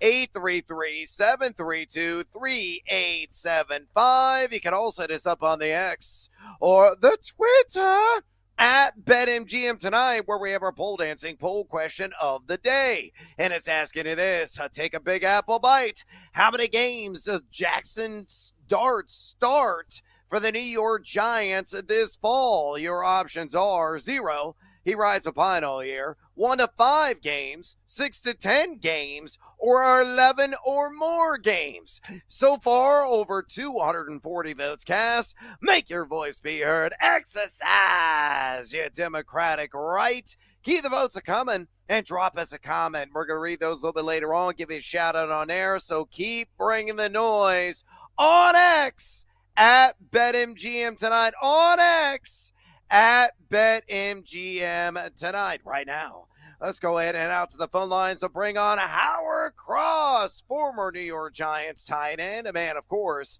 that covers the Giants on broadcast TV. Follow him on X, where he's always giving it to you there at Howard Cross 87. Again, on X at Howard Cross 87. Howard, welcome to BetMGM tonight. Straight away from me, beliefs are all over the map about Jackson Dart's insertion in the starting lineup, with the Giants expected to be underdogs in 7 of their first 8 games. Maybe week 9, week 10, it could be a possible tipping point for Dable and the coaching staff. What is your prediction? When are we going to see Jackson Dart under the controls at some point this year, or are you of the belief that he sits the entire season? What are your thoughts, Howard? Well, the theory is he will sit the entire season, and that's because they're trying to, quote-unquote, bolster the offensive line. If they can bolster the offensive line, they've got some new receivers in, the tight ends are playing pretty well, then he would sit. But if the Giants' defense doesn't hold up and they're struggling, Daboll and crew will definitely insert Jackson Dart sometime during the season. Howard, we all know how great Malik Neighbors is, at least was as a rookie. You would expect he's only going to continue to get better. How do you feel about the rest of the depth, though, in the wide receiver room, whether it's Jackson Dart, Russell Wilson, whoever it is? How do you feel about that room coming into the season? Right now, Neighbors is doing good. Robinson is a kind of the third down, short area kind of receiver. They still have Slayton as a receiver, could be a number 2 or number 3 at a lot of teams. They got some other guys that are coming in, too many to name, to see if they can take a spot. If some guys start to emerge, it will be great. But again, everything with the Giants depends on that offensive line. That offensive line has been struggling the last 3 to 4 years. If they can figure out a way to get enough guys together that could play for at least 16 games, 17 games would be great. But they haven't had an offensive line that could play more than like 10 games together for the entire season. Yeah, I know that the schedule is tough, and you look at the division, and it's really tough. You got two teams that just played in the NFC Championship game, but I actually think that this team could be competitive because of that pass rush and that defense. Where are you at with the defensive side of the ball, what they added in the draft? Do you think that they have the potential to be maybe even a top 10, top 5 defense? I think with Carter coming into the defense, he'll add an element that a lot of teams aren't prepared for. You'll have, Thibodeau coming off one end, Brown's coming off the other end, and you can add Carter either in the middle. If you have a guy that can come from a lot of different places, it's going to be a problem. And don't forget, Dexter Lawrence is an all-pro player year in and year out. So all of a sudden you got 4 rushers, kind of back to the days when they had that kind of Ferrari defense where they let 4 guys rush the passer and put everybody else in coverage. That might be the case the Giants might have this year if everybody can stay healthy. We're talking to the great Howard Cross right now, former New York Giants tight end, also a reporter for the Giants broadcast. Follow him on X, widget kindly. He's always giving it to you there at Howard Cross 87. Again, on X at Howard Cross 87. Howard, let's talk about the running back room. Received a boost this offseason, adding Cam Skattebo via the draft. What is the workload split expectation between the rookie and Tyrone Tracy, who actually finished last year quite strong? How does Skattebo so far look in rookie minicamp as well? Well, Skattebo is impressive, but again, no pads, no anything. You got to figure out what he's going to do. His real worth and everything he's going to be to the team is going to start to show up in, I would say, preseason games. I don't think practice is going to really show or tell what kind of player he is. He's going to have to begin in games and see if NFL players are going to be bouncing off of him like college players were. If he can figure out to keep that low center of gravity and run the ball, he can catch the ball out of the backfield. He's pretty dynamic as a player. He has a very I would say a high threshold of run after the catch, run after contact kind of a player. He can make a big difference in the offense. The problem is like you don't want to be hit in the backfield when you start to run. You want to be able to get to at least, past the line of scrimmage to the second level. If he gets in the second level, then he's going to be a problem. Same thing with Tracy. Tracy's a explosive home run hitter kind of a back. If he has holes, it's hard to bring him down. It's hard to get to him, and that's what the Giants are hoping for. They're hoping, like again, I hate to keep saying this over and over, but that offensive line is going to be the telltale story of the New York Giants this season.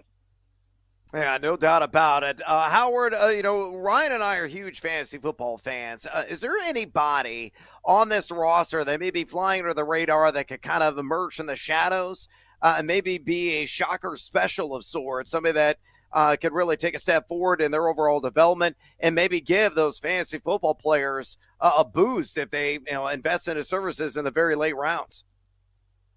I think that Robinson is going to be the guy that people are going to be looking at because you could have a lot of eyes on Neighbors. The tight end's going to be pretty good. He is a pretty dominant player in his own right.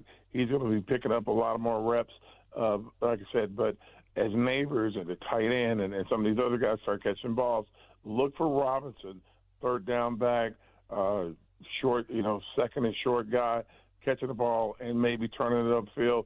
Because if you have to start paying attention to other guys, Robinson's the kind of a player that you can't, teams are going to overlook him. Small guy, small in stature, but he's very explosive. Used to be a running back when he was in college. Now he's going to be out there making moves, making plays, catching the ball in space, and then you're going to have to figure out what to do with him. Yeah, no question about it. Somebody can certainly rack up the receptions in PPR leagues. Howard, I'll let you go on this. Getting on the record, what is the lean on the Giants' overall wins? Right now at BetMGM, the over-under is set at just 5.5. What say you, over or under 5.5 wins this season? I got them over 5.5 wins this season. I got them over 5.5 because the defense is going to pick it up. I think there are going to be a lot more stops on the defense. I think the secondary is going to play a little bit better. They got the kid out of New Orleans coming in, and he'll lift Banks' play up a little bit on the corner. The safeties are going to play pretty decent. But they already have a decent linebacker crew. The pass rush is going to be the big story, and I think the pass rush is going to be a lot better this year. Excellent stuff. Howard, we appreciate the time. Again, Howard Cross, a former New York Giants tight end. Follow him on the Giants broadcast and follow him on X as well, where he's always giving it to you there at Howard Cross 87. Again, on X at Howard Cross 87. Howard, we appreciate the time. Enjoy your summer. We look forward to some meaningful tackle football upcoming, and good luck to the Giants this season. Hey, appreciate it. Hopefully we do well. Yeah, no question about it. Excellent stuff from the one, the only, Howard Cross, breaking down the New York Giants. Again, a little bit later on the show, we're going to give our opinions. And another edition of the 3-Point Stance, breaking down some fantasy values, overvalued, undervalued, properly valued. Right now, some of the marquee names in the player props market, and our team lean on the over-under 5.5 wins as well. So, again, stick around for that right here tonight on BetMGM tonight. Another 3-Point Stance on the New York Giants. All right, War Daddy just texted me this while we were conducting the interview with Howard and said we got some news here on the NFL. Now official, this is from Ari Marav there on the X. Now official, NFL owners will vote this week on a proposal to change the playoff seeding format. Teams would be seeded 1 through 7 strictly by regular season record. The NFL's reasoning, competitive equity. I think that's smart reasoning. It rewards the best teams, adds late season excitement, and ensures more. Horvat, your thoughts? I love this idea. I do too, man, right? And I don't understand why anybody would be against it the more that I think about it too. I mean, right, you'll still receive your playoff spot if you win the division, of course. It's like these teams that, remember a couple of years back when, I forgot who it was, somebody went under 500, won 7 games, hosted a playoff game. And that's just what you don't want to see. You know, these 9-win teams get to host the playoff game, where a team like Minnesota last year, you know, you finish with 13 wins, 14 wins, but Detroit's got 15. So I like this, man, right? It makes complete sense. I'm surprised that, you know, that there's people that are against this. I think it would be huge for the league. I would like it. Yeah, again, it's all about competitive equity. And the NFL's been screaming of that for a long time. I totally agree. I think the team you were mentioning was like the Atlanta Falcons, I want to say. It was somebody in the NFC South, which that division, as we know. I mean, last year, it was Seattle. It was the beast mode, the first run, the beast mode run. Yeah, they were under 500, I want to say, that year. They were like 7-9 or something like that. That's before they were like officially the Legion of Boom. Yeah, and they won the game too, so... Yeah. Right. Yeah, it happens. You know, you get those anomalies that happen from time to time in the NFL all the time. And you got to definitely reward the team that wins that division. But after that, in terms of wildcard saying, it's got to be based on overall record, period, end of story. And, you know, really, I think this adds more competitive balance across the board. So I think it's a phenomenal move going to this equity format. And that's something that, you know, certainly should be voted for. Really should be passed unanimously, and we should, you know, restructure how the playoffs really go down, and still, again, as you mentioned, reward those division winners, no matter how repulsive the record may be. And you're still going to get those, you know, weird occasions where you have a 500 team that's 8-8, or, you know, 8-9 now with 17 games overall, or even worse than that. They still deserve that spot if they win division, no matter how rubbish the division may be. But it's after that, the pecking order has got to be done properly, and those teams have got to be seeded properly to ensure that competitive balance, ensure that competitive equity, and that proposal will certainly do that. So I think it's a good move. By the way, the Cubs, during that Howard Cross interview, the wheels have come off. They're all of a sudden down 6-3. Top of the 6th inning, still a lot of time to go. Miami, I got to give the Marlins credit. I mean, if you ask a casual baseball fan on the streets, give me the name of like 3 Miami Marlins presently. Right? They'd be like, I have no idea. Is you know, Harold Ramirez still with that team? They would have no clue at all who's with this Miami Marlins team. Josh Beckett, he's still pitched for them. Yeah. No, that is certainly not the case. But you know, they are a team that really competed against the Cubs. Yeah. Although the Cubs took the series at Wrigley just a couple of weeks ago. And now the Cubs going into their house are already chasing the scoreboard again, down 6-3. Michael Busch at the dish right now, 1-2 count in the top of the 6th, nobody out. I hate the Marlins. The Marlins they're not quite up there with the Brewers and the Cardinals, but they're one of the teams that I hate the most. Even if I wasn't a Cubs fan, and they've ended our season, I'm a wee guy, our season a couple times, right?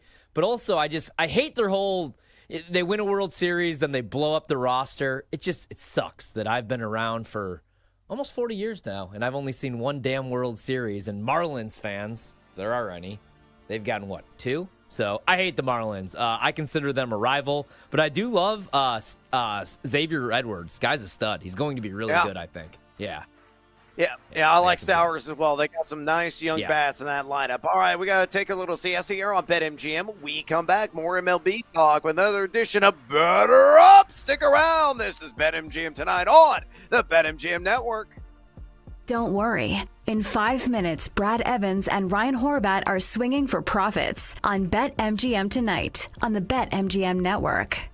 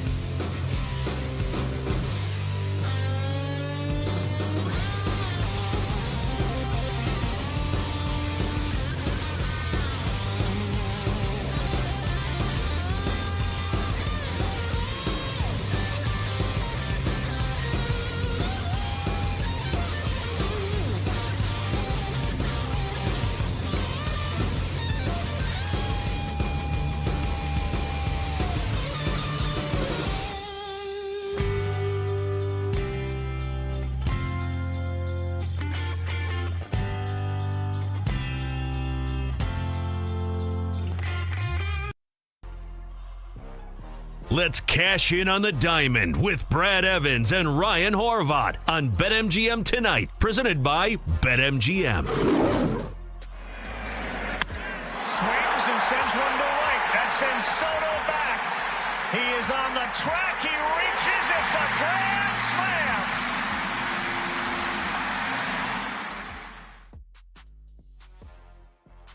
Moonshot to the money from Cody Bellinger. Seeing some beach ball size pitches right now. That's a luxury when you're batting behind Aaron Judge, who's on pace to obliterate the AL Triple Crown. Welcome back to BetMGM tonight. Brad the Big Noise Evans with it. Ryan Horvath in the house on this Manic Monday edition of the show. We are keeping track of all things Major League Baseball. Cubs, they were down 6-3 about a minute ago. Now all of a sudden they're back up. It is 7-6. Miguel Amayo's already got a home run tonight, 3-run shot, and he just knocked in, 3 more runs? I think he's got 6 ribbies now. He is having a whale of a night at the dish as the Cubs down in SoFla up 7-6, top of the 6th inning, still nobody out.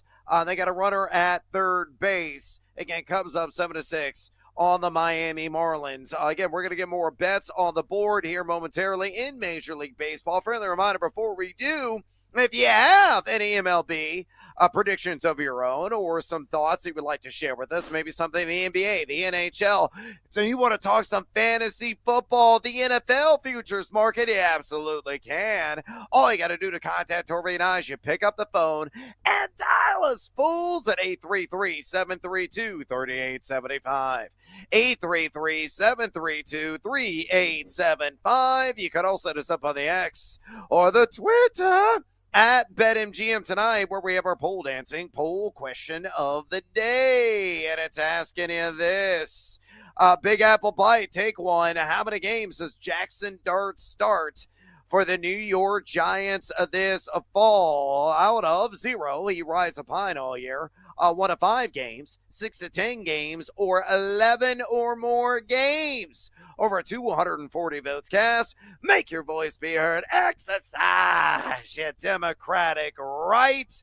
If you have any comments, fire those off. And also keep the votes coming on X at BetMGM tonight. On X at BetMGM tonight. All right, with that business out of the way, let's get after it with another edition of Better Up.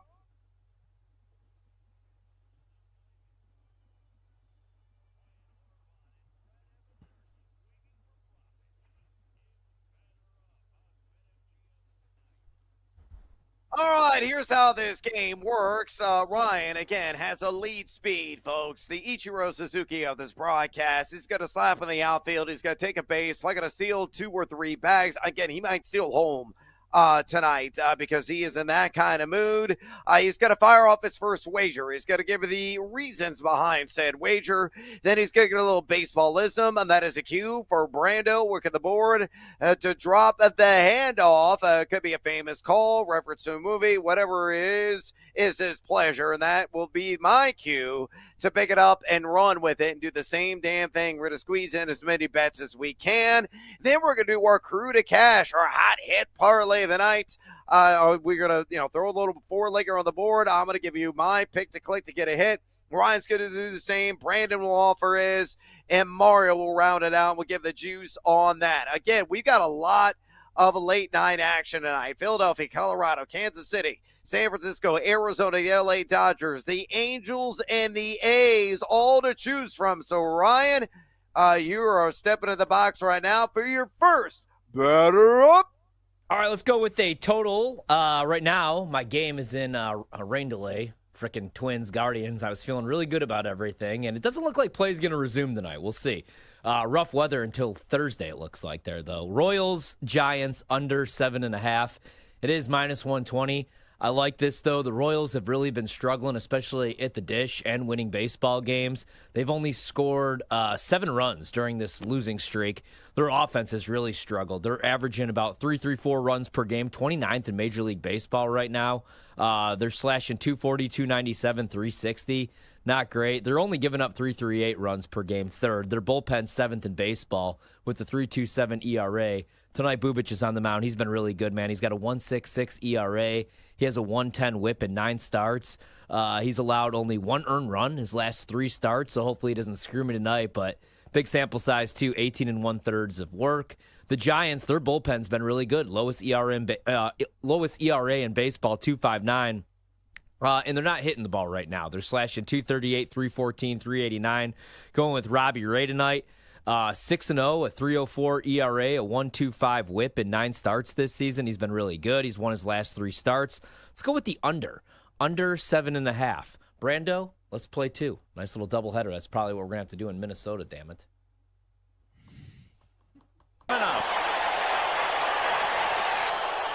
High fly ball into right field. She is gone.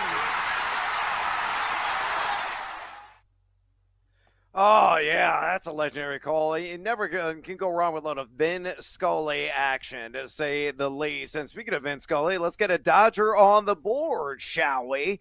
And I say, let's make some money with Mookie Betts. Give me the over on a half a single. A slap on the outfield again. Stop at first base. Stop. Don't you dare try to take second, Mookie.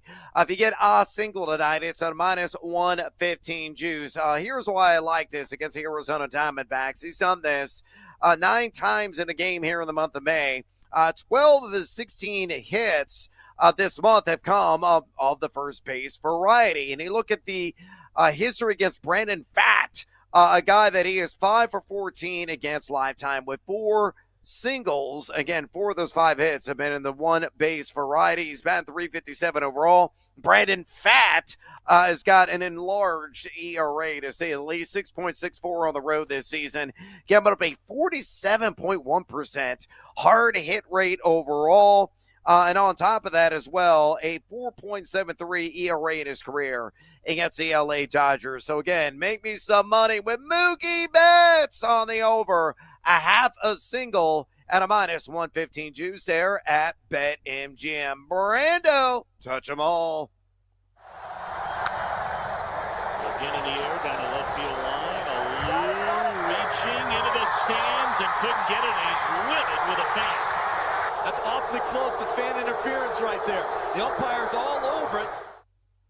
Yeah, I like that one quite a bit, man. There's a lot that I like in this game. I'll be up late night watching that one till about 1 a.m., unfortunately, here on the East Coast. I'm going to start with Dodgers team total over 4.5. They just got swept by the Angels this weekend, so I'm guessing they're going to be extra motivated, whatever that means. But you just brought up Fat Man. 1-2, his last 3 starts. ERA sitting there at 6, like you said. Also has a 1.867 whip, 7 walks, 15 Ks.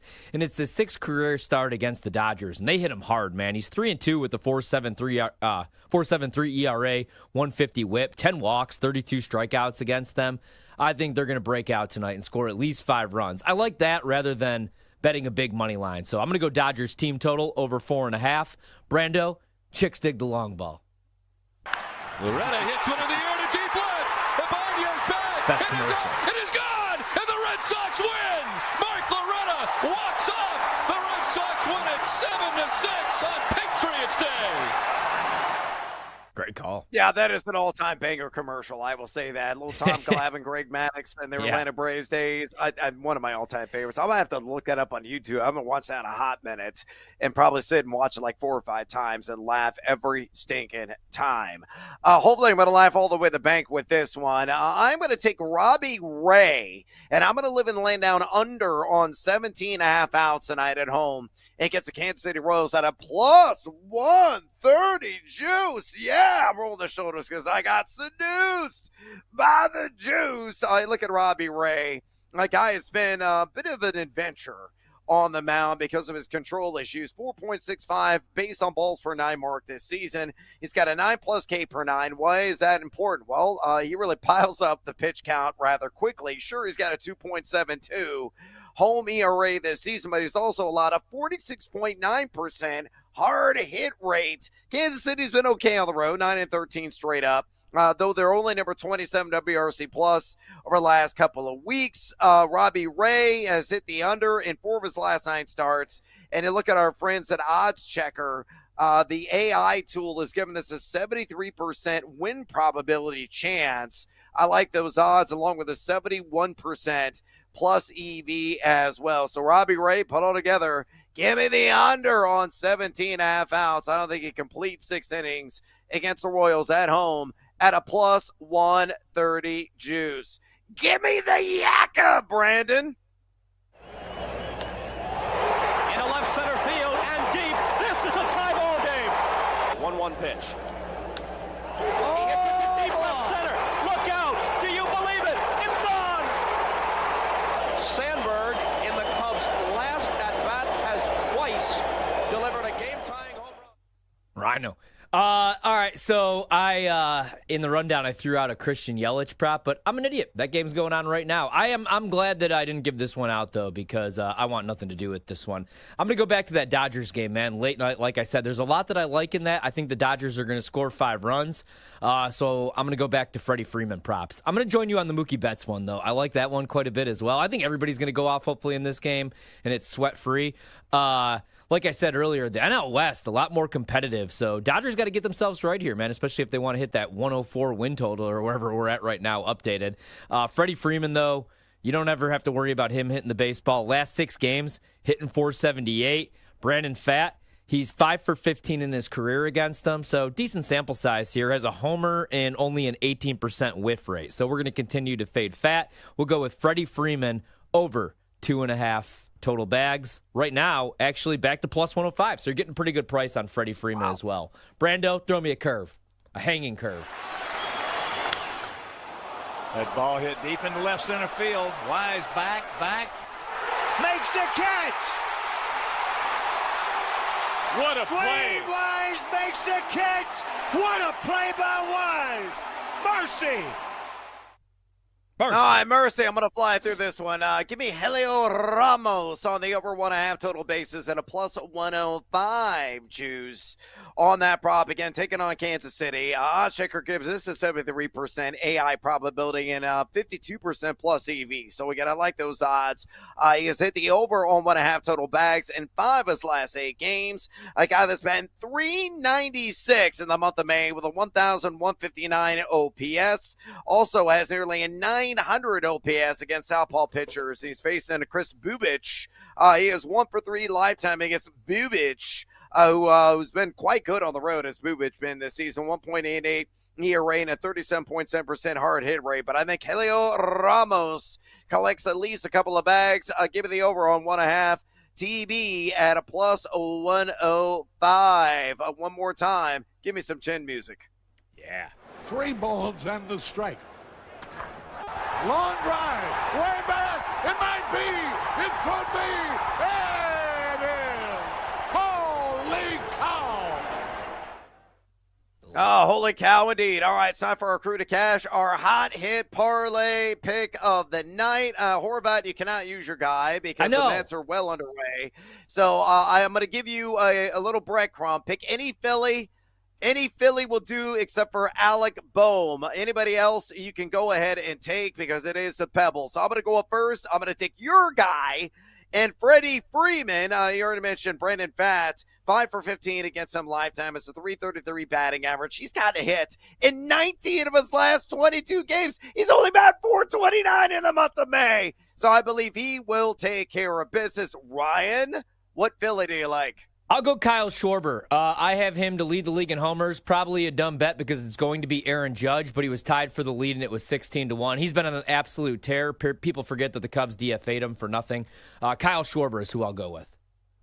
All right, Brando, you're up next. Who's going to hit?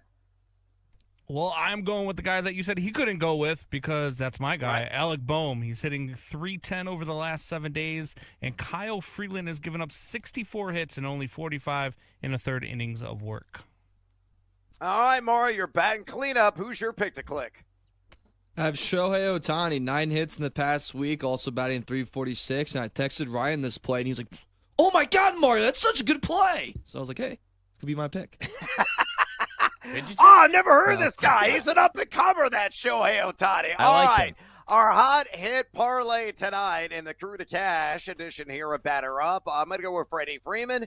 Horvat pivoting, pivot, and going with Schwarbs. Kyle Schwarber. Brando going with Alec Boehm. And Mario go with Shohei Ohtani. Uno, dos, tres, and cuatro, mi amigos. All 4 legs hit. That cashes out at a cool plus 203 there at BetMGM. Ryan, I think that is an excellent pivot.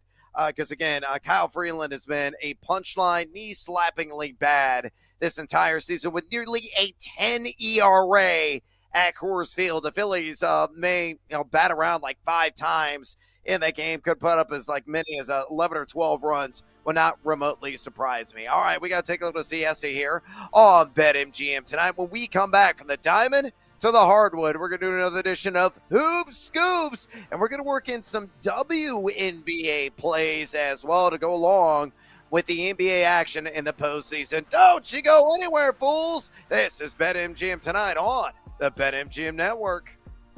How can you not be romantic about baseball? Don't miss out on the action. If you missed the show, you can listen back on the always free Odyssey app. It's BetMGM tonight, presented by BetMGM.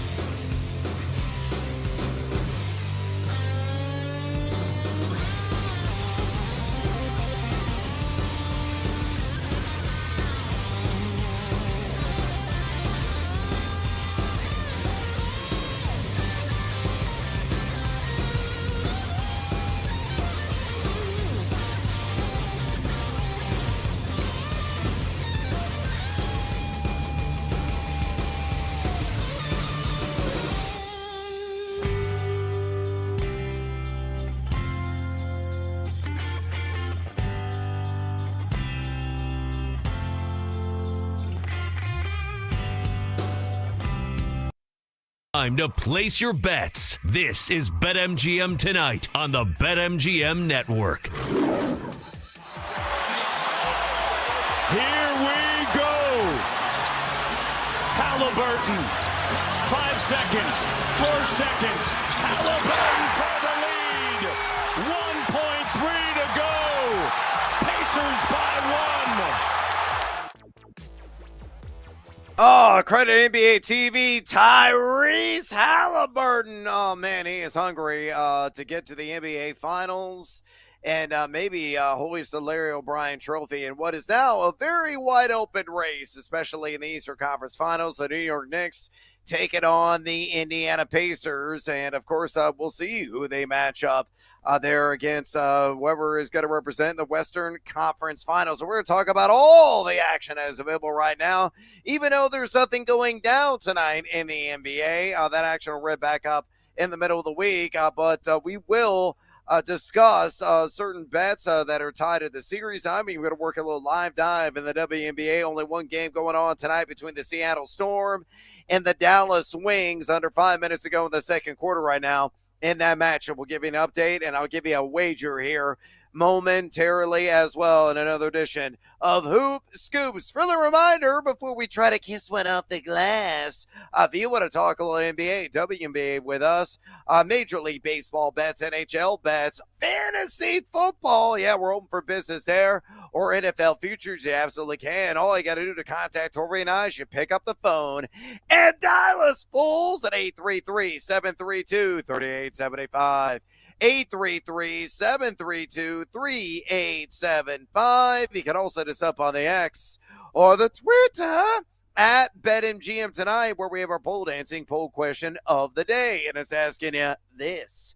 Take a big apple bite. How many games does Jackson Dart start for the New York Giants this fall? Out of 0, he rides a pine all year. 1 to 5. 6 to 10 games, 11 or more games. Over 240 votes cast. Make your voice be heard. Exercise your democratic right. Keep the votes a comment and drop off a comment. We're going to read those a little bit later on the show. So keep bringing the noise on X at BetMGM Tonight. On X at BetMGM Tonight. All right, with that business now on the back burner, let's get after it with another edition of Hoop Scoops. Let's hit the hardwood to bring in the cash. Here's Michael at the foul line. A shot on Elo. Good! The Bulls win! They win! Set the Cleveland Cavaliers! And find the Cinderella story. Clark in a straight check. Oh, he didn't need to do that. He threw it away. It's Hoop Scoops on BetMGM Tonight. All right, whether you're looking ahead of the Eastern Conference Finals, the Western Conference Finals, or maybe in the WNBA or something else I haven't remotely thought about, those are your options. Ryan, again, he keeps growing, folks. He is now 10 feet 9 inches tall, so naturally at that height, he is going to win every single tip-off imaginable. He's going to squeeze it. He's going to throw it up the floor, and hopefully whoever catches it on his team is going to kiss one off the glass and score an easy bucket. So he has got a bad lead off here. He's going to give his first Hoop Scoop. He's going to give the reasons behind it, and then he's going to say, hey, Brandon, hit me with the hoops. And then Brandon's got a famous call, some sort of basketball reference. And that will be the cue for me to take it from there. We'll go back and forth, work at as much action as we can. If we have a little extra time in this segment, we'll give an update on some of the other bets we have cooking right now, especially in baseball, because the sweat is on. Hey, the sweat is on for your boy in a couple of these early games. I'm looking at the Cubs especially. But, all right, Horby, you got to get after it, my man. What is your first Hoop Scoop? All right, I got one side and two props that I bet today. Let's go with the Timberwolves, game 1, plus 7.5. I was tempted to play the series price, haven't done it yet. I'm thinking probably some early rust maybe, but I'll take a rest advantage with the Minnesota team that I think is really good and that just got to beat up on a depleted Warriors team with no Steph Curry. Meanwhile, the Thunder had to go 7 games against Denver, and Jokic was clearly gassed. Michael Porter Jr. was not healthy at all. And then Aaron Gordon, obviously, with that as well. So I kind of really like Minnesota, man, in this spot. I'm thinking about a little money line, maybe a series price, but I'll grab the 7.5. I love SGA, but Ant's a dog. I was looking at the top scorer prop, but it's only plus 185, so I'll wait on that. But yeah, I think Minnesota's really damn good, well coached, and I think 7.5 is way too many points. So game one, I'll play Minnesota right now, catching 7.5 minus 110 at BetMGM. Brando, hit me with the hoops. Bryant, yes! Serving up a facial on Yao Ming. Marv. Yes, and it counts. I can't ever go wrong with Marv. All right, my first hoop scoop. Let's go to the Eastern Conference Finals, and I'm going to go with Indiana and New York to go the full 7 games in the series. I feel really good about this. I think anybody's got to take it to 5 or 6. I think it's going to go all 7 games. If you are buying what I'm selling, it's plus 220 right now on that series prop available there at BetMGM. Look at Indiana in this NBA postseason, number 5 in net efficiency at 5.5. And Knicks, though it's 0.1, they're barely in passive territory in that category, but they're only 2 slots lower overall net efficiency in the NBA postseason compared to their adversaries and the Spurs. I look at the regular season. New York went 2-1 in those 3 matchups. They won 123-98. They lost 132-121, some high-scoring games. And the last one, they won 128-115. So they were competitive with the exception of game 1 was Indiana. I think this one is going to go all 7 stinking games. It's going to be a thriller.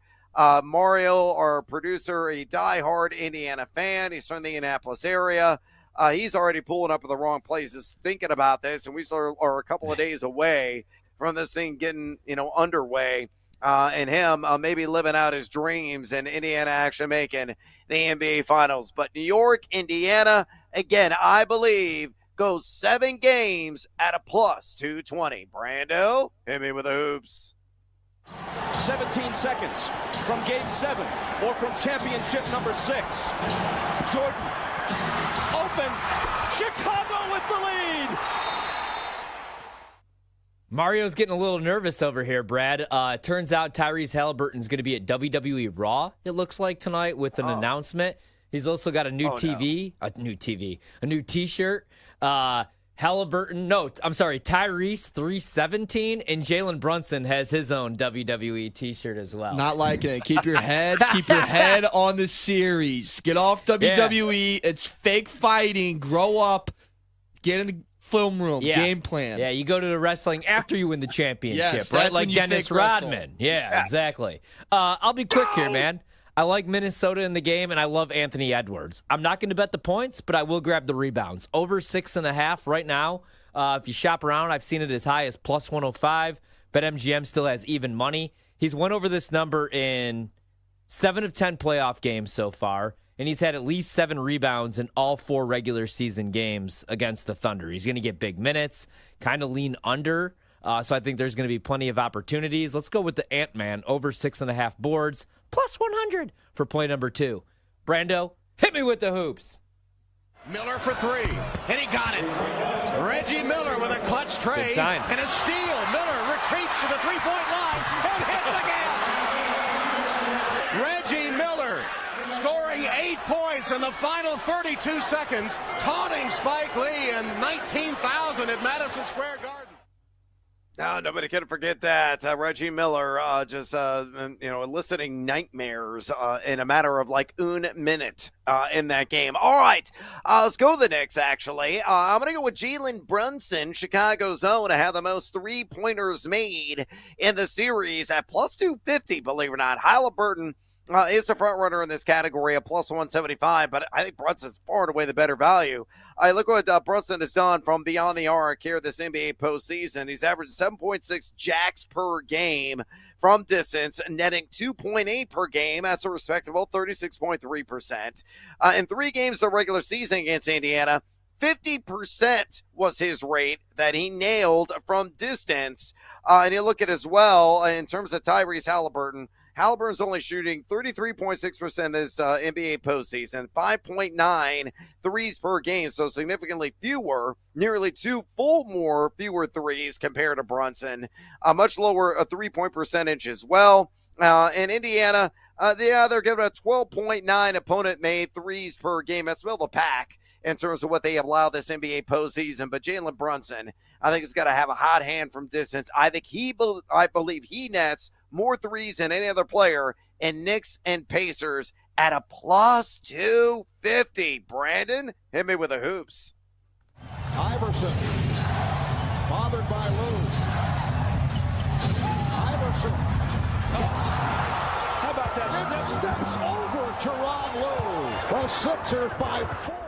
Great call right there. All right, I got a little 2-for-1 special. I'm going to play Cat to be the leading scorer, top point scorer in the series in the Eastern Conference Finals. Right now, BetMGM has that 6-1. I love Jalen Brunson, but he's minus 475. And I'm also going to bet Cat over 22.5 points, minus 115, game 1.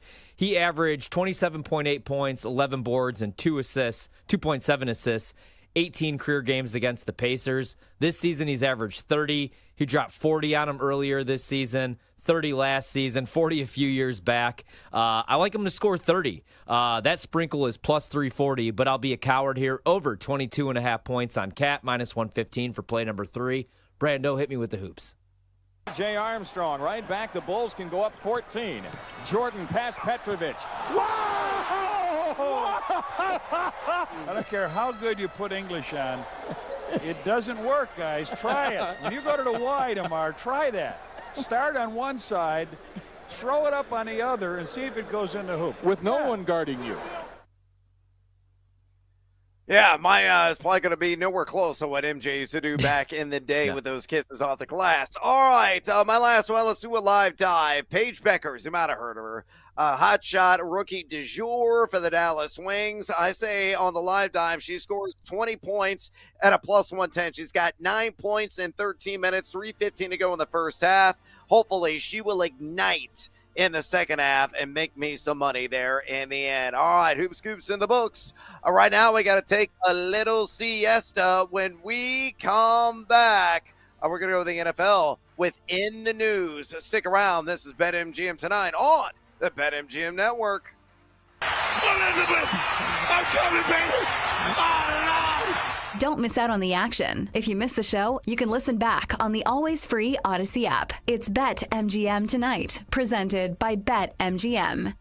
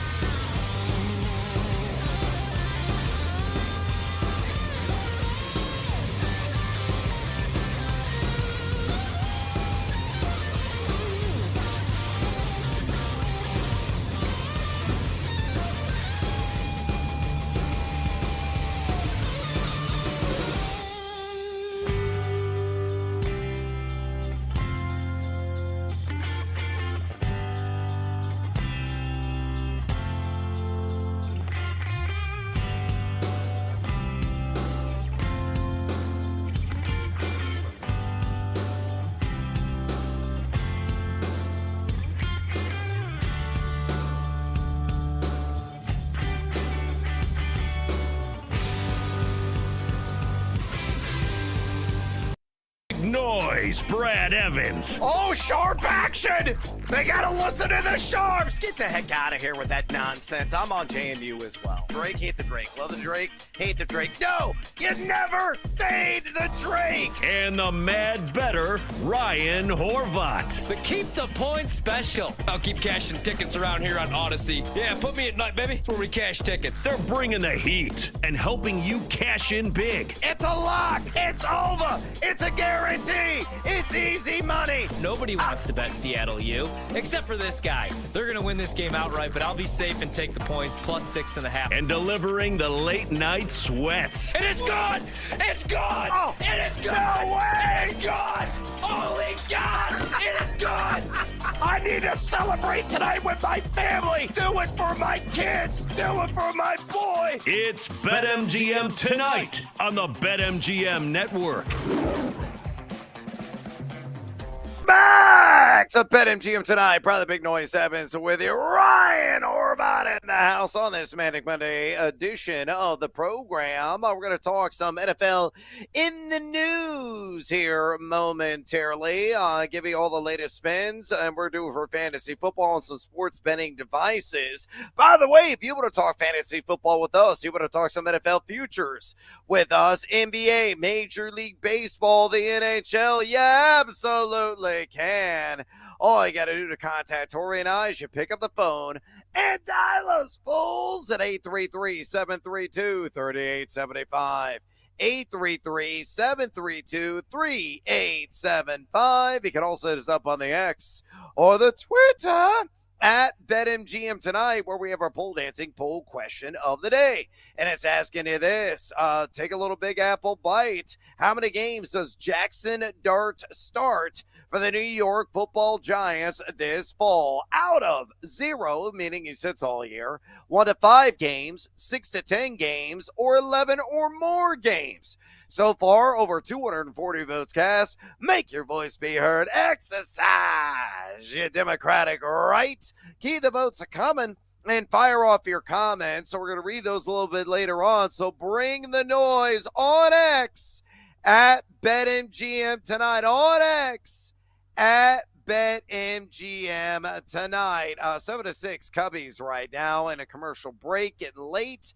There in Miami, we're going to see if the Cubs bullpen cannot suck and hang on. Give it an update elsewhere on the diamond. Reds up 4-1 entering the 9th inning. Again, Cubs go in the bottom of the 8th. They're up 7 to 6. Red Sox up 3-1 at the end of 7.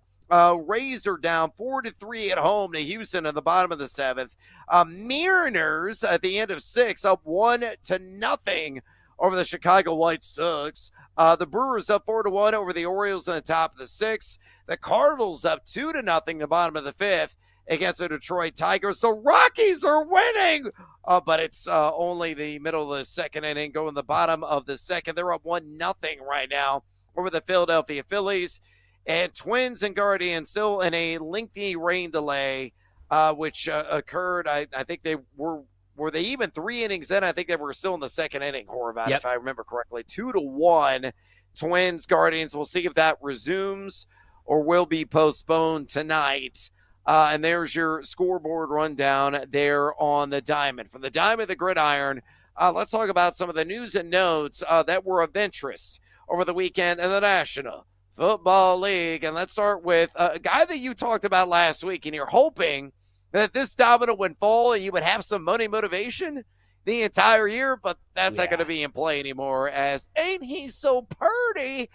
Brock Purdy received a 5-year extension worth $265 big ones, $1 million big ones. Niners also extended Fred Warner to a 3-year, $63 million contract, highest paid inside linebacker in NFL history. Honestly, I don't give a damn about Fred Warner, because all I care about is fantasy, and all I care about are player props bets tied to the offensive side of the ball. Your reaction to Purdy, and let me spin it this way. Horvat right now, he's going quarterback 13 in fantasy at 115.30 in terms of his average draft position. So let's do a little impromptu game. Quarterback 13, 115.30 overall. Is Brock Purdy overvalued, undervalued, or properly valued in fantasy? I'll say he's a little undervalued, but also I did bet him to win the MVP at 28-1, right? Like if you go off last year's numbers, he's properly valued. But I mean, he's not going to give you a whole bunch of rushing yards, but he can leave the pocket move around a little bit. They play the easiest schedule in the National Football League after last year playing the toughest. Also last year, still threw for 3,864 yards and missed 2 games. You go back to the Super Bowl run when everybody was healthy, Christian McCaffrey, Trent Williams, and he was excellent that season. 4,280 passing yards. Now he's more experienced in the offense. He's going to push the ball down the field. He was 5th in passing yards per game. And Brandon Ayuk should be back at some point fully healthy. I don't worry about the loss of Deebo Samuel. I really like Juwan Jennings, man. Last year, 77 grabs on 113 targets, nearly 1,000 yards, and he had 6 touchdowns. Ricky Pearsall will be in year 2 and hopefully fully healthy. They bring back George Kittle. Yep. So I'm pretty high on Brock Purdy. I think he could finish as a top 10 fantasy quarterback this year, and I'm hoping so because I got him winning MVP at 28-1. Yeah, man, he's undervalued at quarterback 13. If you're in that, wait on a quarterback crowd, a lot of people adhere to that strategy in traditional single quarterback formats. Purdy needs to be one of your primary targets. Look at Mike Clay. Clay at ESPN is kind of projected over 4,000 yards, 22 touchdowns, 234 rush yards, 4 rushing touchdowns. He's got him a quarterback 8.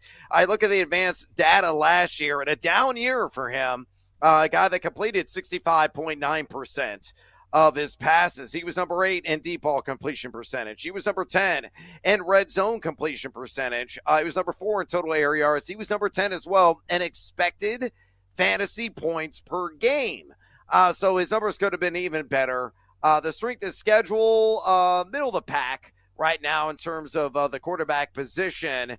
But put it all together, I think Brock Purdy is going to have a stellar year. I agree. I think he's going to be a borderline, if not tuck inside the top 10 overall when it's said and done. So make sure you focus on him. Highlight him on your cheat sheet, folks. I don't think you're going to be disappointed at all in Purdy's performance here this fall. All right, according to Penn Live, beat writer Nick Farabaugh said the Saints and Steelers have had discussions about a trade involving Chris Olave.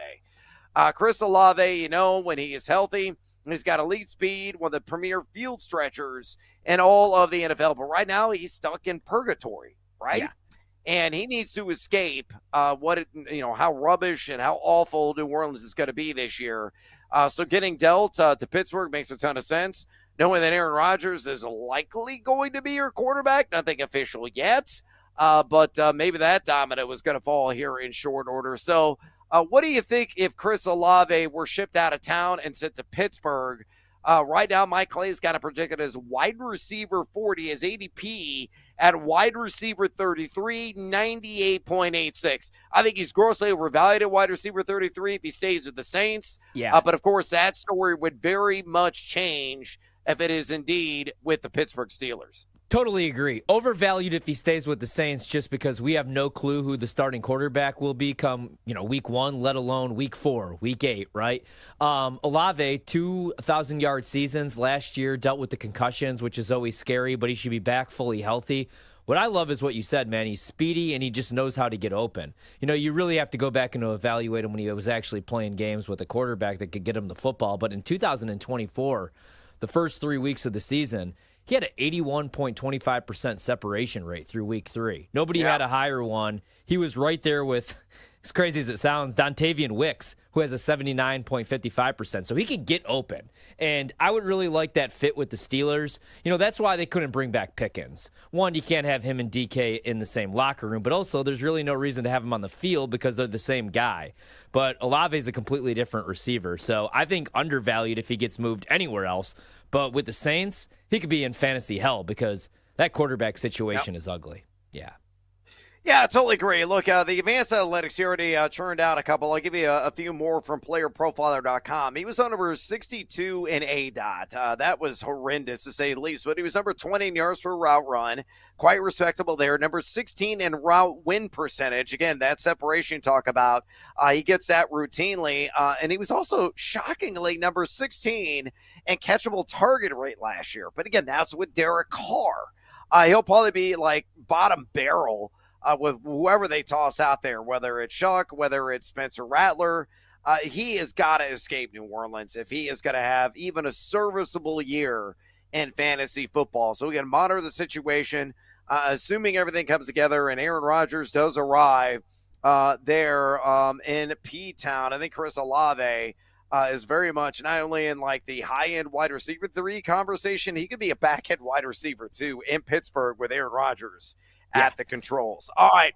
Let's move on to the next topic. According to the Athletics' Mike DeFabo, you've heard right here on BetMGM tonight on occasion, rookie running back Caleb Johnson out of Iowa is a, quote, schematic fit, end quote, in the Steelers' offense with the potential to become, quote, an every down back sooner rather than later, end quote. Right now, Caleb Johnson, RB27, 109.19 is the ADP. So again, I ask you the age-old question, overvalued, undervalued, or properly valued? Again, RB27, 109.19 and half-point PPR. I'm going to say a little undervalued, but then again, I love Caleb Johnson. I talked about him all season long. I mean, that offense for really since I've been born has been brutal to watch, but every once in a while they churn out some really good running backs, and he's kind of your classic like north-south runner. In college, and I know that's college, but he averaged about 125, 128 yards per game. The only thing that would concern me, and the reason I'll say maybe you say properly valued just because of third downs. I mean, maybe that's just because it's Iowa and they haven't had a quarterback in years, but they didn't really use him in passing situations. So that would be my only concern, right, is, Warren's probably going to be the pass catcher, the third down back. But I think he's going to be an absolute stud, man. He runs guys over, and I think they're going to fall in love with him there. Yeah, look, I like him quite a bit. The downside is hashtag requisite Warren. I'm a big Jalen Warren supporter. Yeah. And honestly, I wish he would, get an every down opportunity. But the coaching staff seems convinced they're going to probably utilize him as a COP, a change of pace, a back, play a lot of third downs. He'll get the occasional series, but he's not going to be a workhorse. That's why they invest in a Caleb Johnson, who they feel is going to be an upgrade over Najee Harris.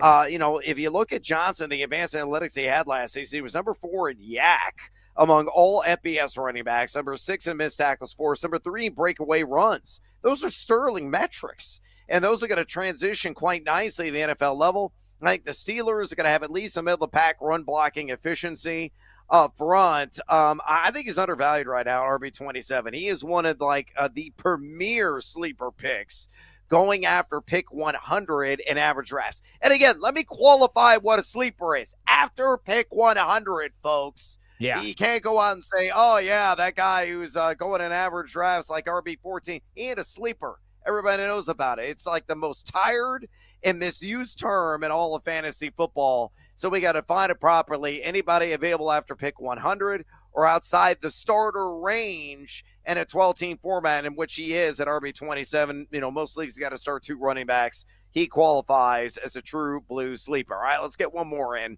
As reported by Tim 20, man, Lions OC John Morton believes it's, quote, going to be a breakout year, end quote, for Jamison Williams.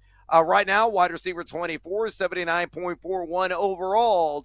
Again, overvalued, undervalued, or properly valued on JMO at wide receiver 24.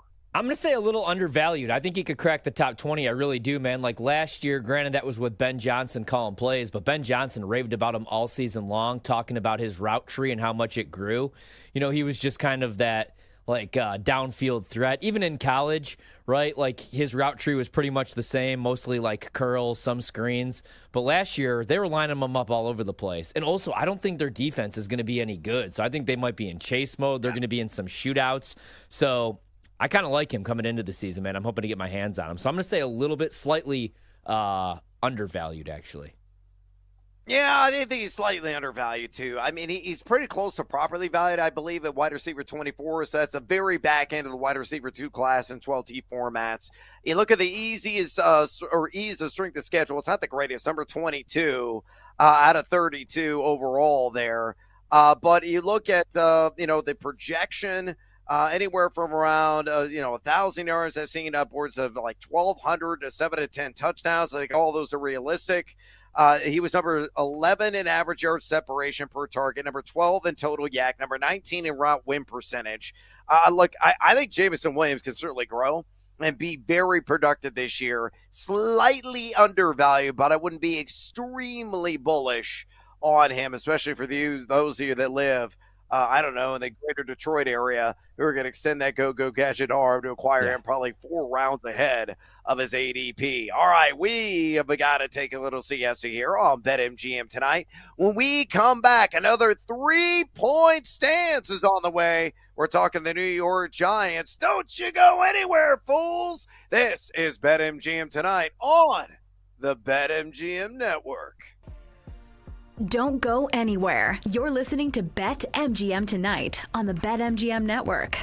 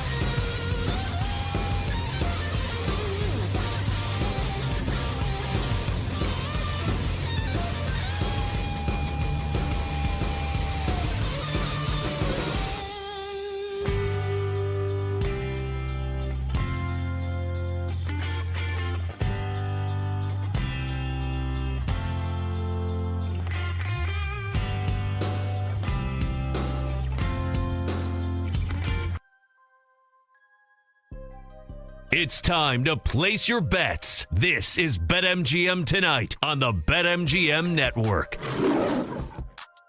Welcome back to BetMGM Tonight. Brother Big Noise Evans with you. Ryan Horvath in the house on this Manic Monday edition of the show. Hey, phone lines are still wide open if you want to talk some fantasy football with us.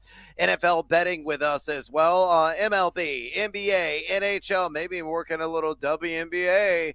You can absolutely get a hold of us. All you got to do is pick up your phone and dial us fools at 833-732-3875. 833-732-3875. You can also hit us up on the X or the Twitter at BetMGM Tonight, where we have our pole dancing poll question of the day. And it's asking you this: take a bite out of the Big Apple. How many games does Jackson Dart start for the New York Giants this fall? Your options are 0. He's going to ride the pine all year. 1 to 5 games, 6 to 10 games, or 11 or more games. Over 245 votes cast. Make your voice be heard. Exercise your democratic right. Keep the votes are coming, and if you have any comments, fire those off.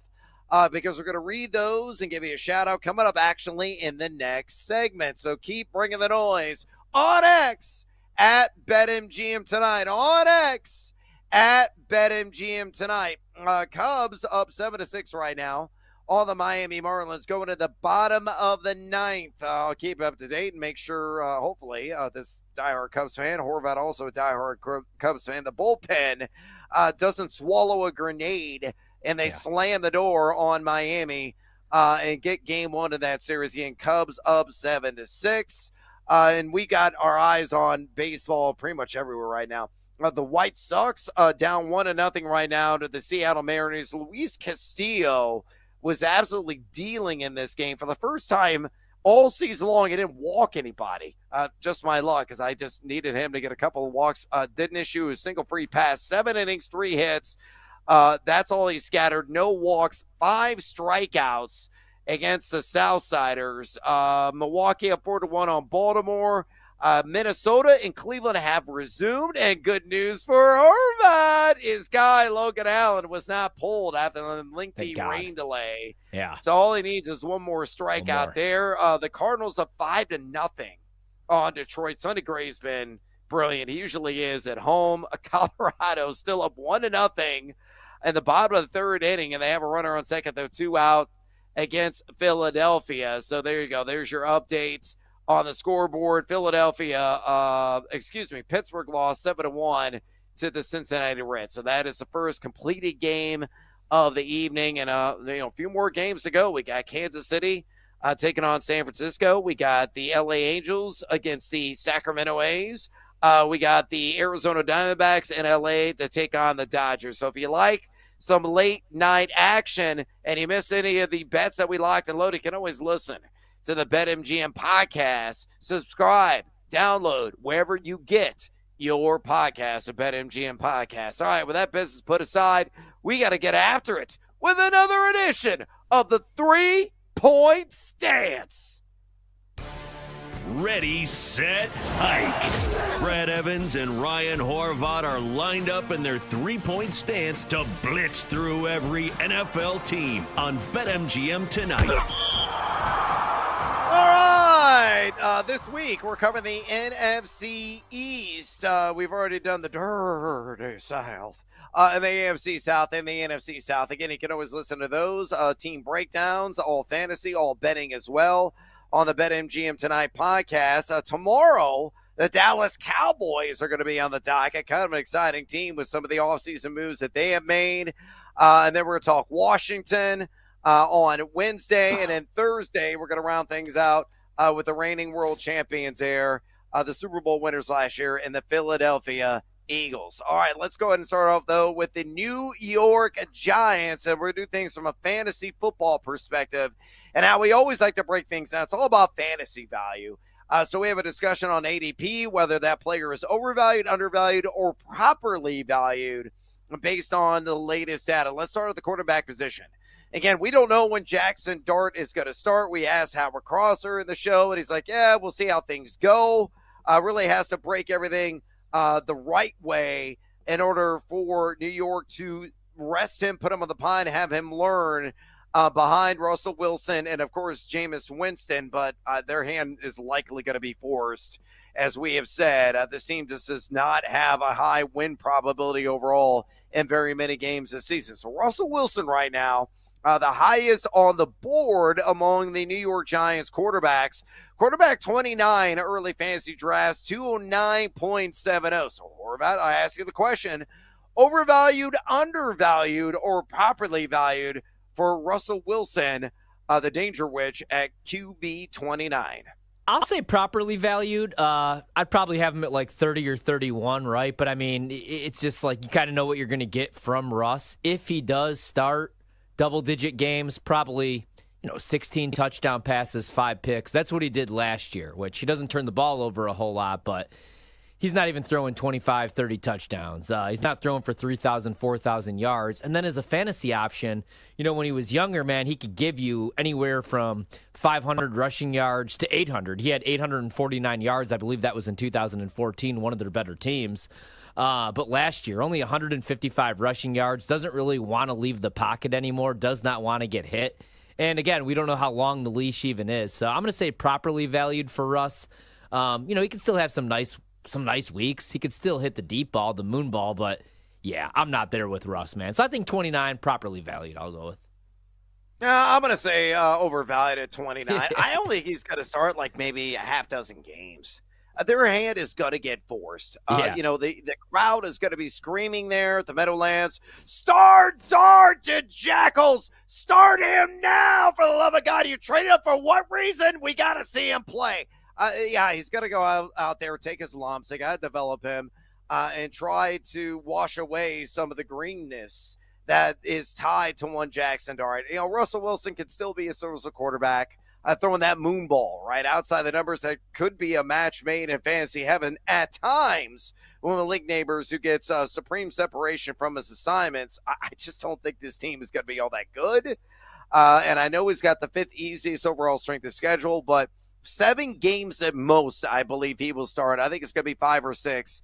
And then the Jackson Dart era is going to begin there in the Big Apple. All right, let's go to Tyrone Tracy. You better call Tyrone right now. So, guy that's a back end RB2 in 12-team formats. 103.01 is the ADP at that price point. Is he overvalued, undervalued, or properly valued, Horvey? Man, I love Tyrone Tracy, Brad, but I'm going to say he's a little overvalued, right? Especially with some of these backs that are coming into the league. One of them being Cam Scattaboo, who I know right now is 3rd on the depth chart, but I think he'll surpass Devin Singletary and Eric Gray and probably take anywhere from 4 to 6 carries a game. I'm not quite sure yet how they're going to use him. The other thing I worry now, the defense in New York is going to be good. Giants pass rush is going to be an elite unit. I could see them being maybe even the top 5 unit.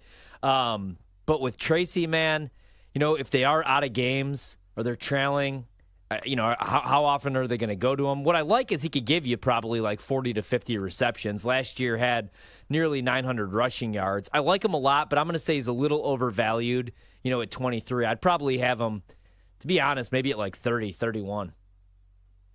Yeah, I think he's slightly overvalued. I think 23 is bullish. I tend to agree with you there. I mean, you look at the final numbers, and, he had his moments last season. Like, saw it with the eye test, see it with the advanced analytics numbers. Like, he was impressive at times, to say the least. Converted wide receiver from Purdue, played really well down the home stretch. But, yeah, I think he's going to be probably somewhere in the mid to high 20s. When it's all said and done. Guy last season, number 24 yards created per touch, though just number 37 in yard per attempt and number 29 in missed tackles for. So those are just subpar, rather average advanced metrics. So, yeah, I'm with you. I say he's overvalued RB23.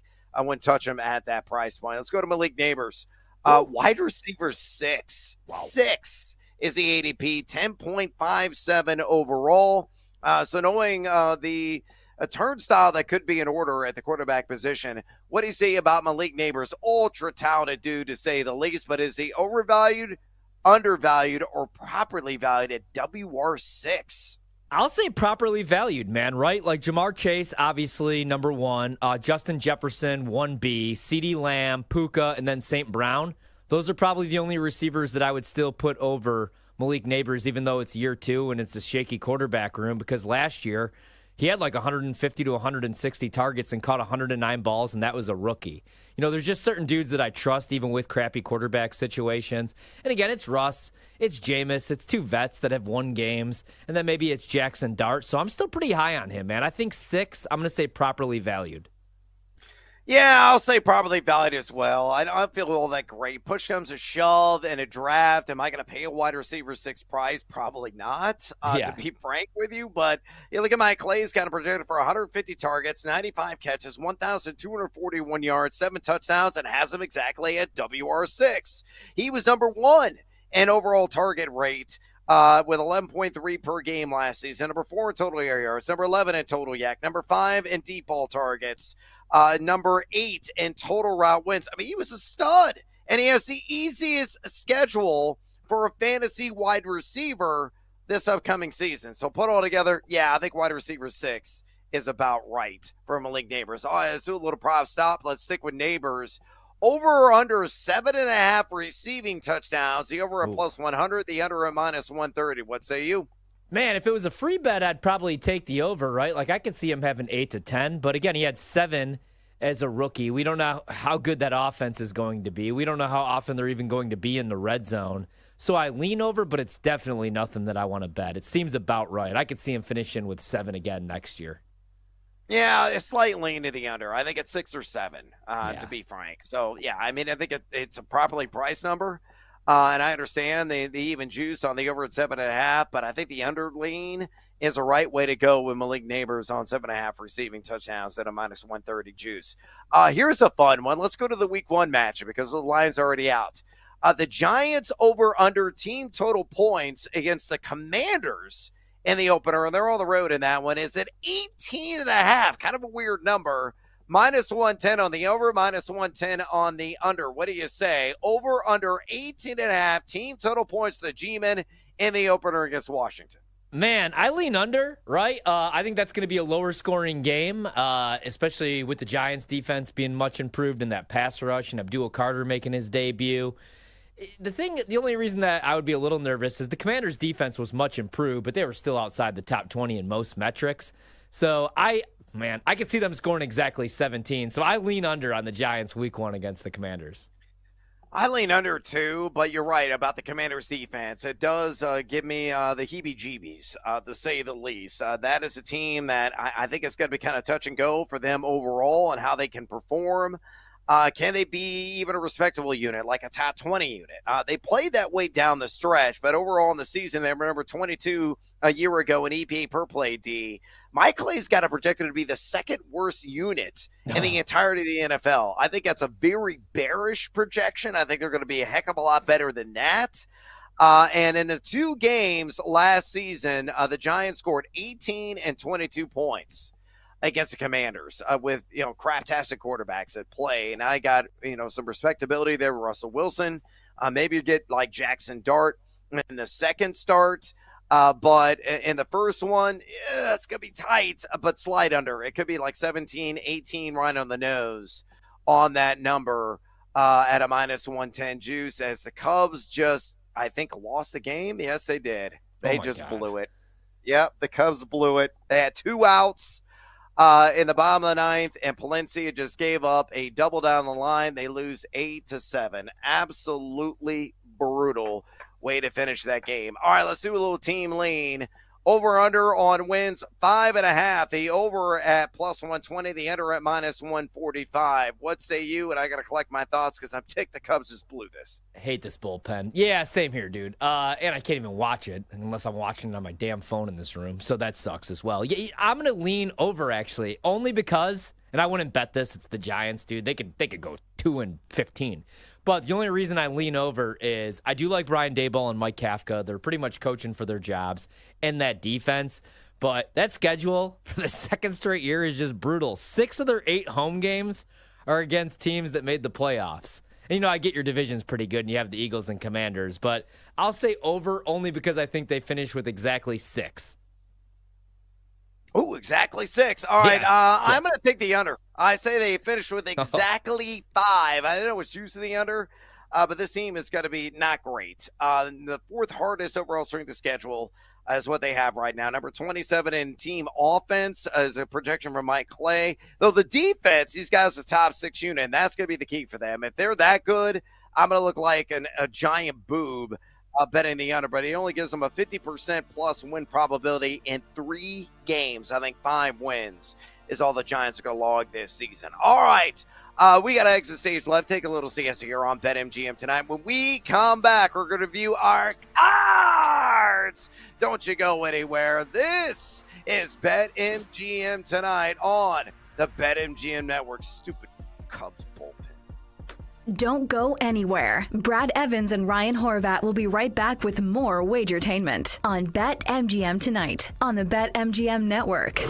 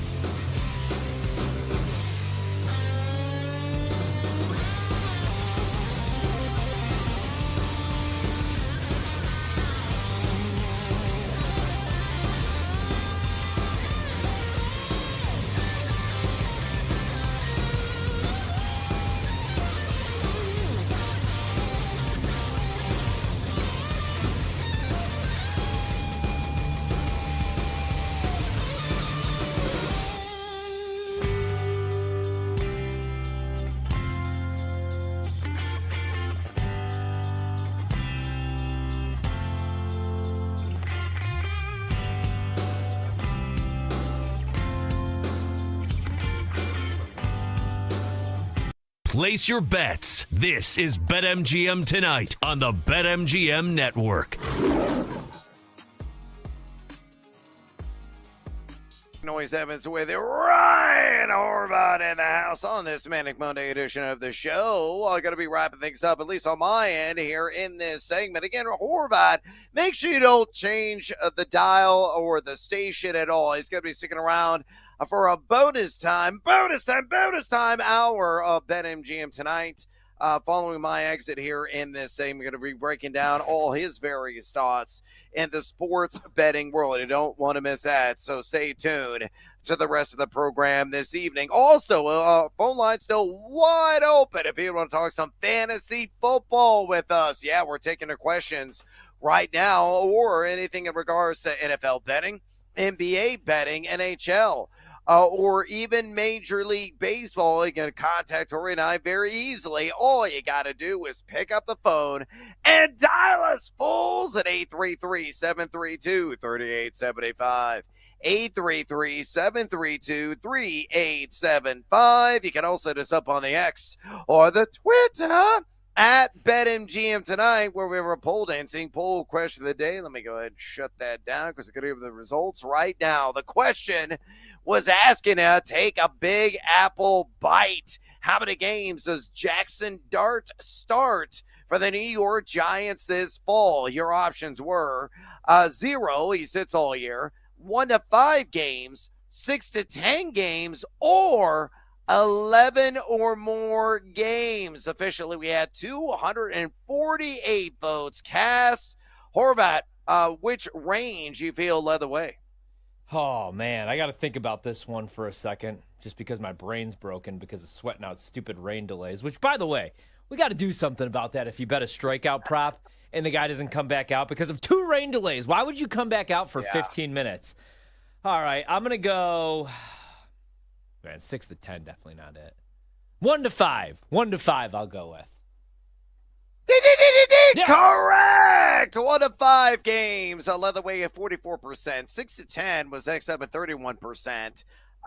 0, believe it or not, garnered 16.5% of the vote. 11 or more games at 8.5%. We had some comments. Let me go and read these. Brandon, working the board here on BetMGM Tonight, said 6 to 10. The schedule for the first 6 weeks of the G-Men is an absolute gauntlet. I don't think Russ survives beyond week 4. They go with famous Jameis, but we have all seen that story before. Dart will be the starter by week 9 at home versus San Francisco, and we'll finish the season that way. I think that is a very fair perspective from Brandon working the board here on BetMGM Tonight. Dan Turner said 11 plus, and he has some colorful commentary saying the Giants are going to start 0-4.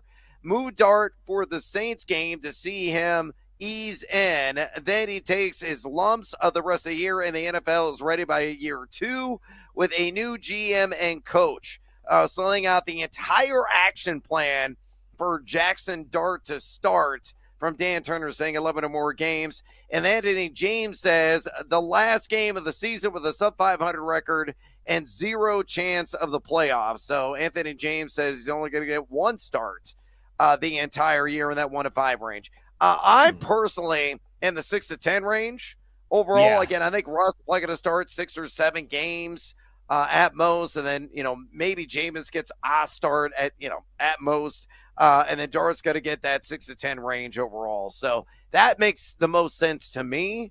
But the wheels really come flying off on this team. And they do start off 0-4. And I think that's a very realistic point of view.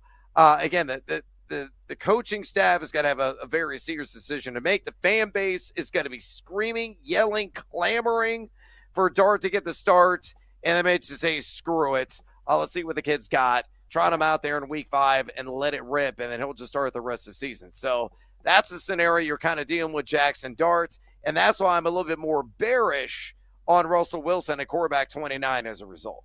Completely agree, man, right? And if you're the Giants, if you're Brian Daboll, if you're Mike Kafka and you're trying to save your job, and Russ clearly doesn't have it and loses the locker room because he's a weirdo, and you're not going to go to Jameis because you kind of know what Jameis' ceiling is, you go with Dart, right? And if he has something, you're probably not a playoff team, but at least there's something to build off of next year. Also, next year, it's just a deeper quarterback class. So if Dart's not the guy, sure, he's only a rookie, so you're not going to really be able to evaluate him behind a bad offensive line. But you could see flashes. You know what I mean? Like, I don't know about you guys. I never saw it with a guy like Zach Wilson. I was like, he absolutely stinks. Why would you continue to go to this guy year two? And the Jets still did it. So I would want him out there just to see kind of what you have, because if he clearly has nothing, you could get somebody next year. Maybe it's Lenora Sellers or another quarterback. Yeah, I mean, it really could go down south. Maybe they get Klubnik somehow, some way. And maybe Arch Manning comes out, and they're like, yeah, screw it, we're going to see what that kid's got. But, again, I think the Saints are going to have the number 1 overall pick. Me too. And they're going to have that decision to make. What do you think the Saints are going to do at number 1? It's kind of crazy that Arch Manning isn't even in this number 1 overall conversation. You and I have had this discussion before. Klubnik should be the number 1 overall pick, but you just never know. In the evaluation process, we've got another year of college football under the belt. Yeah. But maybe Arch Manning gets an opportunity, lets it rip. Wouldn't that be something? If the Saints have the number 1 overall pick and they could draft another Manning, and another Manning named Arch or Archie Manning, right? That would be something. Oh, yeah, absolutely, man. And that's the thing. Like, I could see Arch going back another year. Like the family has said from the beginning, he's going to stay in school till 2027. He's making so much money, and the family already has a bunch of money, being a Manning. But he's making like $5 million in NIL or whatever it is. But if he goes out there, Texas wins a national title, he wins the Heisman, throws 40 touchdown passes, I have a good feeling that he's coming out if he's going to be the number 1 overall pick. But who knows? Like you said, I really like Cade Klubnik. I would like to see him with some actual talent at the wide receiver position, because Clemson just hasn't had a guy in forever that could create separation. I like Lenora Sellers a lot. I bet him to win the Heisman. That's the other thing. A guy not always, but usually a guy kind of comes out of nowhere. This year, Cam Ward. Everybody thought that Shador was going to be the number 1 overall pick, or maybe even Carson Beck. Maybe Carson Beck has a bounce back year at Miami. But yeah, next year's class is going to be much deeper, and there could be a guy that comes out of nowhere, like a couple of years ago when Joe Burrow did it. Yeah, definitely. Well, we'll have to keep our eye on that situation, to say the least. And again, I believe the Saints are going to have the worst record in the NFL and a very realistic chance of going 0-17, even at 35-1. They're going to be the laughingstock of the league. All right, let's go and get after with our cards this evening. Our top 3 plays of the night. Horby, how are yours looking, me amigo? Brutal, to be honest with you. Davis Martin, 2 walks. He only had 1. The White Sox are getting clobbered right now, 5-0 in Seattle, or by Seattle, but he only walked 1. So that's a loss. Phillies run line. Thought this would be an easy one, man. Nothing's easy. They are down right now 2-0 to the Rockies. So not only are they not winning by 2 runs, they're down 2. So that's not looking good right now. We got the Angels plus 108. That's actually now plus 116. So moving in the opposite direction, looking at probably an 0-3 night. On the card, we move over to the sledgehammer pick. Jose Ramirez to have an RBI. Not sure that's going to get in, because we are in another rain delay somehow in the bottom of the third. I also had that Logan Allen over 3.5 strikeout prop. He's got 3 strikeouts. I'm guessing if play does resume, he doesn't go back on the field, so that won't be good. We got Freddie Freeman over 1.5 total bags. I do still feel pretty good about that. That game has not started yet. And then a way too early college football bet. Speaking of Arch Manning, I like him in Texas to cover the 3.5 week 1 on the road against Ohio State. So right now I'm hoping, man, play resumes in Minnesota. We get the Jose Ramirez RBI plus 155 and at least 1 more Logan Allen strikeout and make something out of tonight, because not great. Looking at a rough night on the card. Yeah, that does happen from time to time, especially when you're betting a lot of Major League Baseball. All right, my card tonight, Bryce Terang, cha-ching, my top play of the night. He hit the over on the her. That's 1.5 hits plus runs plus RBI. Got that with ease. Actually got a 1 swing of the bat in the first inning, knocked in 2 and got a hit. He's collected another hit. I think he scored a run since then. Play number 2, Luis Castillo didn't have 2 walks. Seattle's going to get the win, but that parlay's not going to come through, so that's a loser. Dallas Wings are down 7 right now, 70-63, with about 6 minutes to go in the fourth quarter, so that's TBD. I have Dallas plus 3. Parlay Pete's got Philadelphia minus 1.5 on the run line, and Trey Turner 2 more total bags. Well, Turner's got a hit. It was only a single, so he's halfway there. But the Rockies are up 2-0. Yes. In the 5th inning against the Phillies. Like, what in the living hell is going on in that game? And the Rockies have not yet scored against Kyle Freeland and his near 10 ERA at home. With all the big boppers they have in the lineup there in that thin air at Coors Field, that one's a bit of a head scratcher. So that one could be a loser for Parlay Pete. My sledgehammer special was Javi Baez under a half a hit. He didn't play. And they're in a rain delay in the 7th inning. Seduced by the juice, Sonny Gray to record the W against Detroit. Well, thankfully they're in the 7th. So if the game gets washed out, it's a complete baseball game by the rule book. So Sonny Gray is up 5-0, and he is in line for the win. That's plus 165. So that's looking great. And then I had the Saints, as I've said repeatedly tonight, 0-17, 35-1, worst record of plus 450. Late night bets. Your favorite play, because we got like 4 games that have yet to start. Anything that really accelerates your belief it's going to cash. Yeah, I really like the Freddie Freeman prop, man. Just over 1.5 total bags or 2 total bags. He's been on an absolute tear.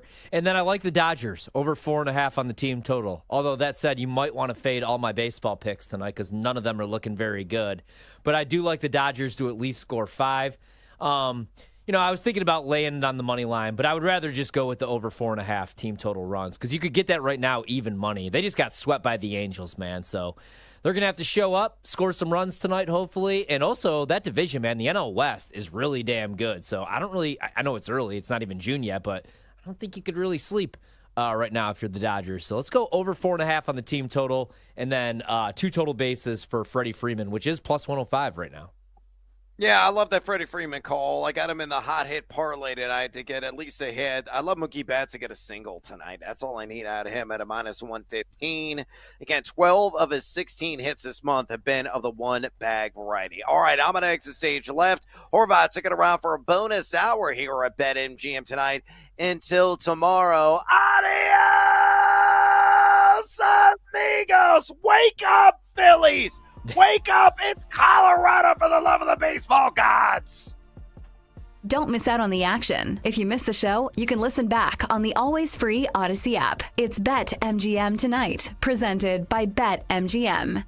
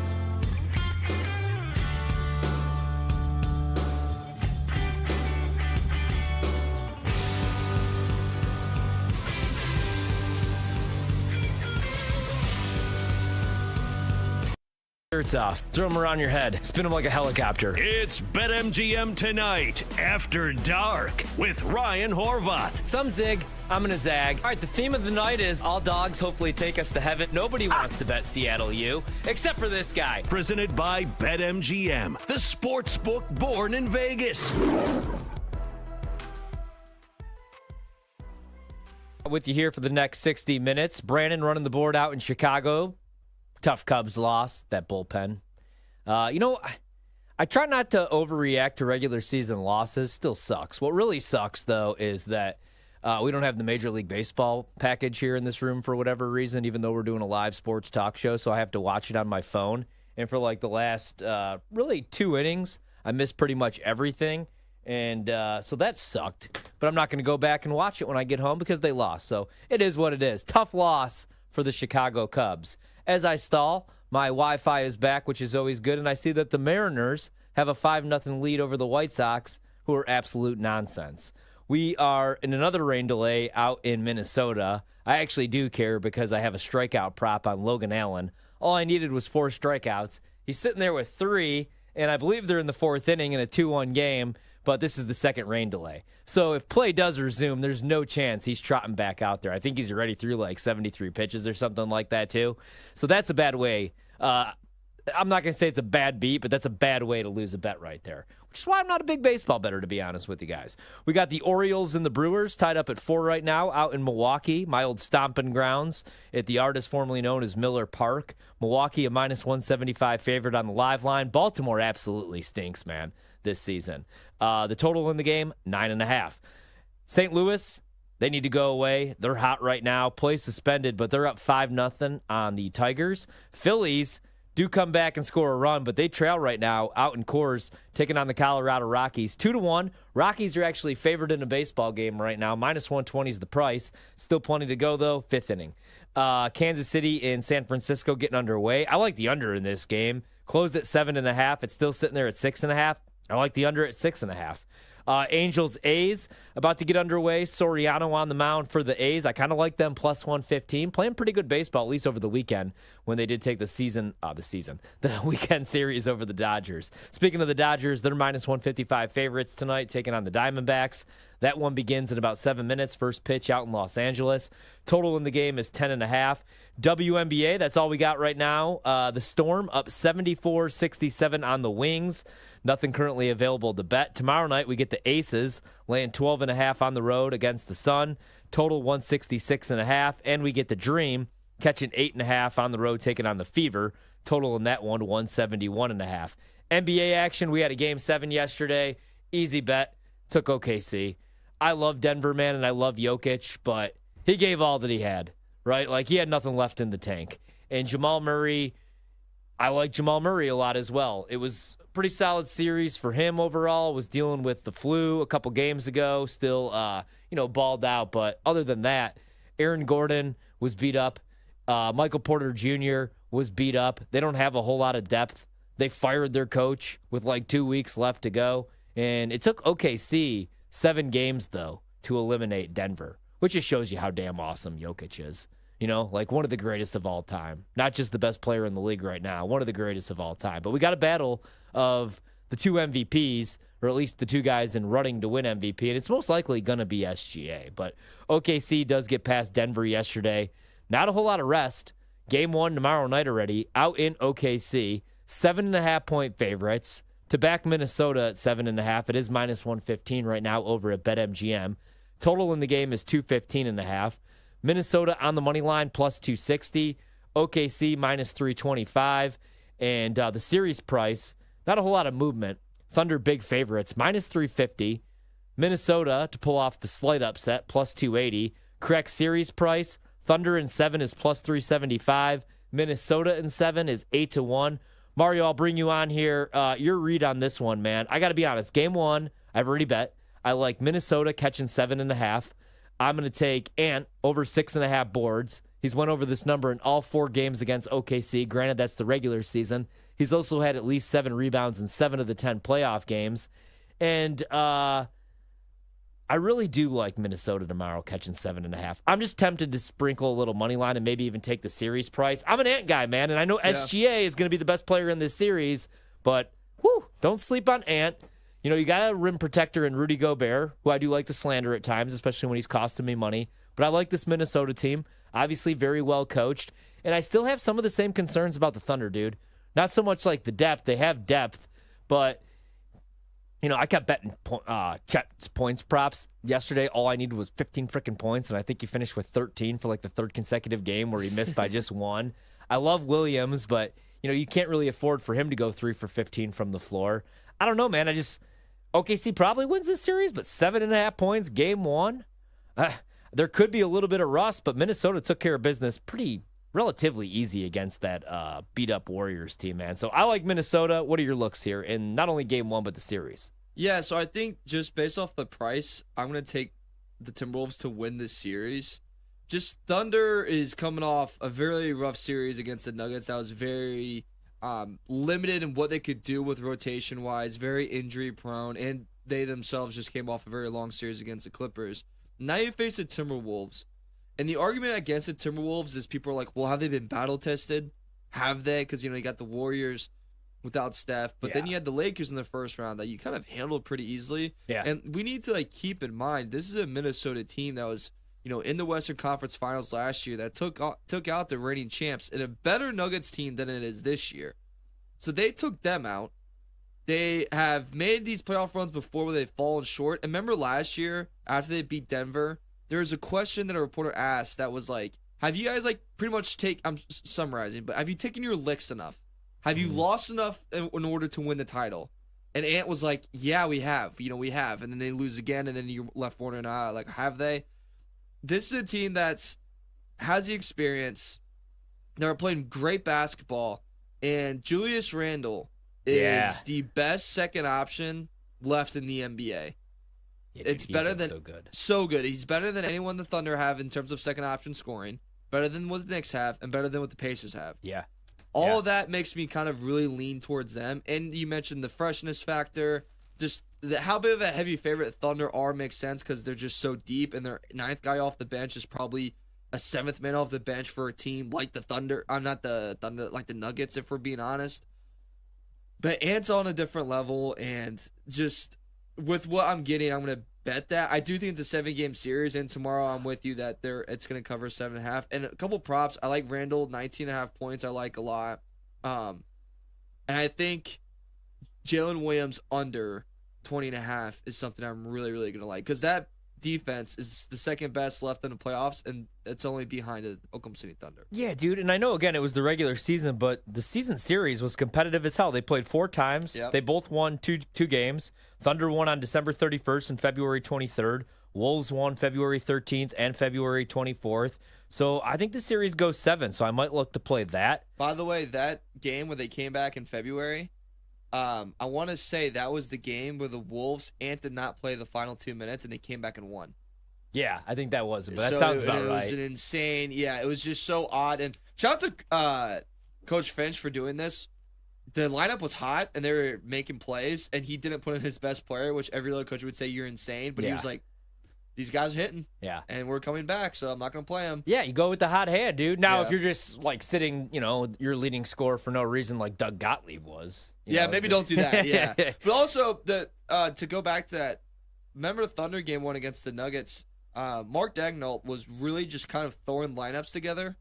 Like, it didn't really seem like he had a set plan. It seemed like more he was just experimenting against Denver and was just like, let's see what works. That could also happen in Minnesota where he goes, look, we're on short time. We're coming in with not a lot of time to prep. Let's just play with different lineups. We can go 9 deep anyways, so let's just see what's working this game. Obviously, they're still trying to win the game. Right. But they don't. The plan's probably not set in stone as much as it was for Minnesota watching, and resting and waiting for this. Yeah, I'm really excited for this. Game 1 tomorrow night, 7.5 point dogs. We'll bring Brandon on because I know he bet this game as well. But for the series to go 7 games, plus 220, top point scorer, SGA is the overwhelming favorite, minus 210. Then Ant, plus 175. You just brought up Julius Randle. They've really been running their offense through him. Yep. The assist numbers have been good. What do you think about him, though? Like, just a little stab, 22-1 to be the top point scorer. Would you stay away? It's going to be one of those two studs in SGA or Ant. So, what worried me was Alex Caruso's defense against Jokic. Yeah. Now, you can't play that physical against Randall and that in a whole series because the refs are at some point going to be like, all right, dude, this isn't football. You can't do that anymore. Right. But all that being said, Caruso's probably had these moments where he just locks up Randall, but maybe you kind of want that matchup with him on Ant too, and then you can kind of save SGA on a guy like Mike Conley anyways. I don't hate that bet at all. Especially because SGA is going to get slowed down a ton with guys like Alexander Walker on him, Dante DiVincenzo on him, maybe Naz Reid switches on him, McDaniels takes him on too, and they have Rudy Gobert protecting the rim. I don't hate that bet at all because Randall's going to have a game where he goes off for 30 when Ant's getting double teamed or he's getting blitzed off a ball screen and they just trying to get the ball out of his hands. Yeah, dude. 22-1, very interesting of a price. What was before him? So it's SGA, I'm guessing J-Dubs and Ant? Yeah, Ant's plus 175, so he's got the third best odds. And then after that, it's J-Dubs. He's like 50-1, I believe. Yeah, no one in America bet that unless No. you're like stealing from your like third ex-wife. Yeah. Or ex-husband, whichever or. Yeah. And you're just like, you know what, screw you a little bit. I'm going to bet this right now. Series to go 7 plus 220. I like it. Brando, what do you like tomorrow? We got Minnesota catching 7.5. They're plus 260 on the money line. Total 216.5. What do you like game one? What do you like for the series? You going with the best team in the nation? Best team in the league or Minnesota? That's a professional transition, Horvat. He mentions third ex-wife and you bring me right on. I love the way that goes. Do you have 3X? Ooh. I thought you only had 2. I didn't know you had 3. Only have 2. Oh, that's what I thought. Yeah. There's a local ad. Do you want a third? Here in DC, and it's for an attorney. And I thought he was just a divorce attorney, but it turns out like if you're a scumbag, he's just got your back. But my favorite commercial is his name is Big Lou, and the commercial's always like Big Lou, he's just like you. But he's only on number 2. And the commercial leads off, dude. I was driving around with my wife going to Costco today, and the commercial leads off, and it's like, are you on your 6th marriage? And I'm like, it's a hell of a way. Like, how many people do you think are like driving around like, in fact, I am. Number 7, actually. But yeah, I love that. Big Lou, he's just like you, only he's on number 2. Anyway, go That's marketing. That's my guy. I'm going to call him. Big Lou. Anyway. He's got you next time. If there is a next time. Let's hope there is not, though. Yeah. No, I always like the underdog heading into a series. Not to change the subject or anything, but I always like the underdog Not to save your ass. heading into a series where the favorite has just gone 7 games in a grueling matchup. So for me, I felt like getting the T-Wolves here on the money line was, especially at that price, was a great bet. So I went with that one. I also went with the Pacers on the money line as well, the Sirs, to get the game 1. But I also bet the Sirs hard to win that series in 7. Can I give you something that's a little scary about the Pacers-Knicks series that I found today? Yeah. Oh, God, no. Okay. Yeah. No, just hear me out. On the Pacers, there's no one averaging more than 34 minutes a game in the playoffs. For the Knicks, you have 4 guys over 37 minutes. Bro, what was Tibbs doing? They were up 50. Oh, my God, yeah. I was texting you. Tibbs was going full Tibbs, dude. He was going full Tibbs. Like, why were the starters out there? It was like a 50-point game, literally. Why was OG Anunoby checking back into that game in the 4th quarter? Dude, and think about this. When is he going to learn? Brunson is averaged 39 minutes, and that is with him fouling out in Game 5. Like, if he doesn't foul out in Game 5, he's over 40. Yeah. Yeah. Bridges is just under 40 with 39.8, so round up because, we're smart. That's 40. And then Josh Hart's 37, which by far, I don't know how Josh Hart's 37. I would have sworn he's averaging 40 as well. But that's just something that to keep an eye on, and I think it's fascinating about the series is the difference in minutes and how kind of that could come back and bite you if you're New York. Yeah, the series price tells you that one's going to be a lot more competitive, although I think they're both going to be competitive. So series price, Knicks minus 155 favorites. Obviously, they're going to get the majority of the money, big market. And then Mario's boys, the Sirs, plus 130. Game 1, Sirs catching 4.5. I'll be betting them on the money line plus 155. I think they steal one at MSG, either game 1 or game 2. So I'll go game 1. Total 233.5. I'm sorry, 223.5. Mario, what do you like here? Your boys? Or are you gonna? I know your heart says Sirs, but you got $200 from Jamie Foxx. He sends it over to you. Who you betting? I kind of think the Knicks come out really hot in game 1. Oh, you like the Knicks game 1? I think the Knicks come hot in game 1 and kind of deliver a message a little bit. Garden gets rocking. And that's where you want them. You want New York with hope. Yeah. Then you take it all away. Yeah. And then you punch them in the throat again. Yeah. It's like when my older brother, when we would fight, he would let me jab him a little bit, and he'd be like, step away, act like he's hurt, and then he would just give me the sweetest chin music of all time. When you least expect it? When you least expect it. And Well, yeah. boy, did I cry. Yeah. It's kind of got how you do. It's how you do it. Cat to score 35 This in any was game last of the week. series, plus 145. Sign me up for that. There you go. BetMGM tonight after dark. Don't go anywhere. You're listening to BetMGM tonight on the BetMGM Network.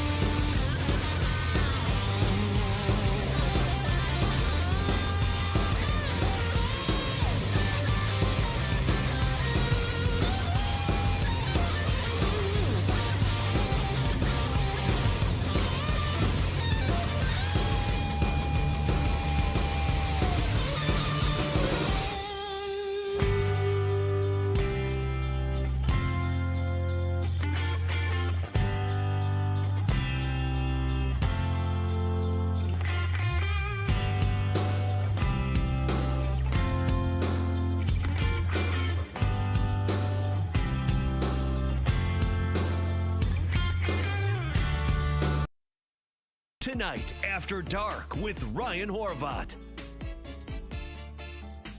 Welcome back to BetMGM tonight. Brother Big Noise Evans with Ryan Horvat in the house as well on this Manic Monday edition of the program. The great Howard Cross going to be joining us here momentarily, talking all things New York Football Giants. Just a friendly reminder before we bring Howard on, if you want to talk some fantasy football with us, you want to talk some NFL futures betting as well, NBA, Major League Baseball, NHL, even some WNBA, you can. All you got to do is pick up the phone and dial us fools at 833-732-3875. 833-732-3875. You can also hit us up on the X or the Twitter at BetMGM tonight, where we have our pole dancing poll question of the day. And it's asking you this: take a big apple bite. How many games does Jackson Dart start for the New York Giants this fall? Your options are 0, he rides a pine all year, 1 to 5 games, 6 to 10 games, or 11 or more games. So far, over 240 votes cast. Make your voice be heard. Exercise your democratic right. Keep the votes a-coming and drop us a comment. We're going to read those a little bit later on, give you a shout out on air. So keep bringing the noise on X at BetMGM tonight, on X at BetMGM tonight. Right now, let's go ahead and out to the phone lines to bring on Howard Cross, former New York Giants tight end, a man, of course, that covers the Giants on broadcast TV. Follow him on X, where he's always giving it to you there at Howard Cross 87. Again, on X at Howard Cross 87. Howard, welcome to BetMGM tonight. Straight away from me, beliefs are all over the map about Jackson Dart's insertion in the starting lineup, with the Giants expected to be underdogs in 7 of their first 8 games. Maybe week 9, week 10, it could be a possible tipping point for Dable and the coaching staff. What is your prediction? When are we going to see Jackson Dart under the controls at some point this year, or are you of the belief that he sits the entire season? What are your thoughts, Howard? Well, the theory is he will sit the entire season, and that's because they're trying to, quote-unquote, bolster the offensive line. If they can bolster the offensive line, they've got some new receivers in, the tight ends are playing pretty well, then he would sit. But if the Giants' defense doesn't hold up and they're struggling, Daboll and crew will definitely insert Jackson Dart sometime during the season. Howard, we all know how great Malik Neighbors is, at least was as a rookie. You would expect he's only going to continue to get better. How do you feel about the rest of the depth, though, in the wide receiver room, whether it's Jackson Dart, Russell Wilson, whoever it is? How do you feel about that room coming into the season? Right now, Neighbors is doing good. Robinson is a kind of the third down, short area kind of receiver. They still have Slayton as a receiver, could be a number 2 or number 3 at a lot of teams. They got some other guys that are coming in, too many to name, to see if they can take a spot. If some guys start to emerge, it will be great. But again, everything with the Giants depends on that offensive line. That offensive line's been struggling the last 3 to 4 years. If they can figure out a way to get enough guys together that could play for at least 16 games, 17 games would be great. But they haven't had an offensive line that could play more than like 10 games together for the entire season. Yeah, I know that the schedule is tough, and you look at the division, and it's really tough. You got 2 teams that just played in the NFC Championship game, but I actually think that this team could be competitive because of that pass rush and that defense. Where are you at with the defensive side of the ball, what they added in the draft? Do you think that they have the potential to be maybe even a top 10, top 5 defense? I think with Carter coming into the defense, he'll add an element that a lot of teams aren't prepared for. You'll have, Thibodeau coming off one end, Brown's coming off the other end, and you can add Carter either in the middle. If you have a guy that can come from a lot of different places, it's going to be a problem. And don't forget, Dexter Lawrence is an all-pro player year in and year out. So all of a sudden you got 4 rushers, kind of back to the days when they had that kind of Ferrari defense where they let 4 guys rush the passer and put everybody else in coverage.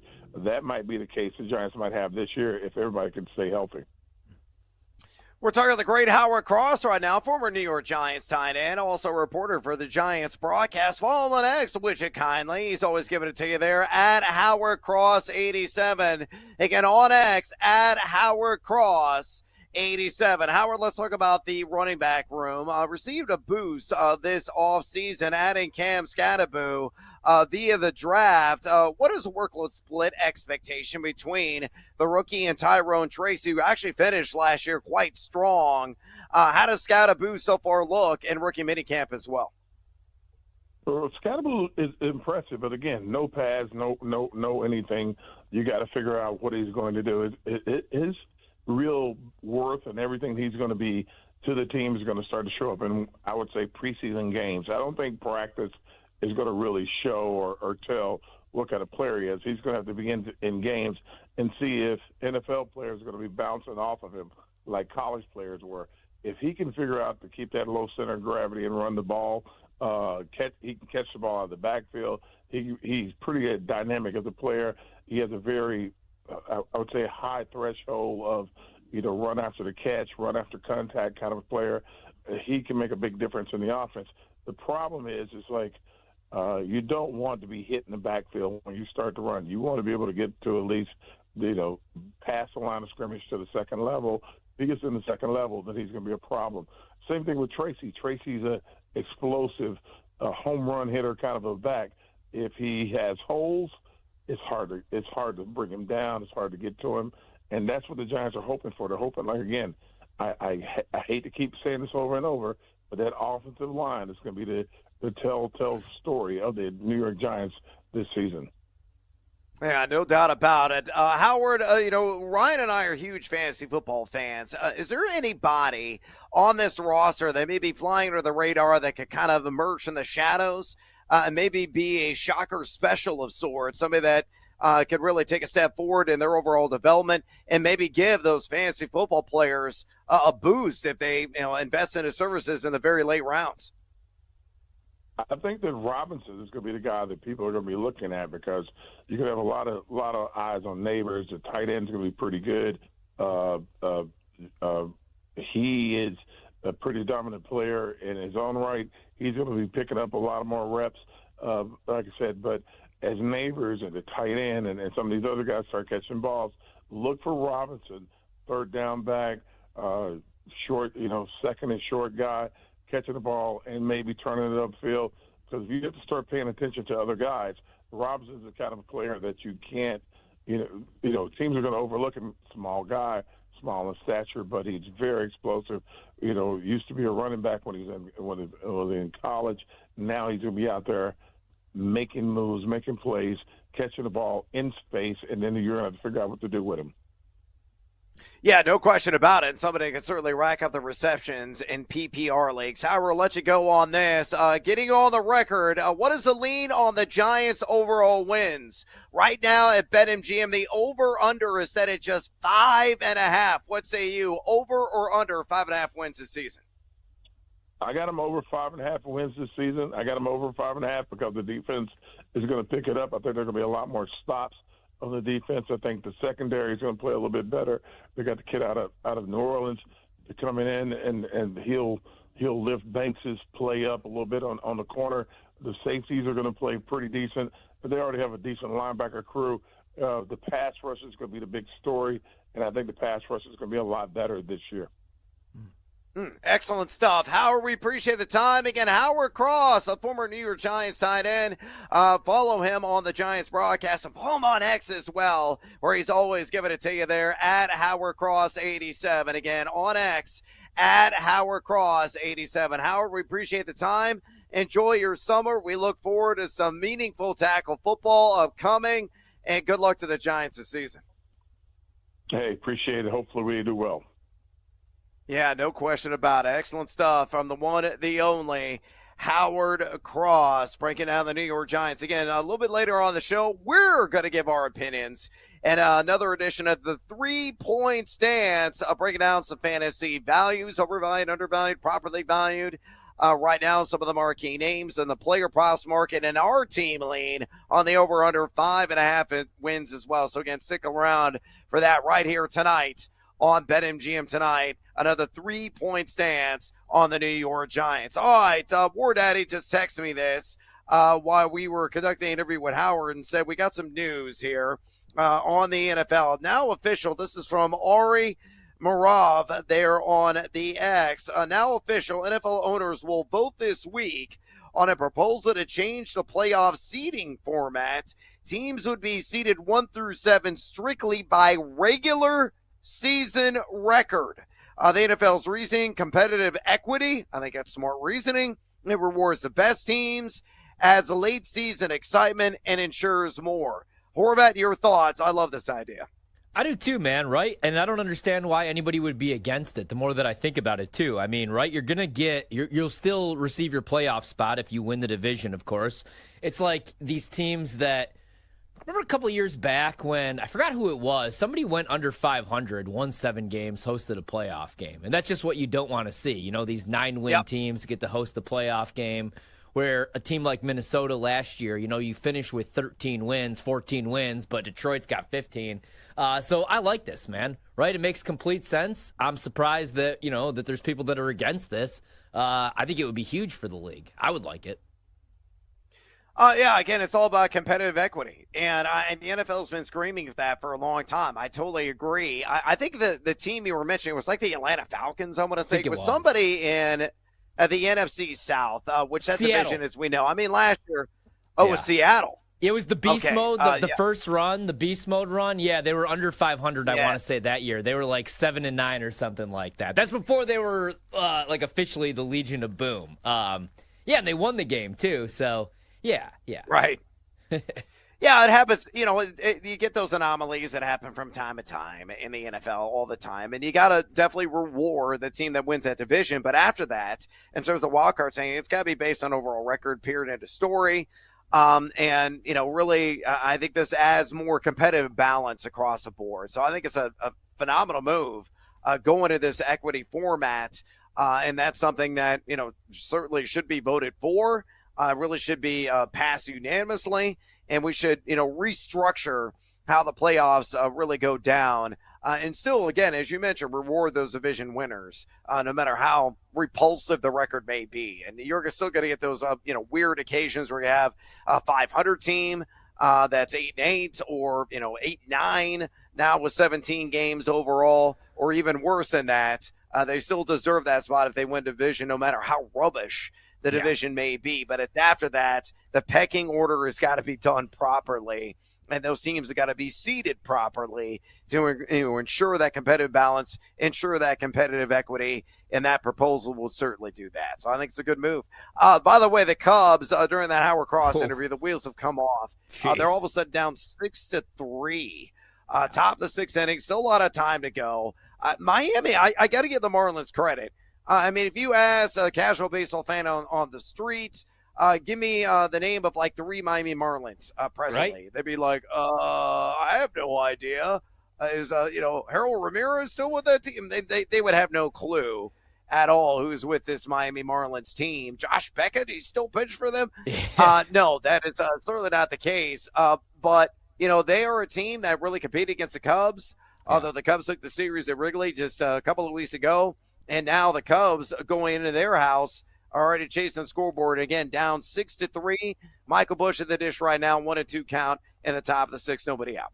I hate the Marlins. The Marlins they're not quite up there with the Brewers and the Cardinals, but they're one of the teams that I hate the most. Even if I wasn't a Cubs fan, and they've ended our season, I'm a wee guy, our season a couple times, right? But also, I hate their whole... They win a World Series, then they blow up the roster. It sucks that I've been around for almost 40 years now, and I've only seen one damn World Series. And Marlins fans, there are any, they've gotten, 2? So I hate the Marlins. I consider them a rival, but I do love Xavier Edwards. Guy's a stud. He's going to be really good, I think. Yeah. Yeah, I like Stowers as well. They got some nice young bats in that lineup. All right, we got to take a little siesta here on BetMGM. We come back, more MLB talk with another edition of Better Up. Stick around. This is BetMGM tonight on the BetMGM Network.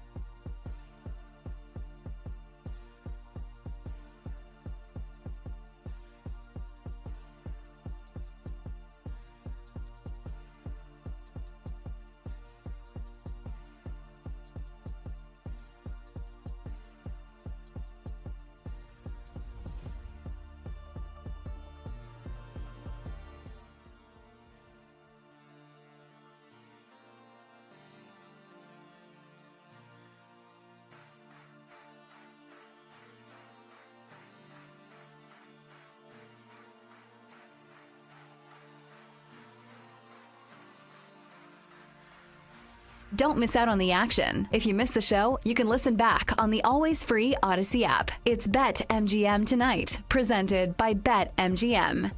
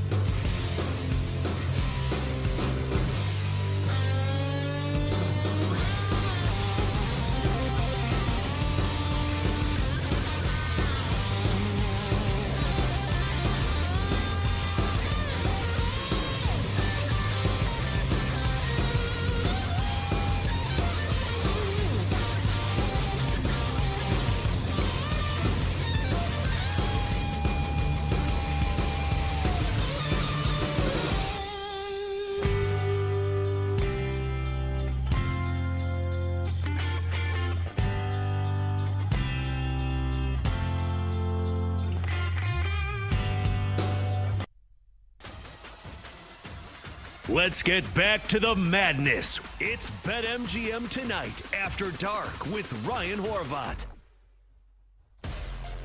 BetMGM Tonight After Dark.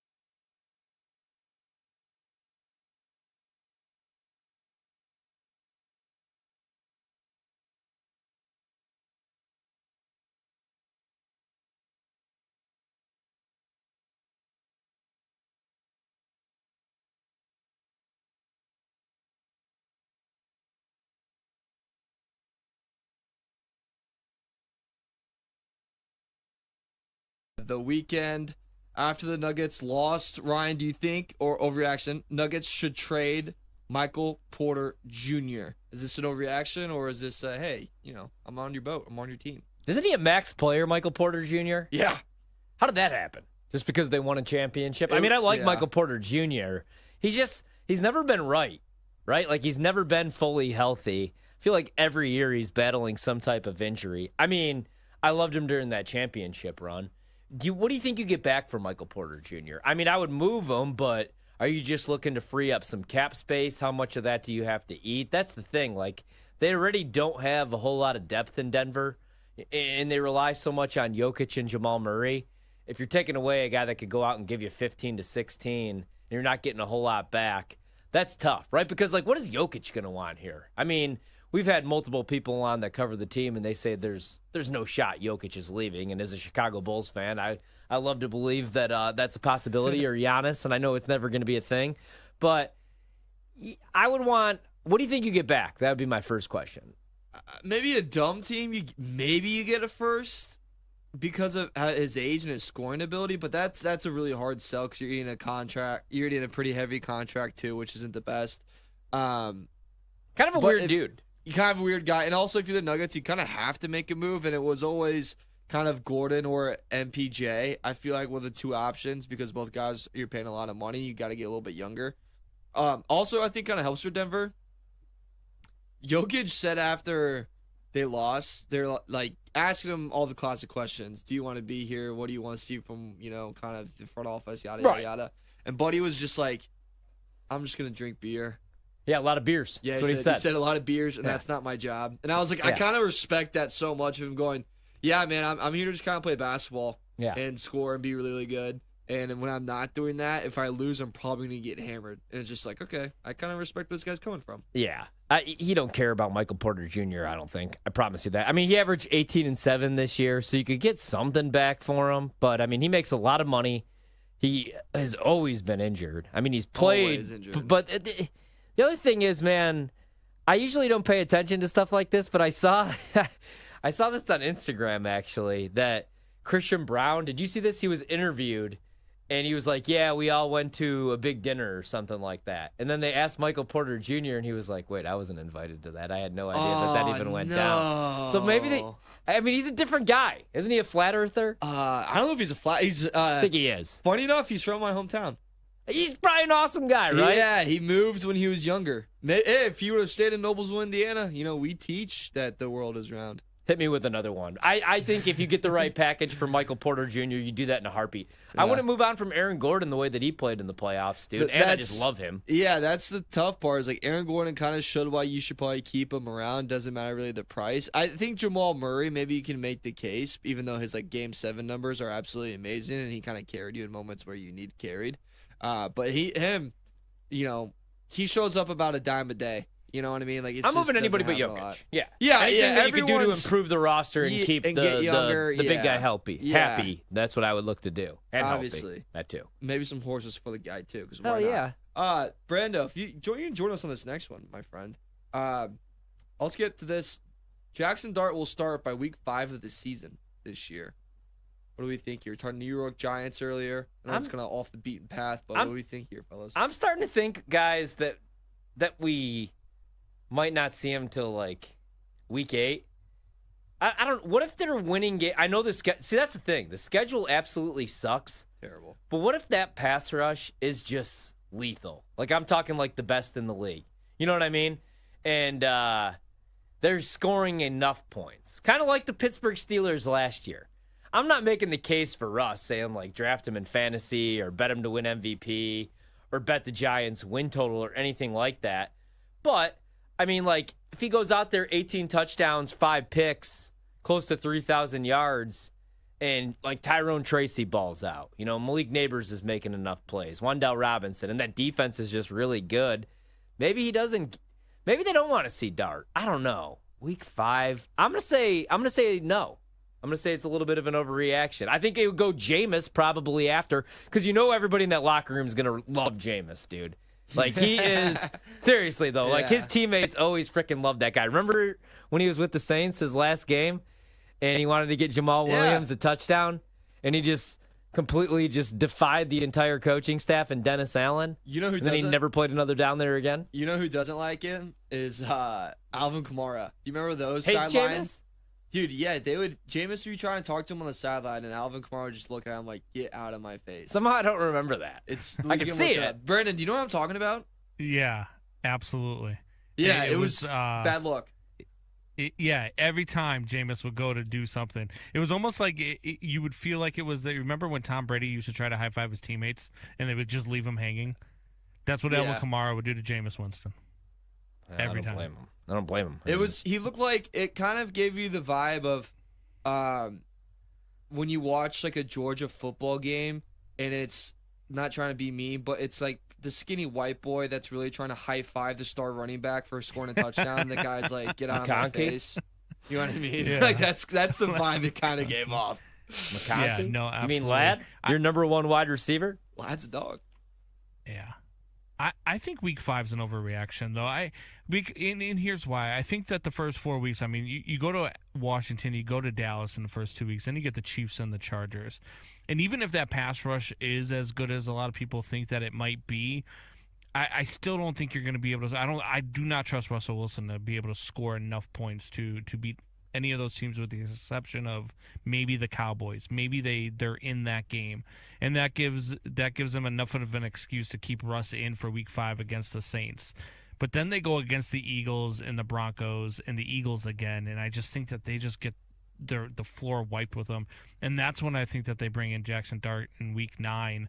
I think at some point Jameis gets a chance, right? Even if it's just 1 week, Jameis gets a chance, and it's probably against that Eagles team where they know he's just going to get annihilated anyway, and you don't want Jackson Dart to be the one that gets annihilated by that Eagles pass rush. So you let Jameis Winston do it, and then he comes in. I think week 5 is crazy to me. Yeah, that's a good point, dude. Right? Like that, and that's what the Patriots did last year, right? Like they brought back Jacoby Brissett to be the starter, the bridge starter, just because they were like, oh my God, this might historically be the worst offensive line, and we don't want to get Drake May killed. Yeah. But then they were like, you know what? F it, we ball. Let's put Drake out there, and he was awesome. In Carolina, he played behind a terrible offensive line and had really good numbers under pressure. So that could be the case here. Because, like, if I'm a Giants fan or I'm in that organization, GM, owner, Brian Daboll, Mike Kafka, and especially, like, that's the other thing, dude. If Brian Daboll really is a Mike Kafka guy, well, we know he's a Mike Kafka guy. That's his OC. But if he's really a Jackson Dart guy, and that was his guy the entire time, he's going to want to play him because he's coaching for his life. It might be a little war between him and everybody in the front office, but he's the head coach. So if he's like, I want Dart out there to try to save my job, or I just want to develop him, then we're going to see him. Dart could always have a really good preseason, but that's why I would want to play him right away just because of next year's quarterback class or the class after that, if that's the class where Arch is going to come out. But if he goes out there and completely sucks and doesn't show you any flashes, and you're like, yeah, he's just not. If he goes out there and he's Will Levis and just can't play the position, then at least next year you could draft maybe, I don't know, depending, like a Lenora Sellers, Carson Beck, get your guy. Because you could do that. I mean, the Cardinals did that with Kyler Murray and Josh Rosen, or Josh Rosen and then Kyler Murray. So that's what because the Giants need a quarterback, dude. Every year they're taking awesome players now. Malik Neighbors, awesome, catches 110 balls on a 5-win team. Abdul Carter. Like, how many pass rushers do they need, though? They got to get a quarterback. Last year they probably should have taken Penix. So we'll see. What do you think, Mario? You still see enough Go of on. them, though, after week 9, right? Because you still have 8 games Right. from them, and you still have some really good teams on that schedule at the back half of that schedule. So you would still see enough to be able to say, hey, we can either move forward here or we need to go somewhere else. Yeah. What do you think, Mario? Hashtag start dart.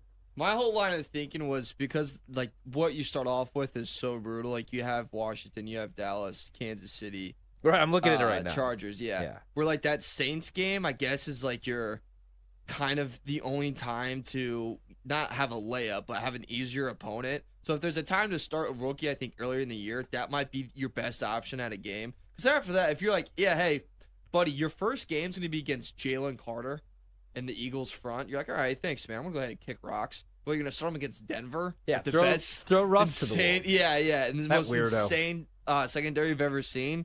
So that's where, like, I guess if you needed to start a guy right away, because I'm all for picking your spots in terms of starting these young guys. You shouldn't start them against a very, very tough playoff-level defense.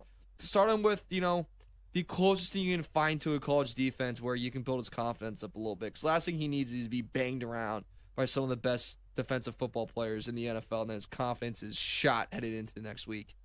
Yeah, I want to see him, to be honest, just because I don't know that he's going to be any good, dude. Same. Right? I mean, that was a very Fascinating. quarterback-friendly offense, obviously, at Ole Miss, and that team was loaded. And they couldn't beat frickin' Kentucky. Dude, and I'm not trying to be mean, but boy, does he look like my cousin, and that cousin that he looks like is the most annoying kid on the planet, Brandon. So that's not a good sign. Any chance with this schedule they can compete with New Orleans for the worst record in the league? I don't think so, dude. I think New Orleans is probably going to be on like a whole nother level. Or they're going to surprise. I just can't believe that win total 6.5 with your quarterback room looking like Spencer Rattler, Jake Haener, and a rookie that just doesn't. No, I agree. A 30-year-old. I think Dable's too good of a coach too. I think he's gonna pull together some crazy ones. Mixed in there. There's going to be. I would make a bet. I would love odds that neither of those two teams have the worst record. Really? Neither the Giants or the Saints. Yeah, I Who feel do like you- somebody else will just completely suck. Dolphins, maybe they just suck. No, I have a weird feeling they might be pretty good, dude. Like they need to be good. At least like Panthers a are 9-win in the team. South. I don't know. I think it's gonna be like a team that we least maybe. I hope it's the Rams. I kind of hope the Rams win 2 games. I hate them. BetMGM tonight. We're back tomorrow night. That's a wrap. Come back for more Wagertainment on BetMGM tonight, Monday to Friday, 7 to 11 p.m. Eastern on the BetMGM Network.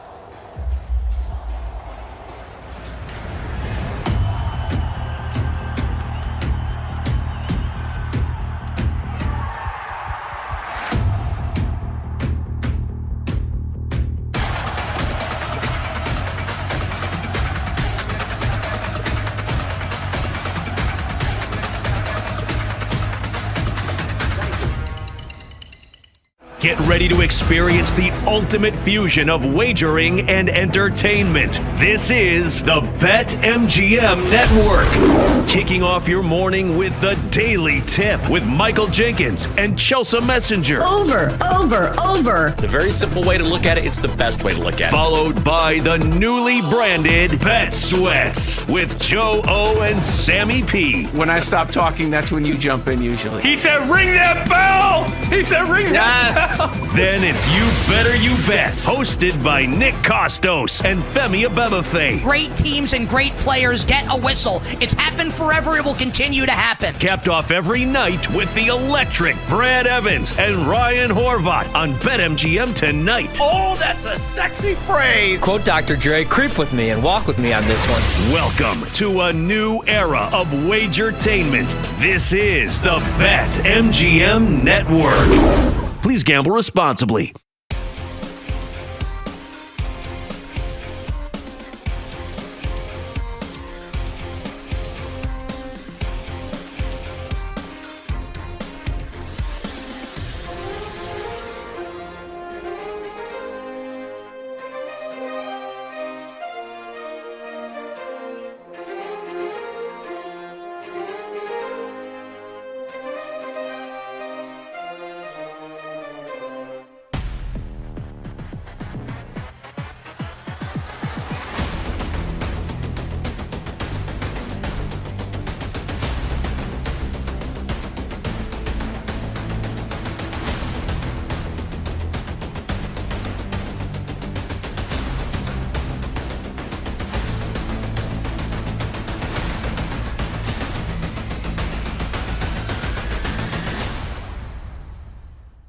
Get ready to experience the ultimate fusion of wagering and entertainment. This is the BetMGM Network. Kicking off your morning with the Daily Tip with Michael Jenkins and Chelsea Messenger. Over. It's a very simple way to look at it. It's the best way to look at it. Followed by the newly branded Bet Sweats with Joe O and Sammy P. When I stop talking, that's when you jump in usually. He said, ring that bell! He said, ring that bell!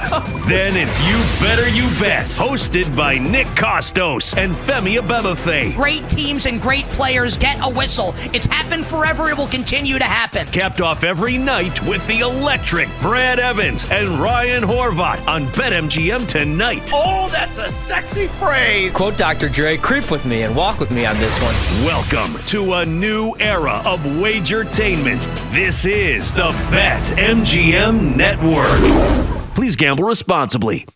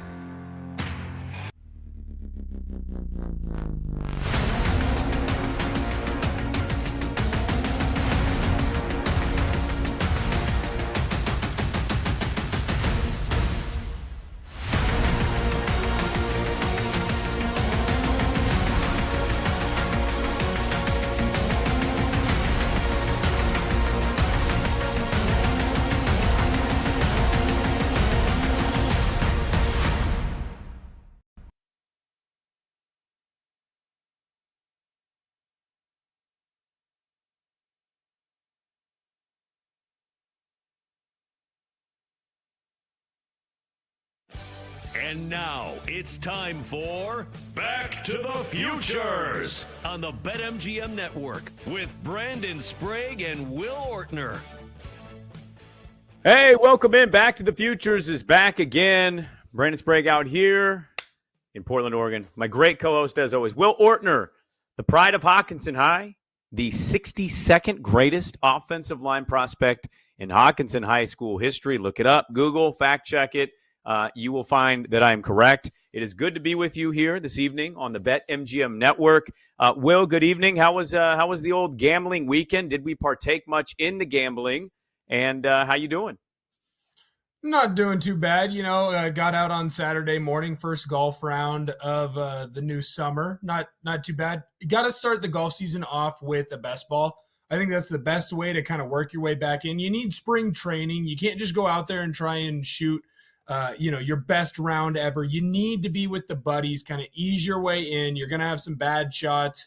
You're going to have some real bad shots, and you'll have one or two good shots. Are you disagreeing with me? I'm seeing you're making faces. You don't think best ball is the way to start off your golfing season?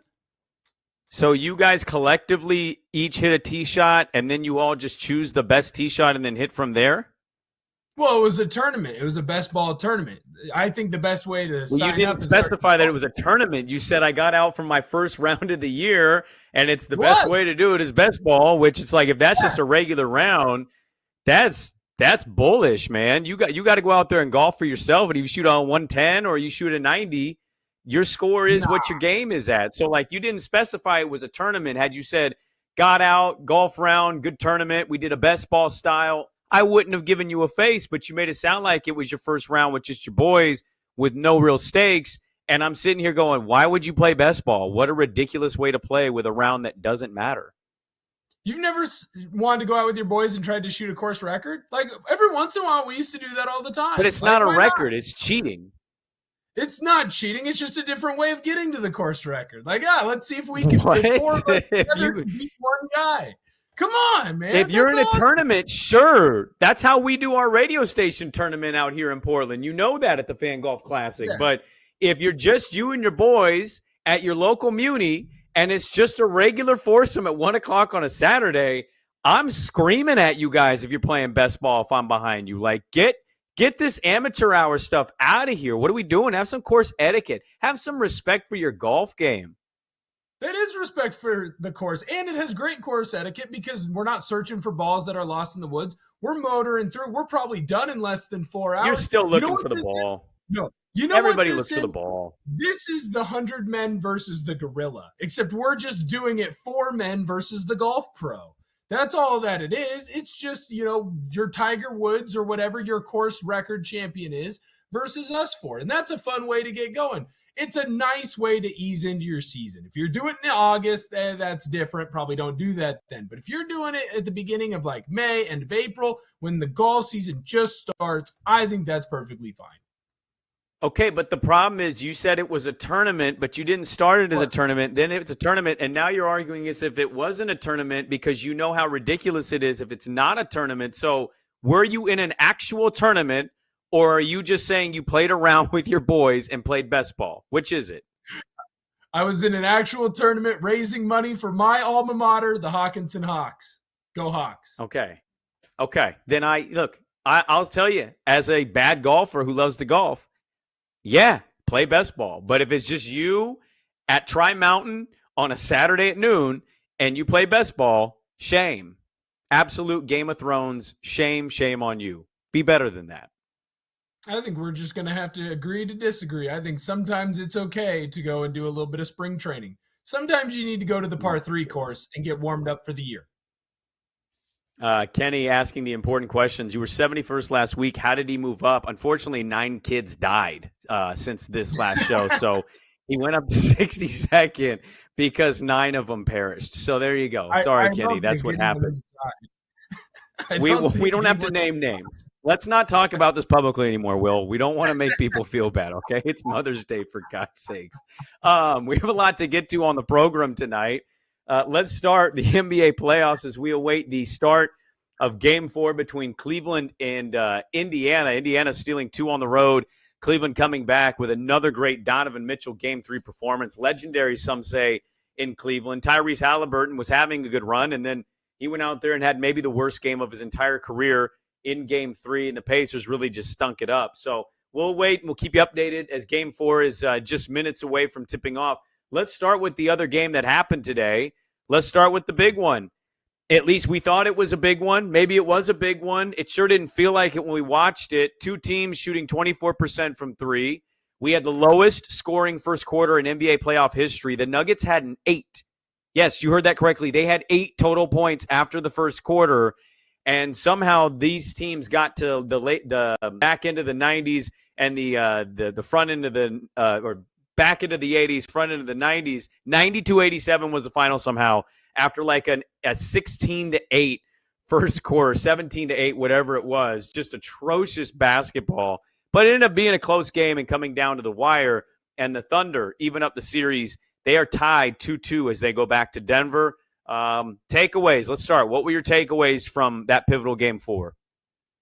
I was impressed that the Thunder kind of learned from some of the mistakes that they've made in the fourth quarter. It felt like that they didn't, come together and feel the pressure. It didn't feel like they tightened up in this one, right? It was a back and forth affair at different points early on in the fourth quarter. Even the Thunder had the lead. I mean, when Russell Westbrook is hitting 3-pointers on you, that's got to make you not feel awesome if you're the Thunder. And going into the playoffs, what did we talk about with this Thunder team? If they don't win it, it's going to be because they are inexperienced, and it feels like they've gone through some of those punches. Nikola Jokic is the best player in the world right now for a reason, and he's come out in this series and absolutely put on a clinic. Whenever they needed, the Nuggets need him to score, he's scoring. When they need him to get rebounds, he's getting rebounds. No one's better at finding open teammates than Jokic, right? So it felt like the Thunder kind of looked at, hey, we lost Game 1, we lost Game 3. Why? Late fourth quarter collapses. How do we find a way to make those adjustments and win this ball game? I felt like Caruso's defense was otherworldly. He was all over Murray. He was all over Braun whenever he got it on the top of the three-point lines trying to start the offense. It felt like, the Nuggets weren't able, if it didn't get to Jokic, they weren't able to get a clean look. So I was just very impressed on the changes that the Thunder made to make sure that they got out of Denver tied up with this series. Yeah, what's interesting is like SGA was seen smiling at the end of Game 3. He played just an awful game. I know it's SGA. I know he's going to be the MVP. I really wish Jalen Williams would have got the look at the end of the ball game SGA just didn't have it going at all. They go to overtime, they lose. Aaron Gordon was amazing in that game. He kind of vowed that he was never going to be that bad. I actually didn't think he was much better, except when it mattered, and that was the fourth quarter. OKC outscored Denver 29-18 in the fourth quarter. He talked in the postgame what was the difference? It was their defense. Their defense came out today. Now, look, I say this understanding how ridiculous the box score looks versus what reality is. Jokic has had a struggle here now for 3 games. Now, he still finishes with 27-13, which is we all grew up seeing centers get that stat line and be like, oh, what a monster. And it's a good stat line. But he's not shooting very efficiently. His percentages are dipped. He's 5 points per game less in his last 3. And I don't know whether this is a combination of OKC throwing 2 to 3 at him every other and getting him to throw out. You know, it's interesting. I was talking to a friend of mine, and we both love basketball. And, I grew up with Shaq and Duncan and Dream and, all these bigs, back to the basket, traditional bigs.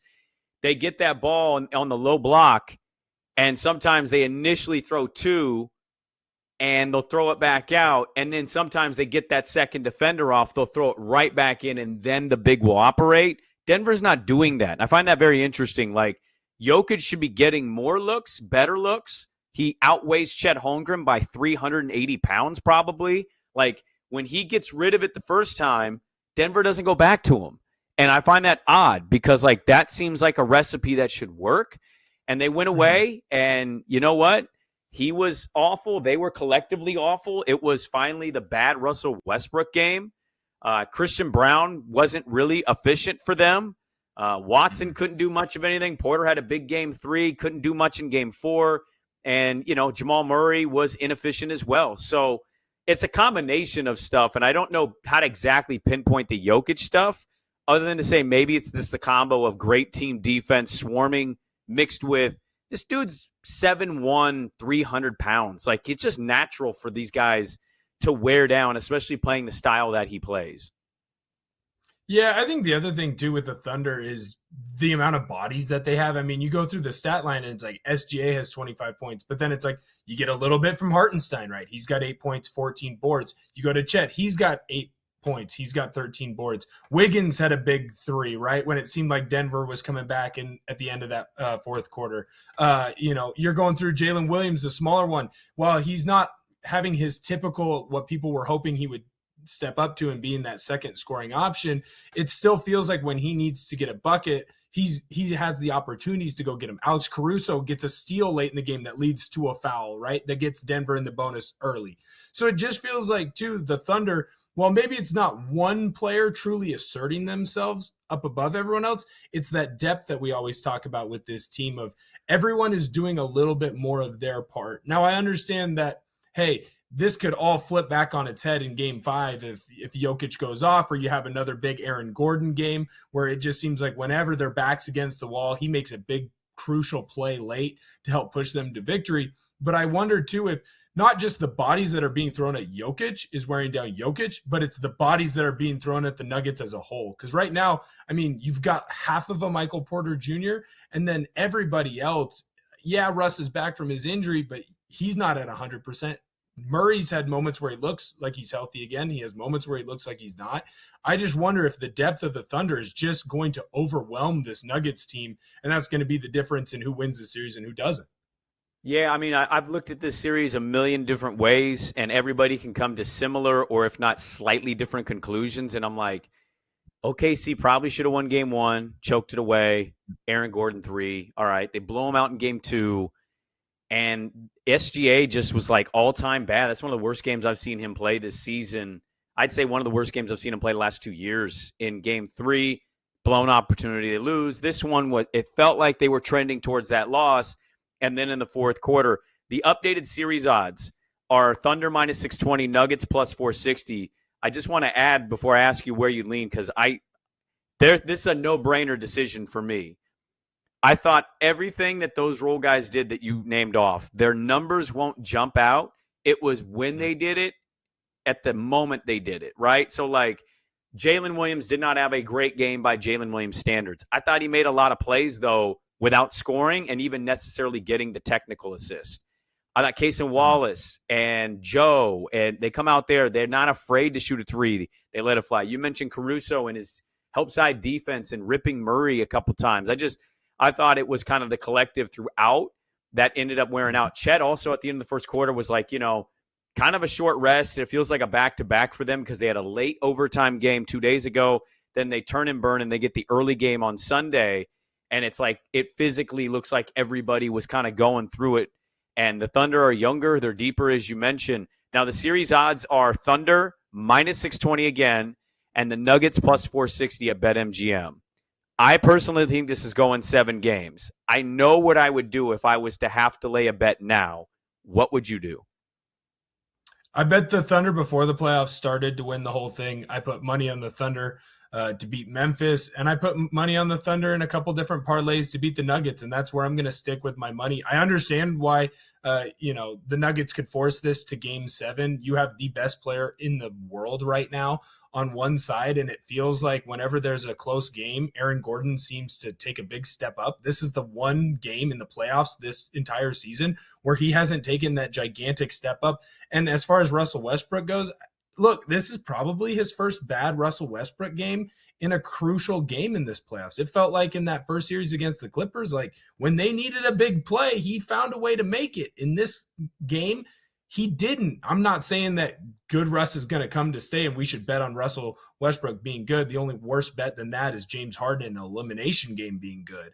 But I do feel like the Thunder are going to be able to get it done simply because of that depth. And yes, they are younger, so they haven't gone through some of the hardships, but they also don't have the scars. They don't have the wear and tear. They don't have those injuries that are lingering, right? They haven't been beaten up.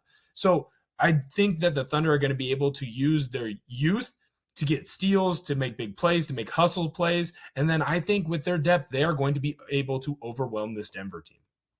OKC in 7, according to BetMGM and our super producer, Zach. OKC in 7 is plus 175.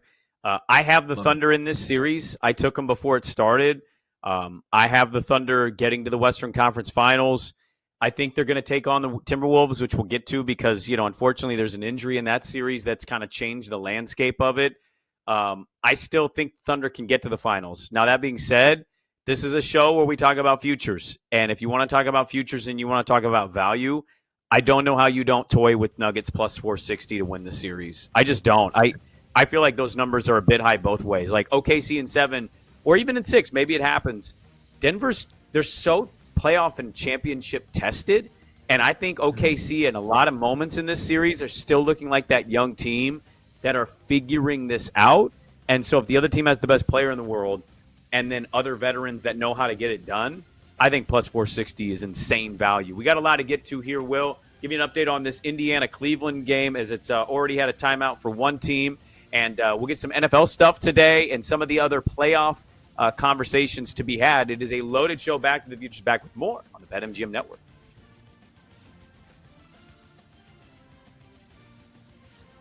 Futures will be back with Brendan Sprague and Will Ortner on the BetMGM Network. Download the app today. Please gamble responsibly.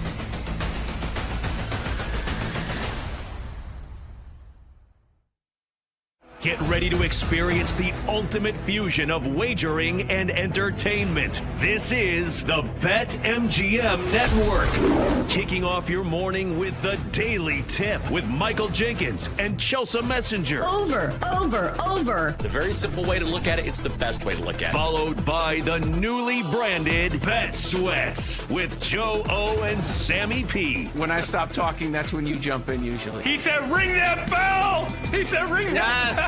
Then it's You Better You Bet, hosted by Nick Costos and Femi Abebefe. Great teams and great players get a whistle. It's happened forever. It will continue to happen. Capped off every night with the electric Brad Evans and Ryan Horvat on BetMGM tonight. Oh, that's a sexy phrase. Quote Dr. Dre, creep with me and walk with me on this one. Welcome to a new era of Wagertainment. This is the BetMGM Network. Please gamble responsibly.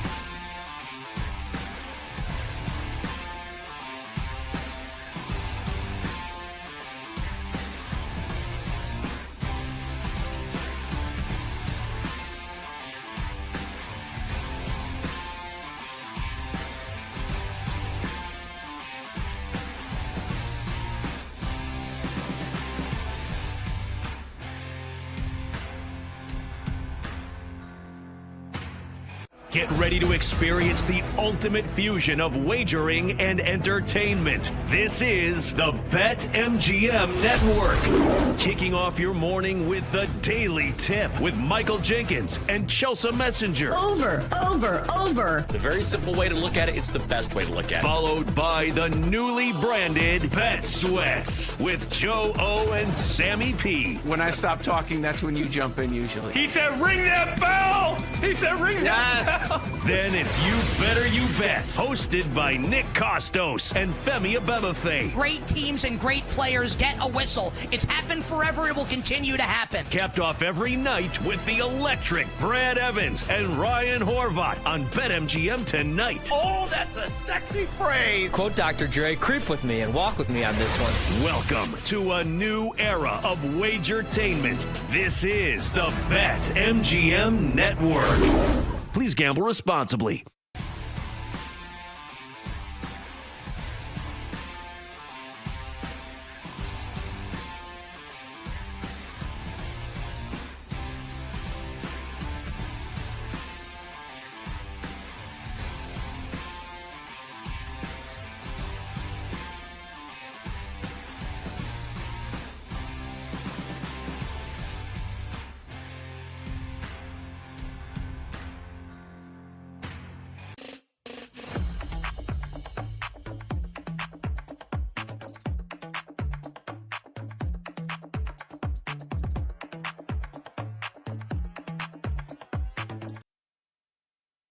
Flux capacitor, and let's go back to the futures with Brandon Sprague and Will Ortner on the BetMGM Network.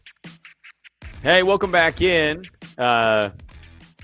Nice little off-air conversation involving Bill Belichick and everything going on there. We won't get into that today. But update on the Indiana-Cleveland game, 16-10. They're challenging an out-of-bounds call. Halliburton claims he did not touch it. They ruled it Cleveland's ball, but it looks like on the replay that Indiana should get this back. Let's dive into the Celtics-Knicks game. Game 3, they got Game 4 coming up in just a second here. Here's updated playoff series prices, okay? This is from our friends at BetMGM, because we are on the BetMGM Network, and Zach Kroll. Here it is. Cavs-Pacers. Cavs going into this series, minus 160, Pacers plus 135. Knicks are a plus 260. Celtics are a minus 325. The Dubs are plus 625. The Wolves are minus 1,000. And the Nuggets, as we mentioned, are plus 460 and Thunder minus 620. Is there one that jumps out at you, like when I give you those numbers? I think it's a little interesting that the Pacers are still plus 135 with all the injury issues that Cleveland has had. And maybe it's just because the Pacers are up right now on the Cavs. But it feels like to me, this Pacers team just has a bunch of different people that they can throw at the Cavs. And when you're missing Garland, Mobley's been banged up. I believe the other injury was to Allen, if I'm not mistaken, right? And so you have 3 Cavaliers who have had to miss time. That they rely on Hunter. Thank you. I knew it was one of the other key contributors, right? So one of your leaders stepping up into that shooting guard role. So you're now losing 3 players or getting a lessened version of those 3 players. And when you had all but Garland healthy, the Pacers took it to you twice on your own home court, right? And I know that they had to come back in game 2, but it feels like Tyrese Halliburton, take away game 3, to me, it feels like an anomaly, is kind of ascending, and he's making up for a lot of his early season woes and a lot of, some of his woes that he had in the offseason playing on Team USA, right? Like he comes into this year and he admitted probably 2-3 months ago, he did an interview and he says, hey, I was reading all the negative comments about myself. And so he tries to go out and show everyone how great he was.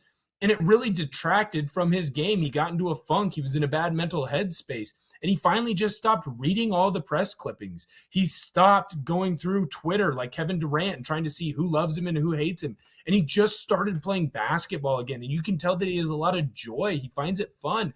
I wish the Cavs were 100% healthy. It doesn't sound like Garland's going to come back in any capacity anytime soon. When you have that type of toe injury, it sounds stupid, but it really does affect you and your game and how you move. It's constantly in pain. And if he does come back, you're going to get a lessened version. I just think the Pacers, they're ascending at the right time. And unfortunately for Cleveland, you have that injury luck that just didn't go your way. And I thought I was smart. I went in and I bet money on the Cavs after they lost game 1. I was like, ha, ha, ha, I'm going to buy the dip. And instead, I'm the dip because I bought the wrong team. I think I'd put money on the Pacers. Well, yeah, no, I mean, look, Garland was not very good in game 3. He was out there, but he wasn't really effective. You could tell he bothered him. Mobley's out there. They're playing tonight, but they're only down 6 as we start early. The funny thing about the dip is it didn't dip. They lost game 1 and they were still favorites. It didn't change all that much, and now it's just changing. I'll just say this before we get to Knicks Celtics. It's pretty disrespectful, I think, to have the Warriors at plus 625. Now, should the Wolves win that series? Yeah, I won't argue that. I picked them to win the series in 5. But the Curry injury and seeing what they did yesterday and seeing what they did in game 1 despite losing Curry after just 13 minutes, if anything, the Curry injury is telling me if they had Curry, they probably win this series. I don't think Minnesota's been overly impressive. And Edwards had a great second half yesterday. Will he do it again? I don't know. So I think Timberwolves win it, but if you're going to go for value, the Warriors are really disrespected at plus 625. I also think the Nuggets are too. I have the Thunder and the Wolves, and I'm telling you as a better of both those teams, that is value worth jumping at, worth putting a unit on. If I was to actually lay a bet, because I don't want to fade myself yet, the Pacers, I'm with you at plus 135. I go there. And the Knicks Celtics one's the one I feel the weirdest about because I think to not make any changes in game 2 after how you lost game 1 is wild. I also understand the thinking of Mazzulla and the Celtics of no, we've been one of the best teams in the league playing this way. We're not going to overreact. And they didn't, and they lost game 2. But then those threes went down in game 3, and that energy could not be matched by New York. Peyton Pritchard was awesome off the bench, 6th man of the year, and the Celtics hitting 50% of their threes or whatever the final percentages were. Being that good from 3 is going to win you every game. The Knicks don't have the depth, I think, to compete with Boston. Now, if they're bouncing back, they win game 3 in blowout fashion, which was such a bummer to my Saturday. I was so excited to watch this game. And it just never felt like the Knicks were going to seriously come back.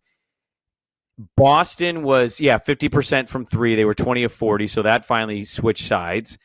And I just ask, have the Celtics regained control for you? And where are you at as a series bettor as the Knicks are plus 260 and Boston right now is a minus 325? What were your takeaways from game 3 and how you feel about the series going forward? My takeaway is that Boston fans are insane because after game 2, you would have thought that the world was falling and crumbling. You would have thought they had already gotten swept the way that some of the big Boston proponents were kind of reacting to it. And I just felt like you've seen how this team has shot from the 3-point line the entire year. And what Coach Maz is doing is he's going by the law of big numbers. Hey, we have this amount of 3-point shooters and they shoot at this percentage. You're going to have games where you dip below that percentage. And I understand that it's a 7-game series. And so you might not have the biggest sample size to work from like you would an entire season from 82 games. But it just felt like you're in both of those games. You barely lose both of those because of historic comebacks by the Knicks and Jalen Brunson just being, a top 5 player in the world right now. And you shot less than 20% from 3 combined. You had 100 3-point shots in 2 games, and you made somewhere between 20 and 30. Like it just felt like this is one of those where the numbers are going to go back to their average, right? So eventually the Celtics are going to shoot what they shoot from 3, and they're going to get back into this series. I don't know that I like the Celtics at minus 325, but I still think that they should be favored, right? They have more depth. I know that there's some more guys who are banged up. Porzingis is dealing with his illness than the Knicks. But right now, the Knicks really have 6.5, 7 guys that they're going to throw at you. And they've played a lot this year because that's what Tibbs does. I just feel like eventually, as long as the Celtics can get back to more of what their average is from 3, and I trust that they will do that, especially since they are a former, NBA champion. They're the defending NBA champions. I think I'm still going to side with the Celtics. You just went through 2 games where you shot well below your mean. Sometimes that happens. If you have 2 games where you shoot well above your mean, guess what? You're right back to where your averages are. And this series is 2-2 going into game 5 where you're back at home in Boston. I don't think I can. Yeah, no, is it not weird though? Like I don't disagree with you. What's more likely, I guess, is there's a little brouhaha going between Indiana and Cleveland. Sorry for looking away from the camera for a second. I just wanted to see what was happening between Hunter and Mathurin. But what's odd is like I have a lot of Knicks friends in my life somehow, way out here in Portland, Oregon, but I got them. And I always usually give them crap, but like I'm rooting for them more than I am Boston in this series just because I'd rather see Brunson versus like having everybody shove Tatum down my throat as if he's the real face of the league, which is ridiculous. But like what's more likely? Boston losing 20-point leads the rest of the way, or Boston winning by 10 or more because their threes actually go in? And like as much as I enjoyed those first 2 games, I think I agree with you that Boston should be the favorite. Now, I don't know what that number should be, but it's 325 because it's like the math won't math. They're going to lose 4 games after blowing. They're going to blow 4 20-point leads. I don't know if I mathematically am in on that. So like it was fun. Brunson and Bridges, who was 0 in the first half of game 2, just absolutely ignited that flame in game 2 in the second half and got it going. And then Brunson got it going late. And like, that was fun, but it doesn't seem likely to gamble on the fact that like Boston is going to blow 4 leads of 20 plus in a series. Whereas like, it feels like that's the only way the Knicks are winning because they haven't won a different way. We haven't seen it. If it gets in the final 5 minutes and it's within 5 and it's clutch time, you're going to like having Jalen Brunson for sure. But the depth of Boston and just what surrounds the Brown and Tatum combo is just like, it's hard to get by that. So to your point, they should be favored. I don't know if I'd want to bet them because that's not insane value. I'm betting $325 to win 100. But like, you just got to take math, and just like 20-point leads blown 4 times in a series doesn't seem likely. Now, we'll see what game 4 ends up being, but Boston being the favorite shouldn't be a surprise, but it does make sense for sure. I also think, too, that, like you talked about the way that they win, right? Like Knicks had to come back from 20 points down twice. How often does that really happen? Look at the 3-point, percentage from Boston shooting in that series. They shot 2 of their worst statistical games from 3 all year. Are you banking that they do it 2 more times in this 7-game series? Are you really banking on them doing that? Are you banking on the Knicks saying, we're going to come back in the 4th quarter where we're down by 20 and just go off. It's clear that the Knicks have some clear matchups that they're exploiting right now. OG Anunoby is doing fantastic work on the defensive end against Tatum. For whatever reason, Tatum really seems to struggle against OG. So there's a hat tip there, right? Jalen Brunson, he has been one of it. Well, he was the clutchest player this year in the NBA. And you can see why, because he's finding different ways. Some games he's doing it from the 3-point line. Some games he's doing it with intelligence, getting to the foul line, right? Sometimes he's doing it by finding the open man and they're making shots. Mikal Bridges has been great in crunch time defense. That steal that he had to end game 2 on Tatum, I don't know many players that can make that play, and he put himself in the right position there. But to continue to bank on the Knicks finding a way, thinking that the Knicks have found the secret recipe, the winning formula to beat this Boston team again and again and again, I just don't think that I've found it. Like right now, your recipe is what? We're just going to bank in the second half that they don't make any three-pointers, and then in the fourth quarter they get tight, and Tatum and Brown take ill-advised shots the entire time?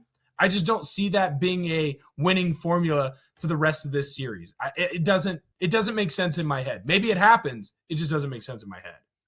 So I'm a little confused. So Zach's going to have to help me out here. DeAndre Hunter and Ben Mathurin got into a little bit of something. Mathurin doesn't like punch him, but he bumps into Hunter. Hunter walks up to him, just two-hand chest pushes him to the ground. Mathurin sells it a little bit. They then have to come together and separate. The ref reviews something, and all I have seen is that Mathurin got ejected. Now, look, I'm not a fan of these players getting ejected, especially for that. Mm-hmm. But I'm confused why Mathurin's ejected and Hunter didn't get any. Hunter just shot free throws. I'm very confused what the official call here was, because you can say that Mathurin's in the wrong, but Hunter straight up went up to him and just shoved him to the ground. I'm just very confused by what the official call was here. So Zach's going to look it up as we do little play-by-play. Let's talk about the other game. Golden State, Minnesota. Now, I had Minnesota in this series. I had Minnesota in 5. That could still technically happen, but I don't know how likely it is because Golden State had opportunities in game 3. Ant Edwards was awesome. He went absolutely insane in the second half, and his 30-plus burger carries the T-Wolves to a series lead. Now, there's still no Steph Curry. I don't think we're going to see Steph. I think if we do, I'm not convinced he's going to be Steph.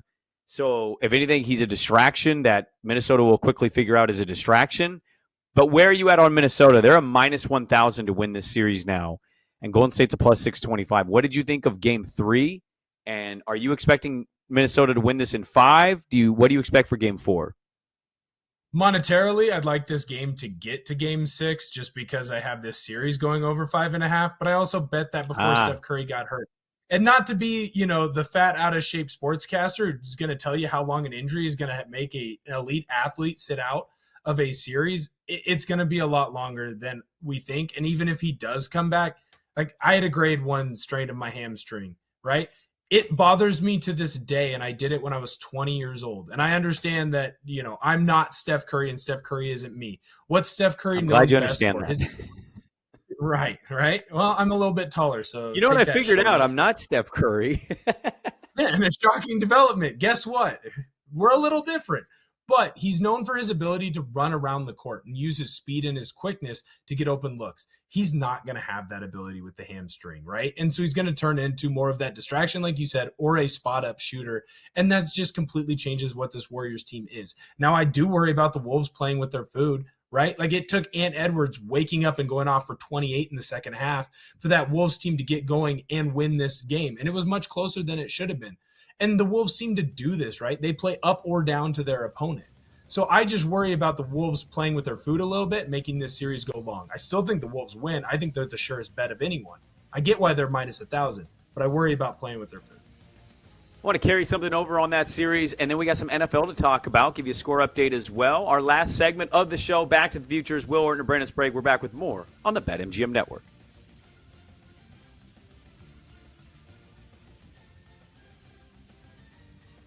Back with Brandon Sprague and Will Ortner on the BetMGM Network. Download the app today. Please gamble responsibly.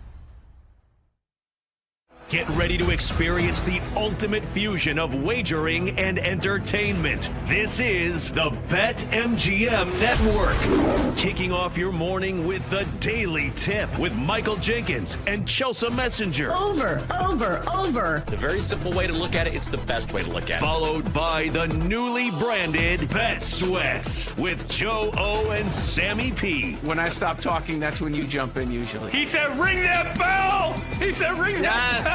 Then it's You Better You Bet, hosted by Nick Costos and Femi Abebefe. Great teams and great players get a whistle. It's happened forever. It will continue to happen. Capped off every night with the electric Brad Evans and Ryan Horvat on BetMGM tonight. Oh, that's a sexy phrase. Quote Dr. Dre, creep with me and walk with me on this one. Welcome to a new era of Wagertainment. This is the BetMGM Network. Please gamble responsibly.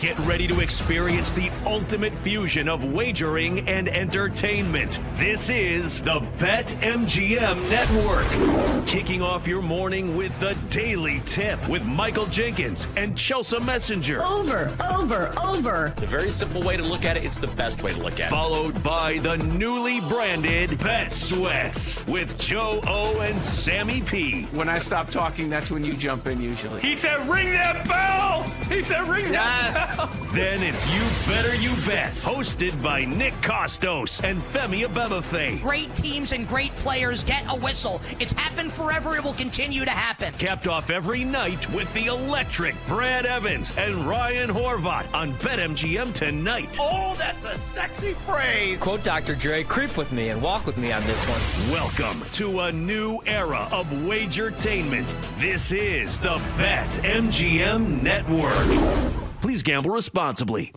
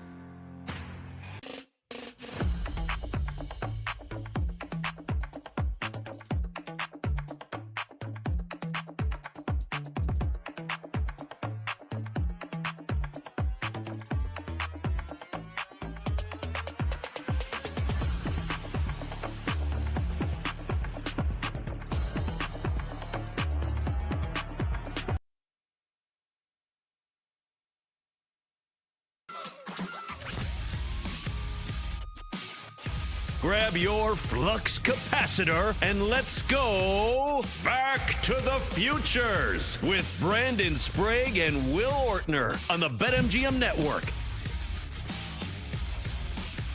Welcome back in. Step into your batter's box with BetMGM. Snag the odds boost token and don't miss your chance at a bigger payout on your MLB bet this season. We'll get to some football stuff here. The NBA Draft Lottery is tomorrow. Will Ortner, the 74th best player from the offensive line out of Hopkinton High School. My number. It's a big day for us tomorrow here locally. The Trailblazers did not tank properly in the Cooper Flagg draft. They valued Alex Sarr more than they valued Cooper Flagg. It's one of the most mind-numbingly stupid things I think I've seen in a long time. Will the basketball gods shine upon thee or will they stay right at 10 or fall to 11? So it's a big day. So we'll talk about that a little bit here. Just to follow up on the Timberwolves, I don't have a lot on it, but I agree with almost everything you said. I think what I did this playoffs, because I've been wrong a lot, is I didn't give enough teams or stars enough credit on championship moxie. And so, I still lean Timberwolves get this done in 5, but if you tell me they lose in Golden State and the Warriors tie it up, I also just wouldn't be shocked because I've watched Minnesota in this series and they've been really weird and odd. And Jokic, I did this too. I haven't given enough stars, and I've leaned a lot on the younger teams taking that step, whereas sometimes the league tells us they need to take 2 to 3 years before they take that step. So I've given these star players a little bit of LeBron treatment of, yeah, you're 22, you can get it, when most of the league history says that's not normal. And I've overlooked, I guess, championship moxie, right? Aaron Gordon's been big. Murray's had mostly some good moments. Jokic, even though he's slumping a little bit, has had good games. And Jimmy Butler has done finals runs before. So I think part of the problem is, for me, I'm taking into what I saw in the regular season, and I'm applying that and saying the Thunder were the best team I saw all year, and it wasn't close. They'll win that series in 5. And then Jokic and Gordon do Jokic and Gordon things, and role guys step up, and Thunder are still kind of learning their way through the playoffs. So I tend to think the Timberwolves will get this done in 5. I would hope for them to get this done in 5 because of my bet.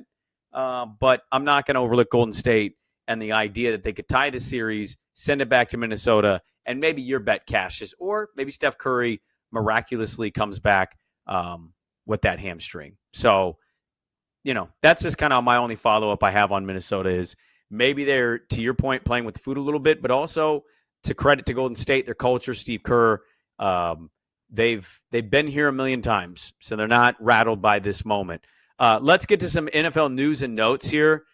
I don't know how big this is. I think it was noteworthy and newsworthy, but he's been such a weird player. Derek Carr announced his retirement after 11 seasons, and he's going to save the Saints a lot of cap money, and he's going to basically keep his signing bonus, but he's going to save the Saints on their cap. The Saints quarterback room now is Spencer Rattler, Jake Haener, and Tyler Shuck. Ben Solak of ESPN.com basically wrote that it's probably going to be Tyler Shuck who is going to get the start, the second-round pick of the Saints. We saw him play out here in Oregon. I watched that dude play all 15 years in college, and I'm just going to tell you, never once did I walk away from a Tyler Shuck game going, oh, man, it's too bad. They got to play Tyler Shuck. They're in trouble. Not once. You could tell me he had good games. I'll believe you. He never once wowed me in any way, shape, or form. So if he's going to be a great NFL quarterback, it will kind of more prove the point of nobody knows that position and nobody can quantify how you can tell anybody's going to be good at that position. Well, it's the ultimate, how do you fit with the system that's going to be built around you? And the reason that the Saints went with Shuck, I think everyone in that organization knew what was about to happen. They knew that Carr was going to retire, or it had come out before the draft that he had his injury issue, and there were conversations about what he'd do with his career going forward. Let's say he doesn't retire on Saturday. He wasn't going to be in the league next year because he wasn't going to play this year because he wasn't going to pass his physical. His shoulder, from everything that I've read about it, is just completely gone to garbage. It's trash. It's shredded meat. It's string cheese in there. And look, sometimes when you have those types of issues with your shoulder, torn labrums, AC joint tears, AC joint sprains, it just goes to garbage. When it's on your throwing shoulder too, he was going to be done and he was out of the league. So they were already looking for their next QB. After watching last year, Spencer Rattler, he's not that guy. Hopefully, he ends up having a backup career where he's hanging around like Chase Daniels. But he's not a starter. I don't know that Tyler Shuck is a starter. But you know what? I would have said probably the same thing for different reasons about Josh Allen, right? The conversation when he came out of Wyoming was, hey, man, that guy makes a ton of great plays. He also makes a ton of horrible plays. His decision-making is poor, but he can make all the throws, and he's as athletic as all get out. Shuck might not be as athletic as Josh Allen, but he can make all the throws. He's a big, tall quarterback. He's got a strong arm. Yeah, he's not as accurate. He's right? 24. He's missed like 2 seasons with season-ending injuries. I mean, I get what your Josh Allen point, but like Josh Allen didn't have this. 3. Yeah, thank you. You're proving my point. Like, I hear what you're saying in some ways. Like, there are anomalies to this of a guys like Josh Allen, but I mean, I just he's older and the injury history is already existing. I'm just baffled. And if he's good, I'll come out here on the show and be like, yo, can't believe it. Couldn't have been more wrong. I'm baffled by the idea that that's a second-round pick. I really am. I understand that quarterback was going to be a virgency and all that, but like Tyler Shuck wowed you so much that you gave a second-round pick to Tyler Shuck. I can't believe it. I'm still shocked by it. And also in the same vein, I don't know if I could have cared less about a quarterback retiring or announcing retirement than Derek Carr, who I don't think has been good for 4 years. I mean, I've watched him play, and nothing about it's been impressive. And middle of the road Derek Carr, who had a nice lengthy career, made a lot of money for him and his family, but never once you were like, oh man, Carr could win the Super Bowl. I don't know if you ever had that moment. So I don't know. Right. I think it's all weird. And I think with Shuck too is this is going to make or break how long Moore stays there with the Saints. Like if he's able to turn Shuck into a serviceable, yes, 100%. Because you're going to give him sucks next year. Let's run through this real quick. If Shuck sucks next year, which I would argue he did in college, and they are in prime position for 1 or 2 pick because they're not good. They don't have a quarterback. Rattler, I don't know about Rattler, and I sure as hell don't know about Haener. Okay? You think they fire Kellen Moore and don't draft a quarterback at 1 or 2? Because I think they could just as easily say, all right, second-round pick was a bit high on that. That did not work. We're in the second pick of the draft. We're going to take the Norris Sellers, who I think is going to be an absolute monster. Or we're going to take Nussmeier out of LSU. Like, you don't think that they would just pivot the way Arizona did from Rosen to Murray, and you think Moore is tied to how successful Shuck is?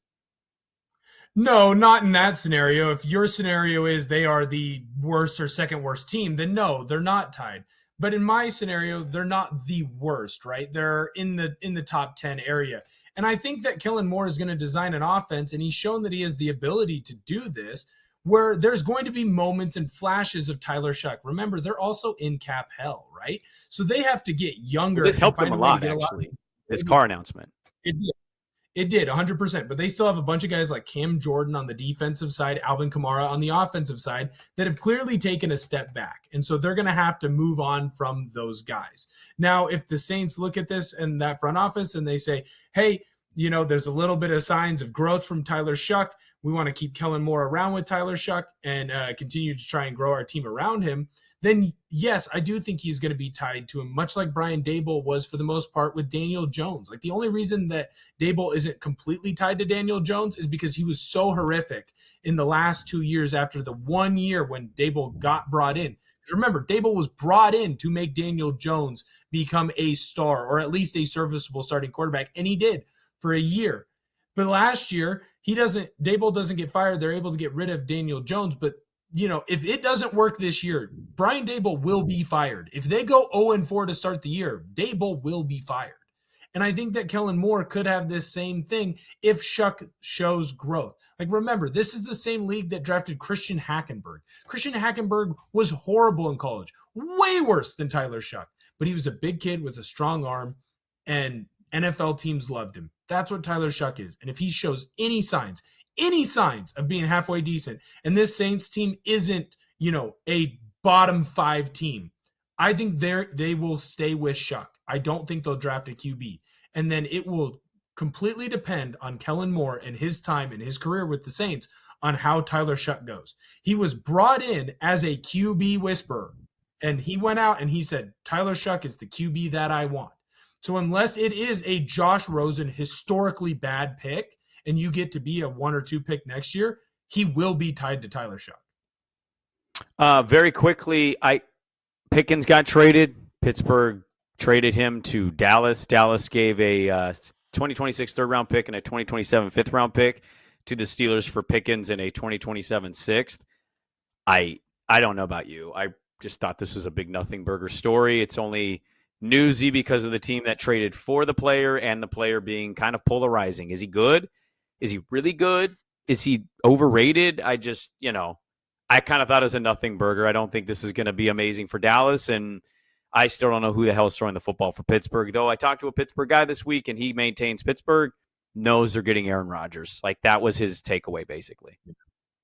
Yeah, I've never really been on the George Pickens bandwagon. I don't think he's very good. I think he's like a lot of wide receivers in the NFL. Chase Claypool was another version of this, where they have all the talent in the world, but they have a 2-cent head, and it's different. Chase's or Claypool's issues were his own issues, and George Pickens' issues seem to be a little bit more aggressive towards others than necessarily what Claypool's issues were. But I think he's got a 2-cent head, and that's going to be the difference between him being successful in the league and being successful with the Cowboys and him being out of the league in a couple of years, just like Claypool is. Like when Mike Tomlin says, hey, you're too much of a problem for me to deal with you, you're out of here at his age, I think that tells you all you need to know. Just a team. Give me the team that wins the Cooper Flag sweepstakes tomorrow. Just a team. Just the team, Blazers. Wow. I'm going Hornets. I think he's going to stay in the state of Carolina. He'll stay in that area, and he'll be a Hornet. Thank you to Kenny. Thank you to Zach for the 88th greatest offensive line prospect, Will Ortner and Hockinson High. I'm Brandon Sprague. Thanks for hanging out with us. It's been a lot of fun. It always flies by. And we'll catch you guys next week. This is Back to the Futures on the BetMGM Network. Back to the Futures. We'll be back. Brandon Sprague and Will Ortner on the BetMGM Network. Download the app today. Please gamble responsibly.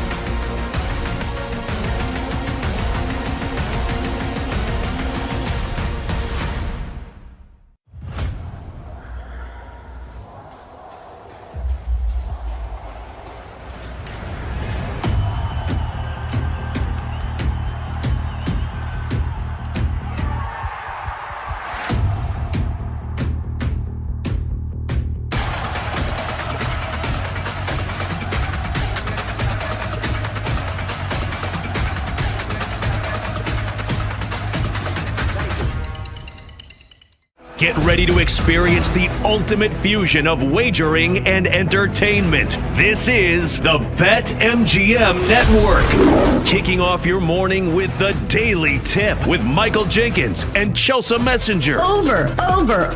It's a very simple way to look at it. It's the best way to look at it. Followed by the newly branded Bet Sweats with Joe O and Sammy P. When I stop talking, that's when you jump in usually. He said, ring that bell! He said, ring that bell! Then it's You Better You Bet, hosted by Nick Costos and Femi Abebefe. Great teams and great players get a whistle. It's happened forever. It will continue to happen. Capped off every night with the electric Brad Evans and Ryan Horvath on BetMGM tonight. Oh, that's a sexy phrase. Quote Dr. Dre, creep with me and walk with me on this one. Welcome to a new era of Wagertainment. This is the BetMGM Network. Please gamble responsibly.